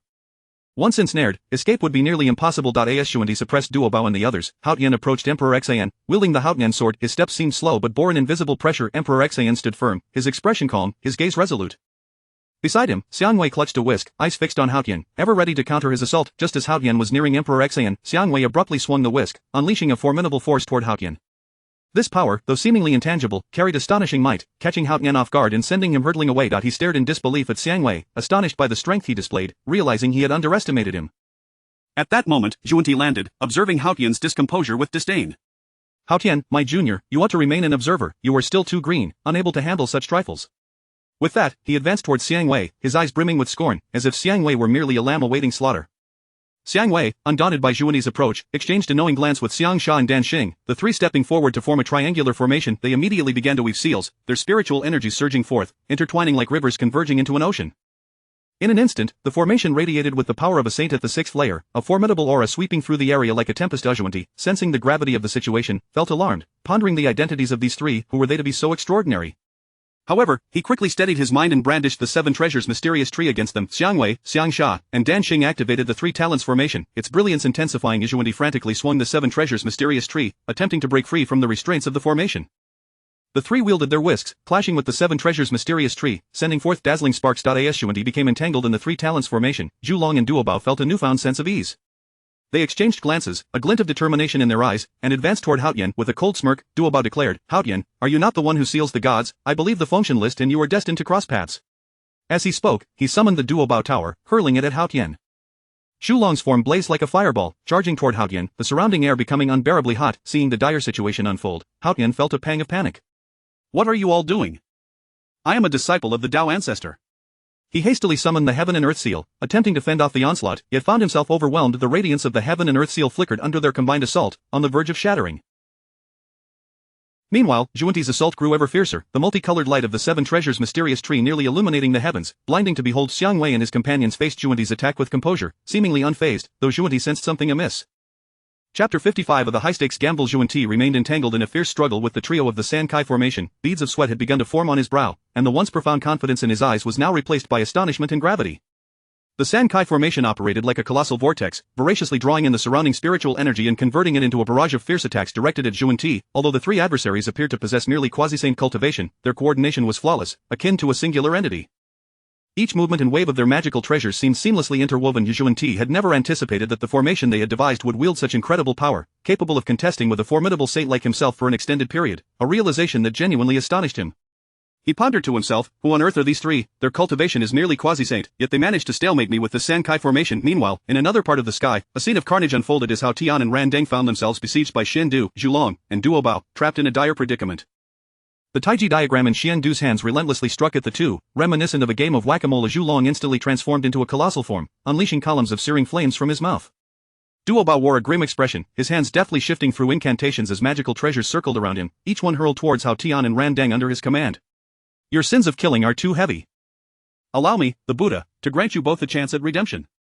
Hao Tian, the sovereign of the heavenly court, found himself in a state of utter disarray. His garments were tattered, hair unkempt, and his face contorted with rage. Yet, in the face of such ferocious attacks, he could only struggle to withstand the onslaught, his body riddled with injuries as blood seeped through his clothes. Ran Deng fared little better. He had originally hoped to navigate the chaos for personal gain but found himself ensnared in this dire situation. His complexion was as pale as paper, beads of sweat rolling down his forehead, his eyes filled with regret as he cursed silently within. Had I known better, I would not have intervened in this matter. These individuals are not to be trifled with. I fear for my life. As time passed, Zhuan-Ti increasingly sensed the extraordinary nature of the Sankai formation. Just as the two sides reached an impasse, a sudden flash of yin and yang light illuminated the sky, and a figure descended. It was Laozi. He appeared between the Sankai formation and Zhuan-Ti, like a towering mountain rising from the earth, instantly freezing the atmosphere of the battlefield. The trio, realizing Laozi's arrival, exchanged glances and promptly dismantled the Sankai formation, retreating to stand beside Dxin. You three have worked hard. Are you injured? The three shook their heads in unison. Upon witnessing Laozi, Zhuan-Ti was momentarily taken aback, fully aware of Laozi's formidable prowess, yet he refused to show weakness. Where are my elder and second brothers? Why have you come alone? His gaze bore a hint of wariness, tinged with provocation. Laozi's countenance remained calm, yet his eyes radiated an undeniable authority. Junior brother, stand down, otherwise, do not blame your elder brother for being impolite. Upon hearing Laozi's words, Zhuan-Ti's excitement surged. He mused to himself, Laozi has been suppressed by the heavenly Tao, how much power can he possess now? Even if he defeated Yuanshi, he must be at the end of his tether and unlikely to best me. With this thought, a wild grin spread across his face, and in an instant, he disregarded the consequences and charged towards Laozi like an arrow released from its bow. Laozi, observing this, sighed helplessly and thought, alas, it is futile to reason with the damned fool. Zhuan-Ti has always been arrogant and self-important, he cannot be persuaded. As Zhuan-Ti surged towards him, Laozi remained unperturbed, standing still like an immovable boulder, awaiting Zhuan-Ti's approach. Just as Zhuan-Ti's seven treasures mysterious tree was about to strike Laozi, he suddenly felt an invisible force enveloping him, rendering him suspended midair, unable to move. A Taiji-shaped phantom appeared beneath Zhuan-Ti, slowly rotating and emitting soft glows that enveloped him. Laozi raised his hand, pointing at Zhuan-Ti, and uttered a sharp command. Moments later, yin and yang energies manifested around Zhuan-Ti, binding him tightly. Zhuan-Ti's eyes widened in terror and disbelief. He could hardly fathom that under the suppression of the heavenly Tao, Laozi still possessed such astonishing might. Panic surged within him. How is this possible? How can he still wield such formidable techniques, having already been suppressed by the heavenly Tao? I never expected him to retain this level of power. This is disastrous. Laozi regarded the bound Zhuan-Ti, clenched his hand, and the yin and yang energies constricted, tightening their grip around him. Zhuan-Ti felt excruciating pain, as if his very bones were being crushed. Just as Laozi prepared to strike down Zhuan-Ti, a flash of light erupted in the sky, and Hong Jun and Tong Tian appeared simultaneously. Hong Jun's expression was grim as he waved his hand, dispelling Zhuan-Ti's restraints, casting a fierce glare at Laozi that held a reprimanding tone. At this moment, Jane, upon seeing Hong Jun's arrival, hurriedly approached him, wearing a fawning expression. Teacher, you have finally arrived. Had you come any later, the situation would have spiraled out of control. Hong Jun cast a sidelong glance at him, dismissing his flattery with a slight frown, feeling a touch of disdain for Jie Yin's sycophancy. Nuwa, too, arrived, panting as she joined Tong Tian and the others. At this juncture, both sides were once again on the verge of confrontation, the tension palpable, yet Tong Tian and Hong Jun simultaneously intervened to halt the impending clash. Hong Jun's countenance was serious. Enough, follow me back to the Purple Cloud Palace. Tong Tian, equally grave, urged, please, everyone, accompany me back to Golden Ao Island, do not instigate further conflict here. Moments later, the group followed Tong Tian to the vicinity of Golden Ao Island. With a wave of his hand, Tong Tian dispelled the formations surrounding the island, and the crowd filed in, arriving at the Bo Palace. Within the Bo Palace, Tong Tian seated himself at the central position, with Nuwa and Laozi flanking him on either side, while the others took their places below in an orderly fashion. I have established a grand vow with Hong Jun, wagering the fate of the Fengshan tribulation, Tong Tian declared. His words left everyone in stunned silence, their expressions reflecting the gravity of the gamble. Dxin, seated among them, felt a rush of fervor at these words. He abruptly stood, bowing deeply to Tong Tian. Rest assured, ancestor. I, Deshang, shall aim for the heavens and become the sovereign of the heavenly court. I shall not disappoint your expectations. Although Nuwa's face remained as serene as still water, her mind began to churn with thoughts. With the support of the Jie sect and the Nuwa Palace, Dxin's chances of victory had significantly increased. Should Dxin truly ascend as the sovereign of the heavenly court, the cosmic order would undoubtedly shift profoundly, bringing immense benefits to her. Yet, the uncertainties involved were numerous, necessitating careful navigation of the ensuing events. Chapter 56 Master, we of the Western Church must support the two towns of the southeast, within the tranquil confines of the Purple Cloud Palace. The atmosphere was as oppressive as the calm before a storm, suffocating in its intensity. Zhuanti's brow furrowed deeply, his eyes flickering with an inner fire, a conflation of urgency and resentment that shattered the stifling silence. Master, what on earth is going on with Tong Tian? His ascension in cultivation is utterly absurd. Hongjuan's demeanor remained as serene as still water, as if nothing in the world could stir his inner peace. He spoke slowly, his voice steady and resonant. Tong Tian must have encountered some fortuitous opportunity. He has now attained the realm of the primordial supreme golden immortal. Though his cultivation does not surpass mine, the power of the spiritual treasures he wields is extraordinary and cannot be underestimated. Upon hearing this, Yuan Shi's brow knitted tightly, a deeper concern etched in his features. Is there truly nothing my master can do about Tong Tian? His mind was a tangled mess. The calamity of the investiture of the gods was already complex and unpredictable, and Tong Tian's sudden surge in power was akin to tossing a hefty stick into turbulent waters. Hongjun shook his head slightly. I have already established a wager with Tong Tian. The three were momentarily struck dumb, their faces frozen in astonishment, as if they had been struck by lightning. No one could have anticipated that Hongjun would wager the heavenly court itself before the trio could fully recover from their shock. Hongjun spoke again, stating that the investiture of the gods would be presided over by Yuan Shi, with the Western Church providing assistance, and that he intended to enter seclusion. As soon as his words fell, his figure began to dissipate like smoke, ultimately vanishing from their sight, leaving an air of boundless authority lingering in the atmosphere. Yuan Shi turned to Zhuanti and Jane, declaring that since the mandate of heaven was to return to Zhou, the two younger brothers should send some disciples to the Western Qi to protect the Marquis of Shibua, to prevent any unforeseen changes. Just as Jane was about to nod in agreement, Zhuanti raised a hand to stop him. A glimmer of cunning flashed in Zhuanti's eyes, sharp as a fox, and a smirk curled at the corners of his mouth. The mandate of heaven may return to Zhou, but it does not extend to the Western Qi. Since my brother wishes to support the Western Qi, let him do so. We of the Western Church shall not interfere. Upon hearing this, Yuan Shi was instantly engulfed in fury, his face flushing crimson as his heart roared in indignation. How dare these two audaciously defy me? The undertaking of the investiture of the gods is already as arduous as ascending to the heavens, yet they choose this moment to shirk responsibility. This is utterly outrageous. Just as he was about to reprimand them, Zhuanti hastily interjected, Master, we must take our leave. With that, the two swiftly departed from the Purple Cloud Palace. Yuan Shi trembled with rage, his sleeve sweeping through the air, stirring up a tempest as he stormed away in frustration. On their way back, Jane cast a puzzled glance at Zhuanti, who promptly spoke first. Brother, do you believe it is better for us to assist Yuan Shi, or to establish our own power? Zhuanti's eyes sparkled with excitement, as if he could already envision the flourishing of the Western Church. Jane was momentarily taken aback, but then a look of realization illuminated his features, and a smile of delight spread across his face. Brother, you are truly insightful. If the power we support unifies the human race, then our Western Church shall become the state religion. At that time, we shall undoubtedly thrive. Upon hearing Jane's praise, Zhuanti's smile grew even brighter, filled with avarice and scheming. Brother, you flatter me. It is you who grasped the intricacies of the situation so swiftly. Ha ha ha. Zhuanti felt a profound sense of pride in his brilliant idea. Brother, which lord should we support? The eastern town or the southern town? A decisive glint shone in Zhuanti's eyes, as he considered their options. Let us deploy both Maitreya and the medicine master to their respective towns.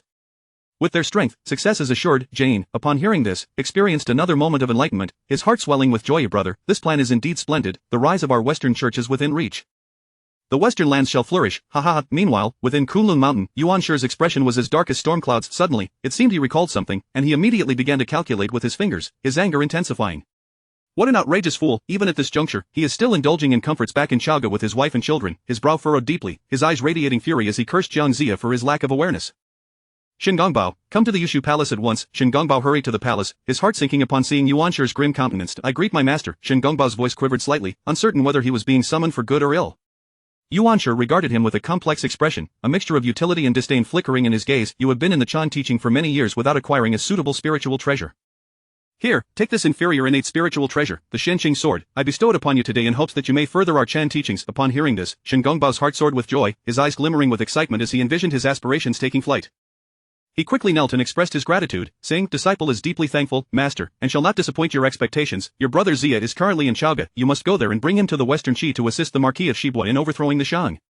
This matter cannot be delayed. His tone was resolute, as he thought that as long as Jiang Zia returned to the right path, the investiture of the gods could still progress smoothly.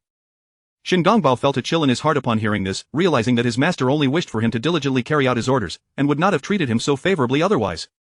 He felt a mix of helplessness and resentment, yet what could he do? He had no choice but to kneel again and accept the command. A disciple obeys. Moments later, Shingongbao descended from Kunlun Mountain, grumbling to himself as he traveled.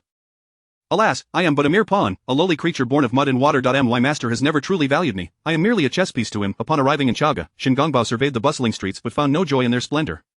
His sole focus was to inquire about Jiang Zia's whereabouts, each step imbued with urgency and dissatisfaction. Before long, Shingongbao located Jiang Zia's residence. He approached the door, and before he could knock, Jiang Zia, having heard the commotion, opened it. Seeing Shingongbao, Zhang Ziya's face lit up with surprise. Brother, what brings you here? Please, come in. However, Shingongbao was not in a mood to be gracious. Having harbored grievances against Yuan Shi's orders, he unleashed all his frustration upon Zhang Ziya. With a forceful shove, he pushed Zhang Ziya, who stumbled, nearly losing his balance. Brother, the master has commanded you to hasten to the Western Qi and assist the Marquis of Shibua in vanquishing the Shang. Shingongbao's eyes betrayed his impatience and indifference. Zhang Ziya, taken aback, questioned with a hint of confusion, why must we destroy the Shan? The Shang is favored by the people, why plunge them into the chaos of war?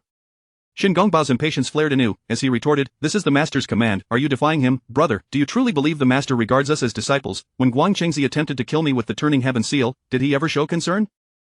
As a sage, how could he remain unaware? Wake up! Shingongbao felt a flicker of panic. He recognized that Zhang Ziya's words held truth, yet he dared not defy Yuan Shi's orders.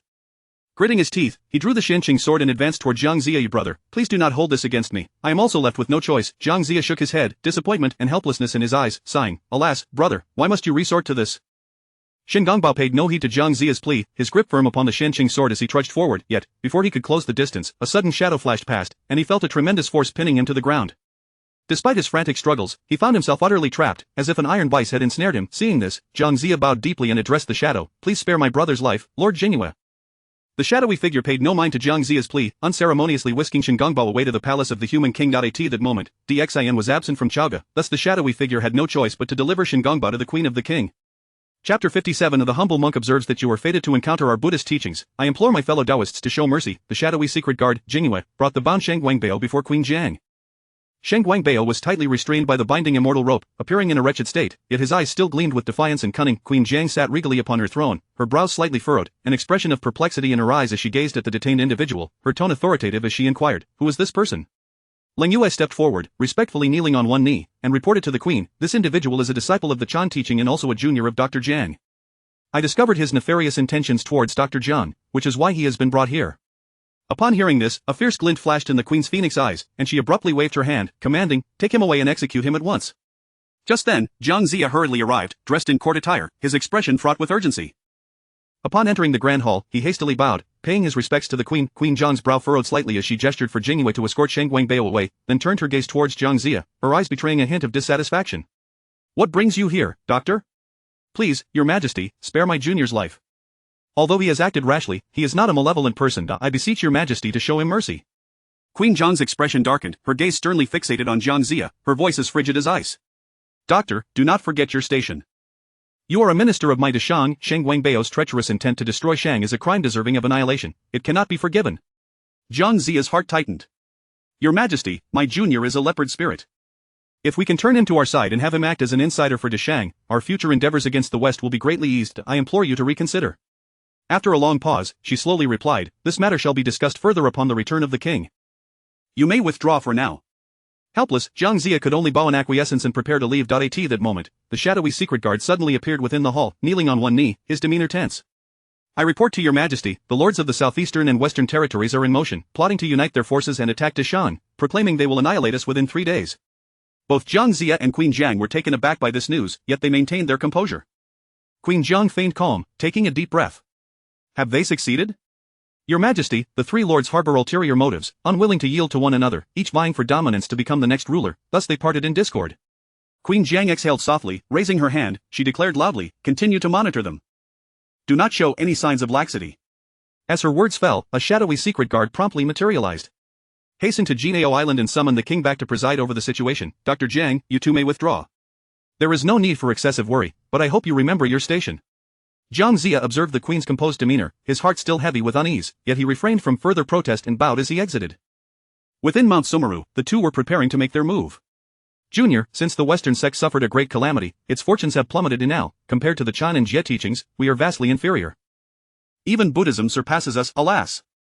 Brother, given the circumstances, we cannot remain idle. Why not seek to assimilate Buddhism? If we succeed, the Western sect will surely flourish and reclaim its former glory. Just as the two were plotting, Hongjuan's voice resonated in their minds. Go forth. I shall hold them back, while Yuanshi will impede the others. Upon hearing this, Jain and Juanti were instantly exhilarated. Junior, we must seize this opportunity. It may not come again. This time, we shall succeed and make the Western sect the foremost faction in the primordial realm. Juanti nodded, his eyes gleaming with fervor. Indeed, let us set forth without delay. We cannot let this chance slip away. With that, the two figures flickered and transformed into streaks of light, racing towards the Buddhist temple. Hongjun, not daring to delay, instantaneously arrived at the Bo Palace. At this moment, all had dispersed from the palace, and Tong Tian was silently meditating within. Sensing Hong Juan's arrival, he remained silent. Hearing that my fellow Daoist has recently comprehended a new technique, I have come today to engage in a discourse with you, if it pleases you. Hong Jun, do not presume to understand my thoughts. However, I shall acquiesce, ha ha ha. You are so confident? Just observe. Within Buddhism, Duobao suddenly opened his eyes, golden light bursting forth. 3 figures identical to him surged into his body. In an instant, Duobao's aura erupted like a volcano, a tremendous power raging within him, as though it would shatter his form. With a flash of light, Duobao successfully merged the 3 corpses, attaining the Tao of the primordial golden immortal. As he attained the Tao, his colossal shadow manifested above the primordial realm, a melodic sound of sacred hymns resonating in every corner of the cosmos. The beings of the primordial realm, upon sensing this presence, were first taken aback, then they bowed in reverence, congratulating Saint Duobao on his ascension, proclaiming that he would be free from tribulations henceforth. Jin and Juanti, en route, also sensed this powerful aura. Although surprised, they did not slow their pace but rather hastened towards the Buddhist temple. They knew well that despite Duobao's ascension, he remained no match for the two of them. Hong Jun too sensed Duobao's achievement, inwardly lamenting Duobao's profound fortune, yet, he did not dwell on it, merely closing his eyes in contemplation. As long as Tong Tian did not intervene, Buddhism would surely falter. Moments later, Jin and Juanti arrived at the Buddhist temple. There, they beheld Duobao standing amidst the Buddhist congregation, his presence dignified, flanked by numerous disciples of Buddhism, all poised for action. Jin and Juanti stood opposite Duobao, their own disciples arrayed behind them, the atmosphere taut as a bowstring on the verge of snapping. I observe that the disciples behind both of you are fated to the Buddhist teachings. I beseech you to let them go. Upon hearing this, Jin and Juanti were momentarily stunned, unable to fathom that Duobao had usurped their line. The nearby Jin Guangxian whispered to Duobao, Master, their intentions are not benevolent. We may not be their match. Fear not, I shall handle those 2 bald heads. The remaining disciples of the Western sect will receive assistance. Remember, exercise utmost caution. With that, Duobao flickered and vanished alongside Jin and Juanti, instantly arriving in the midst of chaos. Upon entering chaos, Duobao raised a hand and then swept it dramatically, a colossal Buddhist realm slowly materializing within the void. The Buddhist realm. The boundaries of the realm emanated a formidable prohibitive force, enveloping Jin and Juanti. Jin swiftly produced 6 pure bamboos, charging towards the realm's boundary. Juanti, not to be outdone, wielded the 7 treasures mysterious tree, radiating brilliance as it slashed at the realm's restrictions. Under their combined efforts, within mere moments, they broke free from the Buddhist realm. Upon witnessing this, Duobao's heart sank. He realized this contest of powers would be more arduous than he had anticipated. Duobao unleashed all his might, traversing the chaos, casting various Buddhist seals. Jin and Juanti responded in kind, with Jin dispelling Duobao's assaults with each swing, while Juanti's 7 treasures mysterious tree wreaked havoc, disturbing the chaos around them. Duobao, facing 2 opponents, gradually felt overwhelmed, his heart racing with anxiety. He understood that if this continued, defeat was inevitable. Damn it, if I cannot win, I shall flee. Resolutely, Duobao pressed his palms together, and countless golden Buddha figures surged forth from behind him, converging towards Jin and Juanti. 10,000 Buddhas paying homage. Seeing this, Jin and Juanti wore expressions of disdain, completely disregarding the move. Jin scoffed, a trivial trick. He swung the 6 pure bamboos swiftly before him, forming a green light barrier. The Buddha figures crashed against the barrier, producing thunderous sounds, yet they could not breach it. Juanti lightly swept the 7 treasures mysterious tree, entangling countless vines around the Buddha figures. With a single strike, the figures shattered, disintegrating into golden dust that scattered through the chaos. Duobao, can you escape? Today shall mark your demise. With that, the 2 immediately pursued Duobao. Duobao fled ahead, his mind racing with strategies, while across the primordial realm, various factions observed the spectacle, eagerly anticipating the outcome. Duobao moved swiftly, but Jin and Juanti were not far behind. The distance between them steadily diminished, and Duobao could feel the overwhelming pressure looming behind him. Damn it, where are they? Chapter 58. The assault on the 2 southeastern towns, a crisis. Duobao soared forward with frenzied determination, pursued relentlessly by Jin and Juanti. Their eyes reflected an unwavering resolve to achieve their goal, bearing down upon Duobao with an ominous force that cracked the ground beneath them. Just as Duobao sensed the scythe of death poised at his throat, the imposing figure of Laojiu, like a pillar of heaven and earth, appeared before Jin and Juanti. In an instant, the dual energies of yin and yang emanated from his being, transforming into 2 fierce black and white dragons that coiled around him. My esteemed friends, this is the East. It is not your place to wreak havoc here. The 2 dragons surged forward with a thunderous roar, colliding with Jin and Juanti. Their expression shifted dramatically, acutely aware of the soul-rending power contained within the strike. Jin's heart roared like a tempest, realizing the grave danger posed by this old foe's lethal intent. Juanti's forehead throbbed with tension as they hastily channeled all their magical prowess into the 7 treasures Miao tree, bracing themselves for impact. With a resounding crash that echoed like the primordial roar of creation, the force sent Jin and Juanti hurtling away like fragile leaves, the 7 treasures Miao tree proving utterly inadequate for defense. Their bodies soared through the air, the surrounding atmosphere rippling with visible shockwaves that radiated outward. Witnessing this, Duobao's eyes sparkled with wild joy as he strained every fiber of his being to accelerate forward once more. Once Jiayin and Zhundi regained their footing, they cast wary glances at Laojiu's unwavering form, their apprehension palpable. Jiayin furrowed his brow, like two sharp blades, and whispered to Zhundi, "Junior brother, with Laojiu's unexpected intervention, we are at a disadvantage. What shall we do?" "Senior brother, you must hold him back, our priority is to capture Duobao." Junior brother, do you truly believe I possess such capability?" Just as they conferred in hushed tones, a chaotic sword aura whistled toward them. Laojiu swiftly invoked the principles of yin and yang, rapidly forming a shield in front of him adorned with the emblem of the yin-yang fish. The shield spun, radiating a luminous interplay of black and white as it clashed with the chaotic sword energy. Simultaneously, Yuan Shi, wielding the Pango banner, struck at Laojiu's head with lethal intent, his gaze sharp and resolute, akin to a blade poised for battle. The two engaged fiercely, hurtling into the chaos.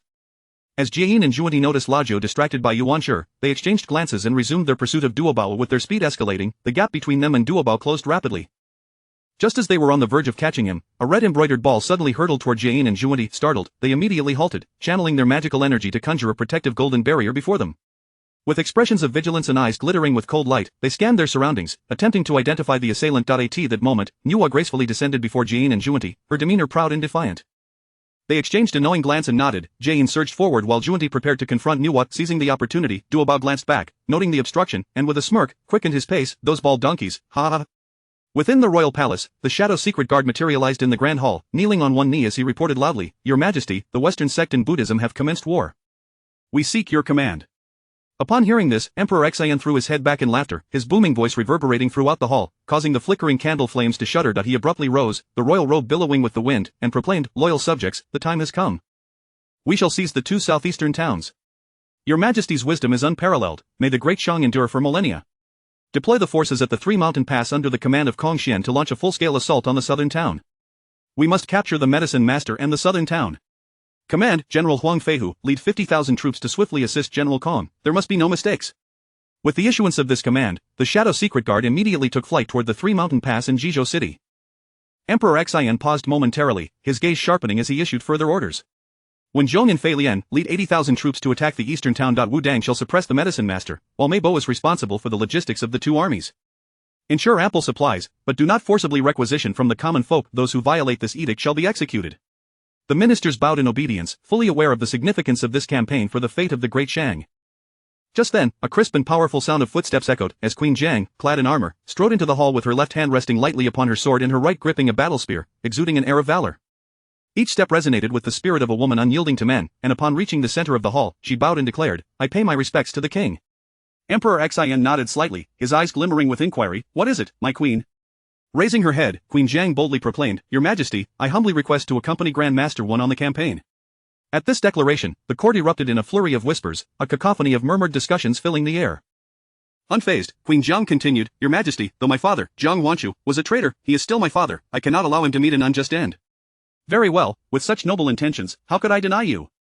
Let the world witness that the women of the Great Shan can also gallop into battle to defend our homeland, let no one dare utter the words of a hen crowing at dawn." Upon hearing Emperor Xian's resolute decision, the ministers ceased their objections and bowed in unison, exclaiming, "Your Majesty is wise." Turning away, Emperor Xian raised his right hand dramatically and declared, "For the Great Shang, for the human race, we march to war." With that, the court officials dispersed to prepare for the campaign, filling the palace with a palpable tension and fervor. Days later, two mighty armies advanced toward the two southeastern towns with fierce determination. In the eastern town, the opposing forces arrayed themselves in formation on the battlefield, which lay silent save for the fluttering of military banners in the wind. Jiang Wenwei rode a majestic steed, galloping forward with arrogance, his eyes glinting with disdain as he regarded the Yin Shang army, as if victory were already within his grasp. Upon spotting Queen Jiang, his eyes widened in disbelief and shock. "Sister, what are you doing here?" he stammered, his mouth agape. Observing her brother's lack of ambition, Queen Jiang frowned in disappointment and rebuked him, "Brother, you remain so lackluster. Today, I shall show you what a true battlefield entails." With that, she feigned a charge forward, squeezing her legs against her horse's flanks, raising her spear high, its blade gleaming coldly in the sunlight. Jiang Wenwei, startled, instinctively stumbled back a few paces, his complexion shifting between shades of pale and flushed, feeling flustered yet compelled to maintain his faade. "Soldiers, charge," he bellowed, attempting to rally his troops. Wen Xiong, wielding twin hammers and mounted on a dark jade qilin, stood at the forefront of the formation. Suddenly, he raised his hammers overhead, shouting, "Warriors of Yin Shang, for the Great Shang, charge." Immediately, the soldiers clashed, the battlefield erupting into a cacophony of battle cries, clashing weapons, and thundering hooves. At that moment, Mithreya appeared on the battlefield, holding a wind pouch with a sly grin. As he prepared to unleash the pouch's power and draw the Yin Shang forces into it, a calm Wu Dang suddenly appeared before him. Surprised, Maitreya quickly regained his composure, smirking derisively. He promptly activated the wind pouch, its overwhelming suction akin to a ravenous beast, sweeping toward Wu Dang. The force pulled in the surrounding air, forming a massive black vortex that howled ominously, reminiscent of a demon's roar. However, Wu Dang remained unfazed, gazing upward with an air of indifference, entirely dismissing Maitreya's wind pouch. Irritated by Wu Dang's composure, Maitreya intensified his magical output, amplifying the pouch's suction. Suddenly, the fierce pull ensnared Wu Dang, drawing him into the wind pouch. Chapter 59, capturing the two towns of Southeast and seizing the medicine master Maitreya on the battlefield. Maitreya clutched the windbag tightly, his maniacal laughter reverberating through the air. Yet, in an instant, the windbag began to swell uncontrollably, emitting a series of ominous popping sounds. Following this, a thunderous explosion erupted as the windbag burst apart, fragments shooting out in all directions.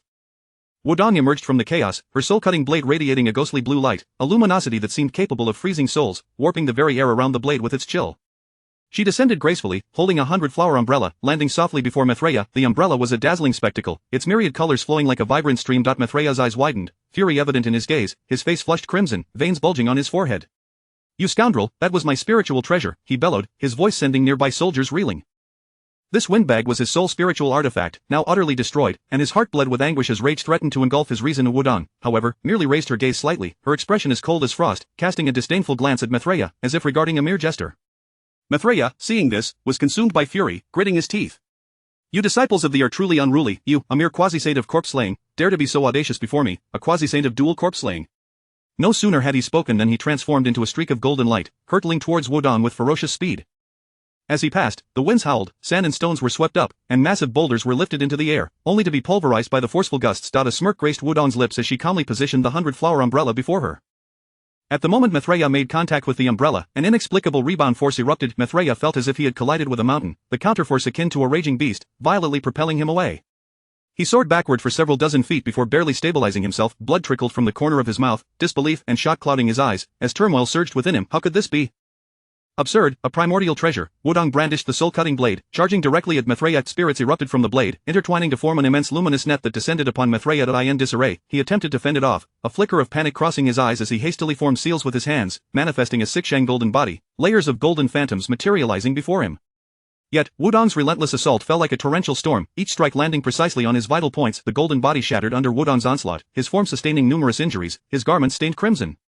Maitreya internally lamented, pondering the prowess of the disciples. Alas, the Eastern sect is indeed affluent, possessing a supreme primordial spiritual treasure and a primordial treasure. It seems I shall fall today. While defending, he sought an opportunity to flee, but Wu Dang's attacks were relentless, leaving him no chance to escape. Just as thoughts of retreat began to surface, Wu Dang's eyes glinted with cunning. She suddenly reached into her bosom and produced the primordial golden dipper borrowed from the heavens. Maitreya's countenance paled, sensing the terrifying suction emanating from the dipper, a force capable of devouring everything. He attempted to evade, yet his body felt as if it were frozen in place, unable to move, and in an instant, he was drawn into its depths. Wu Dang stowed the dipper away, taking a moment to catch her breath, her gaze shifting to the battlefield below, where the Deshang army surged forth, morale high, charging at the enemy. When Zhong led the charge, wielding dual hammers that danced like the wind, each swing accompanied by a spray of blood, as foes fell before him. Under his command, the Deshang army resembled a pack of ravenous wolves, their battle cries reverberating through the heavens, smoke rising, the scent of blood permeating every corner. At this moment, the Deshang army had gained the upper hand, the dawn of victory within reach. Observing this, Wu Dang wasted no time and flew towards the royal palace. In the direction of the southern town, Yishan rode a magnificent steed, its coat pure white, devoid of any blemish, its mane billowing in the wind. He bore an arrogant demeanor, disdain flickering in his eyes as he addressed the opposing Huang Feihu. "Why does the king of martial achievements trouble my southern town?" Huang Feihu furrowed his brow, a cold smile gracing his lips. "You conspired to rebel with the eastern, western, and southern towns, intending to invade my Deshang. Today marks the day of your southern town's demise." His words were resolute and powerful, each syllable striking the battlefield like a hammer, bolstering the morale of the Deshang army while causing the enemy to waver slightly. Yishan, however, dismissed Huang Feihu's words with a smirk, displaying an air of contempt. "My southern town is as impregnable as a fortress, supported by sages. Do you think you can easily breach it?" He offered no further arguments, for he believed that victory in this conflict was assured, viewing Huang Feihu's assault as futile.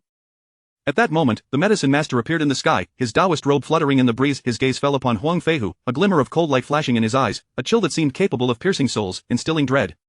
"National master, eliminate these ignorant fools for me," he commanded. The medicine master nodded slightly, raising his staff, but just as he was about to strike, Kong Xian suddenly materialized before him. Kong Xian regarded the medicine master with disdain. "Fellow Taoist, you should withdraw. This matter does not concern you." The medicine master's brow furrowed, displeased.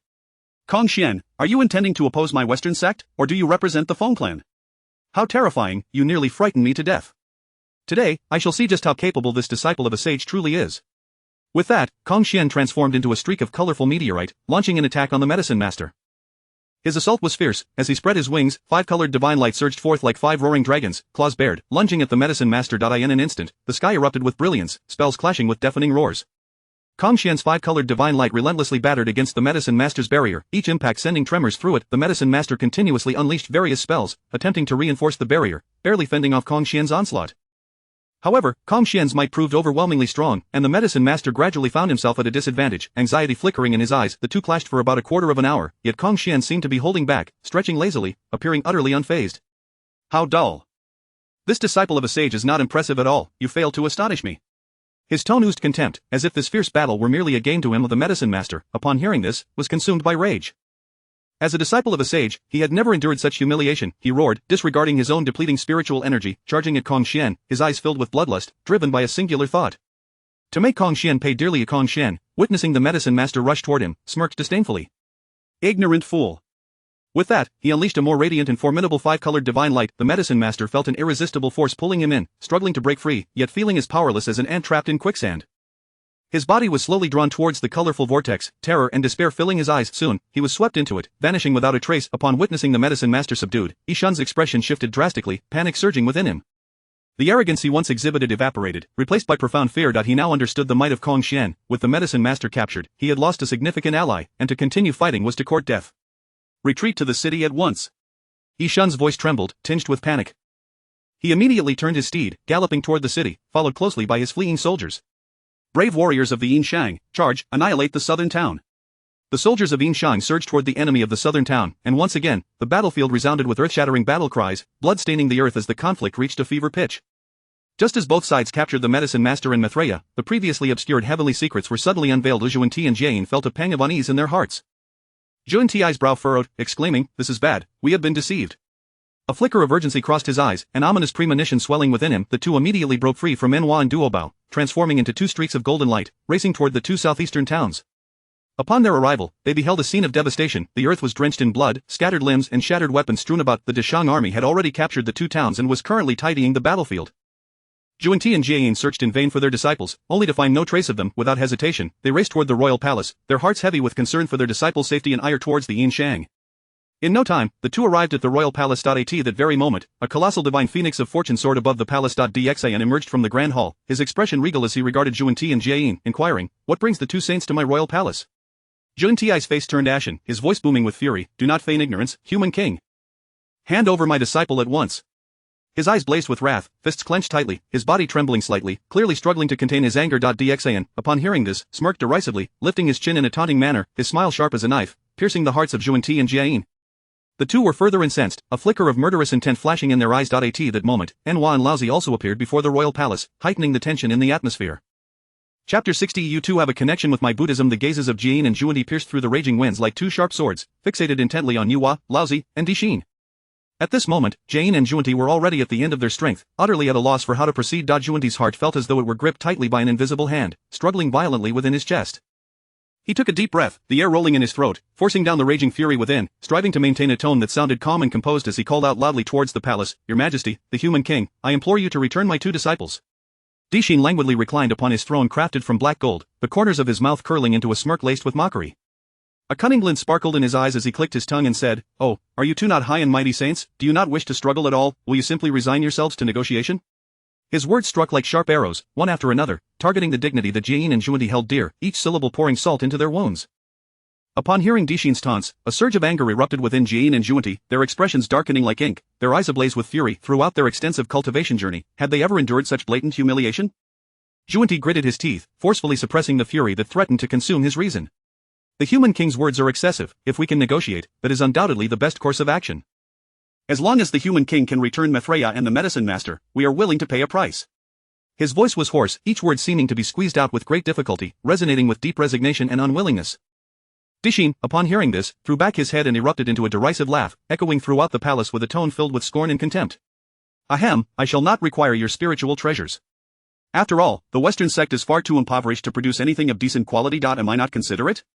His words undoubtedly doused the already burning fury of Jiayin and Zhuan-Ti with a bucket of hot oil, rendering their expressions even more ghastly, nearly causing them to spit blood. Yet, at this moment, the circumstances outweighed their strength. They could only endure their inner wrath, gritting their teeth, their faces a pallid shade of iron as they nodded grimly. A flicker of resentment flashed in Juanti's eyes, quickly concealed deep within, as he forced a smile. The human king is indeed compassionate. If there are any requirements, please do share. A glimmer of triumph danced in Dishin's eyes, akin to a cunning fox spotting its ensnared prey. He narrowed his eyes slightly and said slowly, "My request is simple. All I require is for the two of you to swear by the heavenly Tao, vowing not to trouble Buddhism any further, only then may the two be returned." His voice bore an undeniable authority, each word weighing heavily upon the already tense atmosphere. "I can only agree to your request that I will not act against Buddhism until the conclusion of the Fengshen calamity. Thereafter, it will be a matter of each relying on their own abilities." Dishin feigned contemplation, lightly tapping the armrest of his throne, the rhythm slow and measured. He did not respond immediately but silently observed Jane and Juanti, his gaze imbued with an inscrutable meaning. Meanwhile, within the grand hall of the human king's palace, Wudong suppressed Maitreya, while Kong Xian restrained the medicine master. Daobao stood before the two, a sinister smile playing upon his lips. That smile was like a poppy blooming quietly in the darkness, benevolent yet filled with malice. "You two are destined to have a connection with my Buddhism. In the future, you shall become the future Buddha and the king of glazed light. This is your fate and your honor." Maitreya and the medicine master trembled with rage upon hearing Daobao's words, both shouting in unison, "Daobao, you despicable scoundrel, we are disciples of the Western sect. How could we ever join your Buddhism? Do not entertain such foolish thoughts, your underhanded tactics will not succeed." They disregarded everything and attempted to charge at Daobao, yet they were firmly suppressed by Kong Xian and Wudong. Each struggle only left them more fatigued and despairing, like flies ensnared in a spider's web. The more they fought, the tighter the bindings became. Daobao remained unmoved, raising his hands and extending his fingers, which glimmered with a dark light, reminiscent of a curse emerging from the deepest depths of hell, exuding an ominous aura. He struck a mark upon the foreheads of both, and as soon as the mark made contact, Maitreya and the medicine master felt a sharp pain shoot through their minds. Their eyes widened in terror and agony, then became vacant, rolling back in their heads as they completely lost consciousness, their bodies collapsing like puppets devoid of life. Moments later, they awoke groggily, their gazes hollow and bewildered, as if their souls had been stripped away, rendering them akin to soulless automatons. They reverently bowed to Daobao, speaking in unison, "We pay our respects to the Buddha." Daobao nodded in satisfaction, his eyes gleaming with pride as everything unfolded according to his plan. Wudong observed the transformation of Maitreya and the medicine master, her heart filled with doubt and concern. She furrowed her brow and looked at Daobao. "Senior brother, could this be the might of the saints, to alter a person's thoughts, but will this not be undermined by Jane and Juanti?" A hint of unease flickered in her gaze, for Jane and Juanti were also saints, and she feared the plan might unravel at the last moment. Daobao shook his head slightly, a confident smile gracing his face. "Not at all, this mark has been reinforced by our master. It is said that this mark is integrated with his great Tao principles. Unless one reaches the ninth heaven of the heavenly Tao saint, they will never discover it." Upon hearing this, Wudong nodded, her heart somewhat reassured, though the worry in her eyes did not fully dissipate. Daobao led the medicine master and Maitreya out of the grand hall of the human king's palace, heading towards the direction where Dishin was situated. Upon reaching Dishin, Daobao respectfully stated, "Your Majesty, this is acceptable. You have already done enough for my Buddhism." Seeing Daobao emerge with Maitreya and the medicine master, Jane and Juanti immediately swore oaths to the heavenly Tao. "The oaths have been made. I implore you to return my disciples." Daobao, taken aback for a moment, then erupted into wild laughter. Juanti, impatient, shouted, "You scoundrel, what are you laughing at? We have made our oaths. Do you intend to go back on your word?" Daobao halted his laughter, stating, "It was my folly. Maitreya, medicine master, go forth." After saying this, Maitreya and the medicine master took a few steps forward and deeply bowed to Jane and Juanti. "We ask for the two saints' forgiveness. We have entered the Buddhist fold and vow to rid the world of evil." Their voices were flat and cold, akin to a machine executing a program. Upon hearing this, Jane and Juanti were left in disbelief, their eyes widening in shock and anger. Jane stammered, "What are you two saying? Do you intend to betray the sect?" He could not believe that the disciples he had nurtured for so long would utter such words. A sharp pain pierced his heart, as though it were being shot through by 1,000 arrows. Maitreya maintained his expressionless demeanor, stating, "The saints speak heavily. Daobao Buddha has said that we are fated to Buddhism. We implore the two saints to depart swiftly." His words were like icy blades, piercing deeply into the hearts of Jane and Juanti, each syllable pouring salt into their wounds, intensifying their suffering. Juanti trembled with rage, roaring, "It must be that Daobao has employed some underhanded tactics, otherwise, how could they be like this?" As he spoke, he prepared to strike at Maitreya, unleashing the aura of a saint, the immense power sweeping outward, distorting the surrounding space, which could hardly withstand such force, emitting mournful cries. The skies darkened, thunder rumbled, and lightning danced like a dragon through the clouds, seemingly lamenting the impending clash. At that moment, a flash of phoenix fire surged forth, the Chiluk divine phoenix soaring into view. The Chiluk divine phoenix joined forces with Daobao to block Juanti. "Impudent, this is the human king's palace, and they have both declared to become the glazed Buddha and the future Buddha of my Buddhism, unwilling to return to the Western sect." Juanti's eyes widened in fury. "Daobao, do not try to quibble. If you do not hand over Maitreya and the medicine master today, do not blame me for disregarding this human king's palace. Chapter 61 The Death of Ji Chang and the Great Transformation of the Function Ceremony within the Azure Pool Palace. The eyes of Tongtian exuded a glimmer of smug satisfaction, the corners of his mouth curving ever so slightly to form a barely perceptible smirk of derision as he addressed the ancient sage Hong Jun with a sardonic tone. My dear friend, can you still remain as unyielding as Mount Tai? Look at your two prized disciples, they have already found themselves ensnared in a dire predicament. A tempest of fury surged within Hong Jun, akin to the molten lava of a volcano, seething and tumultuous, threatening to breach the dam of his reason. Yet, his countenance remained as serene as a placid lake, his profound gaze betraying not a hint of emotion. With no other recourse, he resorted to the covert transmission of his voice, declaring, Enough! Retreat at once, the current situation is entirely unfavorable for you, do not engage in the futile endeavor of striking a rock with an egg.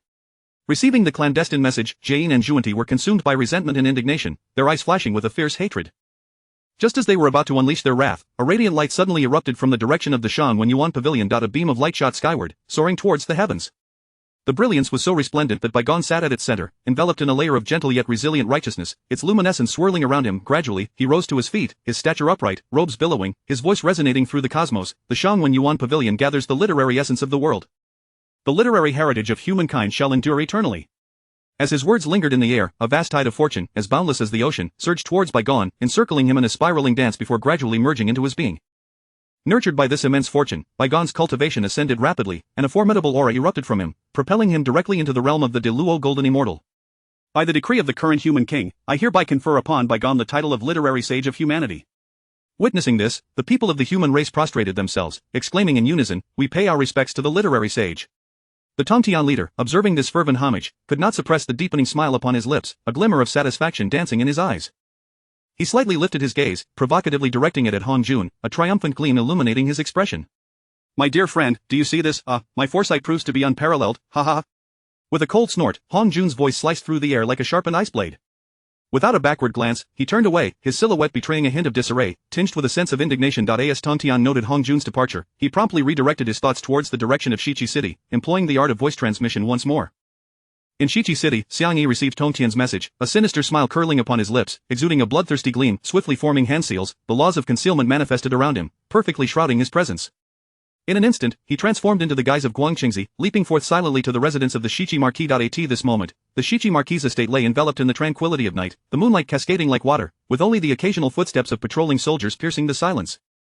As Xiang Yi, disguised as Guangqingzi, gazed upon the scene, a glimmer of cold light flickered in his eyes. He produced the turning heaven seal, which radiated with the luminous aura of the jade purity celestial method. With a forceful sweep of his hand, the turning heaven seal expanded instantly, resembling a small mountain as it came crashing down toward Ji Chang's chamber. With a resounding roar, the entire Shiqi city trembled, the air violently compressed in the wake of the turning heaven seal, producing a cacophony of explosive sounds.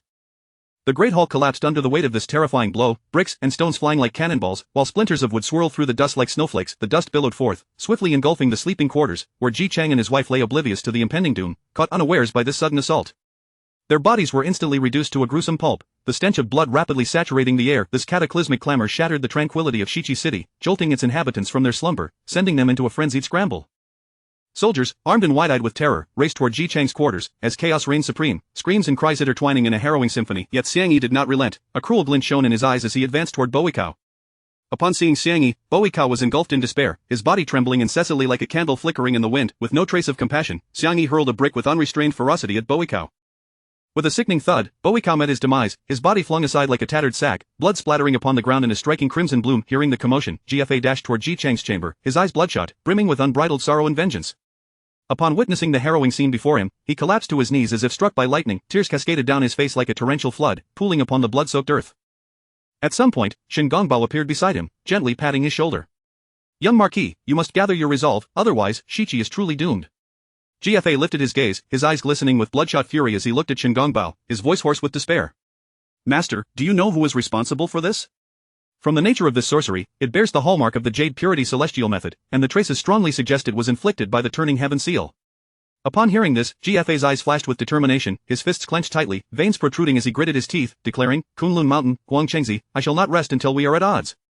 Young Marquis, you must first seize control of Shiqi and conquer the realm of humanity. Only then will you possess the leverage to confront them. Upon hearing this, GFA's expression shifted to one of resolute determination. Taking a deep breath, he slowly rose to his feet, his frame slight yet exuding an indomitable spirit. Seeing GFA's resolve rekindled, Shen Gongbao felt a wave of relief wash over him. He understood that as long as this matter concerning Tongtian was handled deftly, becoming Tongtian's direct disciple was merely a matter of time. Thus, he could not afford to hold back his efforts to eye in the peach blossom cave of Jiushan Mountain. Guang Chengzi was deep in meditation when suddenly, he sprang his eyes open, fear and confusion etched upon his face. Clutching his head with trembling hands, his body shook violently, his mind in disarray. What have I done, Xiang Yi? What shall I do? I have killed Ji Chang, my master will not spare me. His voice trembled with a quavering sob, brimming with terror and despair. Xiang Yi, upon hearing this, immediately stepped forward to offer reassurance. Fear not, dear friend, the sage shall not hold any malice towards you. You are his cherished disciple, so do not worry. Despite the soothing tone, a barely perceptible smirk played at the corners of his mouth, a flicker of concealed triumph gleaming in his eyes. Yet Guang Chengxi's fear did not diminish. He was acutely aware of the temper of his master, Yuanshi Tianzun. That moment, the voice of Yuanshi Tianzun thundered in his ears like a clap of thunder. Guang Chengxi, hasten to the Yusu Palace. The voice, laden with authority, caused Guang Chengxi to tremble. He realized he could not evade his fate and, with a heart full of trepidation, set off towards the Yusu Palace. Watching Guang Chengxi depart, Xiang Yi felt a surge of elation, reveling in the success of his scheme. Upon arriving at the Yusu Palace, Guang Chengxi entered the grand hall, only to find Yuanshi Tianzun's countenance transformed from its usual benevolence to one of furious wrath. The sage glared at Guang Chengxi, bellowing, "You wretched fool, why have you acted so foolishly?" Immediately, Guang Chengxi fell to his knees, his body quaking like a leaf in the wind, his forehead striking the ground with a series of dull thuds. Master, the trajectory of the function ceremony has deviated. Thus, it would be prudent to elevate GFA to power prematurely, with Shen Gongbao assisting him. This may expedite the conclusion of the function calamity. Yuanshi Tianzun, upon hearing this, shot Guang Chengxi a fierce glare, his wrath seemingly poised to consume him whole. Do not let me down. The voice was as frigid as a winter gale, sending a shiver down Guang Chengxi's spine. Breathing a sigh of relief, he realized he had narrowly escaped disaster, yet beads of cold sweat cascaded down his forehead. Chapter 62 The agricultural sage of humanity, Hong Jun severely wounded after the departure of Jiajin and Juanti, Emperor Xian sat in the grand hall, his brow furrowed in deep contemplation. At that moment, a shadowy secret envoy suddenly appeared within the hall, kneeling with a thud and presenting a confidential report. Upon receiving and unfolding it, Emperor Xian's countenance transformed, joy illuminating his features as the news of the deaths of Ji Chang and Bo Weikao struck him like a heavy hammer, unleashing tumultuous waves upon his previously tranquil heart. He understood that this was a once-in-a-lifetime opportunity. With the loss of leadership in Shichi, chaos would undoubtedly ensue. He immediately commanded the gathering of all the ministers of the Shang dynasty. Before long, the ministers arrived in droves, a grave atmosphere permeating the grand hall. Esteemed colleagues, he proclaimed, with the demise of Ji Chang and Bo Weikao, Shichi shall surely descend into chaos. This presents us with a magnificent opportunity. The time to mobilize our forces has come. Before he could finish, Bai Gon stepped forward, a look of concern etched upon his face as he bowed deeply. Your Majesty, this year the harvest across the Shang territories has been tragically poor, and the common folk are suffering from hunger. To mobilize our forces at this moment would pose significant challenges to our supply lines. If our troops embark on a long march without adequate provisions, unforeseen complications may arise. I earnestly beseech your Majesty to reconsider. Upon hearing this, Emperor Xian's expression clouded with worry as he sighed deeply. He recognized the truth in Bai Gon's words. Launching an expedition without ample supplies was akin to sending warriors into battle unarmed. The outcome would be fraught with uncertainty. Just as despair began to settle among the assembly, Shang Rong entered the grand hall accompanied by a Daoist. Upon seeing Shang Rong, a glimmer of surprise flickered in Emperor Xian's eyes, hope rekindling in his heart. Had they found the sacred relic described in ancient texts, Shang Rong, upon meeting the emperor's gaze, immediately knelt and exclaimed, "I pay my respects to your Majesty. I am grateful not to have failed in my mission." Emperor Xian hastily approached to assist Shang Rong to his feet, inquiring with urgency, "Chancellor, your efforts must have borne fruit. Have you recovered the artifacts?" Shang Rong rose, responding respectfully, "I owe my gratitude to the esteemed Daoist. Without his assistance, I would not have been able to acquire these treasures so swiftly." Upon hearing this, Emperor Xian burst into hearty laughter, pacing excitedly within the hall. "Excellent, with this, the people of the Shang shall no longer endure hunger." Ha ha ha. He then strode towards his throne, his demeanor authoritative as he declared, "Today, by my royal decree, I appoint Shang Rong as the agricultural sage of humanity, and the esteemed Daoist as the national master of the Shang dynasty. Together we shall cultivate the nation." With the issuance of the decree, the fortunes of the Shang dynasty surged like a blazing inferno, skyrocketing to an unprecedented 1500 years of prosperity. From their distant abodes, Nuwa in her palace and the ancestral spirits of humanity in the Fire Cloud Cave sensed this powerful surge of national fortune, their expressions awash with joy. In the court, the ministers observed Shang Rong's elevation with mixed feelings. Most gazed upon him with envy, for such honor was indeed supreme, yet some harbored secret jealousy, believing Shang Rong merely seized an opportune moment. Emperor Xian, keenly perceptive of their sentiments, proclaimed, "I am aware of your thoughts. The immediate priority is to confer with Chancellor Shang regarding the distribution of tasks and the allocation of these seeds. In due time, the merits shall manifest, and all of you shall have the prospect of transcending to immortality." Upon hearing this, the assembly transformed their worries into joy, bowing deeply in gratitude. "Thank you, your Majesty, thank you, agricultural sage. Within 3 years, let us disseminate all seeds across the land, stockpiling provisions. After 3 years, I shall personally lead the campaign to eradicate Shichi once and for all." Thus commenced the fervent preparations in the city of Chauga for the grand undertaking against Zhou. However, beneath the seemingly tranquil surface, a crisis capable of upending the primordial world was silently looming across the vast expanse of the Honghuang continent. It felt as though time had been abruptly frozen by an invisible hand. The heavens and the earth fell into a profound silence, all things stilled, save for the movements of Tongtian, Hongjun, and Hutuo from the direction of the Bio Palace. Tongtian, who had been in seclusion, suddenly opened his eyes, flames of fury igniting within them. He sensed a powerful anomaly, a foreboding aura surged toward him like a relentless tide, sending a chill racing up his spine. Die in his heart, he roared, who dares disturb the order of the Honghuang? In a flash, Tongtian sped toward the chaos, cutting through the chilling silence of the void. Within the chaos, Hongjun faced a diminutive, grotesque figure emanating a foul stench reminiscent of the deepest abyss of hell. The small green creature was an abomination in appearance, exuding an aura that seemed to embody all the evils of the world. Hongjun's instincts screamed in alarm. He could clearly sense the cataclysmic power contained within this wretched being, a force akin to a surging dark wave that instilled dread even in the heart of one seasoned by countless trials. He understood that this battle might prove to be the most arduous and perilous challenge of his life, and any misstep could lead to utter obliteration. Upon Tongtian's arrival, he did not hastily rush to intervene but instead surveyed the surroundings, seeking to identify the focal point of the array that loomed over the Honghuang. He knew they must first dismantle this temporal formation, otherwise, the realm would remain in stasis, and no one could guarantee that such an array would not yield dire consequences for the denizens of Honghuang. Perceiving Tongtian's presence, Hongjun quietly sighed in relief. With Tongtian here, there was a glimmer of hope. Of the small green creature, upon seeing Hongjun and Tongtian, erupted into a shrill, piercing laughter that pierced the air like 1,000 needles, reminiscent of countless wailing spirits in the chaos, invoking a chilling terror. Hongjun's brow furrowed deeply, like two small mountains rising in response as he swiftly summoned the power of the way, yet the small green creature exhibited no fear, laughing maniacally as it brandished a wolf-tooth club. Though it appeared ordinary, it radiated an aura surpassing that of the treasures of chaos. The club shimmered with an eerie green light, coiling like a serpent, imbued with the power to drag the entire world into a chasm of annihilation. Ha ha ha. Who would have thought that the most formidable entity in this chaos would be this little fellow? Are you interested in becoming my disciple? The small green creature shrieked, its voice brimming with madness and hatred, echoing ominously throughout the chaos. Hongjun snorted disdainfully, his voice resonating like a thunderous bell. Cease your arrogance. What are you to presume to become the teacher of the Tao ancestor? The creation jade butterfly shall manifest the 3,000 paths. With a powerful shout, he activated the creation jade butterfly with all his might.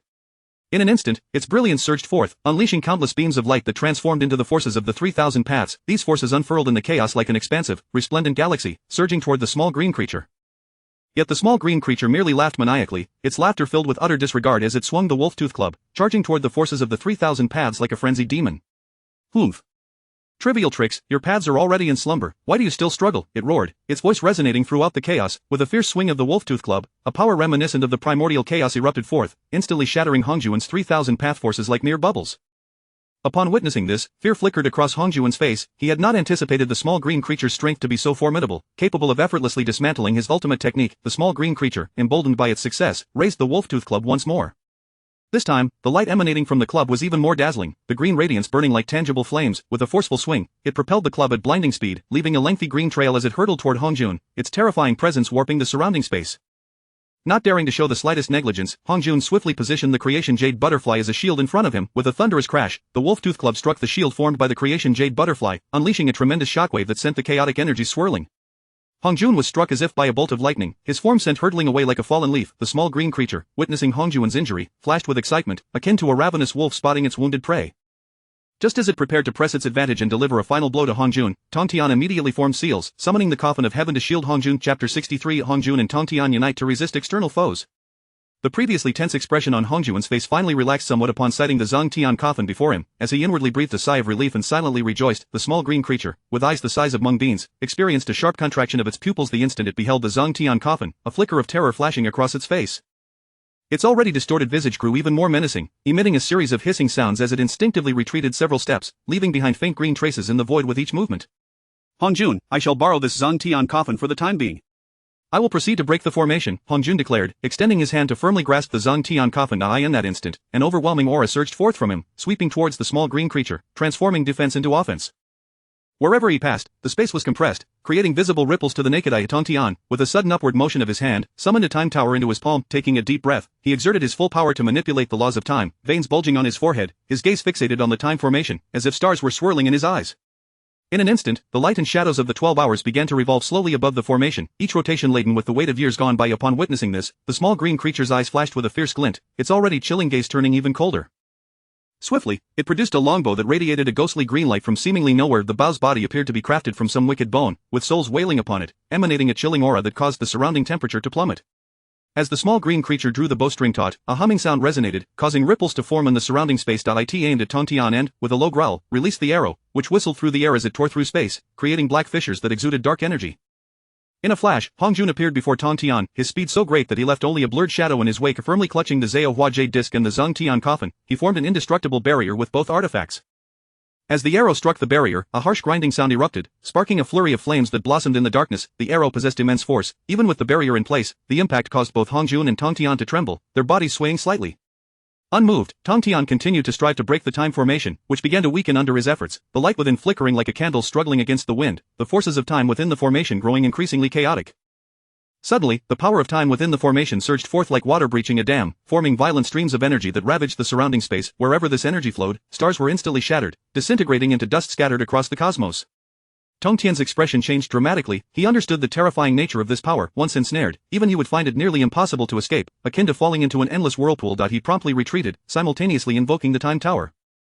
The tower spun rapidly in the air, swiftly absorbing the dissipating laws of time. With each fragment absorbed, the tower's radiance intensified, illuminating the surroundings and dispelling the darkness. Moments later, the time formation enveloping the primordial chaos completely vanished, leaving no trace behind.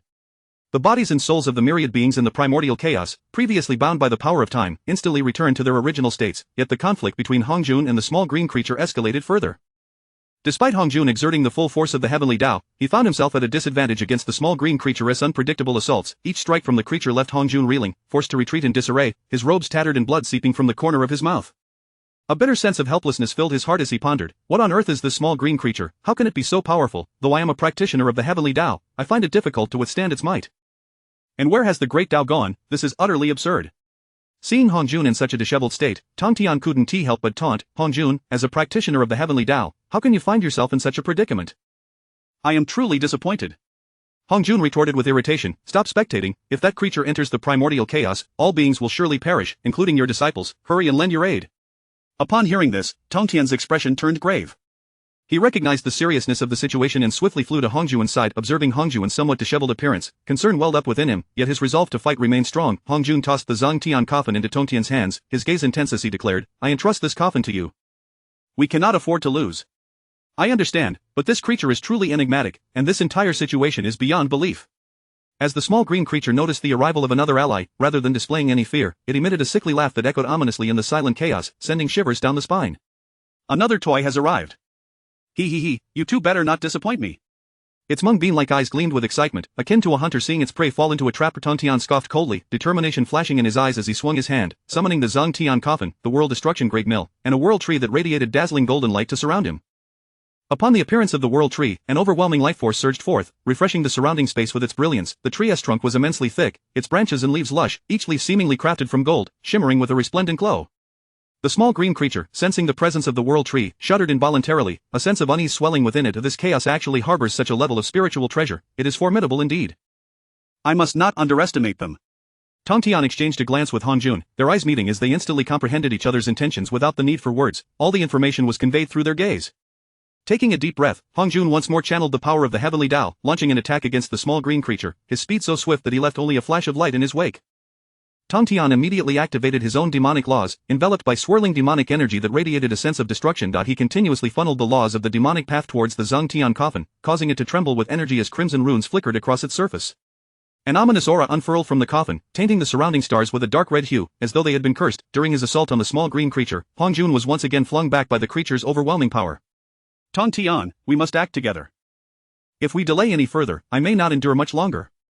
Hearing Hong Jun's urgent call, Tong Tian bellowed, charging towards the small green creature with the Zhang Tian coffin in hand, his speed reaching its zenith as he left a trail of darkness in his wake. The god-slaying spear, under his command, transformed into a streak of light, its tip gleaming with a chilling radiance, while the spear's path tore through space, creating expanding black fissures. Simultaneously, the world destruction great mill enlarged to several hundred zhang, soaring towards the small green creature's head, its grinding sound echoing like the death knell of the apocalypse, each toll resonating in the hearts of all who heard it. Hong Jun poured all his heavenly Tao power into Tong Tian, propelling his aura to its zenith. His hair stood on end, moving without wind, his eyes shimmering with black and white light, embodying a primal force. Recognizing the threat, the small green creature swiftly began to manipulate its own laws, revealing itself to be a mixed origin Wuji de Luo golden immortal, possessing 50 distinct laws. A sinister grin crept across its face as it waved its hands, transforming the 50 laws into light barriers that formed an indestructible defense against Tong Tian's assault. Just as the Zhang Tian coffin, the world destruction great mill, and the god-slaying spear collided with the small green creature's law barriers, a cataclysmic storm erupted in an instant. Fragments of stars danced within the tempest, colliding and exploding, releasing an even more intense radiance, illuminating the entire cosmos while simultaneously exuding an aura of terror. Hongjuan's expression changed drastically at this sight. He immediately summoned the Zhaohua Jade Disc, enlarging it to envelop the primordial chaos, ensuring its protection. Had it not been for the safeguarding of the Zhaohua Jade Disc, the primordial chaos would surely have felt the brunt of this terrifying power, resulting in the instant annihilation of countless beings, plunging the entire realm into eternal darkness and destruction. After the colossal upheaval subsided, the small green creature had merely taken several steps back, its green luminescence slightly dimmed, yet it remained largely unscathed, merely swaying gently amidst the raging winds. Witnessing this, both Hongjun and Tongtian's vigilance heightened. They understood that the small green creature's strength surpassed their wildest imaginations of furrowing his brow. Hongjun contemplated, this individual is far too peculiar. Even united, we cannot inflict any harm upon it. Tongtian wore a grave expression, clutching the Zhang Tian coffin tightly, stating, Hongjun, this foe is overwhelmingly powerful. We cannot simply clash head-on, we must seek out its vulnerabilities. However, with the situation so dire, they had little time for contemplation. Reluctantly, the two once again charged towards the small green creature in unison. Tongtian wielded the Zhang Tian coffin and other artifacts, attacking from multiple angles. The Zhang Tian coffin continuously released an ominous aura, resembling black smoke that surged toward the small green creature, rendering the surrounding space eerie and foreboding. Yet the small green creature deftly evaded their assaults, weaving effortlessly through their attacks, countering each one with ease. Throughout the battle, Hongjun and Tongtian found themselves at a disadvantage, sustaining various injuries, their garments drenched in blood. Had it not been for the substantial reserves of time laws within the time tower, they might have perished amidst the relentless onslaught. Suddenly, out of nowhere, a surge of spatial laws assailed, cleaving the small green creature in two. Chapter 64. The desperation of the green creature. The gazes of Hongjun and Tongtian were akin to two piercing swords, fixated intently upon the bisected form of the diminutive green creature. Its body shimmered with an eerie green luminescence, reminiscent of flickering will-o'-the-wisps. Though it had ceased to breathe, it still emanated a chilling aura, akin to a cursed puddle of mire exuding an endless strangeness. Hongjuan's brow furrowed deeply, a palpable wariness swirling within his profound gaze, as tumultuous thoughts roiled in his mind. If this creature were to endure, it would undoubtedly herald calamity. Thus, it was imperative to ensure absolute certainty in its demise, and this entity was certainly not a product of the surrounding chaos. His consciousness, like delicate spider silk, silently spread in all directions, leaving no potential disturbance unnoticed. Even the slightest fluctuation in space could not escape his perception. Tongtian wore a grave expression, beads of sweat trickling down his forehead, his awareness mingling with the chaotic energy, creating wisps of vapors. Clutching the primordial sword tightly, his knuckles turned pale from exertion, and his muscles tense like a bowstring drawn taut, poised to unleash his full strength at any moment. After confirming that the green creature was utterly lifeless, the two men seemed to be released from the tension of a drawn bowstring, collapsing onto the ground, gasping for breath. Yet, before their breaths had fully subsided, the flamboyant figure of the celestial ascendant descended gracefully like a shooting star, the smug smile at the corner of his mouth starkly contrasting with the tense atmosphere. My dear comrades, you have labored diligently, the celestial ascendant's teasing voice rang out. It seems I have fortuitously reaped the benefits, ha ha ha. His laughter echoed through the silence, sharp as a dagger, shattering the fleeting tranquility. Hongjun and Tongtian exchanged glances, a flicker of dissatisfaction passing between them as they rolled their eyes in unison. Tongtian scoffed, Celestial Ascendant, your timing is impeccable, arriving just as we are nearing the end. Nearing the end?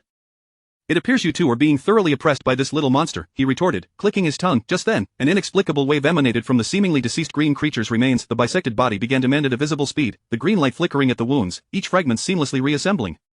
The green creature rose once more, a nauseating aura unfurling like a surging black tide, instantly enveloping the entire space. The sinister essence reeked of malevolence, reminiscent of miasma surging forth from the depths of hell. Wherever it spread, souls felt as if pricked by countless steel needles, as if this essence sought to erode them entirely. The expressions of the three men shifted abruptly, their vigilance returning. The celestial ascendant's eyes filled with disdain, as if gazing upon the foulest of abominations. Truly troublesome, what in the world is this foul creature? His voice dripped with annoyance, as he had anticipated a simple acquisition but was instead met with an escalating crisis, leaving him filled with regret. Before the three could fully prepare themselves, the green creature's spiked club instantaneously magnified 100-fold. The runes upon the club flared to life like awakened demons, each one pulsating with destructive energy. The club descended upon the three like a towering mountain, its force compressing the space and eliciting mournful creaks. Observing this, the celestial ascendant's eyes flashed with determination as he immediately invoked the laws of space. The surrounding area began to twist and tear violently, akin to a mirror shattering, revealing a multitude of cracks. Spatial severance. This technique radiated a chilling brilliance as it sliced towards the spiked club. However, upon contact, it was as futile as an ant attempting to shake a tree. The celestial ascendant felt a force akin to that of primordial origins rebound upon him like a tsunami, his technique instantly dissipated by the club. The overwhelming impact felt as if a stampede of wild bulls had collided with him, propelling him backward like a cannonball, his eyes wide with disbelief. How is this possible? Yet, there was no time for further contemplation. He gritted his teeth against the tumult of his own blood and energy, straining with all his might to conjure a spatial wormhole before the club, yet, the wormhole appeared minuscule in comparison to the colossal club, akin to a baby's fist attempting to contain a towering mountain. The space surrounding the wormhole groaned under the club's immense pressure. The green creature observed the three with a playful glint in its eyes, akin to a mischievous child regarding a once-beloved toy, filled with mockery and disdain. Tong Tian sensed the imminent peril, swiftly positioning himself beside the celestial ascendant, channeling his formidable spatial laws to merge with the ascendant's power. In an instant, the spatial wormhole seemed to flourish, expanding wildly like a prehistoric beast yawning open its cavernous maw, directly transferring the club behind the green creature. As the wormhole devoured the club, the surrounding space erupted with tumultuous waves, yet the green creature remained unfazed, a smirk curling at the corners of its mouth. With a graceful leap, it evaded the club as it passed beneath its frame without hindrance. With a snap of its fingers, the crisp sound resonated piercingly in the silence, and the club returned to its hand as if it were a loyal hound responding to its master's call. At this sight, the three men's faces turned ashen, as though they had caught a glimpse of death beckoning them. They understood that the green creature's power far exceeded their expectations. Each assault carved deep-seated terror into their hearts. Suddenly, the green creature raised the spiked club and charged forward with blinding speed, stirring a tempestuous wind that sliced through the air.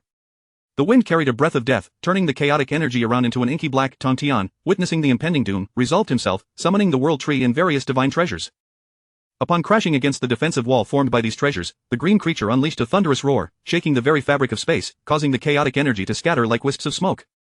The green creature was repelled, its form tumbling back several times before it regained its footing. Tong Tian felt a flicker of relief, secretly exhaling perhaps these divine treasures would stave off the monster's onslaught, offering a glimmer of hope. His gaze remained firmly locked on the green creature, unwilling to relent. The green creature stood, shaking its head, an expression of wariness flickering in its eyes as it glanced at the world tree, hesitating to depart, clearly unwilling to concede so easily. Understanding the creature's intent, Hongjun, Tong Tian, and the celestial ascendant swiftly encircled it. The celestial ascendant furrowed his brow, a note of concern in his voice. My friends, it seems we cannot overpower it. We may not be able to restrain it. Perhaps it is best to let it go. Hongjun and Tong Tian remained silent, steadfastly surrounding the green creature. They were acutely aware that should it escape, it would undoubtedly bring forth greater calamities in the future. Thus, they could not allow it to slip away. The green creature, perceiving its confinement, flashed with anger and surged toward the celestial ascendant at an even greater velocity, slicing through the air and trailing a long green tail of light. The celestial ascendant, alarmed at the sight, turned pale in an instant, scarcely contemplating his next move before he teleported behind Tong Tian using the spatial laws. You little beast, what brings you to my side with three of us present? Are you not merely bullying me for lacking divine treasures? The green creature cackled. Of course, it is because you are the weakest. With your paltry skills, I truly wonder who gave you the audacity to impede my path. With that, the green creature formed several unknown seals, enveloping itself in an even more vibrant green glow, its aura surging once more. Its cultivation broke through its limits, reaching the pinnacle of the primordial unbounded great Luo golden immortal realm, its formidable presence radiating outward, causing the surrounding chaotic energy to churn violently like boiling water. The three men were struck with profound terror, feeling as though they had plunged into an icy abyss, fully aware that the green creature was igniting its very essence, intending to perish alongside them. This self-destructive approach instilled an unprecedented fear within them, as if the specter of death had firmly grasped their throats. Not good, it's desperate now, fellow friends, be cautious. Hongjun shouted, his face as pale as a ghost. The three immediately retreated, attempting to distance themselves, their figures frantically darting amidst the shattered shards of stars. As they withdrew, the celestial ascendant lamented, what bad luck, how did we encounter such a madman? This wretched creature. His gaze brimmed with despair, regret seeping into his heart, yet, the green creature granted them no respite, instantly appearing before them, the massive spiked club crashing down upon them. They felt an unstoppable force surge forth, rendering them powerless, crumpling to the ground like mere puddles of mud, unable to rise. The green creature, witnessing this, raised its arms in triumph, brandishing the spiked club and erupting into laughter. Its laughter echoed ominously in the desolate space, like the tolling of a death knell from hell, each peal striking deep into the hearts of the three, plunging them into deeper despair. Ha ha ha. You shall all perish, fear not, for all beings within this chaos shall meet their end, you are merely the first to fall.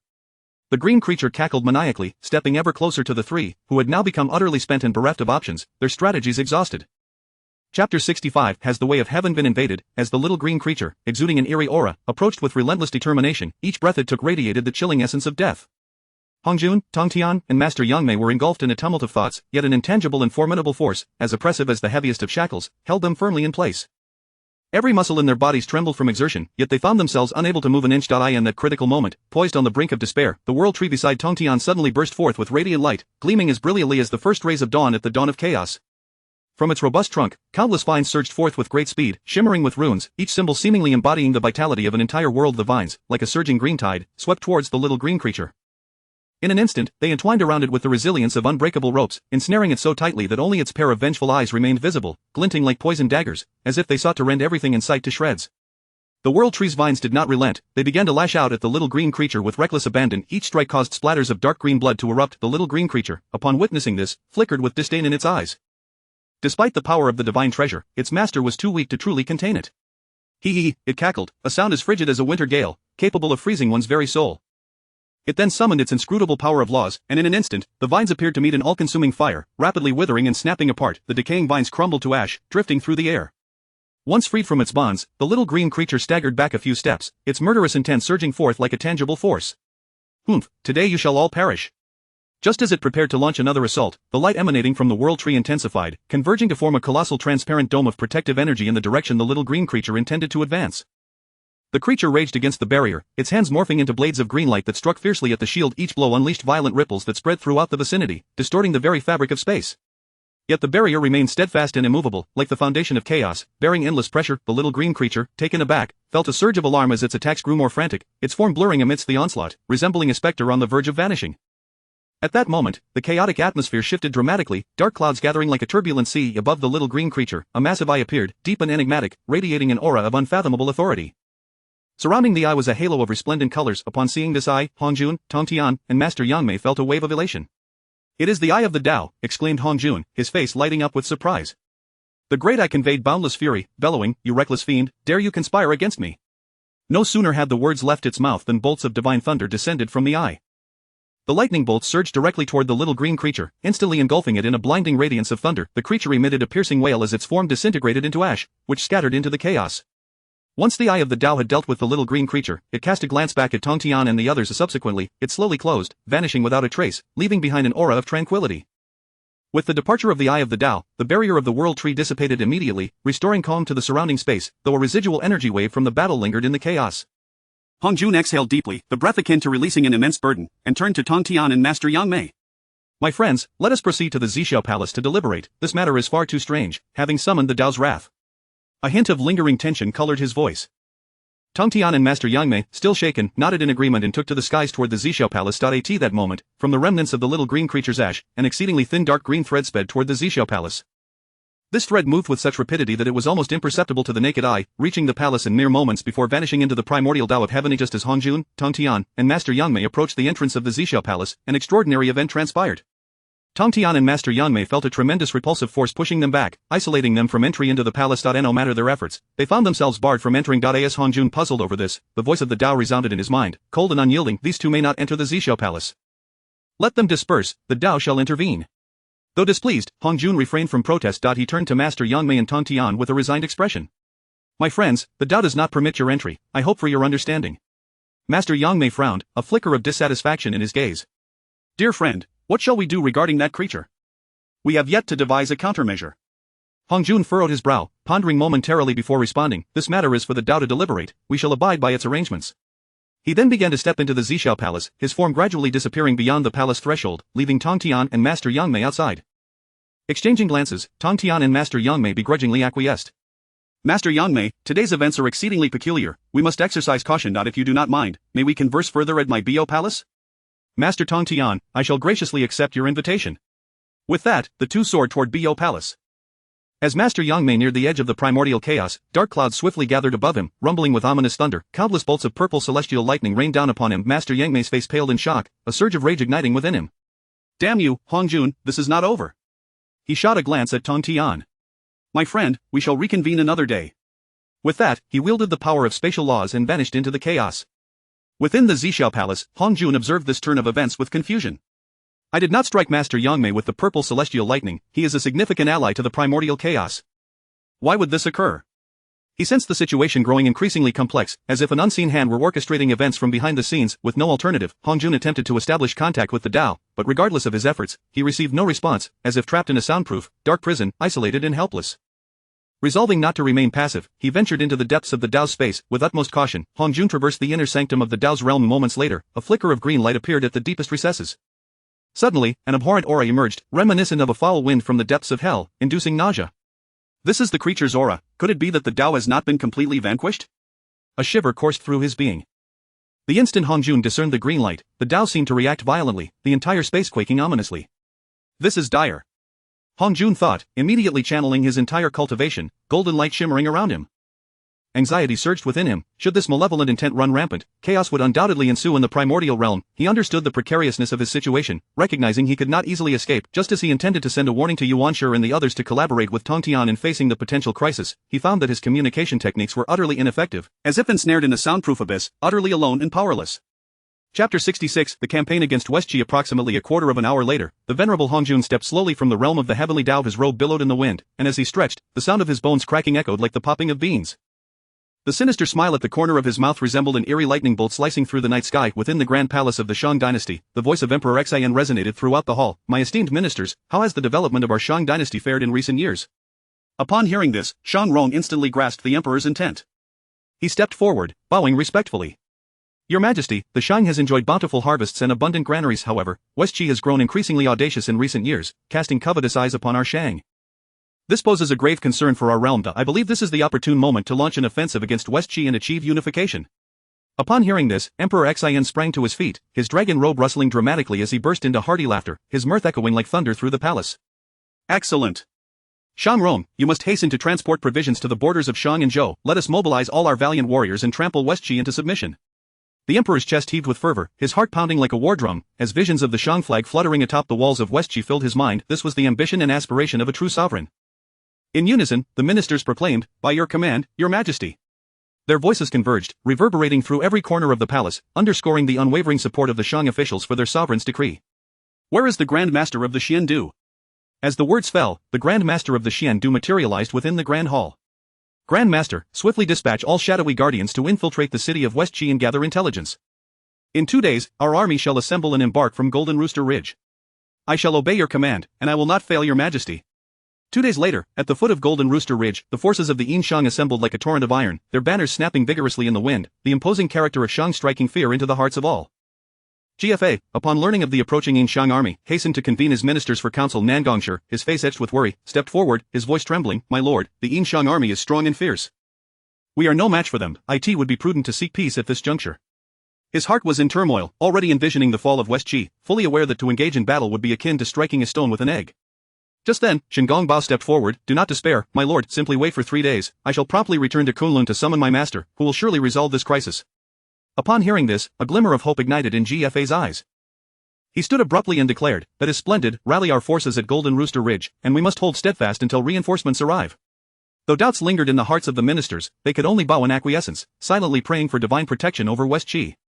However, just as Shingong Bao prepared to journey to Kunlun Mountain, the 12 Golden Immortals and the South Pole Immortal had already arrived in West Qi City. Seeing this, Shingong Bao's face broke into a wide smile, and he hurried to greet them with a respectful bow. Esteemed brothers, please, come in. Guang Chengzi, with a serious countenance, waved his sleeve, saying, no need for formalities. We shall first proceed to Golden Rooster Ridge. You must remain here to safeguard GFA. With that, the 12 Golden Immortals and the South Pole Immortal dashed towards Golden Rooster Ridge. Shingong Bao, feeling helpless, could only watch them depart with a flicker of anger in his eyes. Soon after, he turned and hurried towards the direction of the western sect.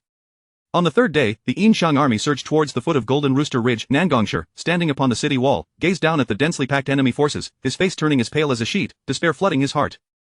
Clenching the stones of the city wall, he lamented, is it today that West Qi shall face utter annihilation? How can we withstand this ravenous Yin Shang army? In the very center of the enemy ranks stood Emperor Xian on his dragon chariot, flanked by the formidable Wen Zhong, Huang Feihu, the holy mother Wudong, and the 4 generals of the Mo family, their presence like a mountain pressing down upon them. Just as Nangongsher's heart sank into despair, the 12 Golden Immortals appeared atop the city tower. Guang Chengzi stepped to the edge of the tower and bellowed downwards, Emperor Xian, you defy the heavens and act in rebellion. Swiftly withdraw and cede the throne to King Wu Gfa. Upon hearing this, Wen Zhong's fury erupted, and with a strike on his black jade Shilin, it let out a long roar, charging forward with the winds at its hooves. Wen Zhong swung his divine whip, conjuring a fierce gust as he shouted, you fools, instead of diligently cultivating in your caverns, you meddle in mortal affairs. Cease your nonsensical words and do not disturb the morale of the troops. In that instant, the battlefield was engulfed in silence, the only sound being the flags snapping in the wind. Just as tensions reached a boiling point, Yang Jian descended to the ground, wielding his triple-edged blade, its sharpness seemingly capable of severing all that exists. His expression was grim, confidence and dominance radiating from him as he shouted, who dares to challenge death? Ah, what a bold claim from this pretty boy. With that, Neza's windfire wheels spun rapidly beneath him, conjuring 2 blazing flames as they hurtled towards Yang Jian. The 2 clashed instantaneously, Yang Jian's blade forming an impenetrable defense, each strike imbued with the force to cleave mountains, aimed fiercely at Neza. Neza, nimble as a monkey, deftly maneuvered through the air, evading Yang Jian's fierce onslaught with ease. Meanwhile, the flames licking at the spearhead scorched the air, causing the surrounding temperature to soar. With a thunderous shout, he unleashed his 3 heads and 8 arms technique, each of his 8 arms wielding a magical artifact to assault Yang Jian. The Qianquan circle transformed into a golden halo, speeding towards Yang Jian like a bolt of lightning. The misting heaven silk twisted and writhed like a sinuous red serpent, attempting to ensnare Yang Jian and bind his movements. Observing Neza from the sidelines, Tai Jinren felt a surge of irritation, a flicker of malice crossing his eyes. Secretly casting a spell, a flash of golden light emerged from his sleeve, sending a golden brick hurtling towards Neza. As the brick flew, it generated a howling wind, its power immense enough to raise a small mountain to the ground. Li Jing, witnessing this, paled in shock. Without a moment to lose, he drew his sword and leaped into the air to intercept the golden brick. With a flourish of his sword, a blade of energy surged forth like a rainbow piercing the sun, colliding with the brick in a thunderous explosion, sending sparks flying and shaking the nearby soldiers. Li Jing glared at Tai Jinren, his eyes ablaze with fury as he shouted, "You despicable scoundrel, why do you resort to such treachery against Neza?" His voice brimmed with outrage and accusation, the sword in his hand trembling, a clear indication of his readiness to engage in a life-or-death battle with Tai Jinren. The Woyan Immortal, witnessing Tai Jinren's actions, felt a surge of anger arise within him. Simultaneously, the 12 Golden Immortals took their stand just as both sides were on the verge of chaos. Randang, sensing the precariousness of the situation, sought to buy time. Esteemed friends, let us not be hasty. As the saying goes, when immortals clash, mortals suffer. Today's events should not escalate into widespread conflict. Instead, let us wager the outcome based on the victories of our disciples, with Golden Rooster Ridge as the stake. If we prevail, the Shang shall withdraw. If you prevail, Golden Rooster Ridge shall be ceded to the Shang. What say you? The disciples of the Jie sect turned their gazes towards Emperor Xin. He nodded slightly, rising to his feet. That sounds splendid. Tomorrow, let us demonstrate the might of the Shang to these wayward Taoists. Chapter 67. Will the treasures be bestowed upon your disciples, and will they not betray the Chan sect?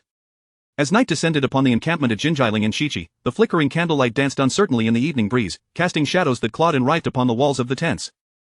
Randall, seated in the main position, bore a countenance as grave as ancient black iron, while the 12 golden immortals flanked him on either side. The atmosphere was stifling, akin to the oppressive stillness of a deep sea before a tempest, almost suffocating. Tai Jinren recalled the battle of the morrow, and the fact that he had no disciples to shield him from calamity, while Yuancha remained indifferent to his plight. His brow furrowed deeply, and he exhaled a heavy sigh. Upon hearing the sigh of Tai Jinren, Huang Qingzi's expression darkened, his eyes flashing with indignation as he rebuked, "What nonsense! Which of our Chan sect's disciples, spanning 3 generations, lacks exceptional talent and profound cultivation? Why do you sigh without reason? Do you not believe in our inevitable victory?" Tai Jinren opened his lips as if to speak, yet hesitated, his gaze entwined with profound concern for the battle ahead, reminiscent of a caged bird struggling for freedom. Observing this, Shijingzi hastily rose to mediate. "Elder brother, quell your anger. While it is true our disciples are gifted, those from the Jie sect are by no means ordinary, the treasures they wield are formidable, and the might of those artifacts alone could overwhelm our disciples." Huang Qingzi snorted derisively, his disdain palpable. "Do our younger brothers lack treasures? Bestow some upon our disciples, and our victory is assured. What is there to fear? Do not be so miserly." However, as his words fell, the faces of the assembly revealed their unease, as if burdened by a weighty load. Randall cast a sweeping glance over the group and solemnly remarked, "You are all being excessively cautious. These disciples have grown up by our side. Do you truly fear they would betray their masters and switch allegiances?" Suddenly, Qingshu Dao Tianzuan sprang to his feet, his movement stirring a gust of wind that caused the candlelight to flicker violently. "Elder brother, vice headmaster, it is not that I, a humble disciple, am unwilling to bestow treasures upon my disciples. My disciple, Huang Tianhua, is the son of the great Shans Wucheng Wang. Given the unpredictable nature of this Fengshan tribulation, how can I not be concerned? Should he be swayed by familial ties to turn against us, the consequences would be dire." When Shu Guangfa Tianzuan quickly concurred, his brow furrowed in worry, his eyes reflecting a depth of helplessness akin to an unfathomable abyss. "Indeed, my disciple, Jinjia, is the son of Li Jing, the guardian of Chentang Pass. If they were to turn against us on the battlefield, would we not suffer a double loss?" The remaining members nodded in agreement, each lost in contemplation, the tent enveloped in a heavy silence, punctuated only by the sound of labored breaths. Upon hearing this, Randall shook his head slightly and sighed. "They have followed you since childhood, seldom seeing their parents. How could they easily betray their mentors to aid those they have never met?" Yuding Jinren stepped forward, affirming, "What the elder brother, vice headmaster, says is quite right. Fellow brothers and sisters, we must have faith in our disciples. Look at how close they are to me." The 12 golden immortals, resolute, called forth their respective disciples into the tent. When Shu Guangfa Tianzuan turned to Jinjia, and with a flourish of his robe, produced the Dunlong Zhuang and the Bian Guai. "Jinjia, you have been under my tutelage for quite some time. Previously, I refrained from granting you a treasure due to your youth. I feared you might struggle to wield such power. Today, I bestow upon you the treasure that guards this domain, hoping you will showcase the might of our Chan sect on the battlefield and not disappoint my expectations." Jinjia promptly knelt, respectfully accepting the treasure with both hands, then bowed deeply, his voice resolute as stone. "Thank you, master. I shall give my utmost effort and not fail your expectations." Qingshu Dao Tianzuan presented the 8-edged bright silver hammer and the Hunyuan banner to Huang Tianhua. "Huang Tianhua, you are a rather straightforward soul, yet I know you possess a pure heart. This gift is to temper your impulsiveness, use the 8-edged bright silver hammer wisely and refrain from rash actions. I shall heed your teachings, master, and strive to uphold the prestige of our Chan sect, ensuring the world bends to our will. Soon after, Puxian Jinren bestowed the Wugo sword upon Mujia, and the remaining 12 golden immortals each granted their disciples treasures. In the Great Shang encampment, a shadowy sentinel knelt, reporting in hushed tones, "Your Majesty, all arrangements have been meticulously made. Tomorrow, we shall proceed as planned." Emperor Xian sat tall upon his throne, his posture as erect as a towering pine, nodding slightly, his eyes sparkling with a hawk-like sharpness. "Excellent." At that moment, Li Jing stepped forward, kneeling heavily with a thud, his forehead striking the ground with a dull thump, his body trembling like leaves in an autumn gale.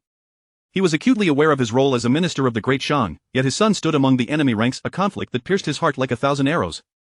His heart felt as if it were being wrenched by a sharp blade, torn between loyalty to the Great Shang and paternal love for his son. A tumultuous clash of emotions stirred within him, creating a tempest of turmoil. Huang Feihu, witnessing Li Jing's kneeling, felt a similar struggle within. He recalled the deep grace bestowed upon him by the Great Shang. As a loyal subject, he ought to sacrifice everything for his kingdom. Yet thoughts of his son, Huang Tianhua, compelled him to plead on his behalf. Gritting his teeth, his jaw clenched, he ultimately resolved to kneel as well. "Your Majesty, I am the Wuqing Wang of the Great Shang. If Huang Tianhua stands against the Great Shang, then my lineage shall cease to exist, and I, Huang Feihu, shall have no son." His voice trembled, laden with anguish that pierced his heart like thorns. The encampment fell into a profound silence. All present seemed ensnared by a spell of paralysis, rendered speechless. After all, one side bore their own flesh and blood, while the other represented their sworn allegiance. This decision felt akin to standing on the precipice of a cliff, where a single misstep could lead to irrevocable ruin. "Rise, both of you. What sin have you committed? You are the pillars of the Great Shang, supporting its lofty structure. Do not kneel so easily." Upon hearing this, the two slowly stood, their eyes glistening with unshed tears, which swirled within their sockets, heavy with unending sorrow. Jinjia, Mujia, and Huang Tianhua are all sons of the human race and subjects of the Great Shang.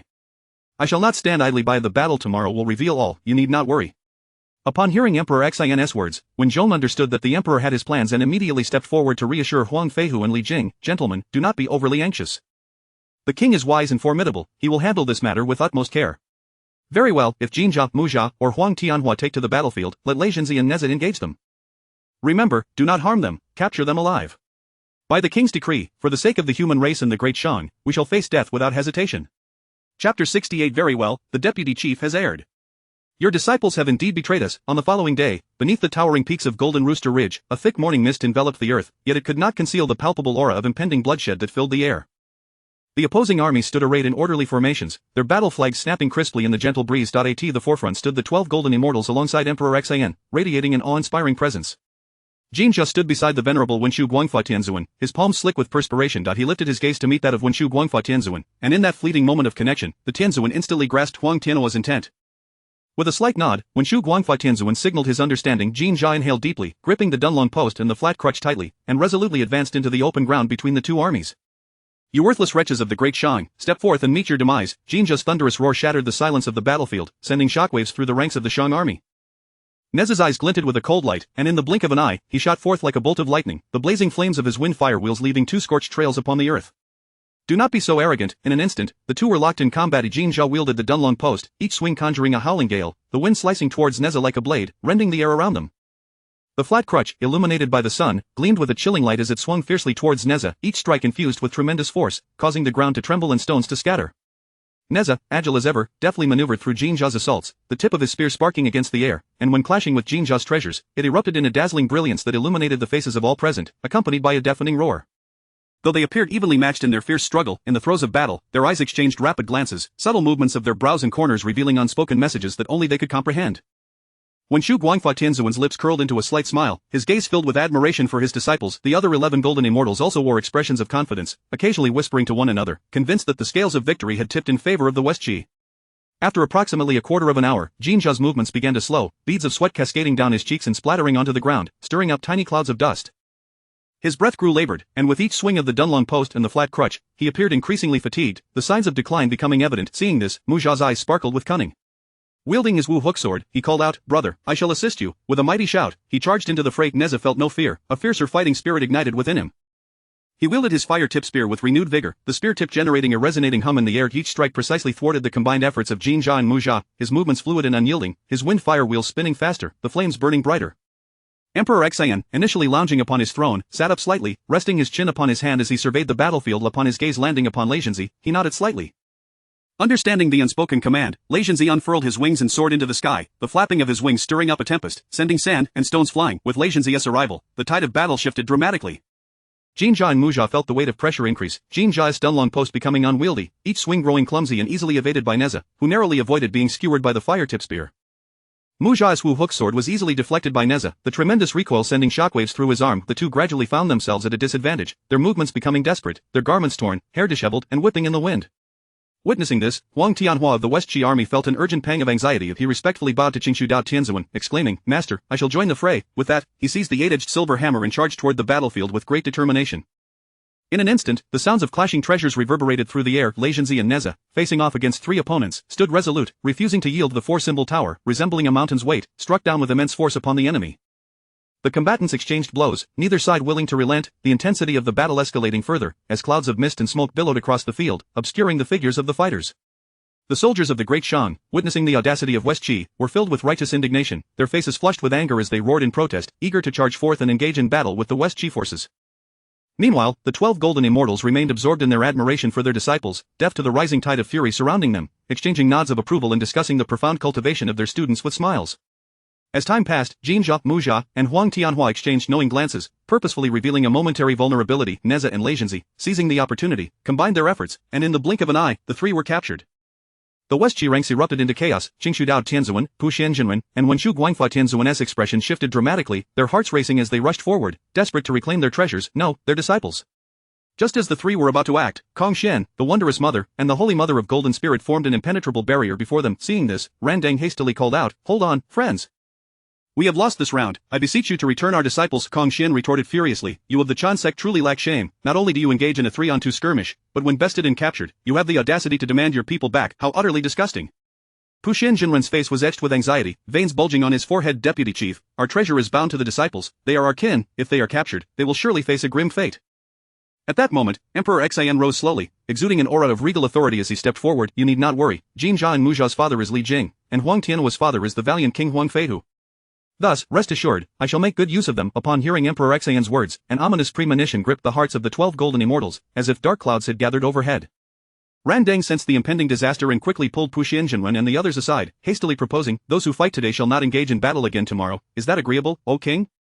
Emperor Xian nodded slightly in agreement. Randang, with a sense of resignation, declared, "We shall fight again on the morrow." With that, both sides retreated to their respective camps. Within the West Qi camp, the atmosphere was as oppressive as the night before a storm. The 12 golden immortals were frantic, hurriedly reclaiming the treasures they had bestowed upon their disciples, worry etched upon their faces as they exchanged blame. "Whose foolish idea was this? Now not only have our disciples been captured, but our treasures have also been seized." "Humph, you, Qingshu, have no right to speak. You did not object at the time. What use is it to voice such concerns now?" In stark contrast, the atmosphere within the Great Shan camp was jubilant, filled with celebration and merriment. The soldiers gathered together, sharing laughter and joy as they celebrated the recognition of Jin Jia, Mu Jia, and Huang Tianhua. Emperor Xian sat within his tent, a satisfied smile gracing his face, his eyes shimmering with wisdom. On the following day, Randang paced back and forth in his tent, brow furrowed in deep thought. After much deliberation, he ultimately decided to send Yang Jian into battle. That he understood that currently, the only ones capable of contending with Yang Jian were Neza and Lei Zhenzi. He intended to leverage Yang Jian to rectify the previous day's defeat. Receiving the command, Yang Jian's lips curled into a confident smile, an expression filled with boundless pride. He grasped his 3-edged twin-blade knife and slowly strode out of the tent, arriving at the front lines, his eyes brimming with provocation. "Is there no one from the Great Shan who dares to challenge me?" Chapter 69. Can 3-eyed beings truly be beyond my control? Upon hearing this, Wen Zhong scolded, gradually urging each step causing the earth to tremble slightly. The courtiers of Shiqi were immediately stirred, for Wen Zhong was none other than the Grand Master of the Shang dynasty. His personal intervention could not fail to incite commotion. Yet, Yang Jian bore a look of disdain, a mocking smile curling at the corners of his mouth. Is it true that the Shang dynasty lacks capable individuals? To have the Grand Master personally confront a mere junior like me is to diminish his own stature. Wen Zhong, mounted upon the, he cast a slow, sweeping gaze over the assembly of Shiqi, and wherever his gaze fell, the crowd felt as if pricked by needles. "Though I serve as the national master of the Shang, I am also a 3rd-generation disciple of the... How dare you underestimate me?" Hearing this, Yang Jian let out a cold laugh. "Be cautious, Grand Master, do not let yourself fall to a disgraceful end." Before the words had fully left his lips, Yang Jian surged towards Wen Zhong, his speed so swift that he left behind but a blurred afterimage. That was raised high, slicing through the air with a fierce wind, aimed directly at Wen Zhong. A glimmer of cold light flashed in Wen Zhong's eyes as he wielded his to meet the attack. At the moment their weapons clashed, sparks flew like stars. The resounding clash of metal echoed deafeningly, reverberating in the ears of the onlookers, causing many soldiers to feel their blood surge with the intensity of the sound. Yang Jian felt a tremendous force rushing up his arm, causing his limbs to tingle slightly, yet youthful arrogance fueled his refusal to yield, a flicker of determination shone in his eyes, and his offensive grew more ferocious. Wen Zhong, however, remained unflustered, his swirling with impenetrable precision. With each strike, a howling wind accompanied his movements, effortlessly neutralizing Yang Jian's assaults. Gradually, Yang Jian realized that he was entirely outmatched in this weaponry duel. Each clash of their weapons sent agonizing pain through his hands, radiating up his arms and momentarily hindering his movements. With a sudden retreat, Yang Jian stumbled back several steps, his feet leaving deep impressions in the earth as dust billowed around him. A glimmer of fierce light sparked in his eyes as he activated his die in an instant. A beam of white light shot forth from his, aimed squarely at Wen Zhong. Sensing Yang Jian's activation of the, Wen Zhong did not dare underestimate it. He summoned his own powers, and the was resolutely unleashed. In that moment, the brilliance illuminated the entire sky, compelling all present on the battlefield to shut their eyes against its radiance. At that very instant, the howling celestial hound stealthily appeared behind Wen Zhong, moving with astonishing speed, its eyes glinting with ferocity as it lunged for Wen Zhong's nape. Seizing the opportunity, Yang Jian thrust the toward Wen Zhong once more, the magical energy surrounding the blade intensifying, enveloped in swirling strands of white light.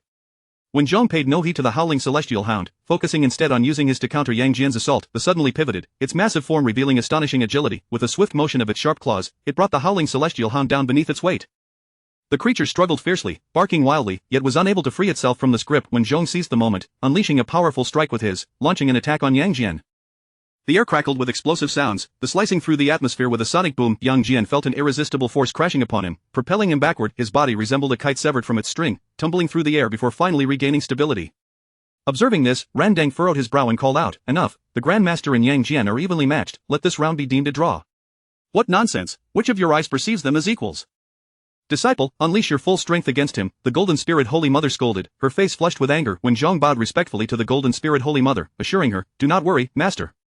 Your disciple shall not fail in this duty." Yang Jian wiped the blood from the corner of his mouth, his eyes ablaze with resentment. Deep within, he felt indignant, pride preventing him from acknowledging Wen Zhong's prowess, considering him merely an inflated figure, reliant on magical artifacts and mounts for his advantage. Just as Yang Jian prepared to charge again, Wen Zhong perceived his reckless advance. With a flick of his, a powerful aura erupted forth, revealing his cultivation at the early stage of the Great Luo Golden Immortal. The pressure in the air surged, making it difficult for Yang Jian to breathe, as if an invisible hand were tightening around his throat. Alarmed, Yang Jian realized he could not halt his momentum, charging towards Wen Zhong like a moth to a flame. With a decisive lash, Wen Zhong struck down upon Yang Jian, a thunderous crash resounding as Yang Jian was rendered unconscious, crashing to the ground and kicking up a cloud of dust. The Yinshang army erupted into cheers. "Grandmaster is mighty, Grandmaster is mighty." Witnessing this, Randang covered his face, feeling a wave of embarrassment as he approached Emperor Xian. "Your Majesty, it was only halfway through the match that I realized our respective disciples are not evenly matched. Perhaps we should have the second-generation disciples engage in battle instead, dividing it into 12 rounds?" Upon hearing this, Emperor Xian waved his hand. "No problem, however, I would advise you to find some formidable opponents, for these 12 golden immortals are truly lacking."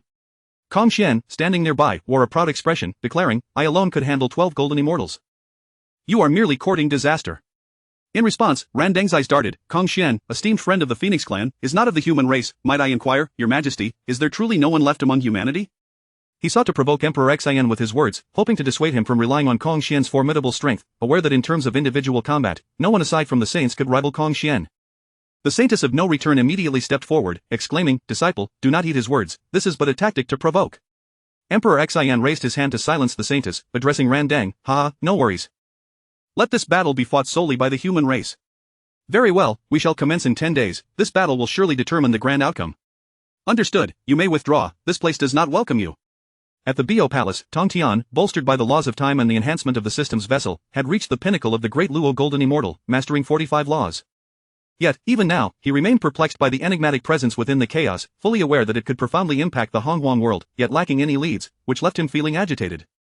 "First, I must strengthen the foundation of Honghuang," the master of Tongtian murmured to himself. He immediately extended his consciousness, like invisible tendrils, spreading throughout the realms of Honghuang. Upon reaching Shiqi City, he detected that abhorrent aura once more, now more potent than before. Just as Tongtian prepared to scrutinize Shiqi City closely, his consciousness caught sight of Hongjun flying toward the underworld. A deepening sense of suspicion gripped Tongtian's heart. Since that incident, Hongjun has been acting strangely. This trip to the underworld can hardly bode well. Could there be some upheaval in the underworld? Chapter 70. The emergence of the earthly Tao, the forces of the primordial world are about to be reshuffled. Hongjun's arrival in the netherworld was driven by a singular purpose, to utilize the creation jade disc as bait and the wolf tooth staff as the foundation, fortifying the netherworld's barrier to prevent Huda from emerging and the earthly Tao from manifesting. Just as Hongjun slowly raised the wolf tooth staff, intending to plunge it into the ground, an unforeseen anomaly transpired. A sword chi seemingly materialized from thin air, tearing through the endless void with ferocity. Its razor-sharp edge shattered the surrounding space into countless minuscule crystalline fragments, which scattered like autumn leaves. Hongjuan's expression shifted dramatically, his heart racing with alarm, yet his reaction time was nothing short of extraordinary. In an instant, he lightly tapped the void with his toes, propelling himself backward with the speed of lightning, just narrowly evading the strike. Hongjun turned and fixed a furious gaze upon the intruder. There stood Tong Tian, aloof and enigmatic. Not far away. Tong Tian, what is the meaning of this? Hongjun thundered, his voice laced with ire. Friend, something is amiss with you, very amiss indeed. You should remain in the Zishou Palace and leave all other matters to me. Tong Tian contemplated inwardly, recognizing that Hongjun's recent behavior had been exceedingly abnormal. Logically, he should have been focused on enhancing the strength of the primordial world rather than depleting it. Upon hearing this, Hongjun could not help but erupt into a manic laugh, a hint of madness entwined within. Nonsense, I am the harmonizer of the heavenly Tao. How could I possibly neglect the affairs of the primordial world? Is that so? Are you truly still the Hongjun I once knew? Rest assured, as long as I am here, your ambition shall not come to fruition. Before Tong Tian could finish his statement, Hongjun's aura surged violently, a force emanating from his being that was reminiscent of a Hanyuan Wujidi de Luo Jingxian, spreading outward with palpable intensity. Tong Tian, recognizing the gravity of the situation, sighed inwardly. He was well aware that if two Hanyuan Wujidi de Luo Jingxians were to clash with full force, the primordial world would be unable to withstand the cataclysmic impact of their powers. Suddenly, Tong Tian swiftly formed hand seals, summoning the Chaos Pearl into his grasp. As soon as the Chaos Pearl appeared, he conjured the World Tree, its branches and leaves stretching forth with wild abandon, entwining around Hongjun with a howling wind. Hongjun felt himself ensnared by an overwhelming force that threatened to suffocate him, his movements hindered, every slight gesture became an arduous endeavor. Seizing the opportunity, Tong Tian activated the Chaos Pearl, which seemed to generate a massive chaotic black hole within, unleashing a tremendous suction force that sought to draw Hongjun into the depths of the boundless chaos. With a change of expression, Hongjun struggled fiercely, swinging his wolf-tooth staff in a desperate attempt to break free from the World Tree's grasp, yet its power proved resilient, rendering his efforts futile. Under the relentless pull of the Chaos Pearl's formidable suction, Hongjun's body was inexorably drawn toward the pearl. Upon entering the Chaos Pearl, he was engulfed by an atmosphere of chaotic energy that resembled a tumultuous sea of chaos. Gripping the wolf-tooth staff tightly, he positioned the creation jade disc beneath his feet, stabilizing his aura. At that moment, he felt as if he had attained mastery of the heavenly Tao, fully harmonizing with its essence, and thus harbored no fear of Tong Tian. Subsequently, Hongjun launched an assault in all directions, for the Chaos Pearl could not entirely suppress him. It shook violently, as though on the brink of shattering. Observing this, Tong Tian promptly stepped into the Chaos Pearl, his gaze locked onto Hongjun. Here, you shall be far safer now. Let me discern who you truly are. Do you truly believe this action will thwart me? I have completely harmonized with the Tao. You would do well to recognize your place. As Hongjun exuded an aura of unyielding confidence, Tong Tian felt an ominous premonition welling up within him. He dared not underestimate the situation. With a swift motion, he produced the coffin of heaven's burial and the world-destroying mill. The emergence of these two treasures sent ripples of violent tremors through the space within the Chaos Pearl, as if the very air resonated with their world-ending might. Upon sensing the malice emanating from the coffin of heaven's burial and the world-destroying mill, Hongjun involuntarily trembled, an inexplicable fear surging within him. What is happening? Though these two artifacts are formidable, they should not inspire such dread within my being or the heavenly Tao. Before Hongjun could fully comprehend the situation, the world-destroying mill surged forth, imbued with boundless wrath and destructive power, hurtling toward him. Hongjun's eyes narrowed, as the creation jade disc shimmered beneath his feet. He swiftly evaded the impending collision. The world-destroying mill grazed his garment, tearing through the chaotic energy and leaving naught but emptiness in its wake. Tong Tian seized the moment, employing spatial laws to manifest as a fleeting shadow, instantly appearing behind Hongjun, the coffin of heaven's burial crashing down upon him. Hongjun felt a fierce wind rush from behind, prompting him to pivot swiftly, blocking the blow with his wolf-tooth staff. The resulting impact produced a colossal clash, sending chaotic energy within the Chaos Pearl into a frenzy, forming gigantic whirlpools. Hongjun felt an overwhelming force surge through him, his arm tingling with the aftermath. Humph! Hongjun bellowed, unleashing his full cultivation without restraint, a powerful force radiating from him as the epicenter, catching Tong Tian off guard and sending him hurtling away, stabilizing himself mid-air. Tong Tian regarded Hongjun with newfound respect. Well, old fellow, quite impressive, but you must understand, this is my Chaos Pearl. Tong Tian activated the Chaos Pearl, channeling its rule of power to bear down upon Hongjun. The weight of this power rendered Hongjun acutely aware of an unseen force binding his cultivation, impeding his movements, each step akin to wading through an endless quagmire. How does it feel, old chap? Your powers are suppressed. What can you do now? Allow me to uncover your true identity. Do you genuinely believe that suppressing my powers grants you the upper hand? While I may be unaware of how you acquired these artifacts, once I extinguish you, they shall rightfully belong to me. With that, Hongjun seized the initiative, charging directly at Tong Tian, who capitalized on the moment, wielding the world-destroying mill and the coffin of heaven's burial once more to advance upon Hongjun's rear. Meanwhile, within the netherworld, Hutu emerged from years of seclusion, enveloped in a profound aura of reincarnation laws. The power of the 6 paths of reincarnation had been significantly enhanced during her cultivation. Rising to her feet, accompanied by the river of the underworld and the 9 phoenixes, she strode towards the netherworld's exit, each step creating ripples of reincarnation energy beneath her feet. Upon reaching the exit, Huta gently raised her jade hand, channeling the reincarnation laws within her palm, and with a soft strike, the previously impenetrable barrier crumbled as though made of mere paper. Ascending into the air, she spread her arms wide and inhaled deeply, exclaiming, I am finally free, the primordial world is due for a change, and my witch clan shall rise again. From this day forth, the path I establish shall stand alongside the heavenly Tao as one of the three great paths. There shall be 6 saints of the earthly Tao, and any who perform great deeds shall be deemed a saint of the earthly Tao. Upon utterance of these words, all beings of the primordial world erupted in fervor, and the authority of the primordial world was seized by the earthly Tao, claiming a third of its dominion. Chapter 71 The Birth of the Tao. Hongjun is sealed. The fierce struggle within the Chaos Pearl continued unabated, and upon discovering that his authority had been usurped, Hongjun succumbed to a tempest of fury and rage. How absurd! Who dares to covet my power when I have only just begun to wield this body? Hongjun roared within, his aura surging violently around him. With a sudden and thunderous howl directed at the heavens, he tore open a massive rift in the once impenetrable rules of the Chaos Pearl. His figure, imbued with boundless wrath and murderous intent, surged upward toward the sky. In the face of Hongjun's onslaught, Tongtian dared not exhibit even the slightest hint of negligence or disdain. At this critical juncture, he swiftly formed a seal. In an instant, the 3 spiritual treasures, the coffin of the dead, the world destruction grinding wheel, and the world tree materialized before him. Hongjun raised his wolf-toothed club high, delivering a fierce blow toward Tongtian. This strike, fueled by Hongjun's fury and his fervent desire to reclaim his authority, was so potent that it caused the entire Chaos Pearl to tremble. A deafening explosion resonated within the Chaos Pearl, shaking the very fabric of its space under the immense shockwave. Although Tongtian managed to withstand Hongjun's colossal strike with the defensive capabilities of the 3 treasures, he was still propelled backward by the sheer force. Humph, this old fellow possesses some skill. Since the Tao has been established, I shall no longer play with you. It is time for me to depart. Seizing the momentum from being struck, Tongtian swiftly vanished from within the Chaos Pearl. The moment Tongtian emerged from the Chaos Pearl, he was greeted by the long-awaited presence of Hutu. Thank you, Tongtian, for your assistance. Without your help, I fear I would still be lost in confusion, unable to awaken. Hutu exclaimed, her voice brimming with gratitude. Indeed, it is your high comprehension that has led to your current achievements. Tongtian was about to engage in a heartfelt reunion with Hutu when, at that moment, Hongjun broke free from the confines of the Chaos Pearl and pursued them. His face wore a frenzied grin that sent chills down their spines. Tongtian and Hutu immediately adopted a defensive stance, fully aware that Hongjun had lost his sanity and was capable of anything. Old fool, I shall settle both old grudges and new ones in the chaos.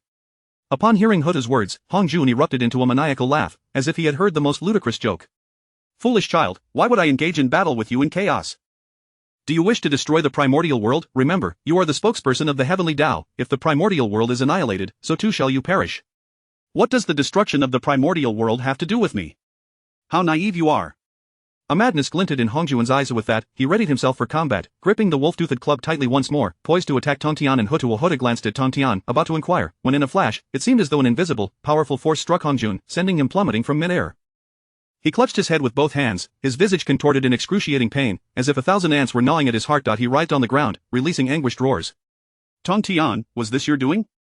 Can you still use the one that escaped? Hutu asked, bewildered, but Tongtian paid no heed to her inquiry, his gaze fixed intently on Hongjun. Now, my friend, if you are willing to remain within the Purple Cloud Palace for a century, I shall spare you. Tongtian understood that although Hongjun was influenced by that entity, he was nevertheless the spokesperson of the heavenly Tao. If he could seal him for a century, it might buy them sufficient time to resolve the situation. Agreed. Hongjun replied without hesitation, recognizing his own need for time to counteract the influence of the entity. You must relax and allow me to seal you. With that, Tongtian began to invoke the sealing technique. Ancient formations rose around Hongjun, intertwining and coalescing into a vast and intricate array. As time passed, the malevolent aura surrounding the formation intensified. Halfway through the process, Tongtian gazed at Hongjun inside. If you do not relax, I cannot focus on sealing you. Do you truly wish to suffer this agonizing headache? You are a devilish beast. Hongjun spat in retort. Tongtian merely snorted, disregarding the insult, and concentrated once more to continue the sealing array. Approximately an hour later, with the final infusion of Tongtian's power, the formation was completed, successfully sealing Hongjun within. With a graceful sweep of his arm, Tongtian cast the sealed space as one might toss a pebble, effortlessly sending it toward the Purple Cloud Palace. Tongtian, what in the world has transpired? You have sealed Hongjun, but what has happened to him? Hutu exclaimed, utterly perplexed by Hongjun's sudden descent into madness and Tongtian's ability to seal him. Alas, a new storm of bloodshed is on the horizon. This array, originating from the primordial era, was a fortuitous find. While it can seal Hongjun for a century, it is merely a temporary measure. Hongjun is now possessed by that entity, which is indeed quite astonishing. What is that entity? Hutu inquired, and Tongtian recounted the events that had transpired in the chaos. After hearing his account, Hutu stood frozen in place, her heart heavy with concern. It appears another storm of bloodshed approaches. Please take care, my friend. In this century, I shall also strive to enhance my strength within the earthly Tao, doing my utmost to protect the world of Father God. With that, Hutu's figure gradually faded away, ultimately vanishing as she returned to the underworld. Meanwhile, Tongtian turned and made his way back to the Bo Palace. On the other side of the primordial world, the appointed time for the alliance between Shichi and the Deshang had arrived. Beneath the Jinji Ridge, war clouds gathered ominously, and the cries of battle reverberated through the air. The celestial virtue of the clear void, holding the flying electric spear, strode confidently between the two armies. Young ones of the Yin Shang, who dares to engage me in combat? Do not be cowards who fear death. Hearing the challenge from the celestial virtue, Wen Zhong of the Yin Shan was instantly filled with fury. After consulting with DXAN, he wielded the dual whips and mounted the black jade Qilin, riding forth. Celestial virtue of the clear void, your words are as hard as your mouths. I, the Grand Master, shall entertain you, but do not let your defeat be too humiliating. Chapter 72 The First Battle, Wen Zhong versus the Celestial Master of Qingshu Dao. Upon witnessing Wen Zhong's arrival at the front lines, Emperor Xian felt a surge of fervor and valor within him. Suddenly rising from his throne, he strode purposefully toward the war drums, each step resonating like a heartbeat among the assembled warriors.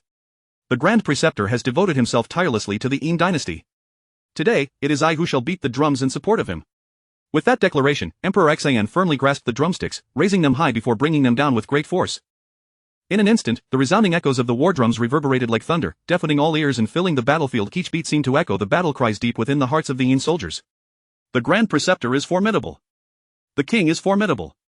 The shouts were thunderous, crashing wave after wave upon the Western Qi army. The once orderly formations of the Western Qi soldiers began to waver under the onslaught of this unexpected clamor and imposing presence, their morale shaken and their spirit diminished. Wen Zhong, gripping his twin whips tightly, gazed intently at the Celestial Master of Qingshu Dao. Across from him. In a flash, Wen Zhong took the initiative, unleashing the dual whips with a flurry of strikes that bore the weight of 1,000 forces, hurtling toward the Celestial Master. The Celestial Master, not daring to show any sign of negligence, brandished his flying lightning spear, its tip gleaming with a blinding radiance as it met the oncoming whips. A cacophony of clashing metal filled the air as the two figures danced in a fierce aerial duel. While defending himself, Wen Zhong pondered strategies for victory. He understood that although both were of comparable strength, he had only recently attained the status of a great Luo Golden Immortal, and relying solely on his own magical prowess would not suffice. He needed the aid of spiritual treasures. Thus, he secretly summoned the Golden Jiao Scissors, directing them toward the Celestial Master's spear. The Celestial Master sensed the impending danger and was taken aback, attempting to evade, but it was too late. A thunderous crack echoed as the spear was cleaved in two, its severed tip spinning through the air before crashing to the ground. Observing this, Wen Zhong refrained from pressing the advantage, instead pausing to watch as the Celestial Master staggered back several steps, his eyes betraying a mix of caution and mockery. Indeed, once the Celestial Master regained his footing, he slowly produced the 5 Fires 7 Birds fan from his robe. Upon seeing the fan, Kong Xian's heart ignited with fury. The despicable being had turned my clan's kin into this fan, and I shall exact vengeance for this. Just as Kong Xian prepared to advance and strike down the Celestial Master, Xuandu hurriedly intervened. Kong Xian glared at Xuandu, his eyes aflame with rage. Step aside, otherwise, you will regret it. Xuandu remained silent, turning instead to Emperor Xian. Rest assured, General Kong, the Grand Preceptor will reclaim the fan. Once this battle concludes, the heretical Dao of Chanjiao shall be at your mercy. Though still seething, Kong Xian recognized he could not defy the Emperor at this moment. He suppressed his anger, bowed to Emperor Xian, and returned to his position. The Celestial Master, observing Kong Xian's reaction, remained unfazed, internally scoffing at the audacity of those beastly and lowly beings daring to act so brazenly in his presence. With a chant, he wielded the 5 Fires 7 Birds fan, and in an instant, flames surged skyward, engulfing the air with their ferocity as they surged toward Wen Zhong. As the flames spread, the air ignited, crackling with explosive sounds, and the ground beneath warped and cracked. When Zhong's expression turned grave, he was acutely aware of the ferocity of the Phoenix clan's flames, knowing that even with his considerable power, he would be gravely injured if touched by them. Yet, he did not panic but swiftly summoned the primordial golden dipper from the heavens. Under Wen Zhong's control, the dipper began to rotate gently, drawing the raging flames into its depths as they approached, as if caught in an invisible force. This spectacle left the Celestial Master in shock, his eyes wide with disbelief that scoundrel Wen Zhong has actually borrowed the primordial golden dipper. A wave of panic and unease surged within him. As the flames were absorbed, Wen Zhong launched another assault on the Celestial Master. At this moment, both were at the pinnacle of the great Luo Golden Immortal level, evenly matched, and thus the disparity in their spiritual treasures became the decisive factor. Clearly, Wen Zhong's Golden Jiao Scissors and Primordial Golden Dipper held the upper hand. Wen Zhong wielded the dual whips alongside the attacks of the Golden Jiao Scissors, intensifying his offensive as the scissors circled in the air, seeking an opening in his opponent's defenses. The Celestial Master began to find himself at a disadvantage, his anger boiling as he thought, the Grand Preceptor is utterly shameless, even borrowing spiritual treasures from others. Upon hearing these words, Wen Zhong couldn't help but laugh. Shameless? Am I to be compared to you? You are but a senior to me, and yet you dare bully this junior, who is truly without shame here? Wen Zhong's words struck the Celestial Master like a dagger, exacerbating his frustration from his inability to gain the upper hand. Now, faced with Wen Zhong's mockery, he became consumed with rage. The Celestial Master's face flushed crimson, his fury erupting as he disregarded his dignity and image, brandishing the Moisword and controlling the heart-piercing nails to charge recklessly at Wen Zhong. In this moment, he had lost all semblance of composure, intent solely on annihilating Wen Zhong to quell his inner turmoil. Wen Zhong, observing the Celestial Master's ferocious approach, remained unfazed, invoking a spell that summoned 24 sea calming pearls to materialize behind him. Floating beside him were the primordial golden dipper and the golden jiao scissors, the three spiritual treasures resonating with one another to form an impenetrable defense. The celestial master, witnessing this scene, felt a twinge of regret as he realized his impulsiveness might lead to dire consequences. He wished to halt his advance, but inertia prevented him from doing so. The sea-calming pearls surged forth like shooting stars, bearing tremendous force as they hurtled toward the celestial master. Unable to evade in time, he was struck directly by the pearls, feeling the world spin around him, his head pounding, and darkness enveloping his vision as he succumbed to dizziness and fainted. Just as Wen Zhong prepared to seize him, Randang positioned himself in front of Wen Zhong. Though the Grand Preceptor has borrowed from others, does he truly intend to strike with lethal force? The Golden Spirit Holy Mother, witnessing her disciple's humiliation, swiftly appeared before Randang and without hesitation delivered a resounding slap. This blow, imbued with her quasi-saintly cultivation, struck with the speed of lightning and the force to shatter mountains. Caught off guard, Randang staggered back, blood trickling from the corner of his mouth. The Golden Spirit Holy Mother shielded Wen Zhong, her voice fierce. You of the Chanjiao are truly shameless, allowing your second-generation disciples to bully third-generation ones, and still having the audacity to speak. Randang, speak. Who emerged victorious? As she questioned, she unleashed her quasi-saintly aura. Randang, feeling the pressure, realized that opposing the Golden Spirit Holy Mother would spell his doom. Reluctantly, he conceded, the Yin dynasty has won, the Yin dynasty has won. We shall battle again tomorrow, the Yin dynasty shall send forth their champions first. With that, Randang turned to lead the others away. Emperor Xian exchanged a knowing glance with Kong Xian, who immediately understood and soared into the air, unleashing a spectrum of divine light that enveloped the celestial master. The remaining golden immortals were about to retaliate but were halted by Randang. Upon returning to the West Qi encampment, Wang Chengzi confronted Randang. Deputy Master, the Chanjiao's reputation has been utterly tarnished. You are also a quasi-saint, what is there to fear? Randang, feeling vexed, pointed an accusing finger at Wang Chengzi, wishing to retort but unable to articulate his thoughts, ultimately sighing inwardly, forget it. I had already planned to join the Western teachings anyway, let them think what they will. Seeing Randang's silence, Wang Chengzi assumed his lack of response indicated acquiescence to the reprimand, continuing, Deputy Master, consider how to restore the Chanjiao's reputation tomorrow. The Yin dynasty shall send forth their champions first, afterwards, we will determine who will engage in battle, thus securing our advantage. It is imperative, if we suffer another defeat tomorrow, do not blame me. Chapter 73. The Scholar of Humanity Bygone versus the Celestial Master Tai Yi. On the following day, outside the Golden Rooster Ridge, the armies of both sides once again stood in perfect formation, the clanking of armor intermingling with the heavy breaths of soldiers. Bygone, adorned in official robes and crowned with a ceremonial headdress, took a step forward. The beaded curtain of his headdress swayed gently with his movement, producing a delicate, crisp sound, while the ethereal currents of literary energy enveloped him like tangible ribbons of light. With a firm stance, he proclaimed, I am Bygone, the Scholar of Humanity, who dares to challenge me. Randang raised his head slightly, stepping forth from the ranks with an air of feigned reverence, yet his words were sharp. O King of Humanity, your race has endured for millennia, steeped in profound heritage. It would be wise to refrain from relying on the treasures of other clans. His voice, though not loud, resonated clearly in the ears of all present. Seated upon the throne, Xian listened to Randang's words, a cold smile creeping into his heart. A fierce determination surged within him. Today, he would ensure the teachings of Chanjiao faced utter defeat, liberating humanity from the shackles of scorn and manipulation, allowing them to truly stand tall in this world. Very well, he uttered succinctly, sending a jolt of encouragement through the hearts of the soldiers of the Great Shang. Seeing Xian's acquiescence, Randang felt a surge of joy, a subtle smile curling at the corners of his mouth. He turned and walked briskly back, casting a sidelong glance at the celestial master Tai Yi, conveying a veiled message through his gaze. Understanding the implication, Tai Yi stood poised, wielding a feather duster crafted from white jade, its texture smooth and delicate, its threads as pure as snow, exuding an aura of celestial grace. Once steady, he waved the duster gently, invoking the jade purity celestial method. In an instant, the surrounding spiritual energy surged toward him, forming luminous spirals of spiritual force that danced around his figure. Unfazed, Bygone gripped the treasured wolf hair brush of merit tightly. He immediately activated the literary currents of humanity, inhaling deeply to channel the literary essence into the brush. As he moved his wrist, the ink swirled forth like a black dragon in the air, transforming into lifelike, formidable warriors. These ink soldiers, with fierce gazes, charged toward Tai Yi, embodying the undying legacy of humanity. With each stroke, he poured forth his entire literary might, imbuing the ink soldiers with a relentless momentum. Facing the onslaught of ink soldiers, Tai Yi's expression remained unchanged, a hint of disdain flickering in his eyes. He moved the duster with increasing speed, unleashing sharp celestial energy like blades, shattering the foremost ink soldiers effortlessly. Seeing his forces hindered, Bygone felt a pang of urgency. He shouted, and the words he inscribed radiated with brilliance, coalescing into runes that surged towards Tai Yi in an effort to subdue him. Tai Yi crossed the duster before him, intoning his spell. The threads of the duster elongated instantaneously, resembling sturdy ropes that coiled around Bygone with astonishing speed, binding his arms and waist. Trapped, Bygone was flooded with a fierce unwillingness. He struggled vehemently, the literary energy within him surging wildly towards the tip of his brush. Channeling the ink as a blade, he swung forcefully, severing the binding threads, and directed the ink blade toward Tai Yi. Tai Yi deftly sidestepped, the ink blade grazing his garment and stirring a gentle breeze. Realizing the ink blade bore no effect, Bygone swiftly inscribed a large character for subjugation in the air, and with a flourish of his brush, sent it forth imbued with sealing power toward Tai Yi. With a cold snort, Tai decided to reveal his full strength, summoning the 9-dragon divine fire shield, which expanded instantly, 9 fiery dragons swirling around it, bearing their fangs and claws, spewing forth intense flames. Wherever the flames touched the ground, it was instantly scorched. When the 9 dragons encountered the character, the ink evaporated in an instant, continuing its relentless advance towards Baigan. The searing heat bore down upon him. Baigan felt waves of warmth envelop him, sweat beating on his forehead and trickling down his cheeks, evaporating upon contact with the ground. Nevertheless, his gaze remained steadfast as he wielded the wolf hairbrush, inscribing defensive runes in an attempt to withstand the flames of the 9-dragon divine fire shield. The clash between runes and flames erupted in deafening roars, the firelight flickering in a dazzling display. Yet, Tai's years of cultivation, surpassing Baigan by several realms, began to wear down Baigan's resolve. His breathing grew labored, his arms trembling slightly, and the brilliance of the runes began to fade.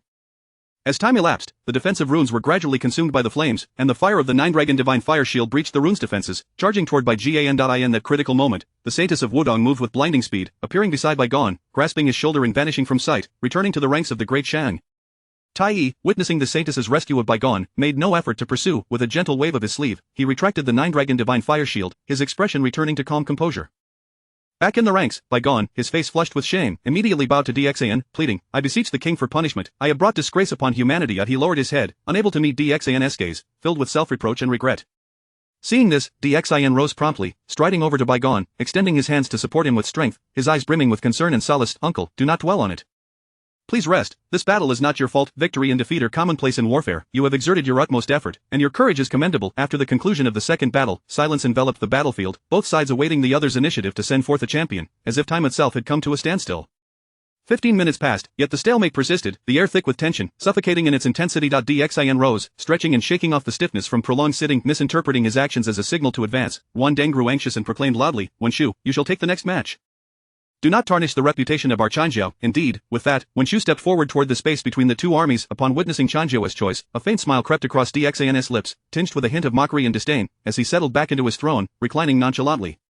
"Who among you is willing to fight in the next round?" His gaze swept lazily over his own ranks, appearing indifferent yet brimming with confidence. The crowd exchanged glances, eager to step forward. In that moment, Li Jing emerged, respectfully bowing to Dxan, kneeling on one knee with cupped fists, proclaiming, "This humble general is willing to engage. Go forth, General Li, the victory shall be ours." With those words, he rose, sword in hand, striding confidently toward the forefront, each step firm and resonant. Chapter 74 of the Phoenix's Cry. In Chaga City, Li Jing's life hanging by a thread. At the moment when the venerable Munjishri and Li Jing stood on the brink of confrontation, a resounding cry of a phoenix suddenly echoed from within Shichi City. Soon after, a green phoenix unfurled its fiery red wings, enveloped in flames that soared skyward. The soldiers of Shichi, upon hearing the phoenix's call and witnessing the majestic flight of the green phoenix, were instantly invigorated, their cheers and shouts rising in a chorus that reverberated through the heavens. This was an auspicious omen. Heaven favored Shichi. Victory was surely within our grasp. The soldiers' eyes sparkled with fervent zeal and boundless hope as they raised their weapons high, brandishing them with fervor. Conversely, the morale of the Shang forces suffered a heavy blow from the sudden phoenix cry, causing a noticeable dip in their spirits. However, the Emperor Xian, seated upon his throne, remained calm and unperturbed, fully aware that this was likely a covert maneuver orchestrated by the Primordial Supreme, aimed at solidifying Shichi's rightful claim to legitimacy. With a composed demeanor, Emperor Xian slightly turned his head to glance at Kong Xian beside him, their exchanged glances effectively conveying his intentions. Understanding the unspoken message, Kong Xian transmitted a signal towards the direction of the immortal volcano of Nanli. Moments later, a mighty roar emanated from within Chaga City, a sound both grand and powerful. As an even larger phoenix ascended, its flames ablaze, with its wings spread wide, the golden phoenix transformed into a streak of fire, racing toward the green phoenix in Shichi City, trailing a long line of fiery brilliance behind it. In the Yushu Palace, the Primordial Supreme suddenly opened his eyes, a glint of cold light flashing within. He sensed the arrival of the golden phoenix and was filled with fury, intending to strike it down to preserve Shichi's advantage and further his grand plans. Yet, just as he was about to unleash his powers, a wave of swordsmanship emanated from outside the Yushu Palace. This aura was sharp as a blade and pure as crystal, causing the Primordial Supreme to feel a chill run down his spine. Reluctantly, he suppressed his anger and chose to bide his time. Of the green phoenix, sensing the pressure and bloodline suppression from the golden phoenix, was seized by a sudden urge to retreat and turn to flee. It desperately flapped its wings, attempting to escape in the opposite direction, but its speed could not match that of the golden phoenix, which quickly closed the distance. The golden phoenix opened its beak, and the green phoenix emitted a mournful cry, a sound both tragic and sorrowful that pierced the air, before plummeting from the sky, lifeless in an instant. The golden phoenix let out a triumphant cry, seemingly proclaiming the might of the Shang dynasty to the world, before soaring high and returning to Chaga City. Upon witnessing this, Emperor Xian slowly rose, extending his arms wide, his voice resonating like thunder, echoing in all directions. The mysterious bird descends to birth the Shang. Today, my Shang shall triumph over Shichi. The Shang is the true lineage. May the Shang endure for 10,000 years. Upon uttering these words, the morale of the Shang army surged to unprecedented heights. Long live the Shang! Long live the king! The soldiers' roars echoed through the skies, deafening and tumultuous, as if they could overturn the very heavens. Li Jing observed this scene, lifting his gaze to look down upon Manjushri. The venerable Manjushri snorted coldly, no longer hesitating, as he drew forth the heaven-overturning seal borrowed from Guangchengzi. The seal gradually rose in his hand, expanding in size, as he declared, "Li Jing, your time of reckoning has come." With a thunderous voice, he invoked a spell, sending the seal hurtling toward Li Jing, accompanied by a fierce gale that stirred sand and stones alike. Li Jing had long been prepared. As the seal approached, he deftly sidestepped, avoiding the powerful strike, yet, before he could catch his breath, the binding demon rope shot toward him like a nimble serpent. Alarmed, Li Jing did not dare to delay, lightly tapping the ground with his toes, propelling himself upward to evade the swiftly following seal. Stabilizing himself mid-air, he swung his sword, attempting to sever the binding rope. His sword glimmered with radiant light, the sword energy intertwining fiercely as he struck at the rope. Seeing this, Manjushri's lips curled into a slight smile as he retracted the binding rope while simultaneously directing the heaven-overturning seal to strike Li Jing once more. Just as Li Jing prepared to counter with his sword, an urgent shout rang out from the cloudy mistress behind him. "General Li, be cautious, the heaven-overturning seal is forged from the essence of Mount Buzhou. Your sword cannot withstand its might." Li Jing's heart sank as he realized the formidable power of the seal, capable of easily crushing mountains. However, at that moment, he had no choice but to sheath his sword, bracing himself to counter the impending force with sheer will. As the seal descended, Li Jing gritted his teeth, unleashing all his magical energy to meet it head-on. A tremendous impact surged through him, akin to a raging tide, causing his chest to constrict, and he could not suppress a mouthful of blood that spilled forth. Manjushri, noticing Li Jing's injury, felt a slight easing of his wariness, believing him to be no longer a threat. Yet, Li Jing swiftly regained his composure, gripping his sword tightly and adopting a sword stance, shouting, "The martial path of humanity, my sword points to the heavens." In the blink of an eye, his figure vanished from sight, leaving behind only a series of indistinct afterimages. His speed rivaled the earth-transcending light technique of the Chan school, leaving all in awe. Manjushri, sensing Li Jing's impending attack, was taken aback and hurriedly met it with the heaven-overturning seal.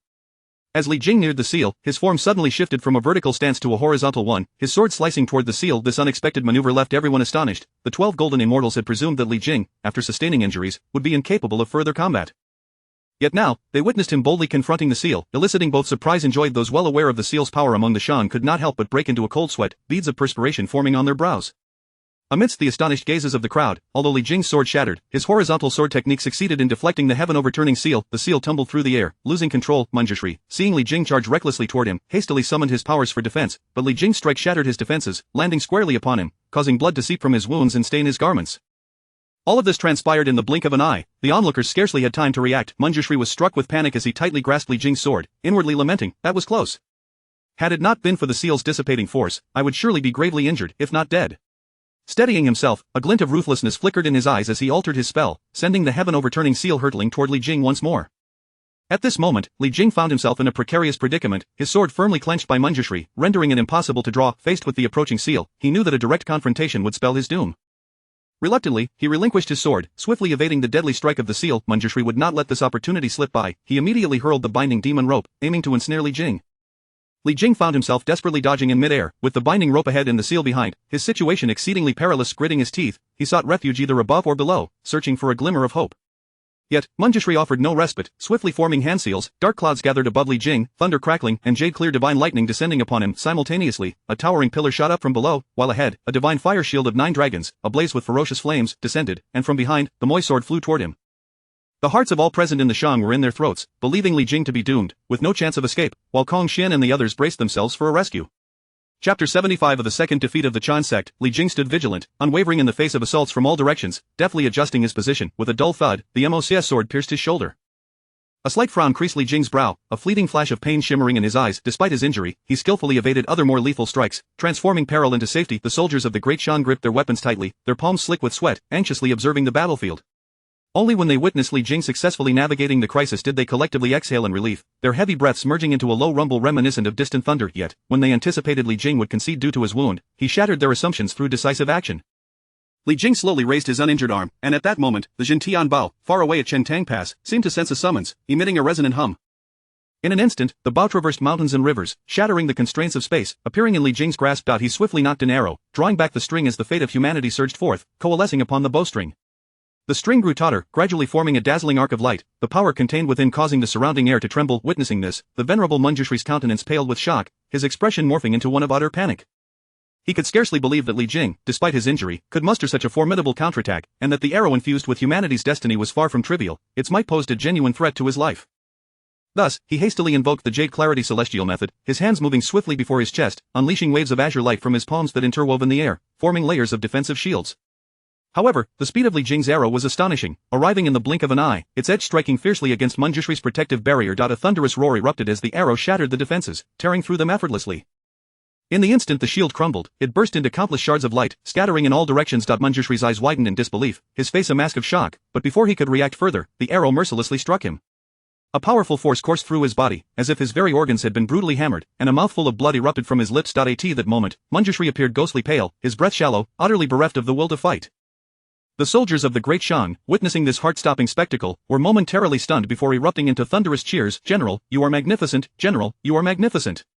Li Jing stood tall, gradually approaching Emperor Xian, kneeling on one knee and performing a grand gesture of respect, stating reverently, "I have not failed my mission." Emperor Xian hastily rose, moving swiftly to Li Jing's side, his eyes filled with concern and admiration as he examined the wound on Li Jing's shoulder, gently extracting the MOCS sword. As the sword was withdrawn, blood gushed forth anew, and he urgently commanded, "National Master, quickly, heal General Li's wounds." Wen Zhong, standing nearby, had borne witness to the entire battle, his heart filled with awe and confusion. The general's cultivation is but that of a true immortal, yet he has triumphed over a great Luo golden immortal. The prowess of martial arts is truly remarkable. I implore the general to impart your wisdom. You exaggerate, my path is but a minor one, Li Jing replied modestly. If humanity's martial arts were to reach perfection, they could rival the quasi-saints, and my skills were imparted by the Tongtian Patriarch years ago. The crowd gasped in astonishment, unable to fathom that the Tongtian Patriarch had ventured into humanity's martial arts and had even passed on his teachings to Li Jing. Just then, Guang Chengzi, visibly impatient, bellowed, "Deputy Patriarch, hasten to commence the next round. Manjushri's shameful defeat has brought disgrace upon our Chan sect." Ran Deng sighed in resignation upon hearing Guang Chengzi's remarks, raising his voice towards Emperor Xian, "Your Majesty, it is your turn to send forth your champions for the next match." The 4 generals of the demon clan were already eager to engage. Upon hearing this, their spirits surged with fervor, each one cracking their knuckles in anticipation. Emperor Xian glanced at Li Jing, his eyes brimming with concern, softly suggesting, "General Li, please take your leave to rest. The next bout shall be entrusted to others." At that moment, a shadowy secret guard appeared beside Emperor Xian. "Go forth, let them witness the prowess of the human sect." The shadowy guard vanished in a blink, materializing at the center of the 2 formations, standing tall and proclaiming, "I am Guangjinren, a disciple of the poor Taoist sect. Who will face me?" Upon hearing this, Puxianjinren stepped forward, yet before he could utter a word, the sky darkened, and an overwhelming pressure descended. The crowd looked up to see a colossal, intricately designed tower of earth and sky materializing above Puxianjinren's head. The tower rotated slowly, each turn unleashing waves of potent energy that distorted the surrounding air. Puxianjinren's heart raced with terror, his eyes filled with dread and despair. He had never anticipated that the opponent would wield such a formidable artifact.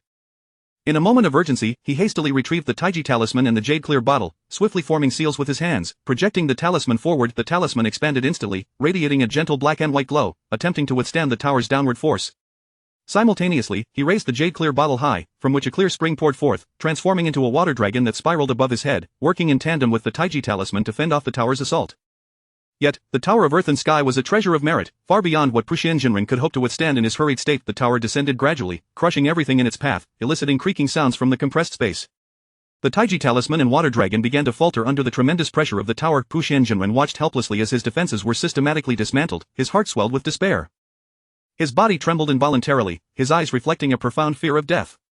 "No, this cannot be," he cried out in desperation, but his voice was drowned beneath the weight of the tower. A piercing scream echoed, and Puxianjinren fell unconscious under the tower's oppressive force, his body collapsing limply to the ground, raising a cloud of dust around him.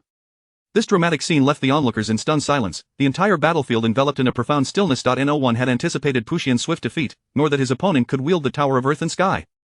Moments later, the crowd regained their composure, engaging in fervent discussion. The shadowy guard turned and strode away nonchalantly, deliberately allowing his mask to fall as he turned to the Chansek members. Upon closer inspection, realized that this individual was none other than Du Yizhenren.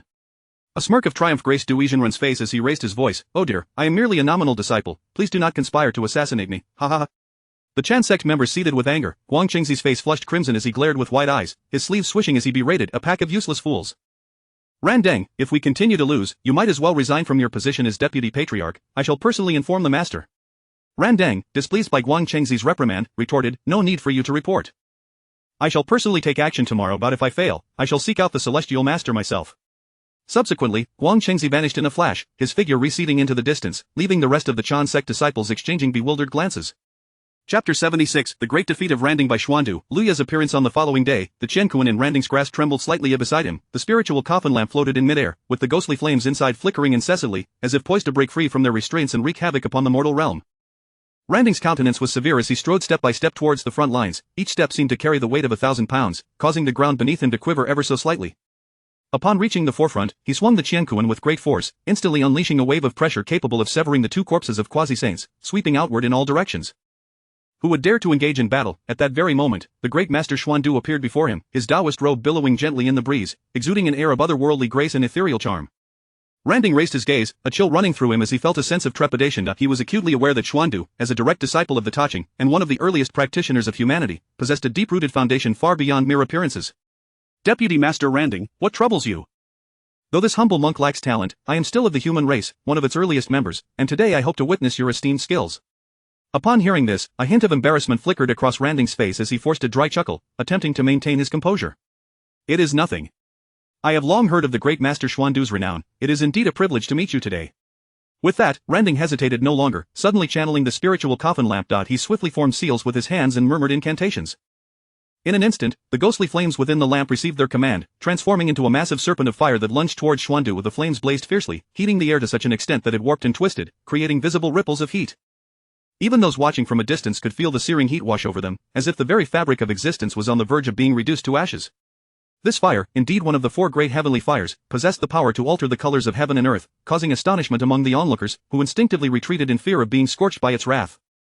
Xuandu remained composed, unperturbed. He stood firmly upon the Taiji diagram beneath his feet, which trembled slightly before beginning to revolve on its own, forming an indestructible shield that enveloped him. As the ghostly flames surged forth, they collided violently against the luminous barrier of the Taiji diagram, producing a deafening roar that resonated as if the heavens were collapsing. However, the flames seemed to have struck an impenetrable wall, failing to inflict even the slightest harm upon Xuandu, dissipating into nothingness in the blink of an eye. Randing, taken aback by his failed attack, felt a surge of alarm but was not willing to relent. He swiftly appeared before Xuandu, raising the Qianquan high above him. At this moment, the Qianquan expanded to several hundred zhang, bearing down upon the Taiji diagram with immense force. This Qianquan was a superior innate spiritual treasure, and while the Taiji diagram in Xuandu's possession could not unleash its full power, Randing believed it would not be entirely ineffective. Today, he was determined to test the limits of this Taiji diagram in Xuandu's hands, yet, as the Qianquan descended, it produced only a dull thud upon impact, the Taiji diagram remaining steadfast, unwavering in its protection of Xuandu. Randing's heart sank. He had not anticipated the immense power the Taiji diagram wielded in Xuandu's grasp, leaving him momentarily at a loss. Just as he hesitated, Xuandu deftly manipulated the heavenly and earthly Shenyuan tower, descending upon him with the force of 10,000 pounds. Randing felt a tightening in his chest, unwilling to confront it head-on, and hastily retreated, barely managing to regain his footing after several staggering steps. Just as he evaded the tower, he sensed a powerful gust of wind approaching from behind and turned to see a flying mat hurtling towards him.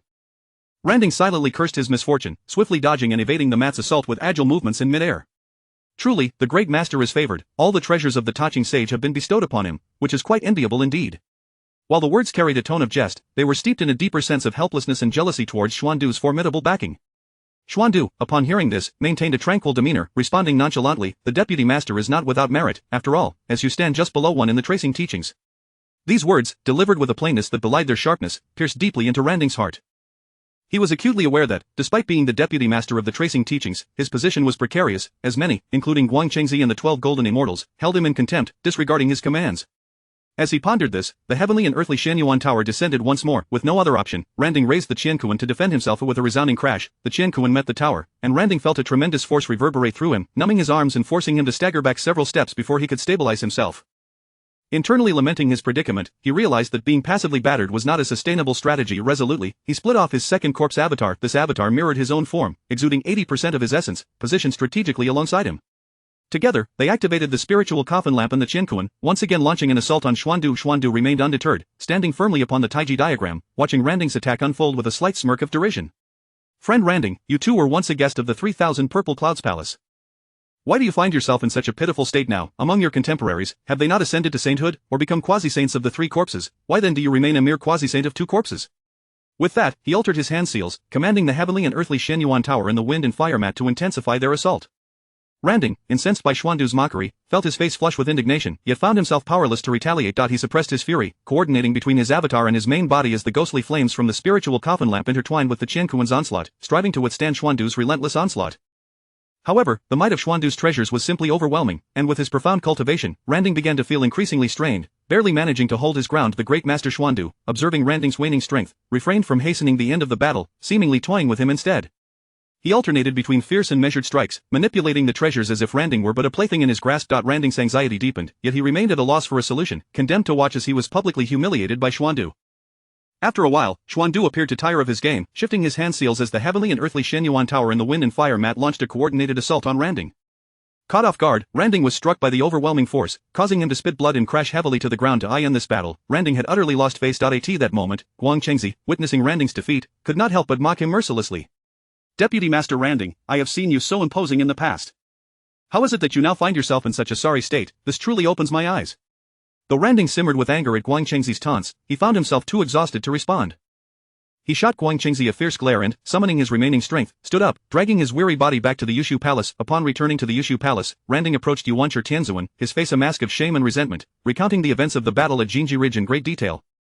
Yuanshi Tianzuan, seated upon his lotus throne, pondered for a moment after listening to Randing's account, before summoning Luya and speaking in a solemn tone. Luya, you shall accompany Randing to Jinji Ridge. Exercise utmost caution, and do not allow our tracing teachings to lose face once more. Your command shall be obeyed, Luya replied, exchanging a glance with Randing before the two set off once more towards Jinji Ridge. At this moment, Randing's heart brimmed with rage towards Xuandu and a fervent desire to restore his dignity, while Luya remained composed and unruffled. Upon their return to the Western Qi camp, they were met with Guang Chengzi's relentless ridicule. Ah, I thought the deputy master had fled the battlefield. Who is this person? Luya remained silent, casting a cold glance at Guang Chengzi, his eyes filled with murderous intent before striding into the camp. Deputy master, this is the nail-head seven-sword technique. Simply establish a camp, place a platform within, create a strawman, inscribe the enemy's name upon it, light a lamp above and below, perform footwork and seal the symbols, burn them, and conduct 3 daily rituals until noon on the 21st day, and you may kill invisibly. Then, I shall trouble my friend Luya to employ this technique against King Ren. Luya was momentarily taken aback, awkwardly smiling as he replied, Friend Randing, this technique requires the wielder to possess great fortune. It is best left to someone else, as I am not suited for it. Upon hearing this, Randing instantly recognized the technique's profound karmic implications. Whoever wielded it would be doomed. Perfect. Such a significant task should indeed be entrusted to Guang Chengzi. Cough, cough. As the eldest disciple of the tracing teachings, this technique should be entrusted to Guang Chengzi. Guang Chengzi hastily waved his hands. No, as the eldest disciple, how could I seize the credit? It is better left to the deputy master. The crowd continued to push each other, unwilling to undertake the technique, for none wished to entangle themselves in such heavy karma. Let us simply have GFA perform it. After all, his fortune is far greater. At this, the arguments ceased, and they spoke in unison. Junior brother Yuding possesses great talent. Subsequently, Randing adjusted his attire, suppressing his injuries, and flew towards the Great Shang camp, silently vowing to negotiate a truce and summon GFA. Chapter 77 Ndxan suffers from the seven-sword curse. A visitor from the Bayou Palace. GFA hurriedly entered the military tent, his heart ablaze with urgency upon hearing that this curse could reach across distances to slay Dxin. His eyes were filled with desperation as he pondered. A Dxin is tyrannical. If this technique succeeds, the Yin and Shan will surely descend into chaos, and I, from the West Qi, will rise to establish the grand enterprise of Zhou. At that time, I shall be the king of men. Ha ha ha. Without further ado, he pressed Luya for the method of execution. Master, how is it to be performed? Could it invoke heavenly retribution? Observing GFA's fervor, Luya began to elucidate, assuring him that this technique would not elicit divine wrath, yet required a person of great fortune to wield it, which is why he had thought of the noble lord. As GFA listened intently, he committed every detail to memory and soon commenced his ritual, each gesture infused with an ardent desire for success. On the first day, Dxin remained unscathed within the Yin and Shang encampment, attending to military and political affairs with his usual authority. Meanwhile, GFA faithfully conducted his rites at the West Qi camp. It was not until the 12th day that, while Dxin was reviewing battle reports in his tent, a sudden, excruciating pain erupted in his mind, rendering him dizzy and causing him to faint. Instantly, all cultivators within the Yin and Shang camp sensed a grave threat and swiftly gathered. When Zhong, with a face full of concern, immediately inquired of the Golden Spirit. Holy Mother, Teacher, the king's condition is most peculiar. He must have fallen victim to a curse, but what manner of vile sorcery is this? Alas, I do not know either, replied the teacher. The assembly exchanged glances, each bereft of insight, and turned their gaze towards Xiangwei. As the envoy from the Tongtian sect, all hoped he might possess the knowledge to unravel the curse, yet he remained silent. At this juncture, Zhang Zia stepped forward and spoke slowly. I once heard Yuanshi mention a form of curse that bears a striking resemblance to the seven-sword curse. It is exceedingly malevolent and requires prolonged worship to claim a life. Once cast, the afflicted suffers unbearably. Upon hearing this, Wen Zhong anxiously asked, is there any means of rescue? Without hesitation, the Wudong Holy Mother declared, Sister Jean Ling and I shall retrieve the seven-sword curse to potentially alleviate His Majesty's peril. The others nodded in agreement and were about to spring into action when Kong Xian called out, hold on. We must not recklessly eliminate them. We are still unaware of the true method to dispel this curse. If we act rashly, it may endanger the king's life. As the group hesitated, Dxin suddenly regained consciousness, demanding, where do you intend to go? The assembly halted, rushing to his side. Dxin, suppressing his headache, waved his hand calmly, do not panic, it is merely the seven-sword curse. Having said this, he swiftly formed seals with both hands, and the 12-petal Black Lotus of Annihilation began to materialize beneath him, its dark radiance spreading forth. Approximately a quarter of an hour later, the strange sensations plaguing DXIN dissipated entirely, and a cold glint of murderous intent flickered in his eyes. They dared to curse me with such wicked sorcery. They shall pay a heavy price. Meanwhile, at the West Chi camp, GFA, having felt the backlash of the seven-sword curse due to DXIN's awakening, spat blood and collapsed to the ground. Fortunately, Luya was nearby and quickly employed his magic to shield GFA. After a few moments, GFA gradually regained consciousness, his face pale. Master, what transpired? Could it be that the curse has been broken? Not at all. This is merely the backlash of the king's fortune, yet it confirms that the seven-sword curse has taken effect. Luya replied. Upon hearing this, GFA's eyes reignited with hope. Since it has taken effect, the Yin and Shang must perish. Our grand endeavor in West Chi is assured. 21 days later, GFA appeared utterly worn, his eyes heavily shadowed as if drained of vitality. He approached the altar of the flame lamp, his voice hoarse yet brimming with excitement. The 21st day has arrived. Now is the moment to mobilize against the Shang. Victory is certain, their fate is sealed. The flame lamp regarded him for a moment before giving a slight nod. Indeed, the time is ripe. GFA's exhilaration surged, and he proclaimed loudly, this lord shall soon become the king of men. Nan Gongshi, summon the armies at once and march to flatten the Shang. Nan Gongshi sighed in resignation but complied, rallying the troops to march forth toward the Shang. GFA, along with the flame lamp and Luya, led the charge with great fervor. DXIN, already informed of the situation, personally led his forces to the borders, prepared for any confrontation. Upon the arrival of the West Chi army, GFA instinctively glanced at Luya when he saw DXIN unscathed. Luya, equally astonished, stood frozen in place, unsure of what to do. Before anyone could react, DXIN moved like lightning, appearing before the front lines, his voice rumbling like thunder. Who dares to conspire against me? Step forward and accept your death. Guan Shengzi observed with a cold gaze before turning to Luya, icily remarking, Luya, he addresses you. Do not hesitate to present yourself. In an instant, the collective gaze of the assembly focused on Luya, who felt a wave of despair wash over him. With matters having escalated to this point, he had no choice but to steel himself and approach DXIN with the immortal slaying gourd in hand. The battle was imminent. DXIN summoned the 12-petal Black Lotus of Annihilation, its petals unfurling slowly as the black radiance surged like a tide. Holding the Shanyuan sword, its blade shimmered with a chilling brilliance, while the Kongtong seal floated beside him, exuding an ancient aura, enhancing his own fortunes. In that instant, his cultivation matched Luya. Luya, alarmed, dared not show any laxity, swiftly forming seals with his hands, murmuring incantations. Turn, my treasure. The immortal slaying gourd instantly unleashed a blinding white light, and a flying dagger shot forth like lightning towards DXIN. DXIN, maintaining composure, did not flinch, instead swinging the Shanyuan sword to block the attack. With a resounding clash, DXIN was forced back several steps, yet he remained steadfast as he unleashed his power, sending the flying dagger tumbling away.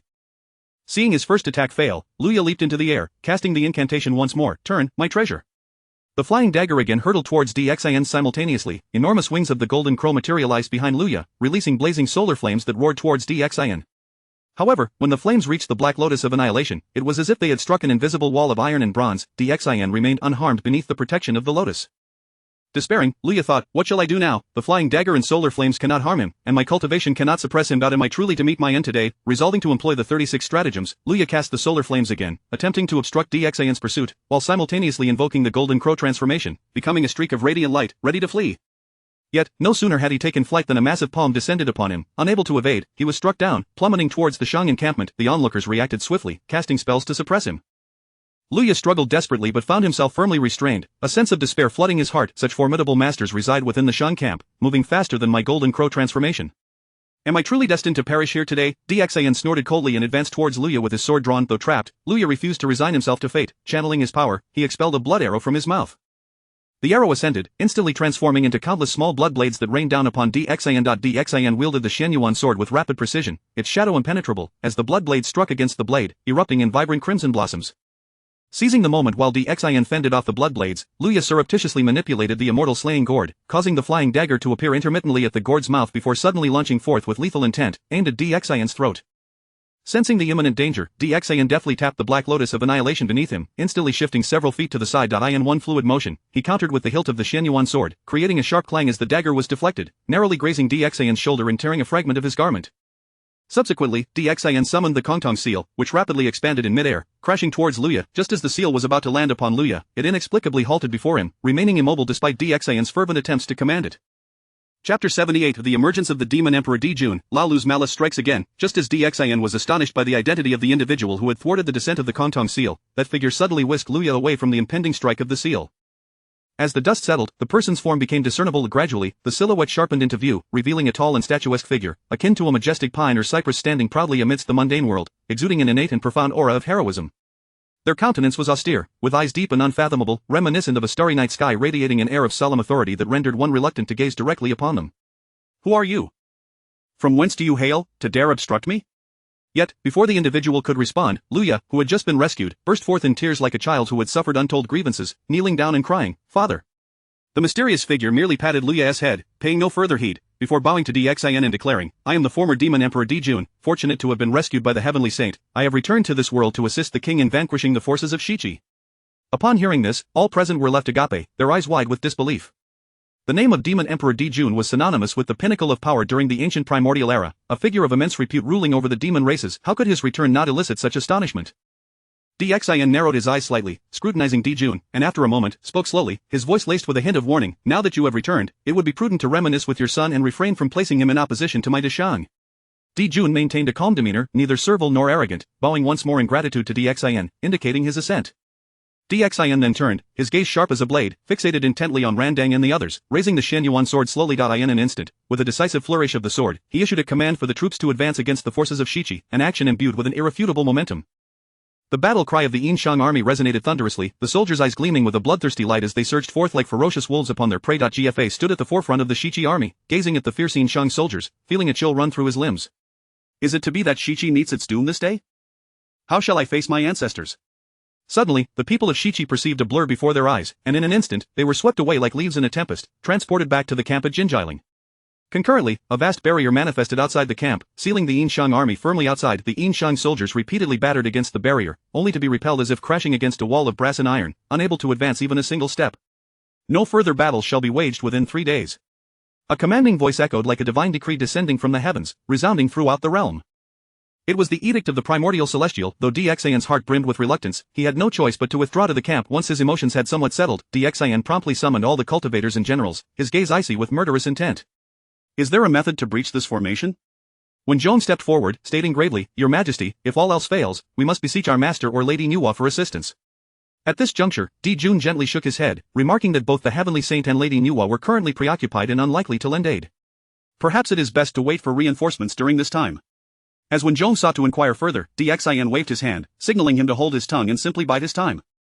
Within the Shichi camp, the survivors were quietly grateful for their reprieve when, shortly thereafter, Shen Gongbao rushed in. Upon seeing him, Gfa immediately approached. "National Master, you have returned at last. Had you tarried any longer, Shichi would surely have met its end?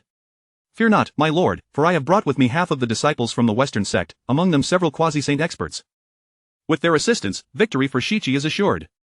Gfa, upon hearing this, felt as if a heavy stone had finally lifted from his heart, secretly relieved. With such support, the establishment of Shichi's dominion was indeed within reach.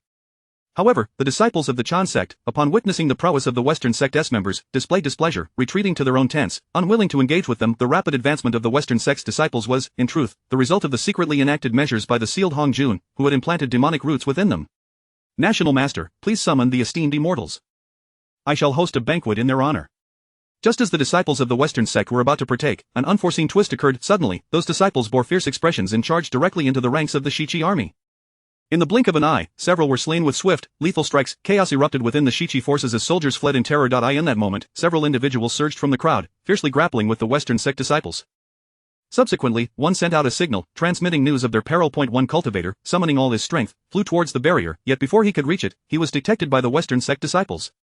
A cruel smile flickered in their eyes as a sword chi struck him down, leading to the complete annihilation of all infiltrating shadowy sentinels within Shichi amidst this sudden upheaval. Gfa, filled with shock and fury, turned crimson as he bellowed, "What is the meaning of this? Why do you slay my Shichi soldiers without reason?" The leader, Hui Xing, remained expressionless, coldly responding, "Those individuals were merely shadowy sentinels of the Yinshang. We owe you no explanation for our actions. This feast is no longer necessary." With that, the disciples of the Western sect waved their sleeves and departed, leaving Gfa seething with rage and indignation, trembling with fury as he stood rooted in place. In his heart, he roared, "The Western sect has gone too far. I vow that this grievance shall not go unpunished. Once I ascend to kingship, I will eradicate the teachings of the Western sect, Chan sect, and any who oppose me." As night fell, a sinister presence stealthily infiltrated Guang Chengzi's tent. With a swift flick of its sleeve, a shadowy light flashed, and Guang Chengzi felt a sudden darkness envelop him, causing him to faint. The malevolent figure swiftly ensnared him, seizing the turnover seal, muttering, "Let us sow further chaos in Shichi." With a triumphant smile, the figure then employed concealment techniques, transforming into Guang Chengzi's likeness, and approached the tent of the real man Puxian. Standing outside, a cruel smile crept upon his lips. The impersonator stealthily entered the tent, taking advantage of Puxian's unguarded moment, and struck with force. A dull thud resounded as the turnover seal crashed heavily onto Puxian's head. Puxian had no time to utter a cry before his spirit shattered, his essence drifting toward the Fengshen Bang. Following this, the impersonator replicated the act, arriving at the tent of the real man Yuding. The same grim scene unfolded once more. With a resounding crash, Yuding also fell victim to foul play, struck dead by a heavy blow, collapsing to the ground. The cacophony of these events echoed piercingly in the stillness of the night, instantly alerting the others. Disciples of the Western sect rushed from their tents, while Guang Qingzi quickly harnessed his power, launching the turnover seal towards the Western sect. Disciples, those of lower cultivation, were caught unawares, struck directly, and collapsed in a spurt of blood. Meanwhile, those with higher cultivation, though managing to resist somewhat, were still shaken by the overwhelming force plummeting from the sky. Randang, upon witnessing the devastation of Puxian and Yuding's tents, and sensing their absence, felt a wave of dread wash over him, silently exclaiming, "This is not good." He immediately appeared on the battlefield, attempting to suppress Guang Qingzi. However, upon the arrival of Randang, Guang Qingzi vanished without a trace. "Now that chaos reigns in Shichi, I must seek the source of this malevolence," Guang Qingzi declared, beginning his search. Yet, despite his efforts to release his divine consciousness, he found nothing. Just as he sighed in disappointment, 6 pure bamboo stalks shot forth, hurtling towards him. Startled, Guang Qingzi had no time to contemplate and hastily evaded. Just as the two sides prepared for battle, Randang sensed the disturbance and swiftly flew over to mediate. Chapter 79 of the 3 Kills of the Celestial Seal, teaching the disciples of the Chan sect, Tai's ascendancy, and the fulfillment of the underworld river's desires. Randalite immediately positioned himself in front of the disciples of the Western sect and Guang Qingzi, saying, "Hold on, everyone. Since Guang Qingzi is a disciple of the Chan sect, why not let him take the lead in the upcoming confrontation?" Before the Western sect could respond, the remaining 12 golden immortals arrived. "Deputy Master, enough is enough. Hasn't Guang Qingzi's actions been sufficient? Let us together suppress him and return him to the Yusu Palace for our master." "Return him? Is that even possible, after such despicable deeds? Do you truly believe we can let him go, Taizhenren?" Soon after, tensions escalated among the 3 factions. Randalite shook his head and bellowed, "Enough, if you all deem each other's methods inadequate, let us proceed according to my plan. Tomorrow, we will take Guang Qingzi with us to provoke." Upon hearing this, the Western sect and the remaining 12 golden immortals calmed down, for the only reason the Western sect was yielding to Randalite was that Jiejing and Zhuanti were aware of his situation. The 12 golden immortals had long harbored discontent towards Guang Qingzi, and since death was inevitable in the upcoming battle, they would only fan the flames. On the following day, the disciples of the Chan sect and the Western sect took the initiative to surround Guang Qingzi, leading him out of the knot and into the camp of the Deshang army. "Alright, Guang Qingzi, go forth." After Randalite's command, the transformed Guang Qingzi strode forward. "O fools of the Deshang, your grandfather Guang Qingzi has arrived." His voice echoed within the Deshang military camp. In no time, the troops swiftly assembled, their anger palpable. Kong Xian was the first to step forward, eager to vanquish Guang Qingzi, but was halted by Xiang Wei. "Kong Xian, my friend, allow me to handle this." Xiang Wei stood resolutely before Guang Qingzi. Suddenly, Guang Qingzi produced the celestial seal and hurled it at Xiang Wei. Just as it was about to strike him, the celestial seal made a sharp turn and flew straight towards Taizhenren. "Elder brother, quickly control the celestial seal." Taizhenren shouted, hastily forming a defensive seal. With a tremendous crash, Taizhenren was directly struck down, his true spirit ascending the divine seal list. Just as the Chan sect's golden immortals were about to retaliate, Guang Qingzi commenced his performance anew. "You vile sorcerer! How dare you control my celestial seal to harm my junior brother?" After proclaiming this, Guang Qingzi once again commanded the celestial seal to strike at Xiang Wei, this time magnified 100-fold. Witnessing the immense size of the celestial seal, the members of the Western sect and the Chan sect immediately activated their defensive treasures, preparing for another potential strike from Guang Qingzi. Their apprehensions were well-founded, as Guang Qingzi abruptly pivoted and directed the colossal celestial seal towards the Western sect and Chan sect factions, eliciting cries of despair. "Guang Qingzi, you scoundrel! Our master will not spare you." "I knew it, not a single reliable one among the Chan sect." Ignoring their curses, Guang Qingzi intensified his assault, but his solitary strength could not match theirs. United, they channeled their power, sending the celestial seal flying away. Just as everyone began searching for Guang Qingzi, they discovered he had vanished without a trace, leaving the uninformed Deshang soldiers in a state of shock. Regaining their composure, Emperor Xian and his cohort pressed forward, while the disciples of the Western and Chan sects swiftly flew towards the Golden Rooster Ridge camp. A chorus of anguished cries erupted from behind them as some lower-tier disciples of the Western sect were overtaken and slain, their true spirits ascending the divine seal list. Upon returning to the Golden Rooster Ridge camp, the Western sect immediately turned their ire towards the Chan sect. "Randalite, you fool, if it weren't for your ill-conceived plan, how could we have lost so many disciples? This wise friend, who could have predicted Guang Qingzi's sudden madness? Moreover, our Chan sect has also lost a golden immortal. You members of the Chan sect deserve to perish." After a flurry of mutual insults, they were on the verge of combat. "Enough, Huixing. This matter shall be discussed later. I have dispatched all Western sect disciples to confront Deshang first. By the master's decree." Upon receiving a transmission from Zhuanti, Huixing immediately withdrew to his tent. Simultaneously, the Chan sect received a transmission from Yuan Shi, commanding them to cease hostilities. I have sent the Southern Polar Immortal to retrieve Guangqingzi. You shall unite with the Western sect to deal with Dishang. It was evident that everyone was dissatisfied. Had it been any other disciple, Yuanshi would have long since executed them for such behavior, yet, compared to Yuanshi, they were but ants, compelled to comply with his orders. By the master's decree. Meanwhile, Xiangwei had already vanished without a trace. No matter how the Southern Polar Immortal searched, there were no leads. Yuanshi, that fool, truly believes his disciple could act thus, haha. Subsequently, Xiangwei released Guangqingzi, having altered none of his memories but simply casting him near the Southern Polar Immortal's location as he soared towards the Dishang military camp. Upon Xiangwei's departure, Guangqingzi slowly regained consciousness, stretching lazily and exclaiming, "Ah, how delightful!" Sensing Guangqingzi's presence, the Southern Polar Immortal instantly materialized before him, brandishing the binding immortal rope crafted by Yuanshi to bind him. "Elder brother, what are you doing?" "It is I, Guangqingzi." "Indeed, I know, and it is you I seek to capture." "Southern Polar Immortal, what are you doing? Do you intend to harm a fellow disciple? If you do, our master will not spare you." "Harm a fellow disciple? Is that not your own doing? Come with me, our master wishes to see you." With that, the Southern Polar Immortal, binding Guangqingzi, flew towards the Yusu Palace. Meanwhile, a monumental event reverberated throughout the Primordial realm. In the blood sea of the underworld, where crimson waves surged, the ancestor of the underworld river suddenly opened his eyes and ascended into the air. "I am the underworld river. I wish to merge the blood sea of the underworld into the realms below. All disciples of the Shura sect shall enter the Shura path, and I shall be the lord of the Shura path, eternally guarding the peace of the underworld." As his words echoed, the ethereal figure of the Earth Mother slowly materialized above the blood sea of the underworld. Granted. This proclamation resonated throughout the primordial realm, leading the beings within to speculate on the impending monumental changes. Once the Earth Mother uttered her decree, countless merits poured into the underworld river, causing his aura to surge, ascending to the second tier of the Saint of the Earth. "From this day forth, I shall be the Saint of the Shura path." The immense crimson phantom of the underworld river appeared across the primordial realm. Salutations to the Saint of the underworld river. The beings of the primordial realm bowed in reverence. In the camp of the Western Qi, these fools, what of the Western sect, what of the Chan sect, a bunch of worthless beings, and now there is another saint among them. What can these imbeciles do but squabble amongst themselves? GFA raged within his tent, smashing everything in sight. Indeed, they are a bunch of worthless fools. If you allow me to merge with your body, I can enhance the strength of the Western Qi army. At that time, you shall be the king of this place, ha! A tall figure wreathed in green flames hovered nearby, coaxing GFA. Chapter 80 of the entire army of Shiqi mutates, come forth, as long as you can annihilate the scoundrels of the Chan sect, the Western Church, and the Yin Shang, I, the Marquis, shall grant you anything you desire. As soon as GFA's voice fell, a torrent of green flames surged violently into his body. Fear not, it is not them, all shall perish. With the influx of the green flames, GFA's visage contorted grotesquely, his limbs began to twist, and a noxious black-green mist emanated from him. This state persisted for approximately 10 breaths, after which a hand covered his face, revealing black-green eyes through the gaps between his fingers. What a delightful sensation this is it not? Now, relax your body, unleash the malevolence hidden deep within your heart, and let this dark aura permeate the entirety of the Shiqi encampment. Rest assured, no one will notice, he. As his words echoed, GFA sat cross-legged, exuding an abhorrent aura, causing the surrounding weeds to wither. Centered around him, a wave of black mist spread with lightning speed. Moments later, this dark mist swiftly enveloped the entire military camp, and anguished wails echoed from every corner.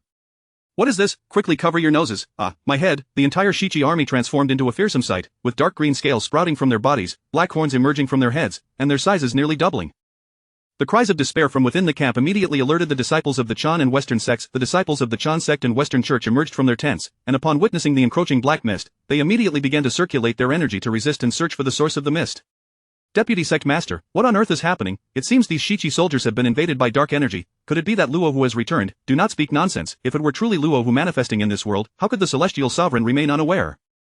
Moreover, this is not Luo whose dark energy, his aura is not so repugnant. Although Randang has never clashed with Luo who, he has experienced the struggles between Dao and Demon. Luo whose energy merely instills fear, while this dark energy is entirely nauseating. As Qi Jingzi conversed with Randang, they joined the others when suddenly, Qi Jingzi cried out in terror, Deputy Sect Master, save me.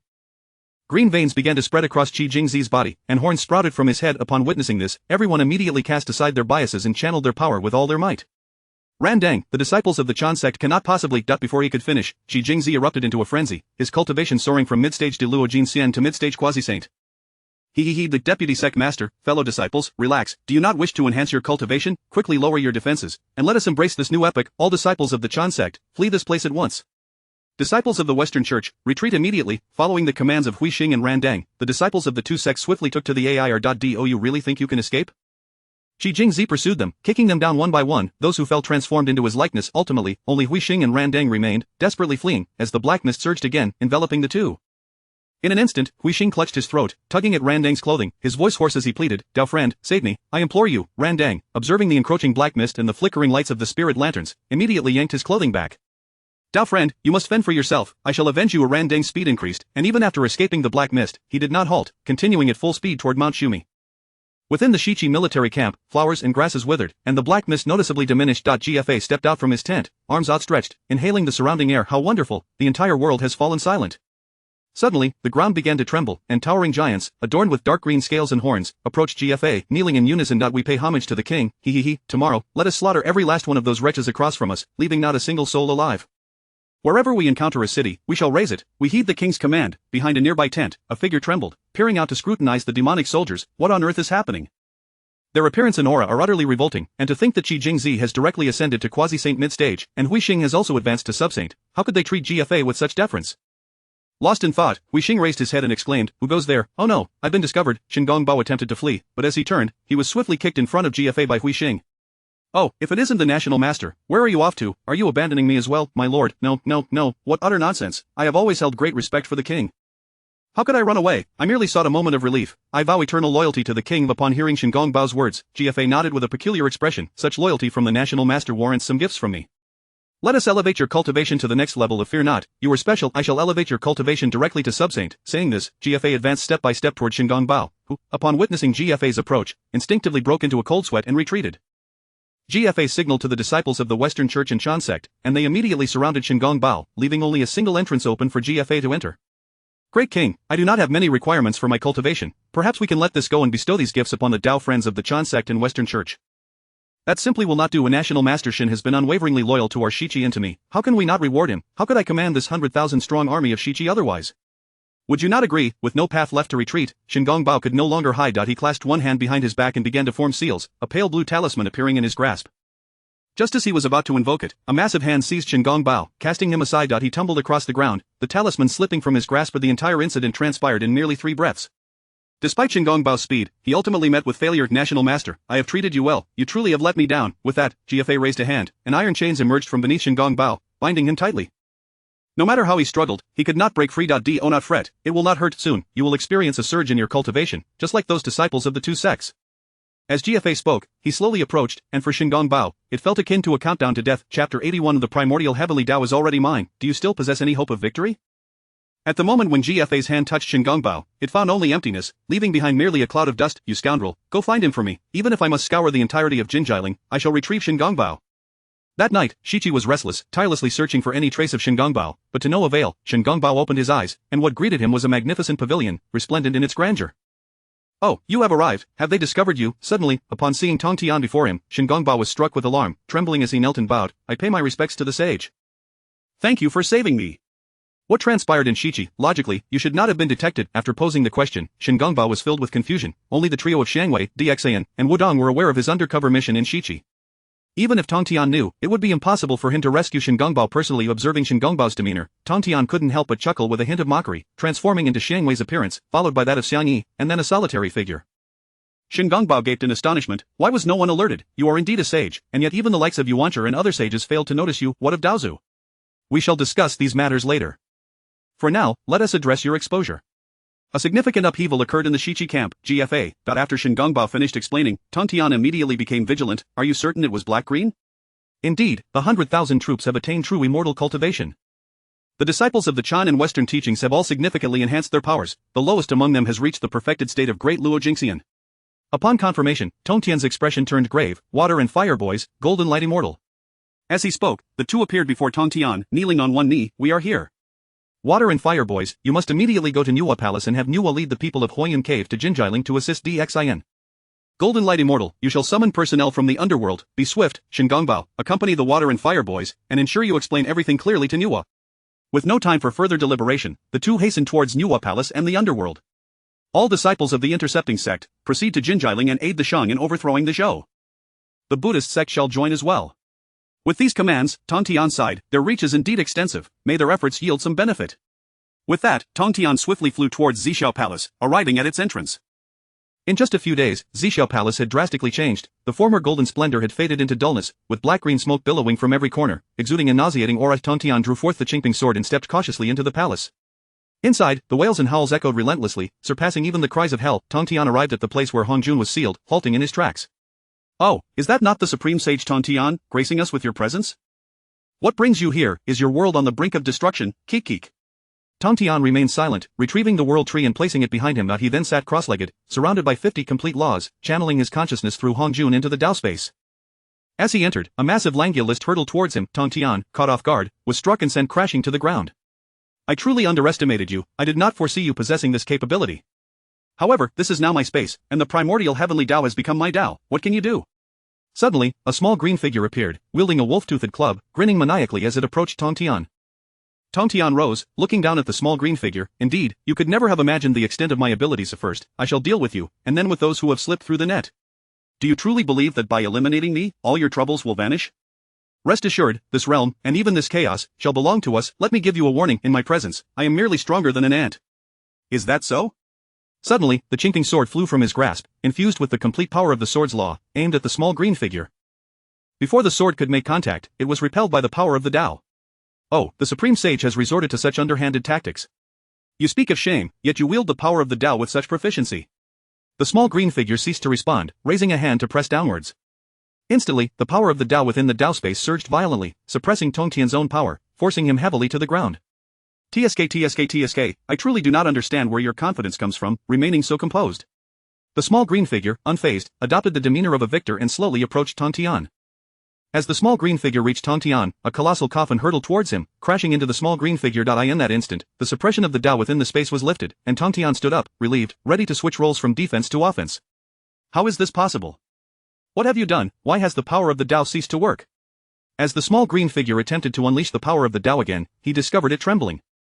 Turning to look, he saw another Tong Tian fully channeling the World Annihilation Mill. "You fool, the World Annihilation Mill and the Coffin of Heaven are the nemesis of the Dao. My hidden laws are not something you can detect." Tong Tian ceased his words and directly swung his sword at the small green figure, unleashing a blinding flash, as he cleaved off one of the small green figure's arms. "Impossible. How have you increased your power so rapidly? This is inconsequential. What matters is that you are destined to die."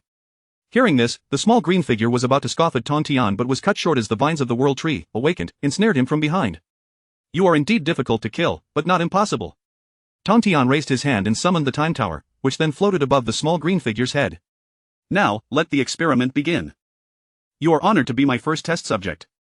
Upon hearing this, the small green figure immediately sensed the gravity of Tong Tian's actions and began to struggle, yet in his current state, he could not break free from the world tree's bindings, resorting instead to impotent fury. Tong Tian spoke no further, swiftly forming seals with his hands as the time tower began to operate. As time flowed, the small green figure's aura gradually strengthened, his ethereal form becoming more corporeal, steadily recovering to the level of 10 laws, and continuing to grow. Half an hour passed, and the small green figure's power continued to rise, eventually stabilizing at the level of 50 laws, achieving the status of a primordial great Luo Jingxian. "Ha!" The small green figure roared, breaking free of the world tree's restraints. "What a surprise!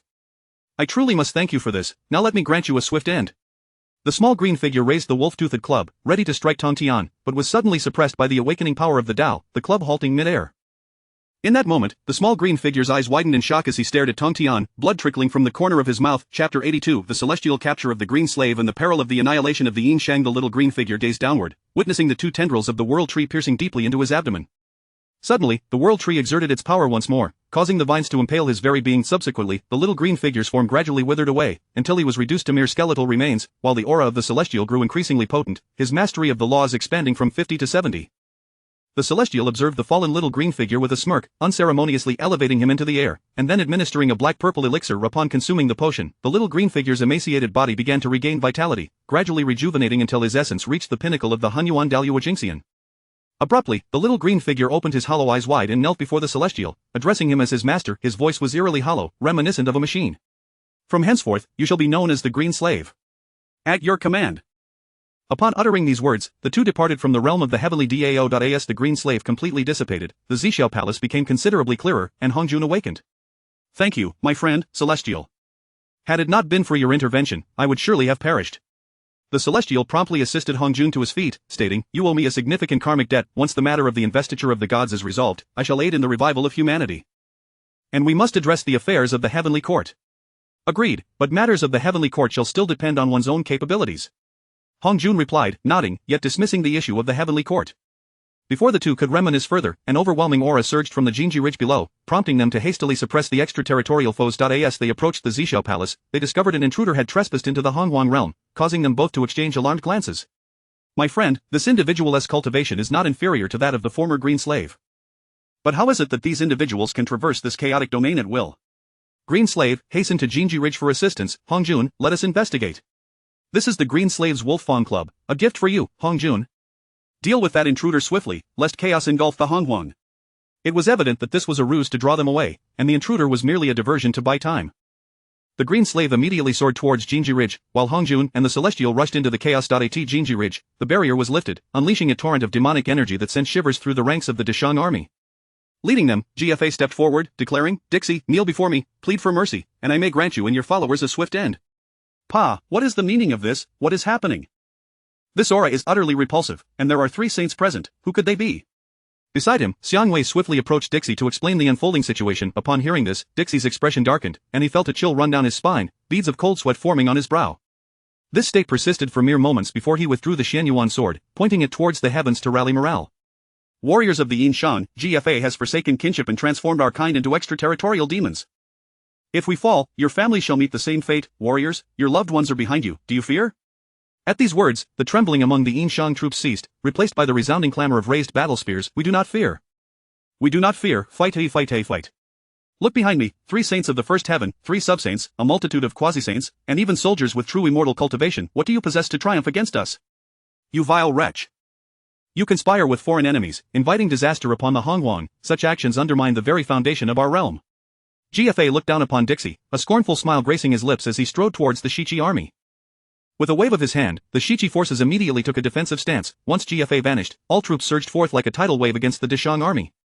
Xuandu produced the Taiji diagram, swiftly forming seals, which expanded to envelop the entirety of the Deshang forces. The ethereal Taiji pagoda soared into the skies, showering down streams of profound yellow energy.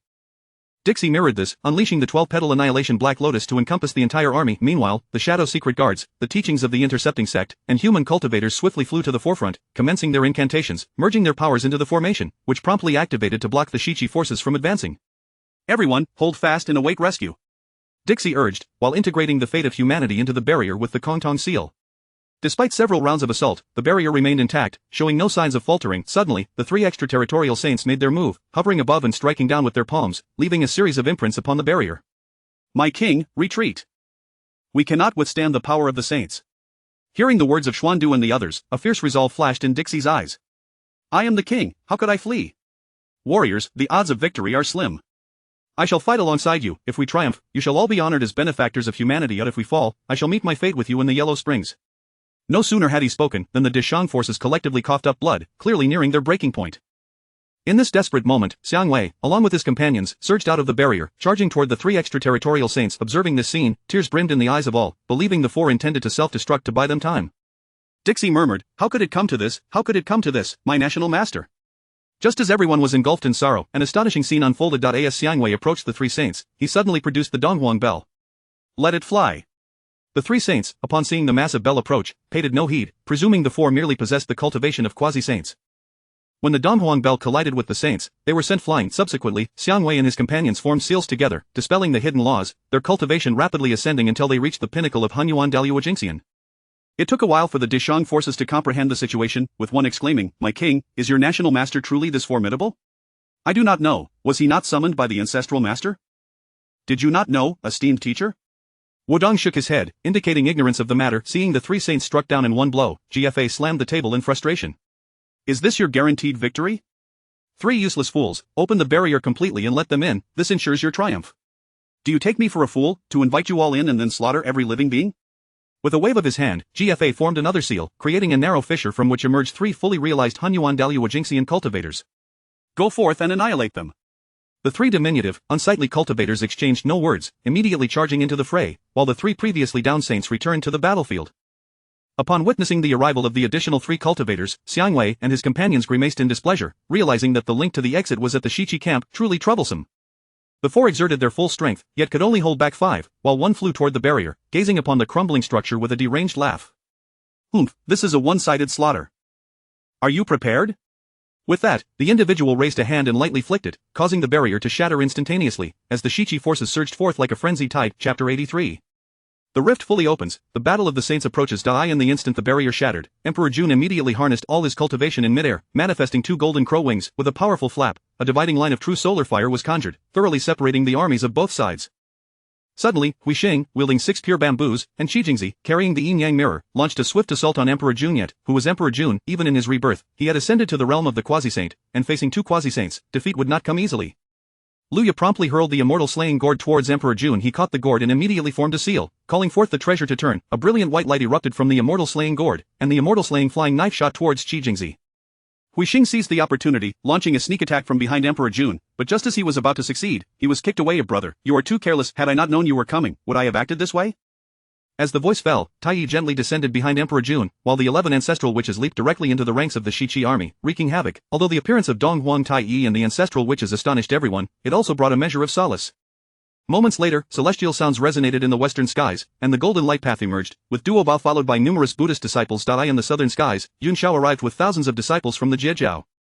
In the northern skies, the aura of bloodshed permeated, with Ming He accompanied by a horde of Azura and Wu tribes. In the eastern skies, the fortune of the human race surged forth, as the 3 sovereigns and 5 emperors gathered many great contributors of humanity behind them. Seeing the reinforcements arrive, Xin immediately drew the Xianyuan sword, causing the Yinshan army to retreat. All true immortals of the human race, join me in battle. With that, Xin swiftly retracted the 12th Great Annihilation Black Lotus and charged into the fray with the Xianyuan sword, followed by all the cultivators. On the battlefield, smoke billowed, and chaos reigned. The cacophony of battle cries intertwined with the clashing of treasures, creating a deafening roar. Kong Xian, Emperor Jun, Tai, and Fuxi took charge of confronting the dazed Qi Jingzi and Hui Xing, while Xian, Huang Long, and Wen Zhong plunged into the melee, slaughtering indiscriminately. In the sky, the Dragon Clan transformed into their true forms, unleashing a tempest of thunder, wind, and floods, while the Phoenix Clan manifested their Phoenix forms, raining down true Phoenix fire upon the Shichi army, leaving devastation in their wake. The battlefield tilted overwhelmingly in favor of the attackers, and within a mere quarter of an hour, the Shichi army suffered catastrophic losses. Disciples of Qi Jingzi and Hui Xing were swiftly eliminated, leaving only the 6 saints from beyond the realms desperately resisting, yet they too were nearing their limits. Within the Shichi camp, GFA beheld the unfolding disaster with despair. He realized he had made a grave mistake, and only a dead end lay before him. Why does everyone support Xin? What makes me inferior to him? Am I truly wrong? GFA clutched his head, crouching in a corner, utterly deranged, uncertain of his next steps. No, you are not wrong. It is they who are to blame, just as your father, Ji Chang, was murdered. Sooner or later, they too will bring about your demise. Now, if you open this rift, you can exact your revenge and annihilate them all. Since I cannot live, then this world has no reason to exist. I shall make them pay, and bury my father with me. GFA rose, limping toward the rift. Yes, that is it. Fully open this rift, let our people in, and avenge yourself. Arriving before the rift, GFA slowly formed a seal. With my flesh and blood, I unseal this barrier. All of you, assist me in slaughtering every spirit of the primordial chaos. Upon completion, GFA's physical form began to disintegrate, his flesh merging into the rift, which expanded as his essence flowed within. At the sight of Golden Rooster Ridge, the 6 saints experienced a surge in power, and all restrictions were instantly lifted. Success. Next, you natives shall face our wrath. From the rift, a horde of grotesque green diminutive beings emerged, seemingly endless, rushing toward Golden Rooster Ridge. In merely 10 breaths, over 1,000 otherworldly cultivators had gathered at Golden Rooster Ridge, with more arriving incessantly, including saints of the highest order and the supreme Hunyuan Wujidi de Luo Golden Immortals. Sensing this, Nuwa, Laozi, and the 5 saints of Yuancher set aside their grievances and flew to Golden Rooster Ridge. First, let us deal with these foreign foes. Our personal vendettas can wait. Laozi speaks wisely, yet we are at a disadvantage. Have you not noticed how weak the heavenly Dao's suppression is upon them? What, are you afraid, Nuwa? Whatever happened to your earlier bravado? How dare you? I fear nothing. With that, Nuwa charged fiercely at an otherworldly saint wielding the sea-covering and sky-rending blade and the red embroidery ball, while the others found their respective adversaries. As the ranks of otherworldly cultivators continued to swell, the number of saints confronting Laozi and the others escalated from 1 to 2, then 3, and still increasing. The battlefield below mirrored this chaos, as the 12th capital heavenly god's formation of the 11 ancestral witches flickered ominously, threatening to collapse, with all cultivators panting heavily and showing signs of exhaustion. At the rear, Huda finally located the source of the otherworldly cultivators, realizing the need to seal the rift first, otherwise, this protracted conflict would lead to devastating losses for the primordial chaos.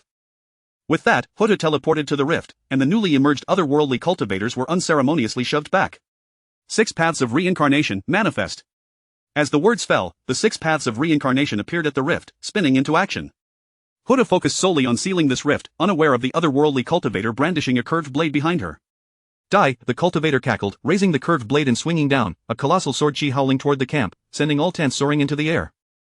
By the time Huda sensed the sword chi, it was too late. She had no time to muster her power for defense. The otherworldly cultivator, witnessing the approaching sword chi, laughed maniacally. I have slain a master of the way, what a great achievement. As the smoke cleared, Huda stood unscathed, continuing her efforts to seal the rift. Clad in a crimson robe, Mingyi appeared before Hutu, wielding the Yuan 2 Abi sword as a shield. Focus on sealing, leave the rest to me. Yes, just hold for half a stick of incense. This rift is too peculiar to handle.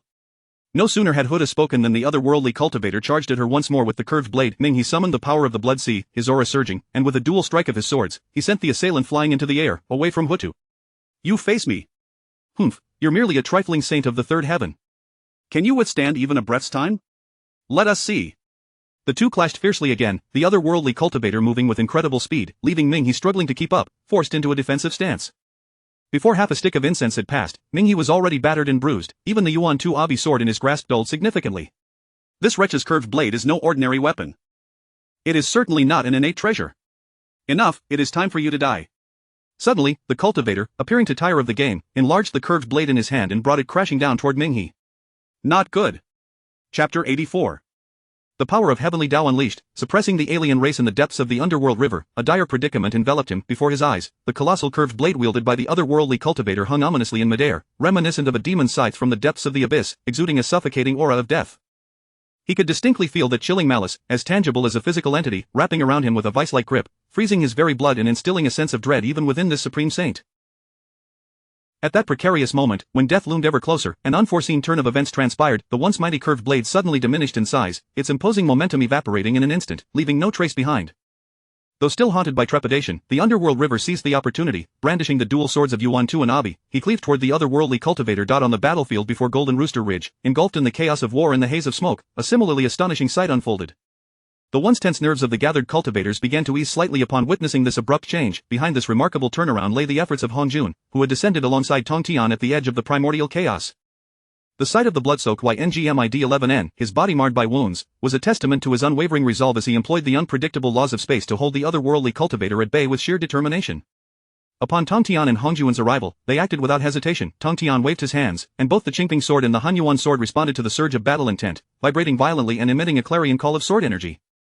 In the next moment, the Qingping sword and Hanyuan sword transformed into two streaks of light, darting toward the otherworldly cultivator with lightning speed. Hongjun, his expression grave, hurled his wolf-toothed club high into the air, where it howled through the skies, conjuring a tempest that echoed like wails of despair, crashing down upon the enemy.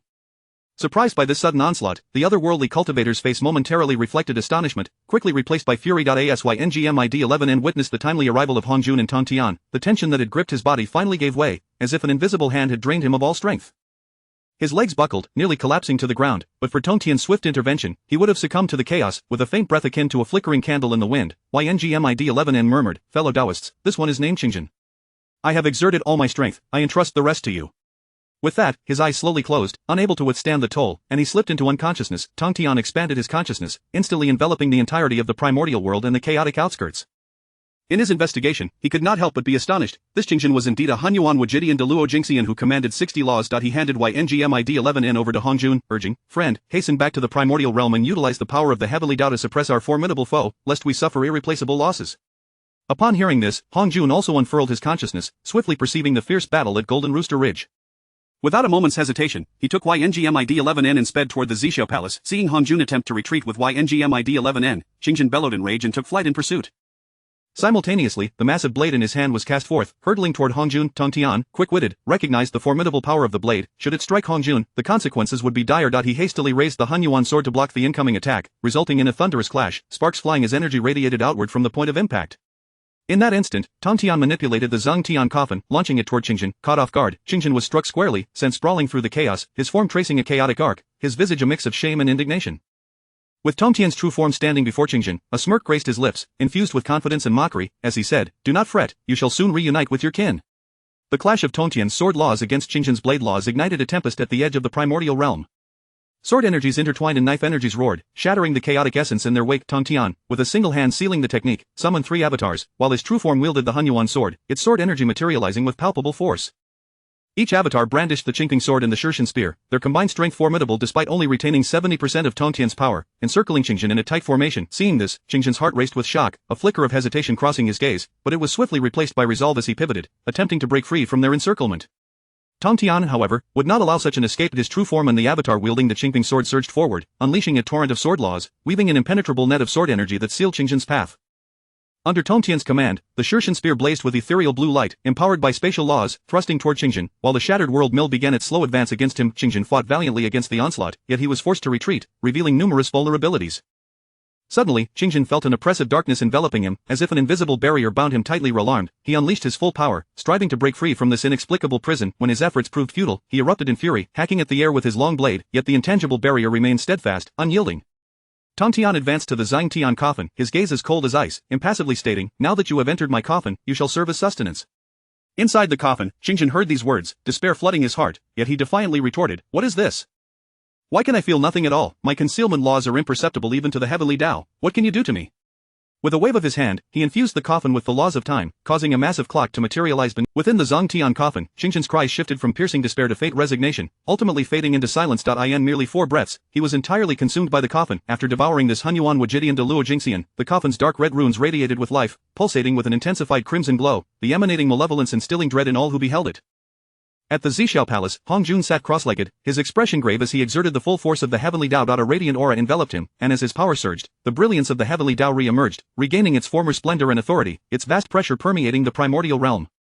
Although the heavenly Tao's suppression hampered the otherworldly cultivators from unleashing their full potential, the 3 teachings and the merchants had grown weary. Even a final victory would be but a hollow triumph.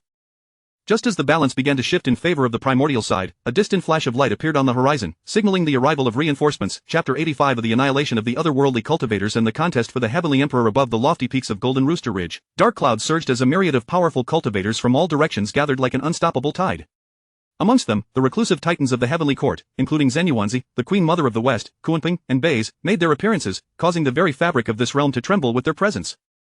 In the battlefield below, the sight of reinforcements arriving ignited a sudden surge of morale among the weary fighters. The cultivators of the primordial era, the reinforcements have arrived, charge forth with me and eradicate these otherworldly invaders. As Emperor Xian's fervent declaration echoed, the once exhausted cultivators, drained of their spiritual energy, were instantly revitalized.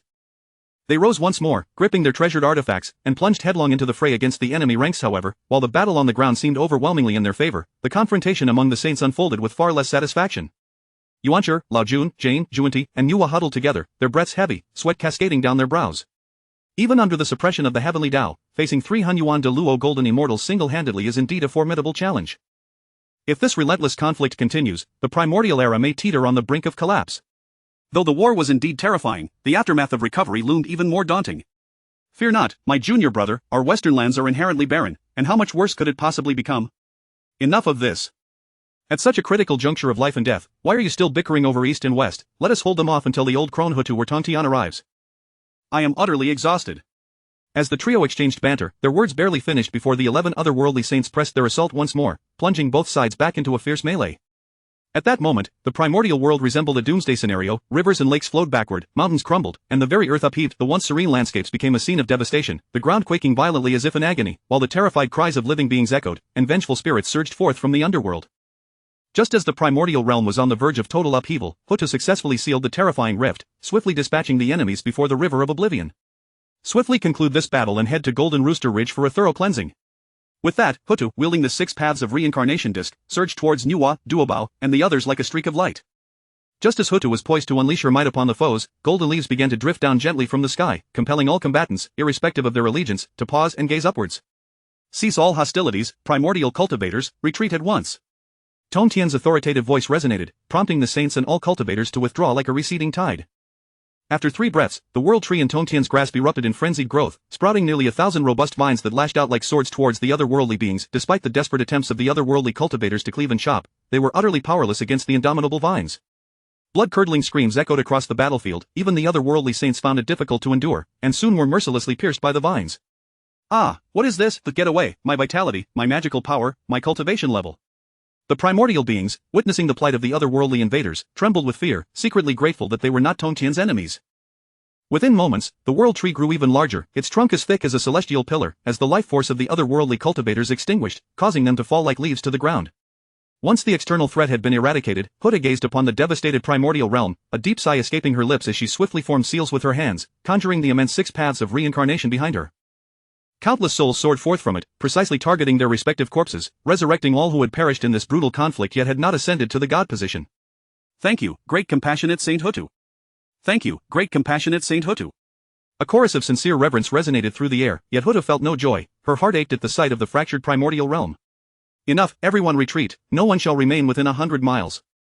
Emperor Jun, leading the remnants of the demon court, collaborated with Fushi to establish a grand cosmic array to channel spiritual energy into the primordial realm. Hearing Tongtian's decree, the cultivators beneath the saints hastily retreated. However, Yuancher and the others still bore expressions of defiance. Enough, withdraw at once. Hongjun, observing Yuancher's reluctance to depart, swiftly admonished them with a stern voice. Obey the master's command. A quarter hour later, Tongtian forcefully cast the immense world tree downwards, swiftly forming seals with his hands as an immense surge of magical power flowed into the world tree. Hongjun, Hutu, infuse your own powers into it.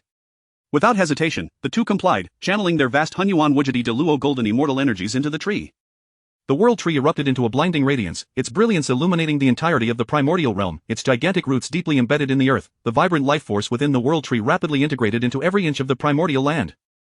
Across the realm, the cracked earth began to mend, the chaotic ley lines gradually aligning into order, and the reversed lakes and seas slowly resumed their natural flow, as all life began to awaken. After a century, everything finally came to a close, the primordial realm had returned to its former state, even surpassing its previous glory.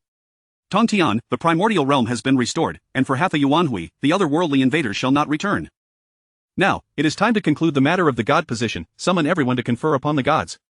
My friend, what of my disciple, shouldn't he ascend to the heavenly court? Let each rely on their own merits. You support Emperor Xin, while I support Haotian Yuancher, thus, let Huda serve as the arbiter, what say you? Agreed. The two reached a consensus, while Hutu, standing aside, felt a gnawing anxiety, utterly disinterested in assuming the role of arbiter. Do you not harbor any concerns, my friends? This catastrophe nearly led to the annihilation of the primordial realm. You are excused for your ignorance, these other worldly beings did not originate from this chaos, but are invaders from other chaotic realms. Hutu had initially believed these intruders were enemies from other vast worlds, but upon hearing Tongtian's explanation, her unease intensified. Does this not mean we are defenseless? Not at all. You have only recently entered the Hunyuan Wujidi de Luo golden immortal realm and have yet to perceive the situation. However, both I and my friend Hongjun have sensed that the great Tao has awakened not long ago. The primordial realm has just been invaded, and it is likely that the great Tao will soon take action. That is reassuring, may the primordial realm endure. Now, do you wish to assume the role of arbiter? Indeed. Upon Huta's consent, Hongjun and Tongtian began to jointly declare their oath to the primordial realm. The calamity of the god position concluded, yet the selection of the heavenly emperor remained contentious, hence, a century later, the lord of the underworld served as the arbiter, as Haotian, Emperor Xin, Yuancher, and Zhuanti gathered their respective forces to vie for the heavenly emperor position. The victor would become the sovereign of the heavenly court, ruling over the primordial realm. With these words, the entire primordial realm erupted into fervor once more. Chapter 86 Your Majesty, let us forge an alliance with Xin. In the celestial palace of Lingxiao, Haotian sat upon the throne of the heavenly emperor, his face etched with worry and concern.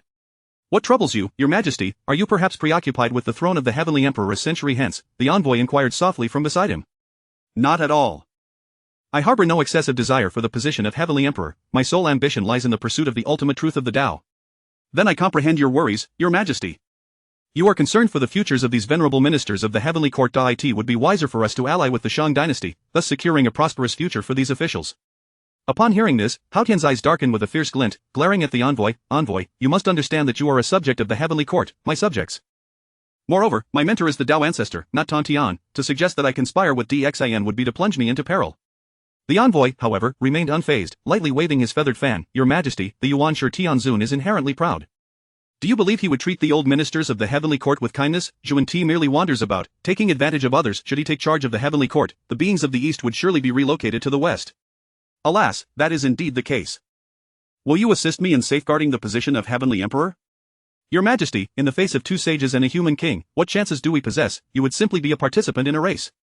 The only feasible path is for you to assist Xin. Haotian nodded slightly, convinced by the envoy's reasoning. Then I shall entrust this matter entirely to you. The envoy bowed deeply to Haotian and then departed the Lingxiao palace, heading towards Chaoga. Tai Bai. As soon as Haotian finished speaking, Tai Bai Jinxing hurriedly arrived. Your majesty. Go and inform those loyal subjects of mine in the heavenly court to refrain from participating in the contest for the heavenly emperor's position a century from now. They must not recklessly risk their lives. Your Majesty, there is no need for further words. Hurry and go, and ensure that no one else learns of this. Understood, Your Majesty. Tai Bai Jinxing bowed deeply, his voice trembling slightly as he exited the Lingxiao Palace. The envoy did not proceed directly to Chaga City, but instead wandered to a secluded spot along the way. Lying down to sleep after a few hours, the envoy awoke, stretched lazily, and returned to the Heavenly Court. Your Majesty, I have secured the agreement. When the time comes, you need only to hold Zhuan Ti at bay, while the human king shall deal with Yuan Shi. Hao Qian furrowed his brow, standing from the throne and walking forward slowly. The human king possesses the strength to confront Yuan Shi? His power far exceeds that of Zhuan Ti, and how could I possibly withstand a sage? Your Majesty, I have inquired about this matter. The human king stated that you can mobilize the fortune of the Heavenly Court to enhance your own power, temporarily breaking through the barriers of cultivation to attain the realm of Hunyuan Daluo Jingxian. In this way, he too can gather the fortune of the human race to break through to Hunyuan Daluo Jingxian. A sense of trepidation arose within Hao Qian. The notion of temporarily breaking through to the Hunyuan Daluo Jingxian realm by gathering fortune was not a secret, but given the weakened state of the Heavenly Court, no one would believe he could achieve such a breakthrough through its fortune. Yet DXIN's insight into this matter revealed that he was no ordinary character. The human king's shadowy spies truly leave no stone unturned. I wonder if my Heavenly Court has any? Hao Qian fixed a piercing gaze upon the envoy, suspicion brewing within him. Your Majesty jest. With my abilities, why would I humbly submit beneath DXIN? Ha, that is of no concern, as long as the human king does not forget his promise to me. Go prepare. With that, only Hao Qian remained within the Lingxiao Palace, gazing at the desolate surroundings, his heart twisting in pain. Hao Qian paced slowly, his thoughts in disarray, fully aware that this decision would determine the future of the Heavenly Court and his own fate, yet, collaboration with DXIN was fraught with unknown risks, compelling him to act with caution.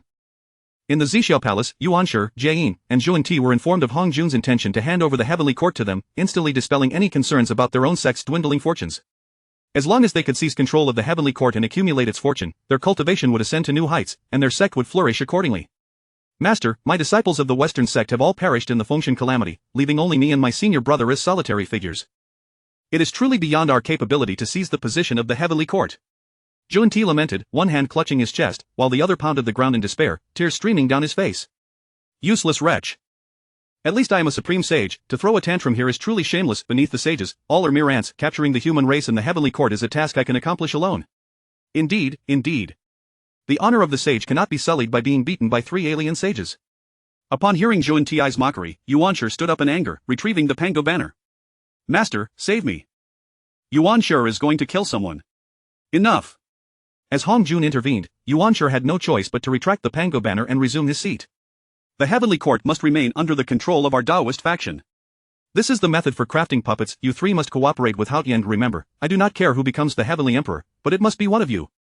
Yuan Shi and Zhuan Ti accepted Hong Jun's instructions on crafting puppets, and upon reviewing them, their hearts filled with joy as they spoke in unison. Rest assured, Master.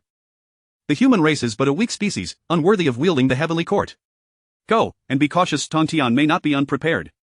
Yuan Shi, Zhuan Ti, and Jieyin all rose in unison, bowing respectfully to Hong Jun before returning to their respective sanctums. Upon returning to the Western sect, Zhuan Ti gazed at the dwindling disciples and silently vowed to seize the position of the Heavenly Court, restoring the prestige of the Western sect. Jieyin, meanwhile, plotted quietly, contemplating how to fully support Zhuan Ti in this strife to secure the greatest benefits for the Western sect. Meanwhile, across the realms of humanity, various human sects surged towards the Shang dynasty's Chaoga. Countless spiritual vessels soared through the skies, a magnificent sight to behold, crafted from the ancient bones of colossal beasts gifted by other races. Within Chaoga City, the atmosphere was abuzz with activity. The human king DXIN stood upon a high platform, surveying the thriving scene below, his mind already formulating a comprehensive plan. He understood that this contest with the Heavenly Court was not only pivotal for the future of the human race, but also a test for himself. He then turned to the ministers of the Shang dynasty. Great Mage, dispatch all shadowy spies to investigate the situations at Kunlun Mountain and Mount Shumi. By your command, human king. Esteemed ministers, this preparation for war is crucial to the rise and fall of the human race. We must ensure absolute success. Prepare to welcome the great battle. A century from now, the Heavenly Court shall undoubtedly be within our grasp, as we exchange the hearts of the people for the will of heaven. DXIN's voice echoed throughout the grand hall, inspiring the hearts of all present. The human race shall prevail. Long live the Shang dynasty, long live the king. Chapter 87, The Great Battle of the Four Corners in the Little World. Chapter 87, Entering the Small World. A century later, at Golden Rooster Ridge, the World Tree stood tall like a magnificent golden tower, its lush branches and leaves forming a canopy that obscured the sky. The golden foliage swayed gently in the breeze, producing a rustling sound, while sunlight filtered through the layers of branches, casting dappled shadows that danced upon the ground, adding splashes of color to this land. The 3 emperors and 5 sovereigns of the Shang dynasty stood proudly atop a colossal spiritual vessel, with hundreds of other vessels closely following behind. These vessels resembled formidable iron fortresses, exuding an air of majesty, and their gazes were resolute, filled with an insatiable desire for victory. Upon their arrival at Golden Rooster Ridge, they erupted in unison, "The human race shall prevail, the human race shall prevail." The thunderous roar echoed like a clap of thunder, soaring into the heavens, its grandeur seemingly capable of shattering the very fabric of the cosmos.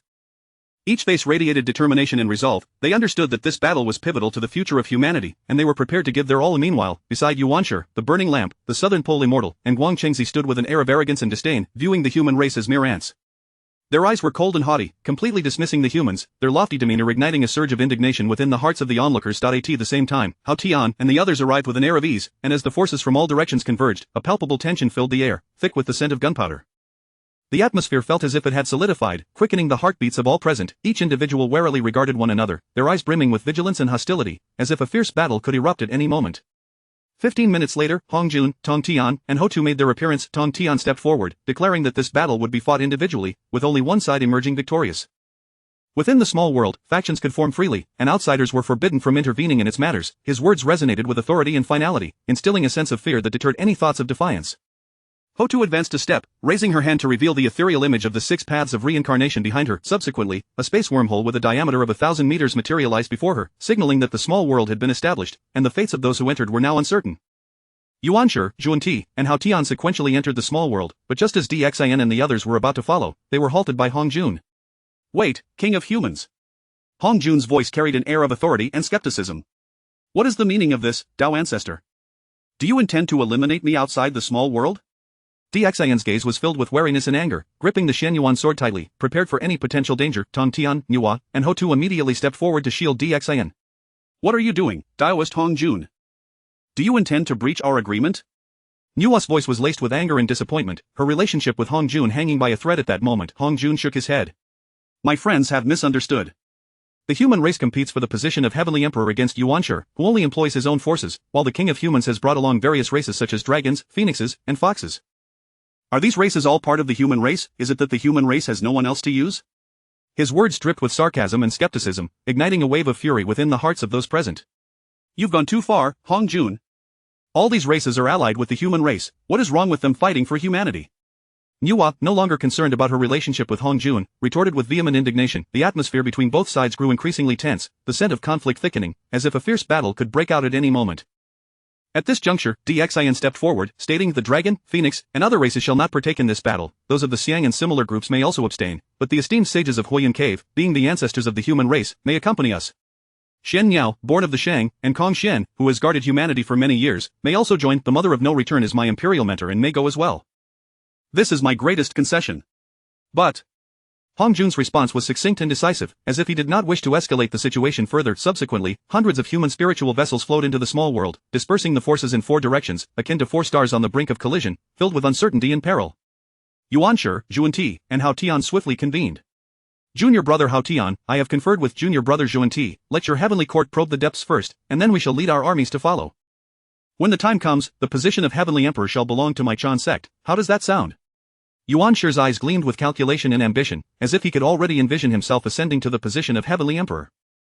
Upon hearing this, Juan Ti's expression soured. "Senior brother, while the plan is clever, my western lands are barren. You should grant the position of Heavenly Emperor to junior brother instead." His eyes shone with greed and desire, for seizing the Heavenly Court would surely usher in a flourishing era for the West. "Humph. Your western sect has not a single disciple. How can you compare with my Chan sect's true immortals of fortune?" Yuanshi's words dripped with scorn and disdain, completely dismissing Juan Ti. Juan Ti's face flushed with indignation, his eyes blazing with anger and resentment. Hao Tian, sensing the rising tension, hastily intervened. "Brothers, do not be hasty, let us first eliminate Xin and his faction. When the time comes, junior brother can serve as the judge, and the victor between the two of you shall claim the position of Heavenly Emperor." His eyes glimmered with cunning, while his mind calculated his own strategy. Upon hearing Hao Tian's words, the anger within both men subsided significantly. Although they still regarded one another with disdain, this seemed to be the most prudent course of action. They could not afford to exhaust themselves in infighting at this critical juncture.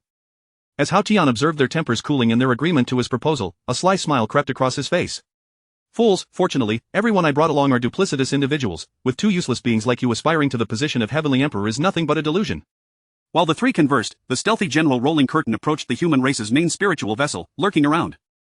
Before he could board, he was captured by the Shadow Guards and brought before Xin. "Your Majesty, we have apprehended a spy from the Heavenly Court, please decide his fate." The voice of the Shadow Guard was filled with vigilance and seriousness. Dxin regarded the bearded figure clad in dark armor, who bore a crescent-shaped shovel at his feet, and inquired, "Did Hao Tian send you?" His gaze was laden with skepticism and rage, as if he had seen through Hao Tian's scheme. The king, the emperor, has been conversing with General Rolling Curtain, managing to convey a single sentence over the span of half a minute. Dxin, growing impatient, interjected, "Are you trying to say that Hao Tian, Yuanshi, and Zhuan Ti have gathered and are preparing to attack?" Upon hearing Dxin's words, Rolling Curtain let out a sigh of relief and nodded vigorously, "Yes, yes. The king is indeed wise." Dxin rolled his eyes in exasperation, waving his hand dismissively. "I understand, you may leave." He then approached Fuxi, stating, "We shall act as bait. I asked the Heavenly Emperor and the esteemed sages to disembark and lie in ambush." Fuxi and the others rested their chins on their hands, pondering for a moment. "What about your safety? Relying solely on Wenzhong and Baigon may not suffice to protect you, you are facing two saints." Dxin, unfazed, instead smiled confidently, producing the Kongtong seal, releasing his cultivation of mid-quasi-saint. "What is this cultivation?" Fuxi exclaimed in astonishment, for according to his analysis, Dxin's actual cultivation should have been at most the peak of the great Luo Golden Immortal. Yet in merely a century, he had managed to elevate himself to the realm of mid-quasi-saint. During this past century, my ancestral master aided my cultivation through the laws of time. Thus, while it has only been a century, I have effectively trained for over 1,000 years. Coupled with the fortuitous circumstances of the human race and Hao Tian as an insider, the chances of victory for humanity will be unprecedented. The three sovereigns nodded in agreement and, along with the members of Huoyan Cave, disembarked and concealed themselves in the surroundings.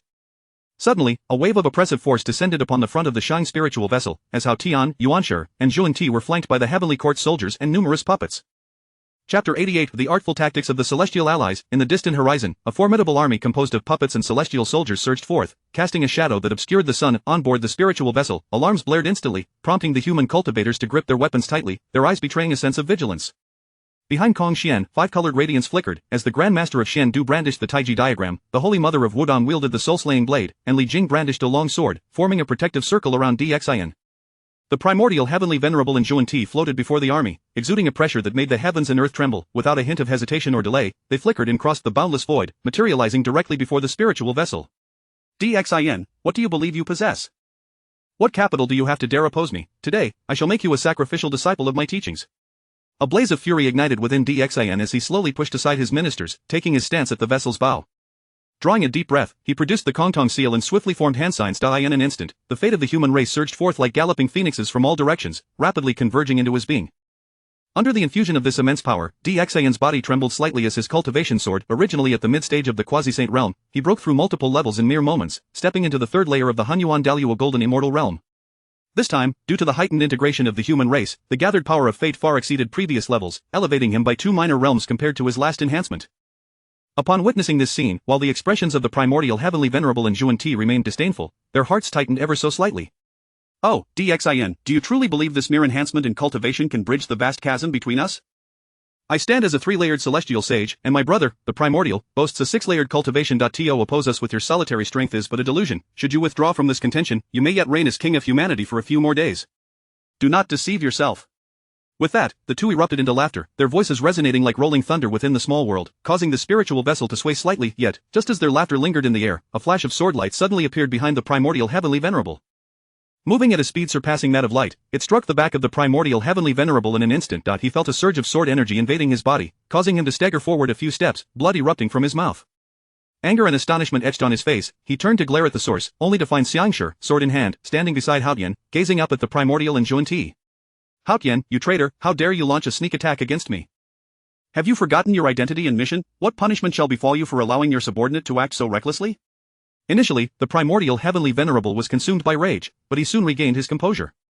As he sensed the aura emanating from Xiangshi, a cold sweat broke out on his back. He never anticipated that such a figure could be concealed by Hao Tian, who also looked astonished at Xiangshi's presence, now more convinced than ever of his extraordinary nature.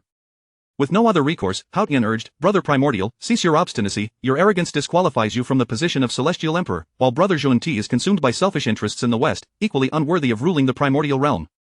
Only Dxin possesses the qualifications and potential to ascend as the Celestial Emperor."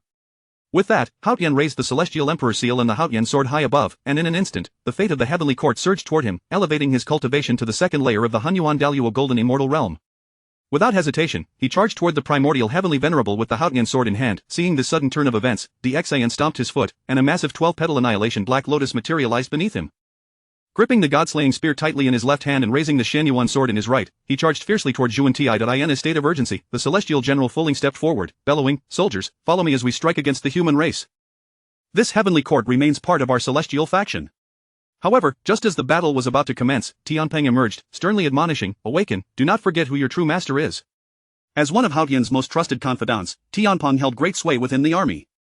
Upon hearing his command, the soldiers experienced a sudden clarity and unhesitatingly redirected their weapons, surrounding Fuling and his loyal troops. In an instant, the clamor of battle erupted as an internal conflict ensued. Those supporting the Primordial Heavenly Venerable were caught off guard and swiftly annihilated. Subsequently, Tianpeng waved his hand, leading the heavenly soldiers like a torrent of steel toward the puppet army. Upon witnessing the heavenly soldiers turning against them, the human army's morale surged, charging forth with a deafening battle cry. Meanwhile, the 3 sovereigns and 5 emperors, who had initially prepared for a surprise ambush, recognized the futility of their plan upon seeing the shift in tides. They exchanged glances and without hesitation charged toward the puppet army. Xiangshi took the lead, weaving effortlessly through the ranks of the puppet army. With a mere strike of his sword, nearly half of the puppet forces turned to ashes.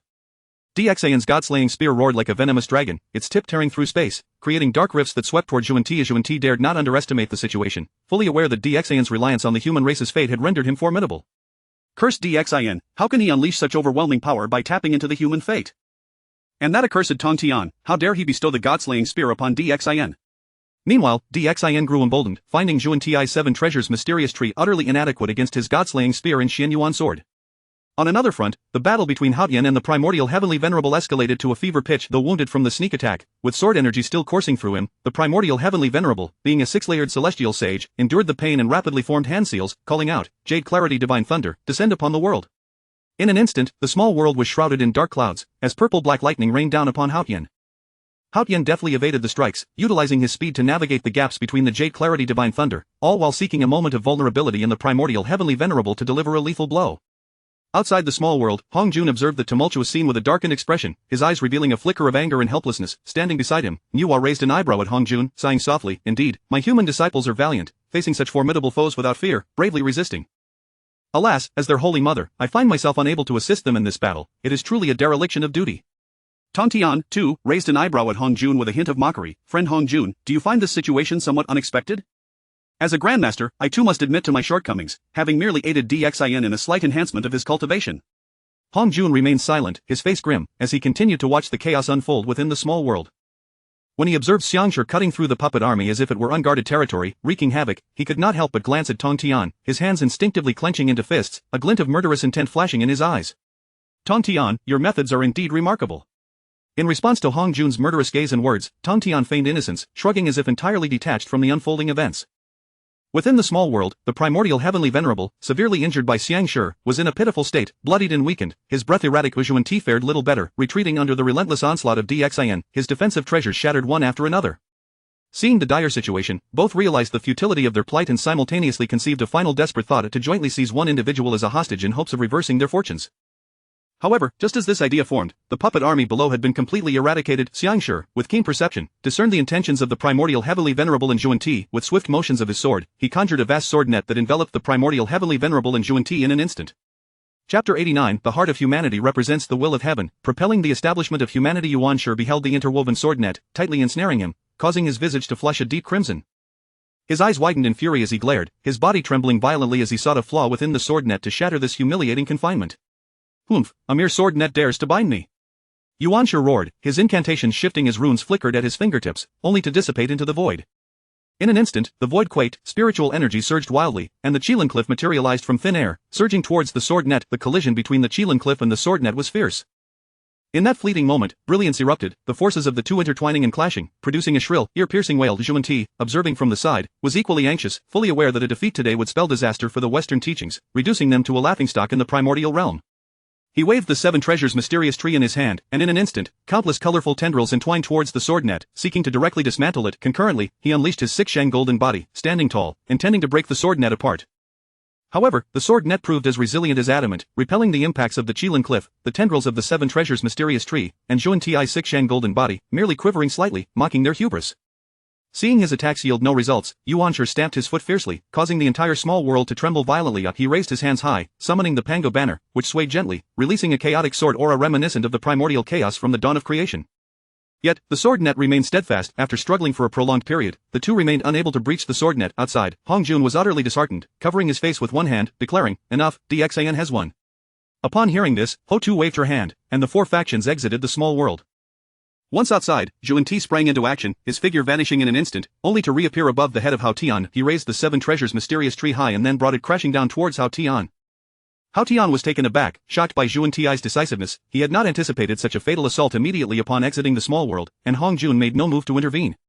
In that critical moment, Tong Tian swiftly positioned himself before Hao Tian, brandishing the Qingping sword, its blade quivering as it emitted a clear, ringing sound. The Qingping sword met the seven treasures mysterious tree, and in that instant, brilliance surged. Yet, in a heartbeat, Zhuan-Ti was sent hurtling backwards, crashing heavily to the ground. Grateful, Hao Tian bowed deeply to Tong Tian, then turned to Hong Jun, offering another profound bow, expressing his gratitude for the elder's years of mentorship. However, he pondered deeply and declared his desire to pursue the Great Way, not wishing to ascend to the position of Heavenly Emperor. With Yuanshi and Zhuan-Ti both harboring grand ambitions, their minds were likely not preoccupied with the trivialities of the Heavenly Emperor's duties, and he believed they too were ill-suited for the role. Hong Jun regarded Hao Tian silently, his gaze profound. After a long moment, he sighed deeply and said, "Very well, it has come to this, let it be so. We remain master and disciple, and I bear no grudge against you." Upon hearing this, Hao Tian felt a weight lift from his shoulders, breathing a sigh of relief. Hong Jun's gaze gradually shifted towards Xiang Wei and the seven others, then turned to Tong Tian, saying, "Friend, your methods are exceptional. I wonder where you acquired such divine powers?" Upon this remark, all eyes converged on Tong Tian like a spotlight. Tong Tian feigned innocence, spreading his hands and replying, "What are you talking about, Hong Jun? I do not comprehend at all." Meanwhile, Ho-Tu secretly activated the power of the six paths of reincarnation to probe Tong Tian and the others, yet found nothing. She then employed the power of the Earth Path to investigate the occurrences in the primordial realm. This inquiry revealed faint signs of the extraordinary, yet she chose to remain silent, merely observing the developments. Seeing Tong Tian's reluctance to confess, Hong Jun urged, "Tong Tian, with great peril at hand, do not hold back any longer, we must unite to face the external threat." Realizing he could no longer conceal the truth, Tong Tian let out a hearty laugh and said, "Very well, since you have discovered it, I shall no longer hide it. I am but a part of Xiang Wei and the seven others, yet they are not me." As his words fell, everyone was taken aback, recalling the saying, "The way of heaven is Hong Jun, yet Hong Jun is not the way of heaven," and they began to whisper among themselves. "These are my seven emotional incarnations, each possessing the power of a sage." Only then did Hong Jun come to a realization. Although he could not discern the precise connection between Tong Tian and the seven individuals, their actions and the formidable strength they exhibited made it evident that only Tong Tian could orchestrate such an affair. Tong Tian had only revealed part of the truth, omitting his incarnation's activities of sowing discord among the various factions using the laws of concealment. The crowd, upon hearing this, was struck with astonishment, their breaths quickening as they recognized that the strength of the had far surpassed their expectations. With the addition of the 8 mixed origins and the presence of the multi-treasure Taoist, they constituted a force of 9 mixed origins, a power that would undoubtedly stand at the pinnacle within the primordial realm. After a few moments, as the crowd gradually regained their composure, Tong Tian announced loudly, "Everything proceeds smoothly. From this day forth, the human king Dxin shall be the sovereign of the heavenly court, succeeding as the new heavenly emperor." Once the words were spoken, the heavenly emperor's seal in Hao Tian's hand and the queen mother's seal in Yao Qi's grasp flew into the hands of Dxin and the Jiang queen. Instantly, brilliance radiated from both Dxin and the Jiang queen, their forms adorned with the robes of the heavenly emperor and queen mother. At that moment, the fortune of the human race surged exponentially once more. This formidable fortune surged forth like a razor-sharp blade, striking against the Dragon, Phoenix, and Qilin clans. The 3 clans, impacted by the fortune of humanity, felt no discomfort, rather, all their karmic burdens were eradicated. Without hesitation, they first bowed towards Dxin and the Jiang queen, collectively proclaiming, "We pay our respects to the heavenly emperor, we pay our respects to the queen mother." Subsequently, the resounding sounds of reverence echoed across the vast primordial lands, akin to thunder, reverberating through the heavens and earth. Witnessing this, Nuwa perceived the harmony among the various races and immediately gained insight. Hence, she hesitated no longer, relying on the fortune of humanity, and began to meditate cross-legged, whereupon the complete wheel of humanity law revolved above her head. Tong Tian, Hong Jun, and Ho-Tu, upon witnessing this scene, comprehended instantly that Nuwa was on the verge of establishing humanity. Tong Tian, decisively, made arrangements at Dxin, "Let all matters in the primordial realm be handled by you. Remember to prioritize the completion of the canonization. The 3 of us shall serve as guardians for Nuwa." Dxin bowed towards Tong Tian, then led everyone towards the canonization platform. A day later, Nuwa abruptly opened her eyes, their brilliance like lightning, her aura exploding forth. The power of the way of heaven gradually emanated from within her, while the power of humanity surged like an unceasing river, flooding into her being. Moments later, her aura soared, breaking through from the 7th heaven of sagehood to the realm of the primordial supreme golden immortal. At this moment, Nuwa was suffused with a rich aura of humanity, causing the primordial lands to tremble slightly under the influence of this overwhelming force, solidifying even further after a brief period. Once she finished, Nuwa stood and proclaimed, "From this day forth, the way of humanity shall be established in the primordial realm. There shall be 6 saints of humanity, and anyone who contributes to the primordial realm shall have the opportunity to become a saint of humanity." As her words echoed, the entire primordial realm erupted once more, collectively exclaiming, "We pay our respects to the Dao ancestor Nuwa." Tong Tian stepped forward to offer his congratulations, saying, "Congratulations, Dao friend Nuwa. There shall be 6 saints of humanity, shall we not proceed to the canonization platform to confer a saintly title?" Hong Jun, taken aback by this suggestion, mused inwardly, only Tong Tian would dare to jest about conferring sainthood. "Indeed, that is precisely my intention," Tong Tian replied. Upon hearing this, Nuwa was once again taken aback. One dared to speak, the other dared to act. An impeccable match. Chapter 90 of the conclusion of the canonization. Jin Yuanzi achieves sanctity as the celestial figures of Tongtian, Hongjun, Hutu, and Nuwa soared through the skies like shooting stars towards the canonization platform. They exhibited an unparalleled swiftness, undeterred by any delay. Just as the platform came into close proximity, Tongtian's voice resonated like a thunderous bell, echoing through the heavens. "The matter of canonization shall be temporarily suspended." His tone was imbued with an awe-inspiring authority, commanding unwavering respect and belief. A sense of perplexity enveloped the crowd, yet they were acutely aware of Tongtian's boundless divine prowess, which silenced their doubts, rendering them mute and still, as they held their breaths in anticipation of what was to follow. Hongjun, with a subtle nod, stepped forward and addressed the assembly. "The invasion by foreign tribes heralds a cataclysmic upheaval in the wilderness. All of you must dedicate yourselves to cultivation in preparation for this monumental shift. Those of extraordinary potential may pursue the path of primordial unity, those of lesser aptitude, yet who have contributed to the wilderness, may ascend to the rank of heavenly Dao saints, entrusted with the sacred duty of safeguarding the peace of heaven and earth.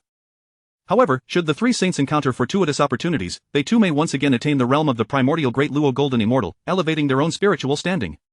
Hongjun's words cascaded like gentle spring rain, quietly infiltrating the depths of each listener's heart, prompting them to engage in profound contemplation regarding their own paths of cultivation. Some felt an exhilarating joy, confident in their exceptional talents and the prospects of the path of primordial unity. Others, however, were gripped by anxiety, pondering their modest merits in the wilderness, fearing the fierce competition that rendered their hopes seemingly insubstantial. Hutu then gracefully advanced, her every step imbued with poise, her figure swaying elegantly in the wind, yet exuding an aura of unwavering resilience. There remained 5 vacancies among the ranks of earthly Dao saints.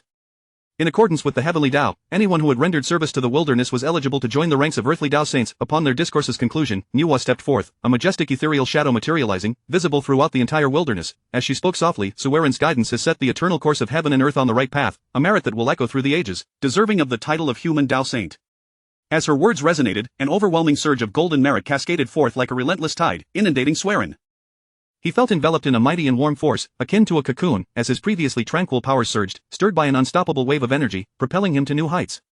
The formidable barrier that had long constrained his cultivation shattered like fragile clay, yielding effortlessly to the onslaught of this immense force. In an instant, he successfully ascended to the first realm of human Dao saint. Filled with surprise and gratitude, Suweren promptly bowed in thanks to Nuwa. "Thank you, Nuwa Dao ancestor." Nuwa nodded gently, casting a fleeting glance at Fushi, calm and composed, betrayed no emotion, yet his mind was keenly aware of Nuwa's intentions to avoid suspicion due to their unique relationship. He offered her a reassuring glance, signaling his understanding, devoid of ulterior motives. "Let the canonization proceed." With Nuwa's words lingering in the air, the 4 figures vanished instantaneously, leaving behind the canonization platform and the onlookers standing solitary amidst the vastness of heaven and earth. Jiang Zia stood beneath the platform, feeling as if a tremendous weight had been lifted from his shoulders. As he exhaled deeply, his thoughts involuntarily drifted back to the tense and solemn nights spent deliberating with Dxin and the ministers on the matter of canonization.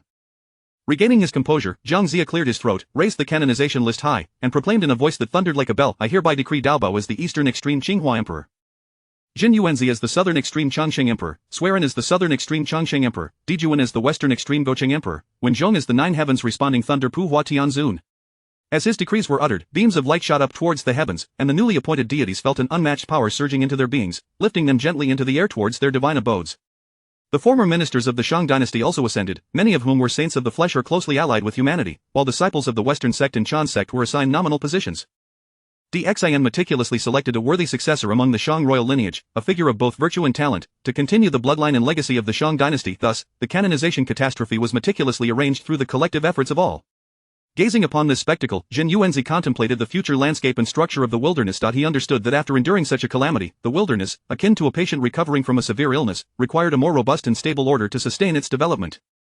Guided by Tongtian, he resolved to delineate the wilderness into 3 realms and 4 continents using the Earth Book. He slowly retrieved the book, elevating it into the air with a solemn and reverent demeanor, and vowed to the heavens, with heaven, earth, and humanity above, "From this day forth, I shall divide the wilderness continent into 3 realms and 4 continents. The 3 realms being heavenly, earthly, and human, the 4 continents being Eastern Victory, Northern Gathering, Southern Glance, and Western Nyohe. May the 3 realms bear witness." His voice resounded through the 9 heavens, reverberating across every inch of land, every corner of the wilderness.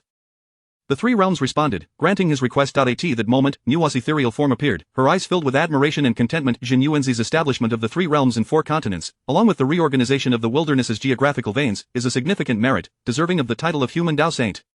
As her words fell, boundless merit cascaded like a golden river from the heavens, enveloping Jin Yuanzi in a vast and formidable power. His meridians, under the baptism of this merit, were reshaped and strengthened, leading to a seamless breakthrough as he ascended to the second realm of human Dao Saint. Having expressed my gratitude to Nua Dao Ancestor, I pledge my eternal loyalty to the wilderness. The multitude of beings in the wilderness bowed reverently, proclaiming, "We pay homage to Saint Jin Yuanzi." Simultaneously, the voices of the 3 Dao ancestors in Tongtian resonated in the ears of the saints. A century hence, we shall convene at the Purple Cloud Palace to deliberate. All saints are summoned. Thus, the wilderness entered a period of stability and development that would last for a century, as a harmonious tapestry of prosperity gradually unfolded across the land. A century later, within the Purple Cloud Palace, the saints gathered, all gazing serenely at the 3 Dao ancestors seated in the highest positions, alongside the Saint of Life. Tongtian, Hongjun, Nua, and Hudu occupied the foremost seats, with Dxan positioned beneath them, while the human Dao saints sat to the left and the earthly Dao saints to the right, with the heavenly Dao saint at the center. Upon the assembly's completion, Tongtian nodded and stated, "The purpose of this gathering is twofold: firstly, to discuss the impending canonization catastrophe; secondly, to address the issue of foreign invasion." Chapter 91. A council at the Purple Cloud's palace regarding the cataclysm of the journey to the west. The demon lord Luoho re-emerges. As Tongtian concluded his remarks, Hongjun, Nua, and Hutu nodded in agreement, prompting Hongjun to begin expounding on the future developments of the primordial world. The grand design of the heavenly Dao indicated that the west was destined for great prosperity, and the forthcoming calamity would be the cataclysm of the journey to the west. The mere utterance of the term calamity caused all present to draw sharp breaths, cold sweat trickling down their backs. Observing the discomfort etched on their faces, Hongjun swiftly clarified, "In ancient times, the conflict between the Dao and the demons shattered the western continent. Thus, this calamity heralds the resurgence of the west. However, it shall not be as perilous as the previous calamities but rather a more gradual upheaval." With Hongjun's explanation, the weight upon their hearts began to lift, and Tongtian discreetly signaled to Duobao to seize the opportunity for merit. Upon receiving the cue, Duobao promptly rose and bowed before the 4, proclaiming, "Honorable Dao Ancestor Hongjun, the rise of the West and the transformation of the Western sect into Buddhism is in accordance with the heavenly Dao's design. However, there can only be one Buddhism in the primordial world. Therefore, I propose that Buddhism and the Western sect each adopt a character. Buddhism shall take Buddha while the Western sect shall take sect. I beseech the Dao Ancestor to grant this request." Hongjun, upon hearing this, rolled his eyes in exasperation, while the expressions of Zhuanti and Jane darkened, resembling individuals who had just tasted something foul, prompting them to vehemently protest. "You speak nonsense. Your Buddhism merely seeks to usurp the fruits of our Western sect. How dare you act so shamelessly? Dear Zhuanti, your words are misguided. The Western sect is fated to be intertwined with my Buddhism, hence the proposal to share a character. This aligns with the heavenly Dao's grand design, and as a sage of the heavenly Dao, you must adhere to this trend." With a barrage of eloquent arguments, Duobao left Zhuanti speechless. Observing Zhuanti's silence, Hongjun cast a disappointed gaze upon him. Sighing, he reflected, originally, after the Fengshan cataclysm, the Western sect was to withdraw from the orthodox path, founding 800 fringe sects and 3,000 heterodox paths, renaming itself Buddhism. Alas, unforeseen changes have derailed this plan, thus the forthcoming prosperity should belong to the Western sect. After making this statement, Hongjun glanced at Tongtian. "Dao Ancestor Hongjun, your assertion is erroneous. The grand design of the heavenly Dao is indeed the flourishing of Buddhism in the West. Therefore, I intend to relocate Buddhism to the Western realm, which aligns with the heavenly Dao's trajectory." Zhuanti exclaimed, rising from his seat and smiting his thigh in indignation. "You are utterly shameless. It is clearly the Western sect that is destined to flourish, yet you insist on claiming it for Buddhism. Preposterous. What nonsense are you speaking? The heavenly Dao's grand design speaks of Buddhism's rise, not your Western sect." The 4 Dao ancestors were asked for their opinions.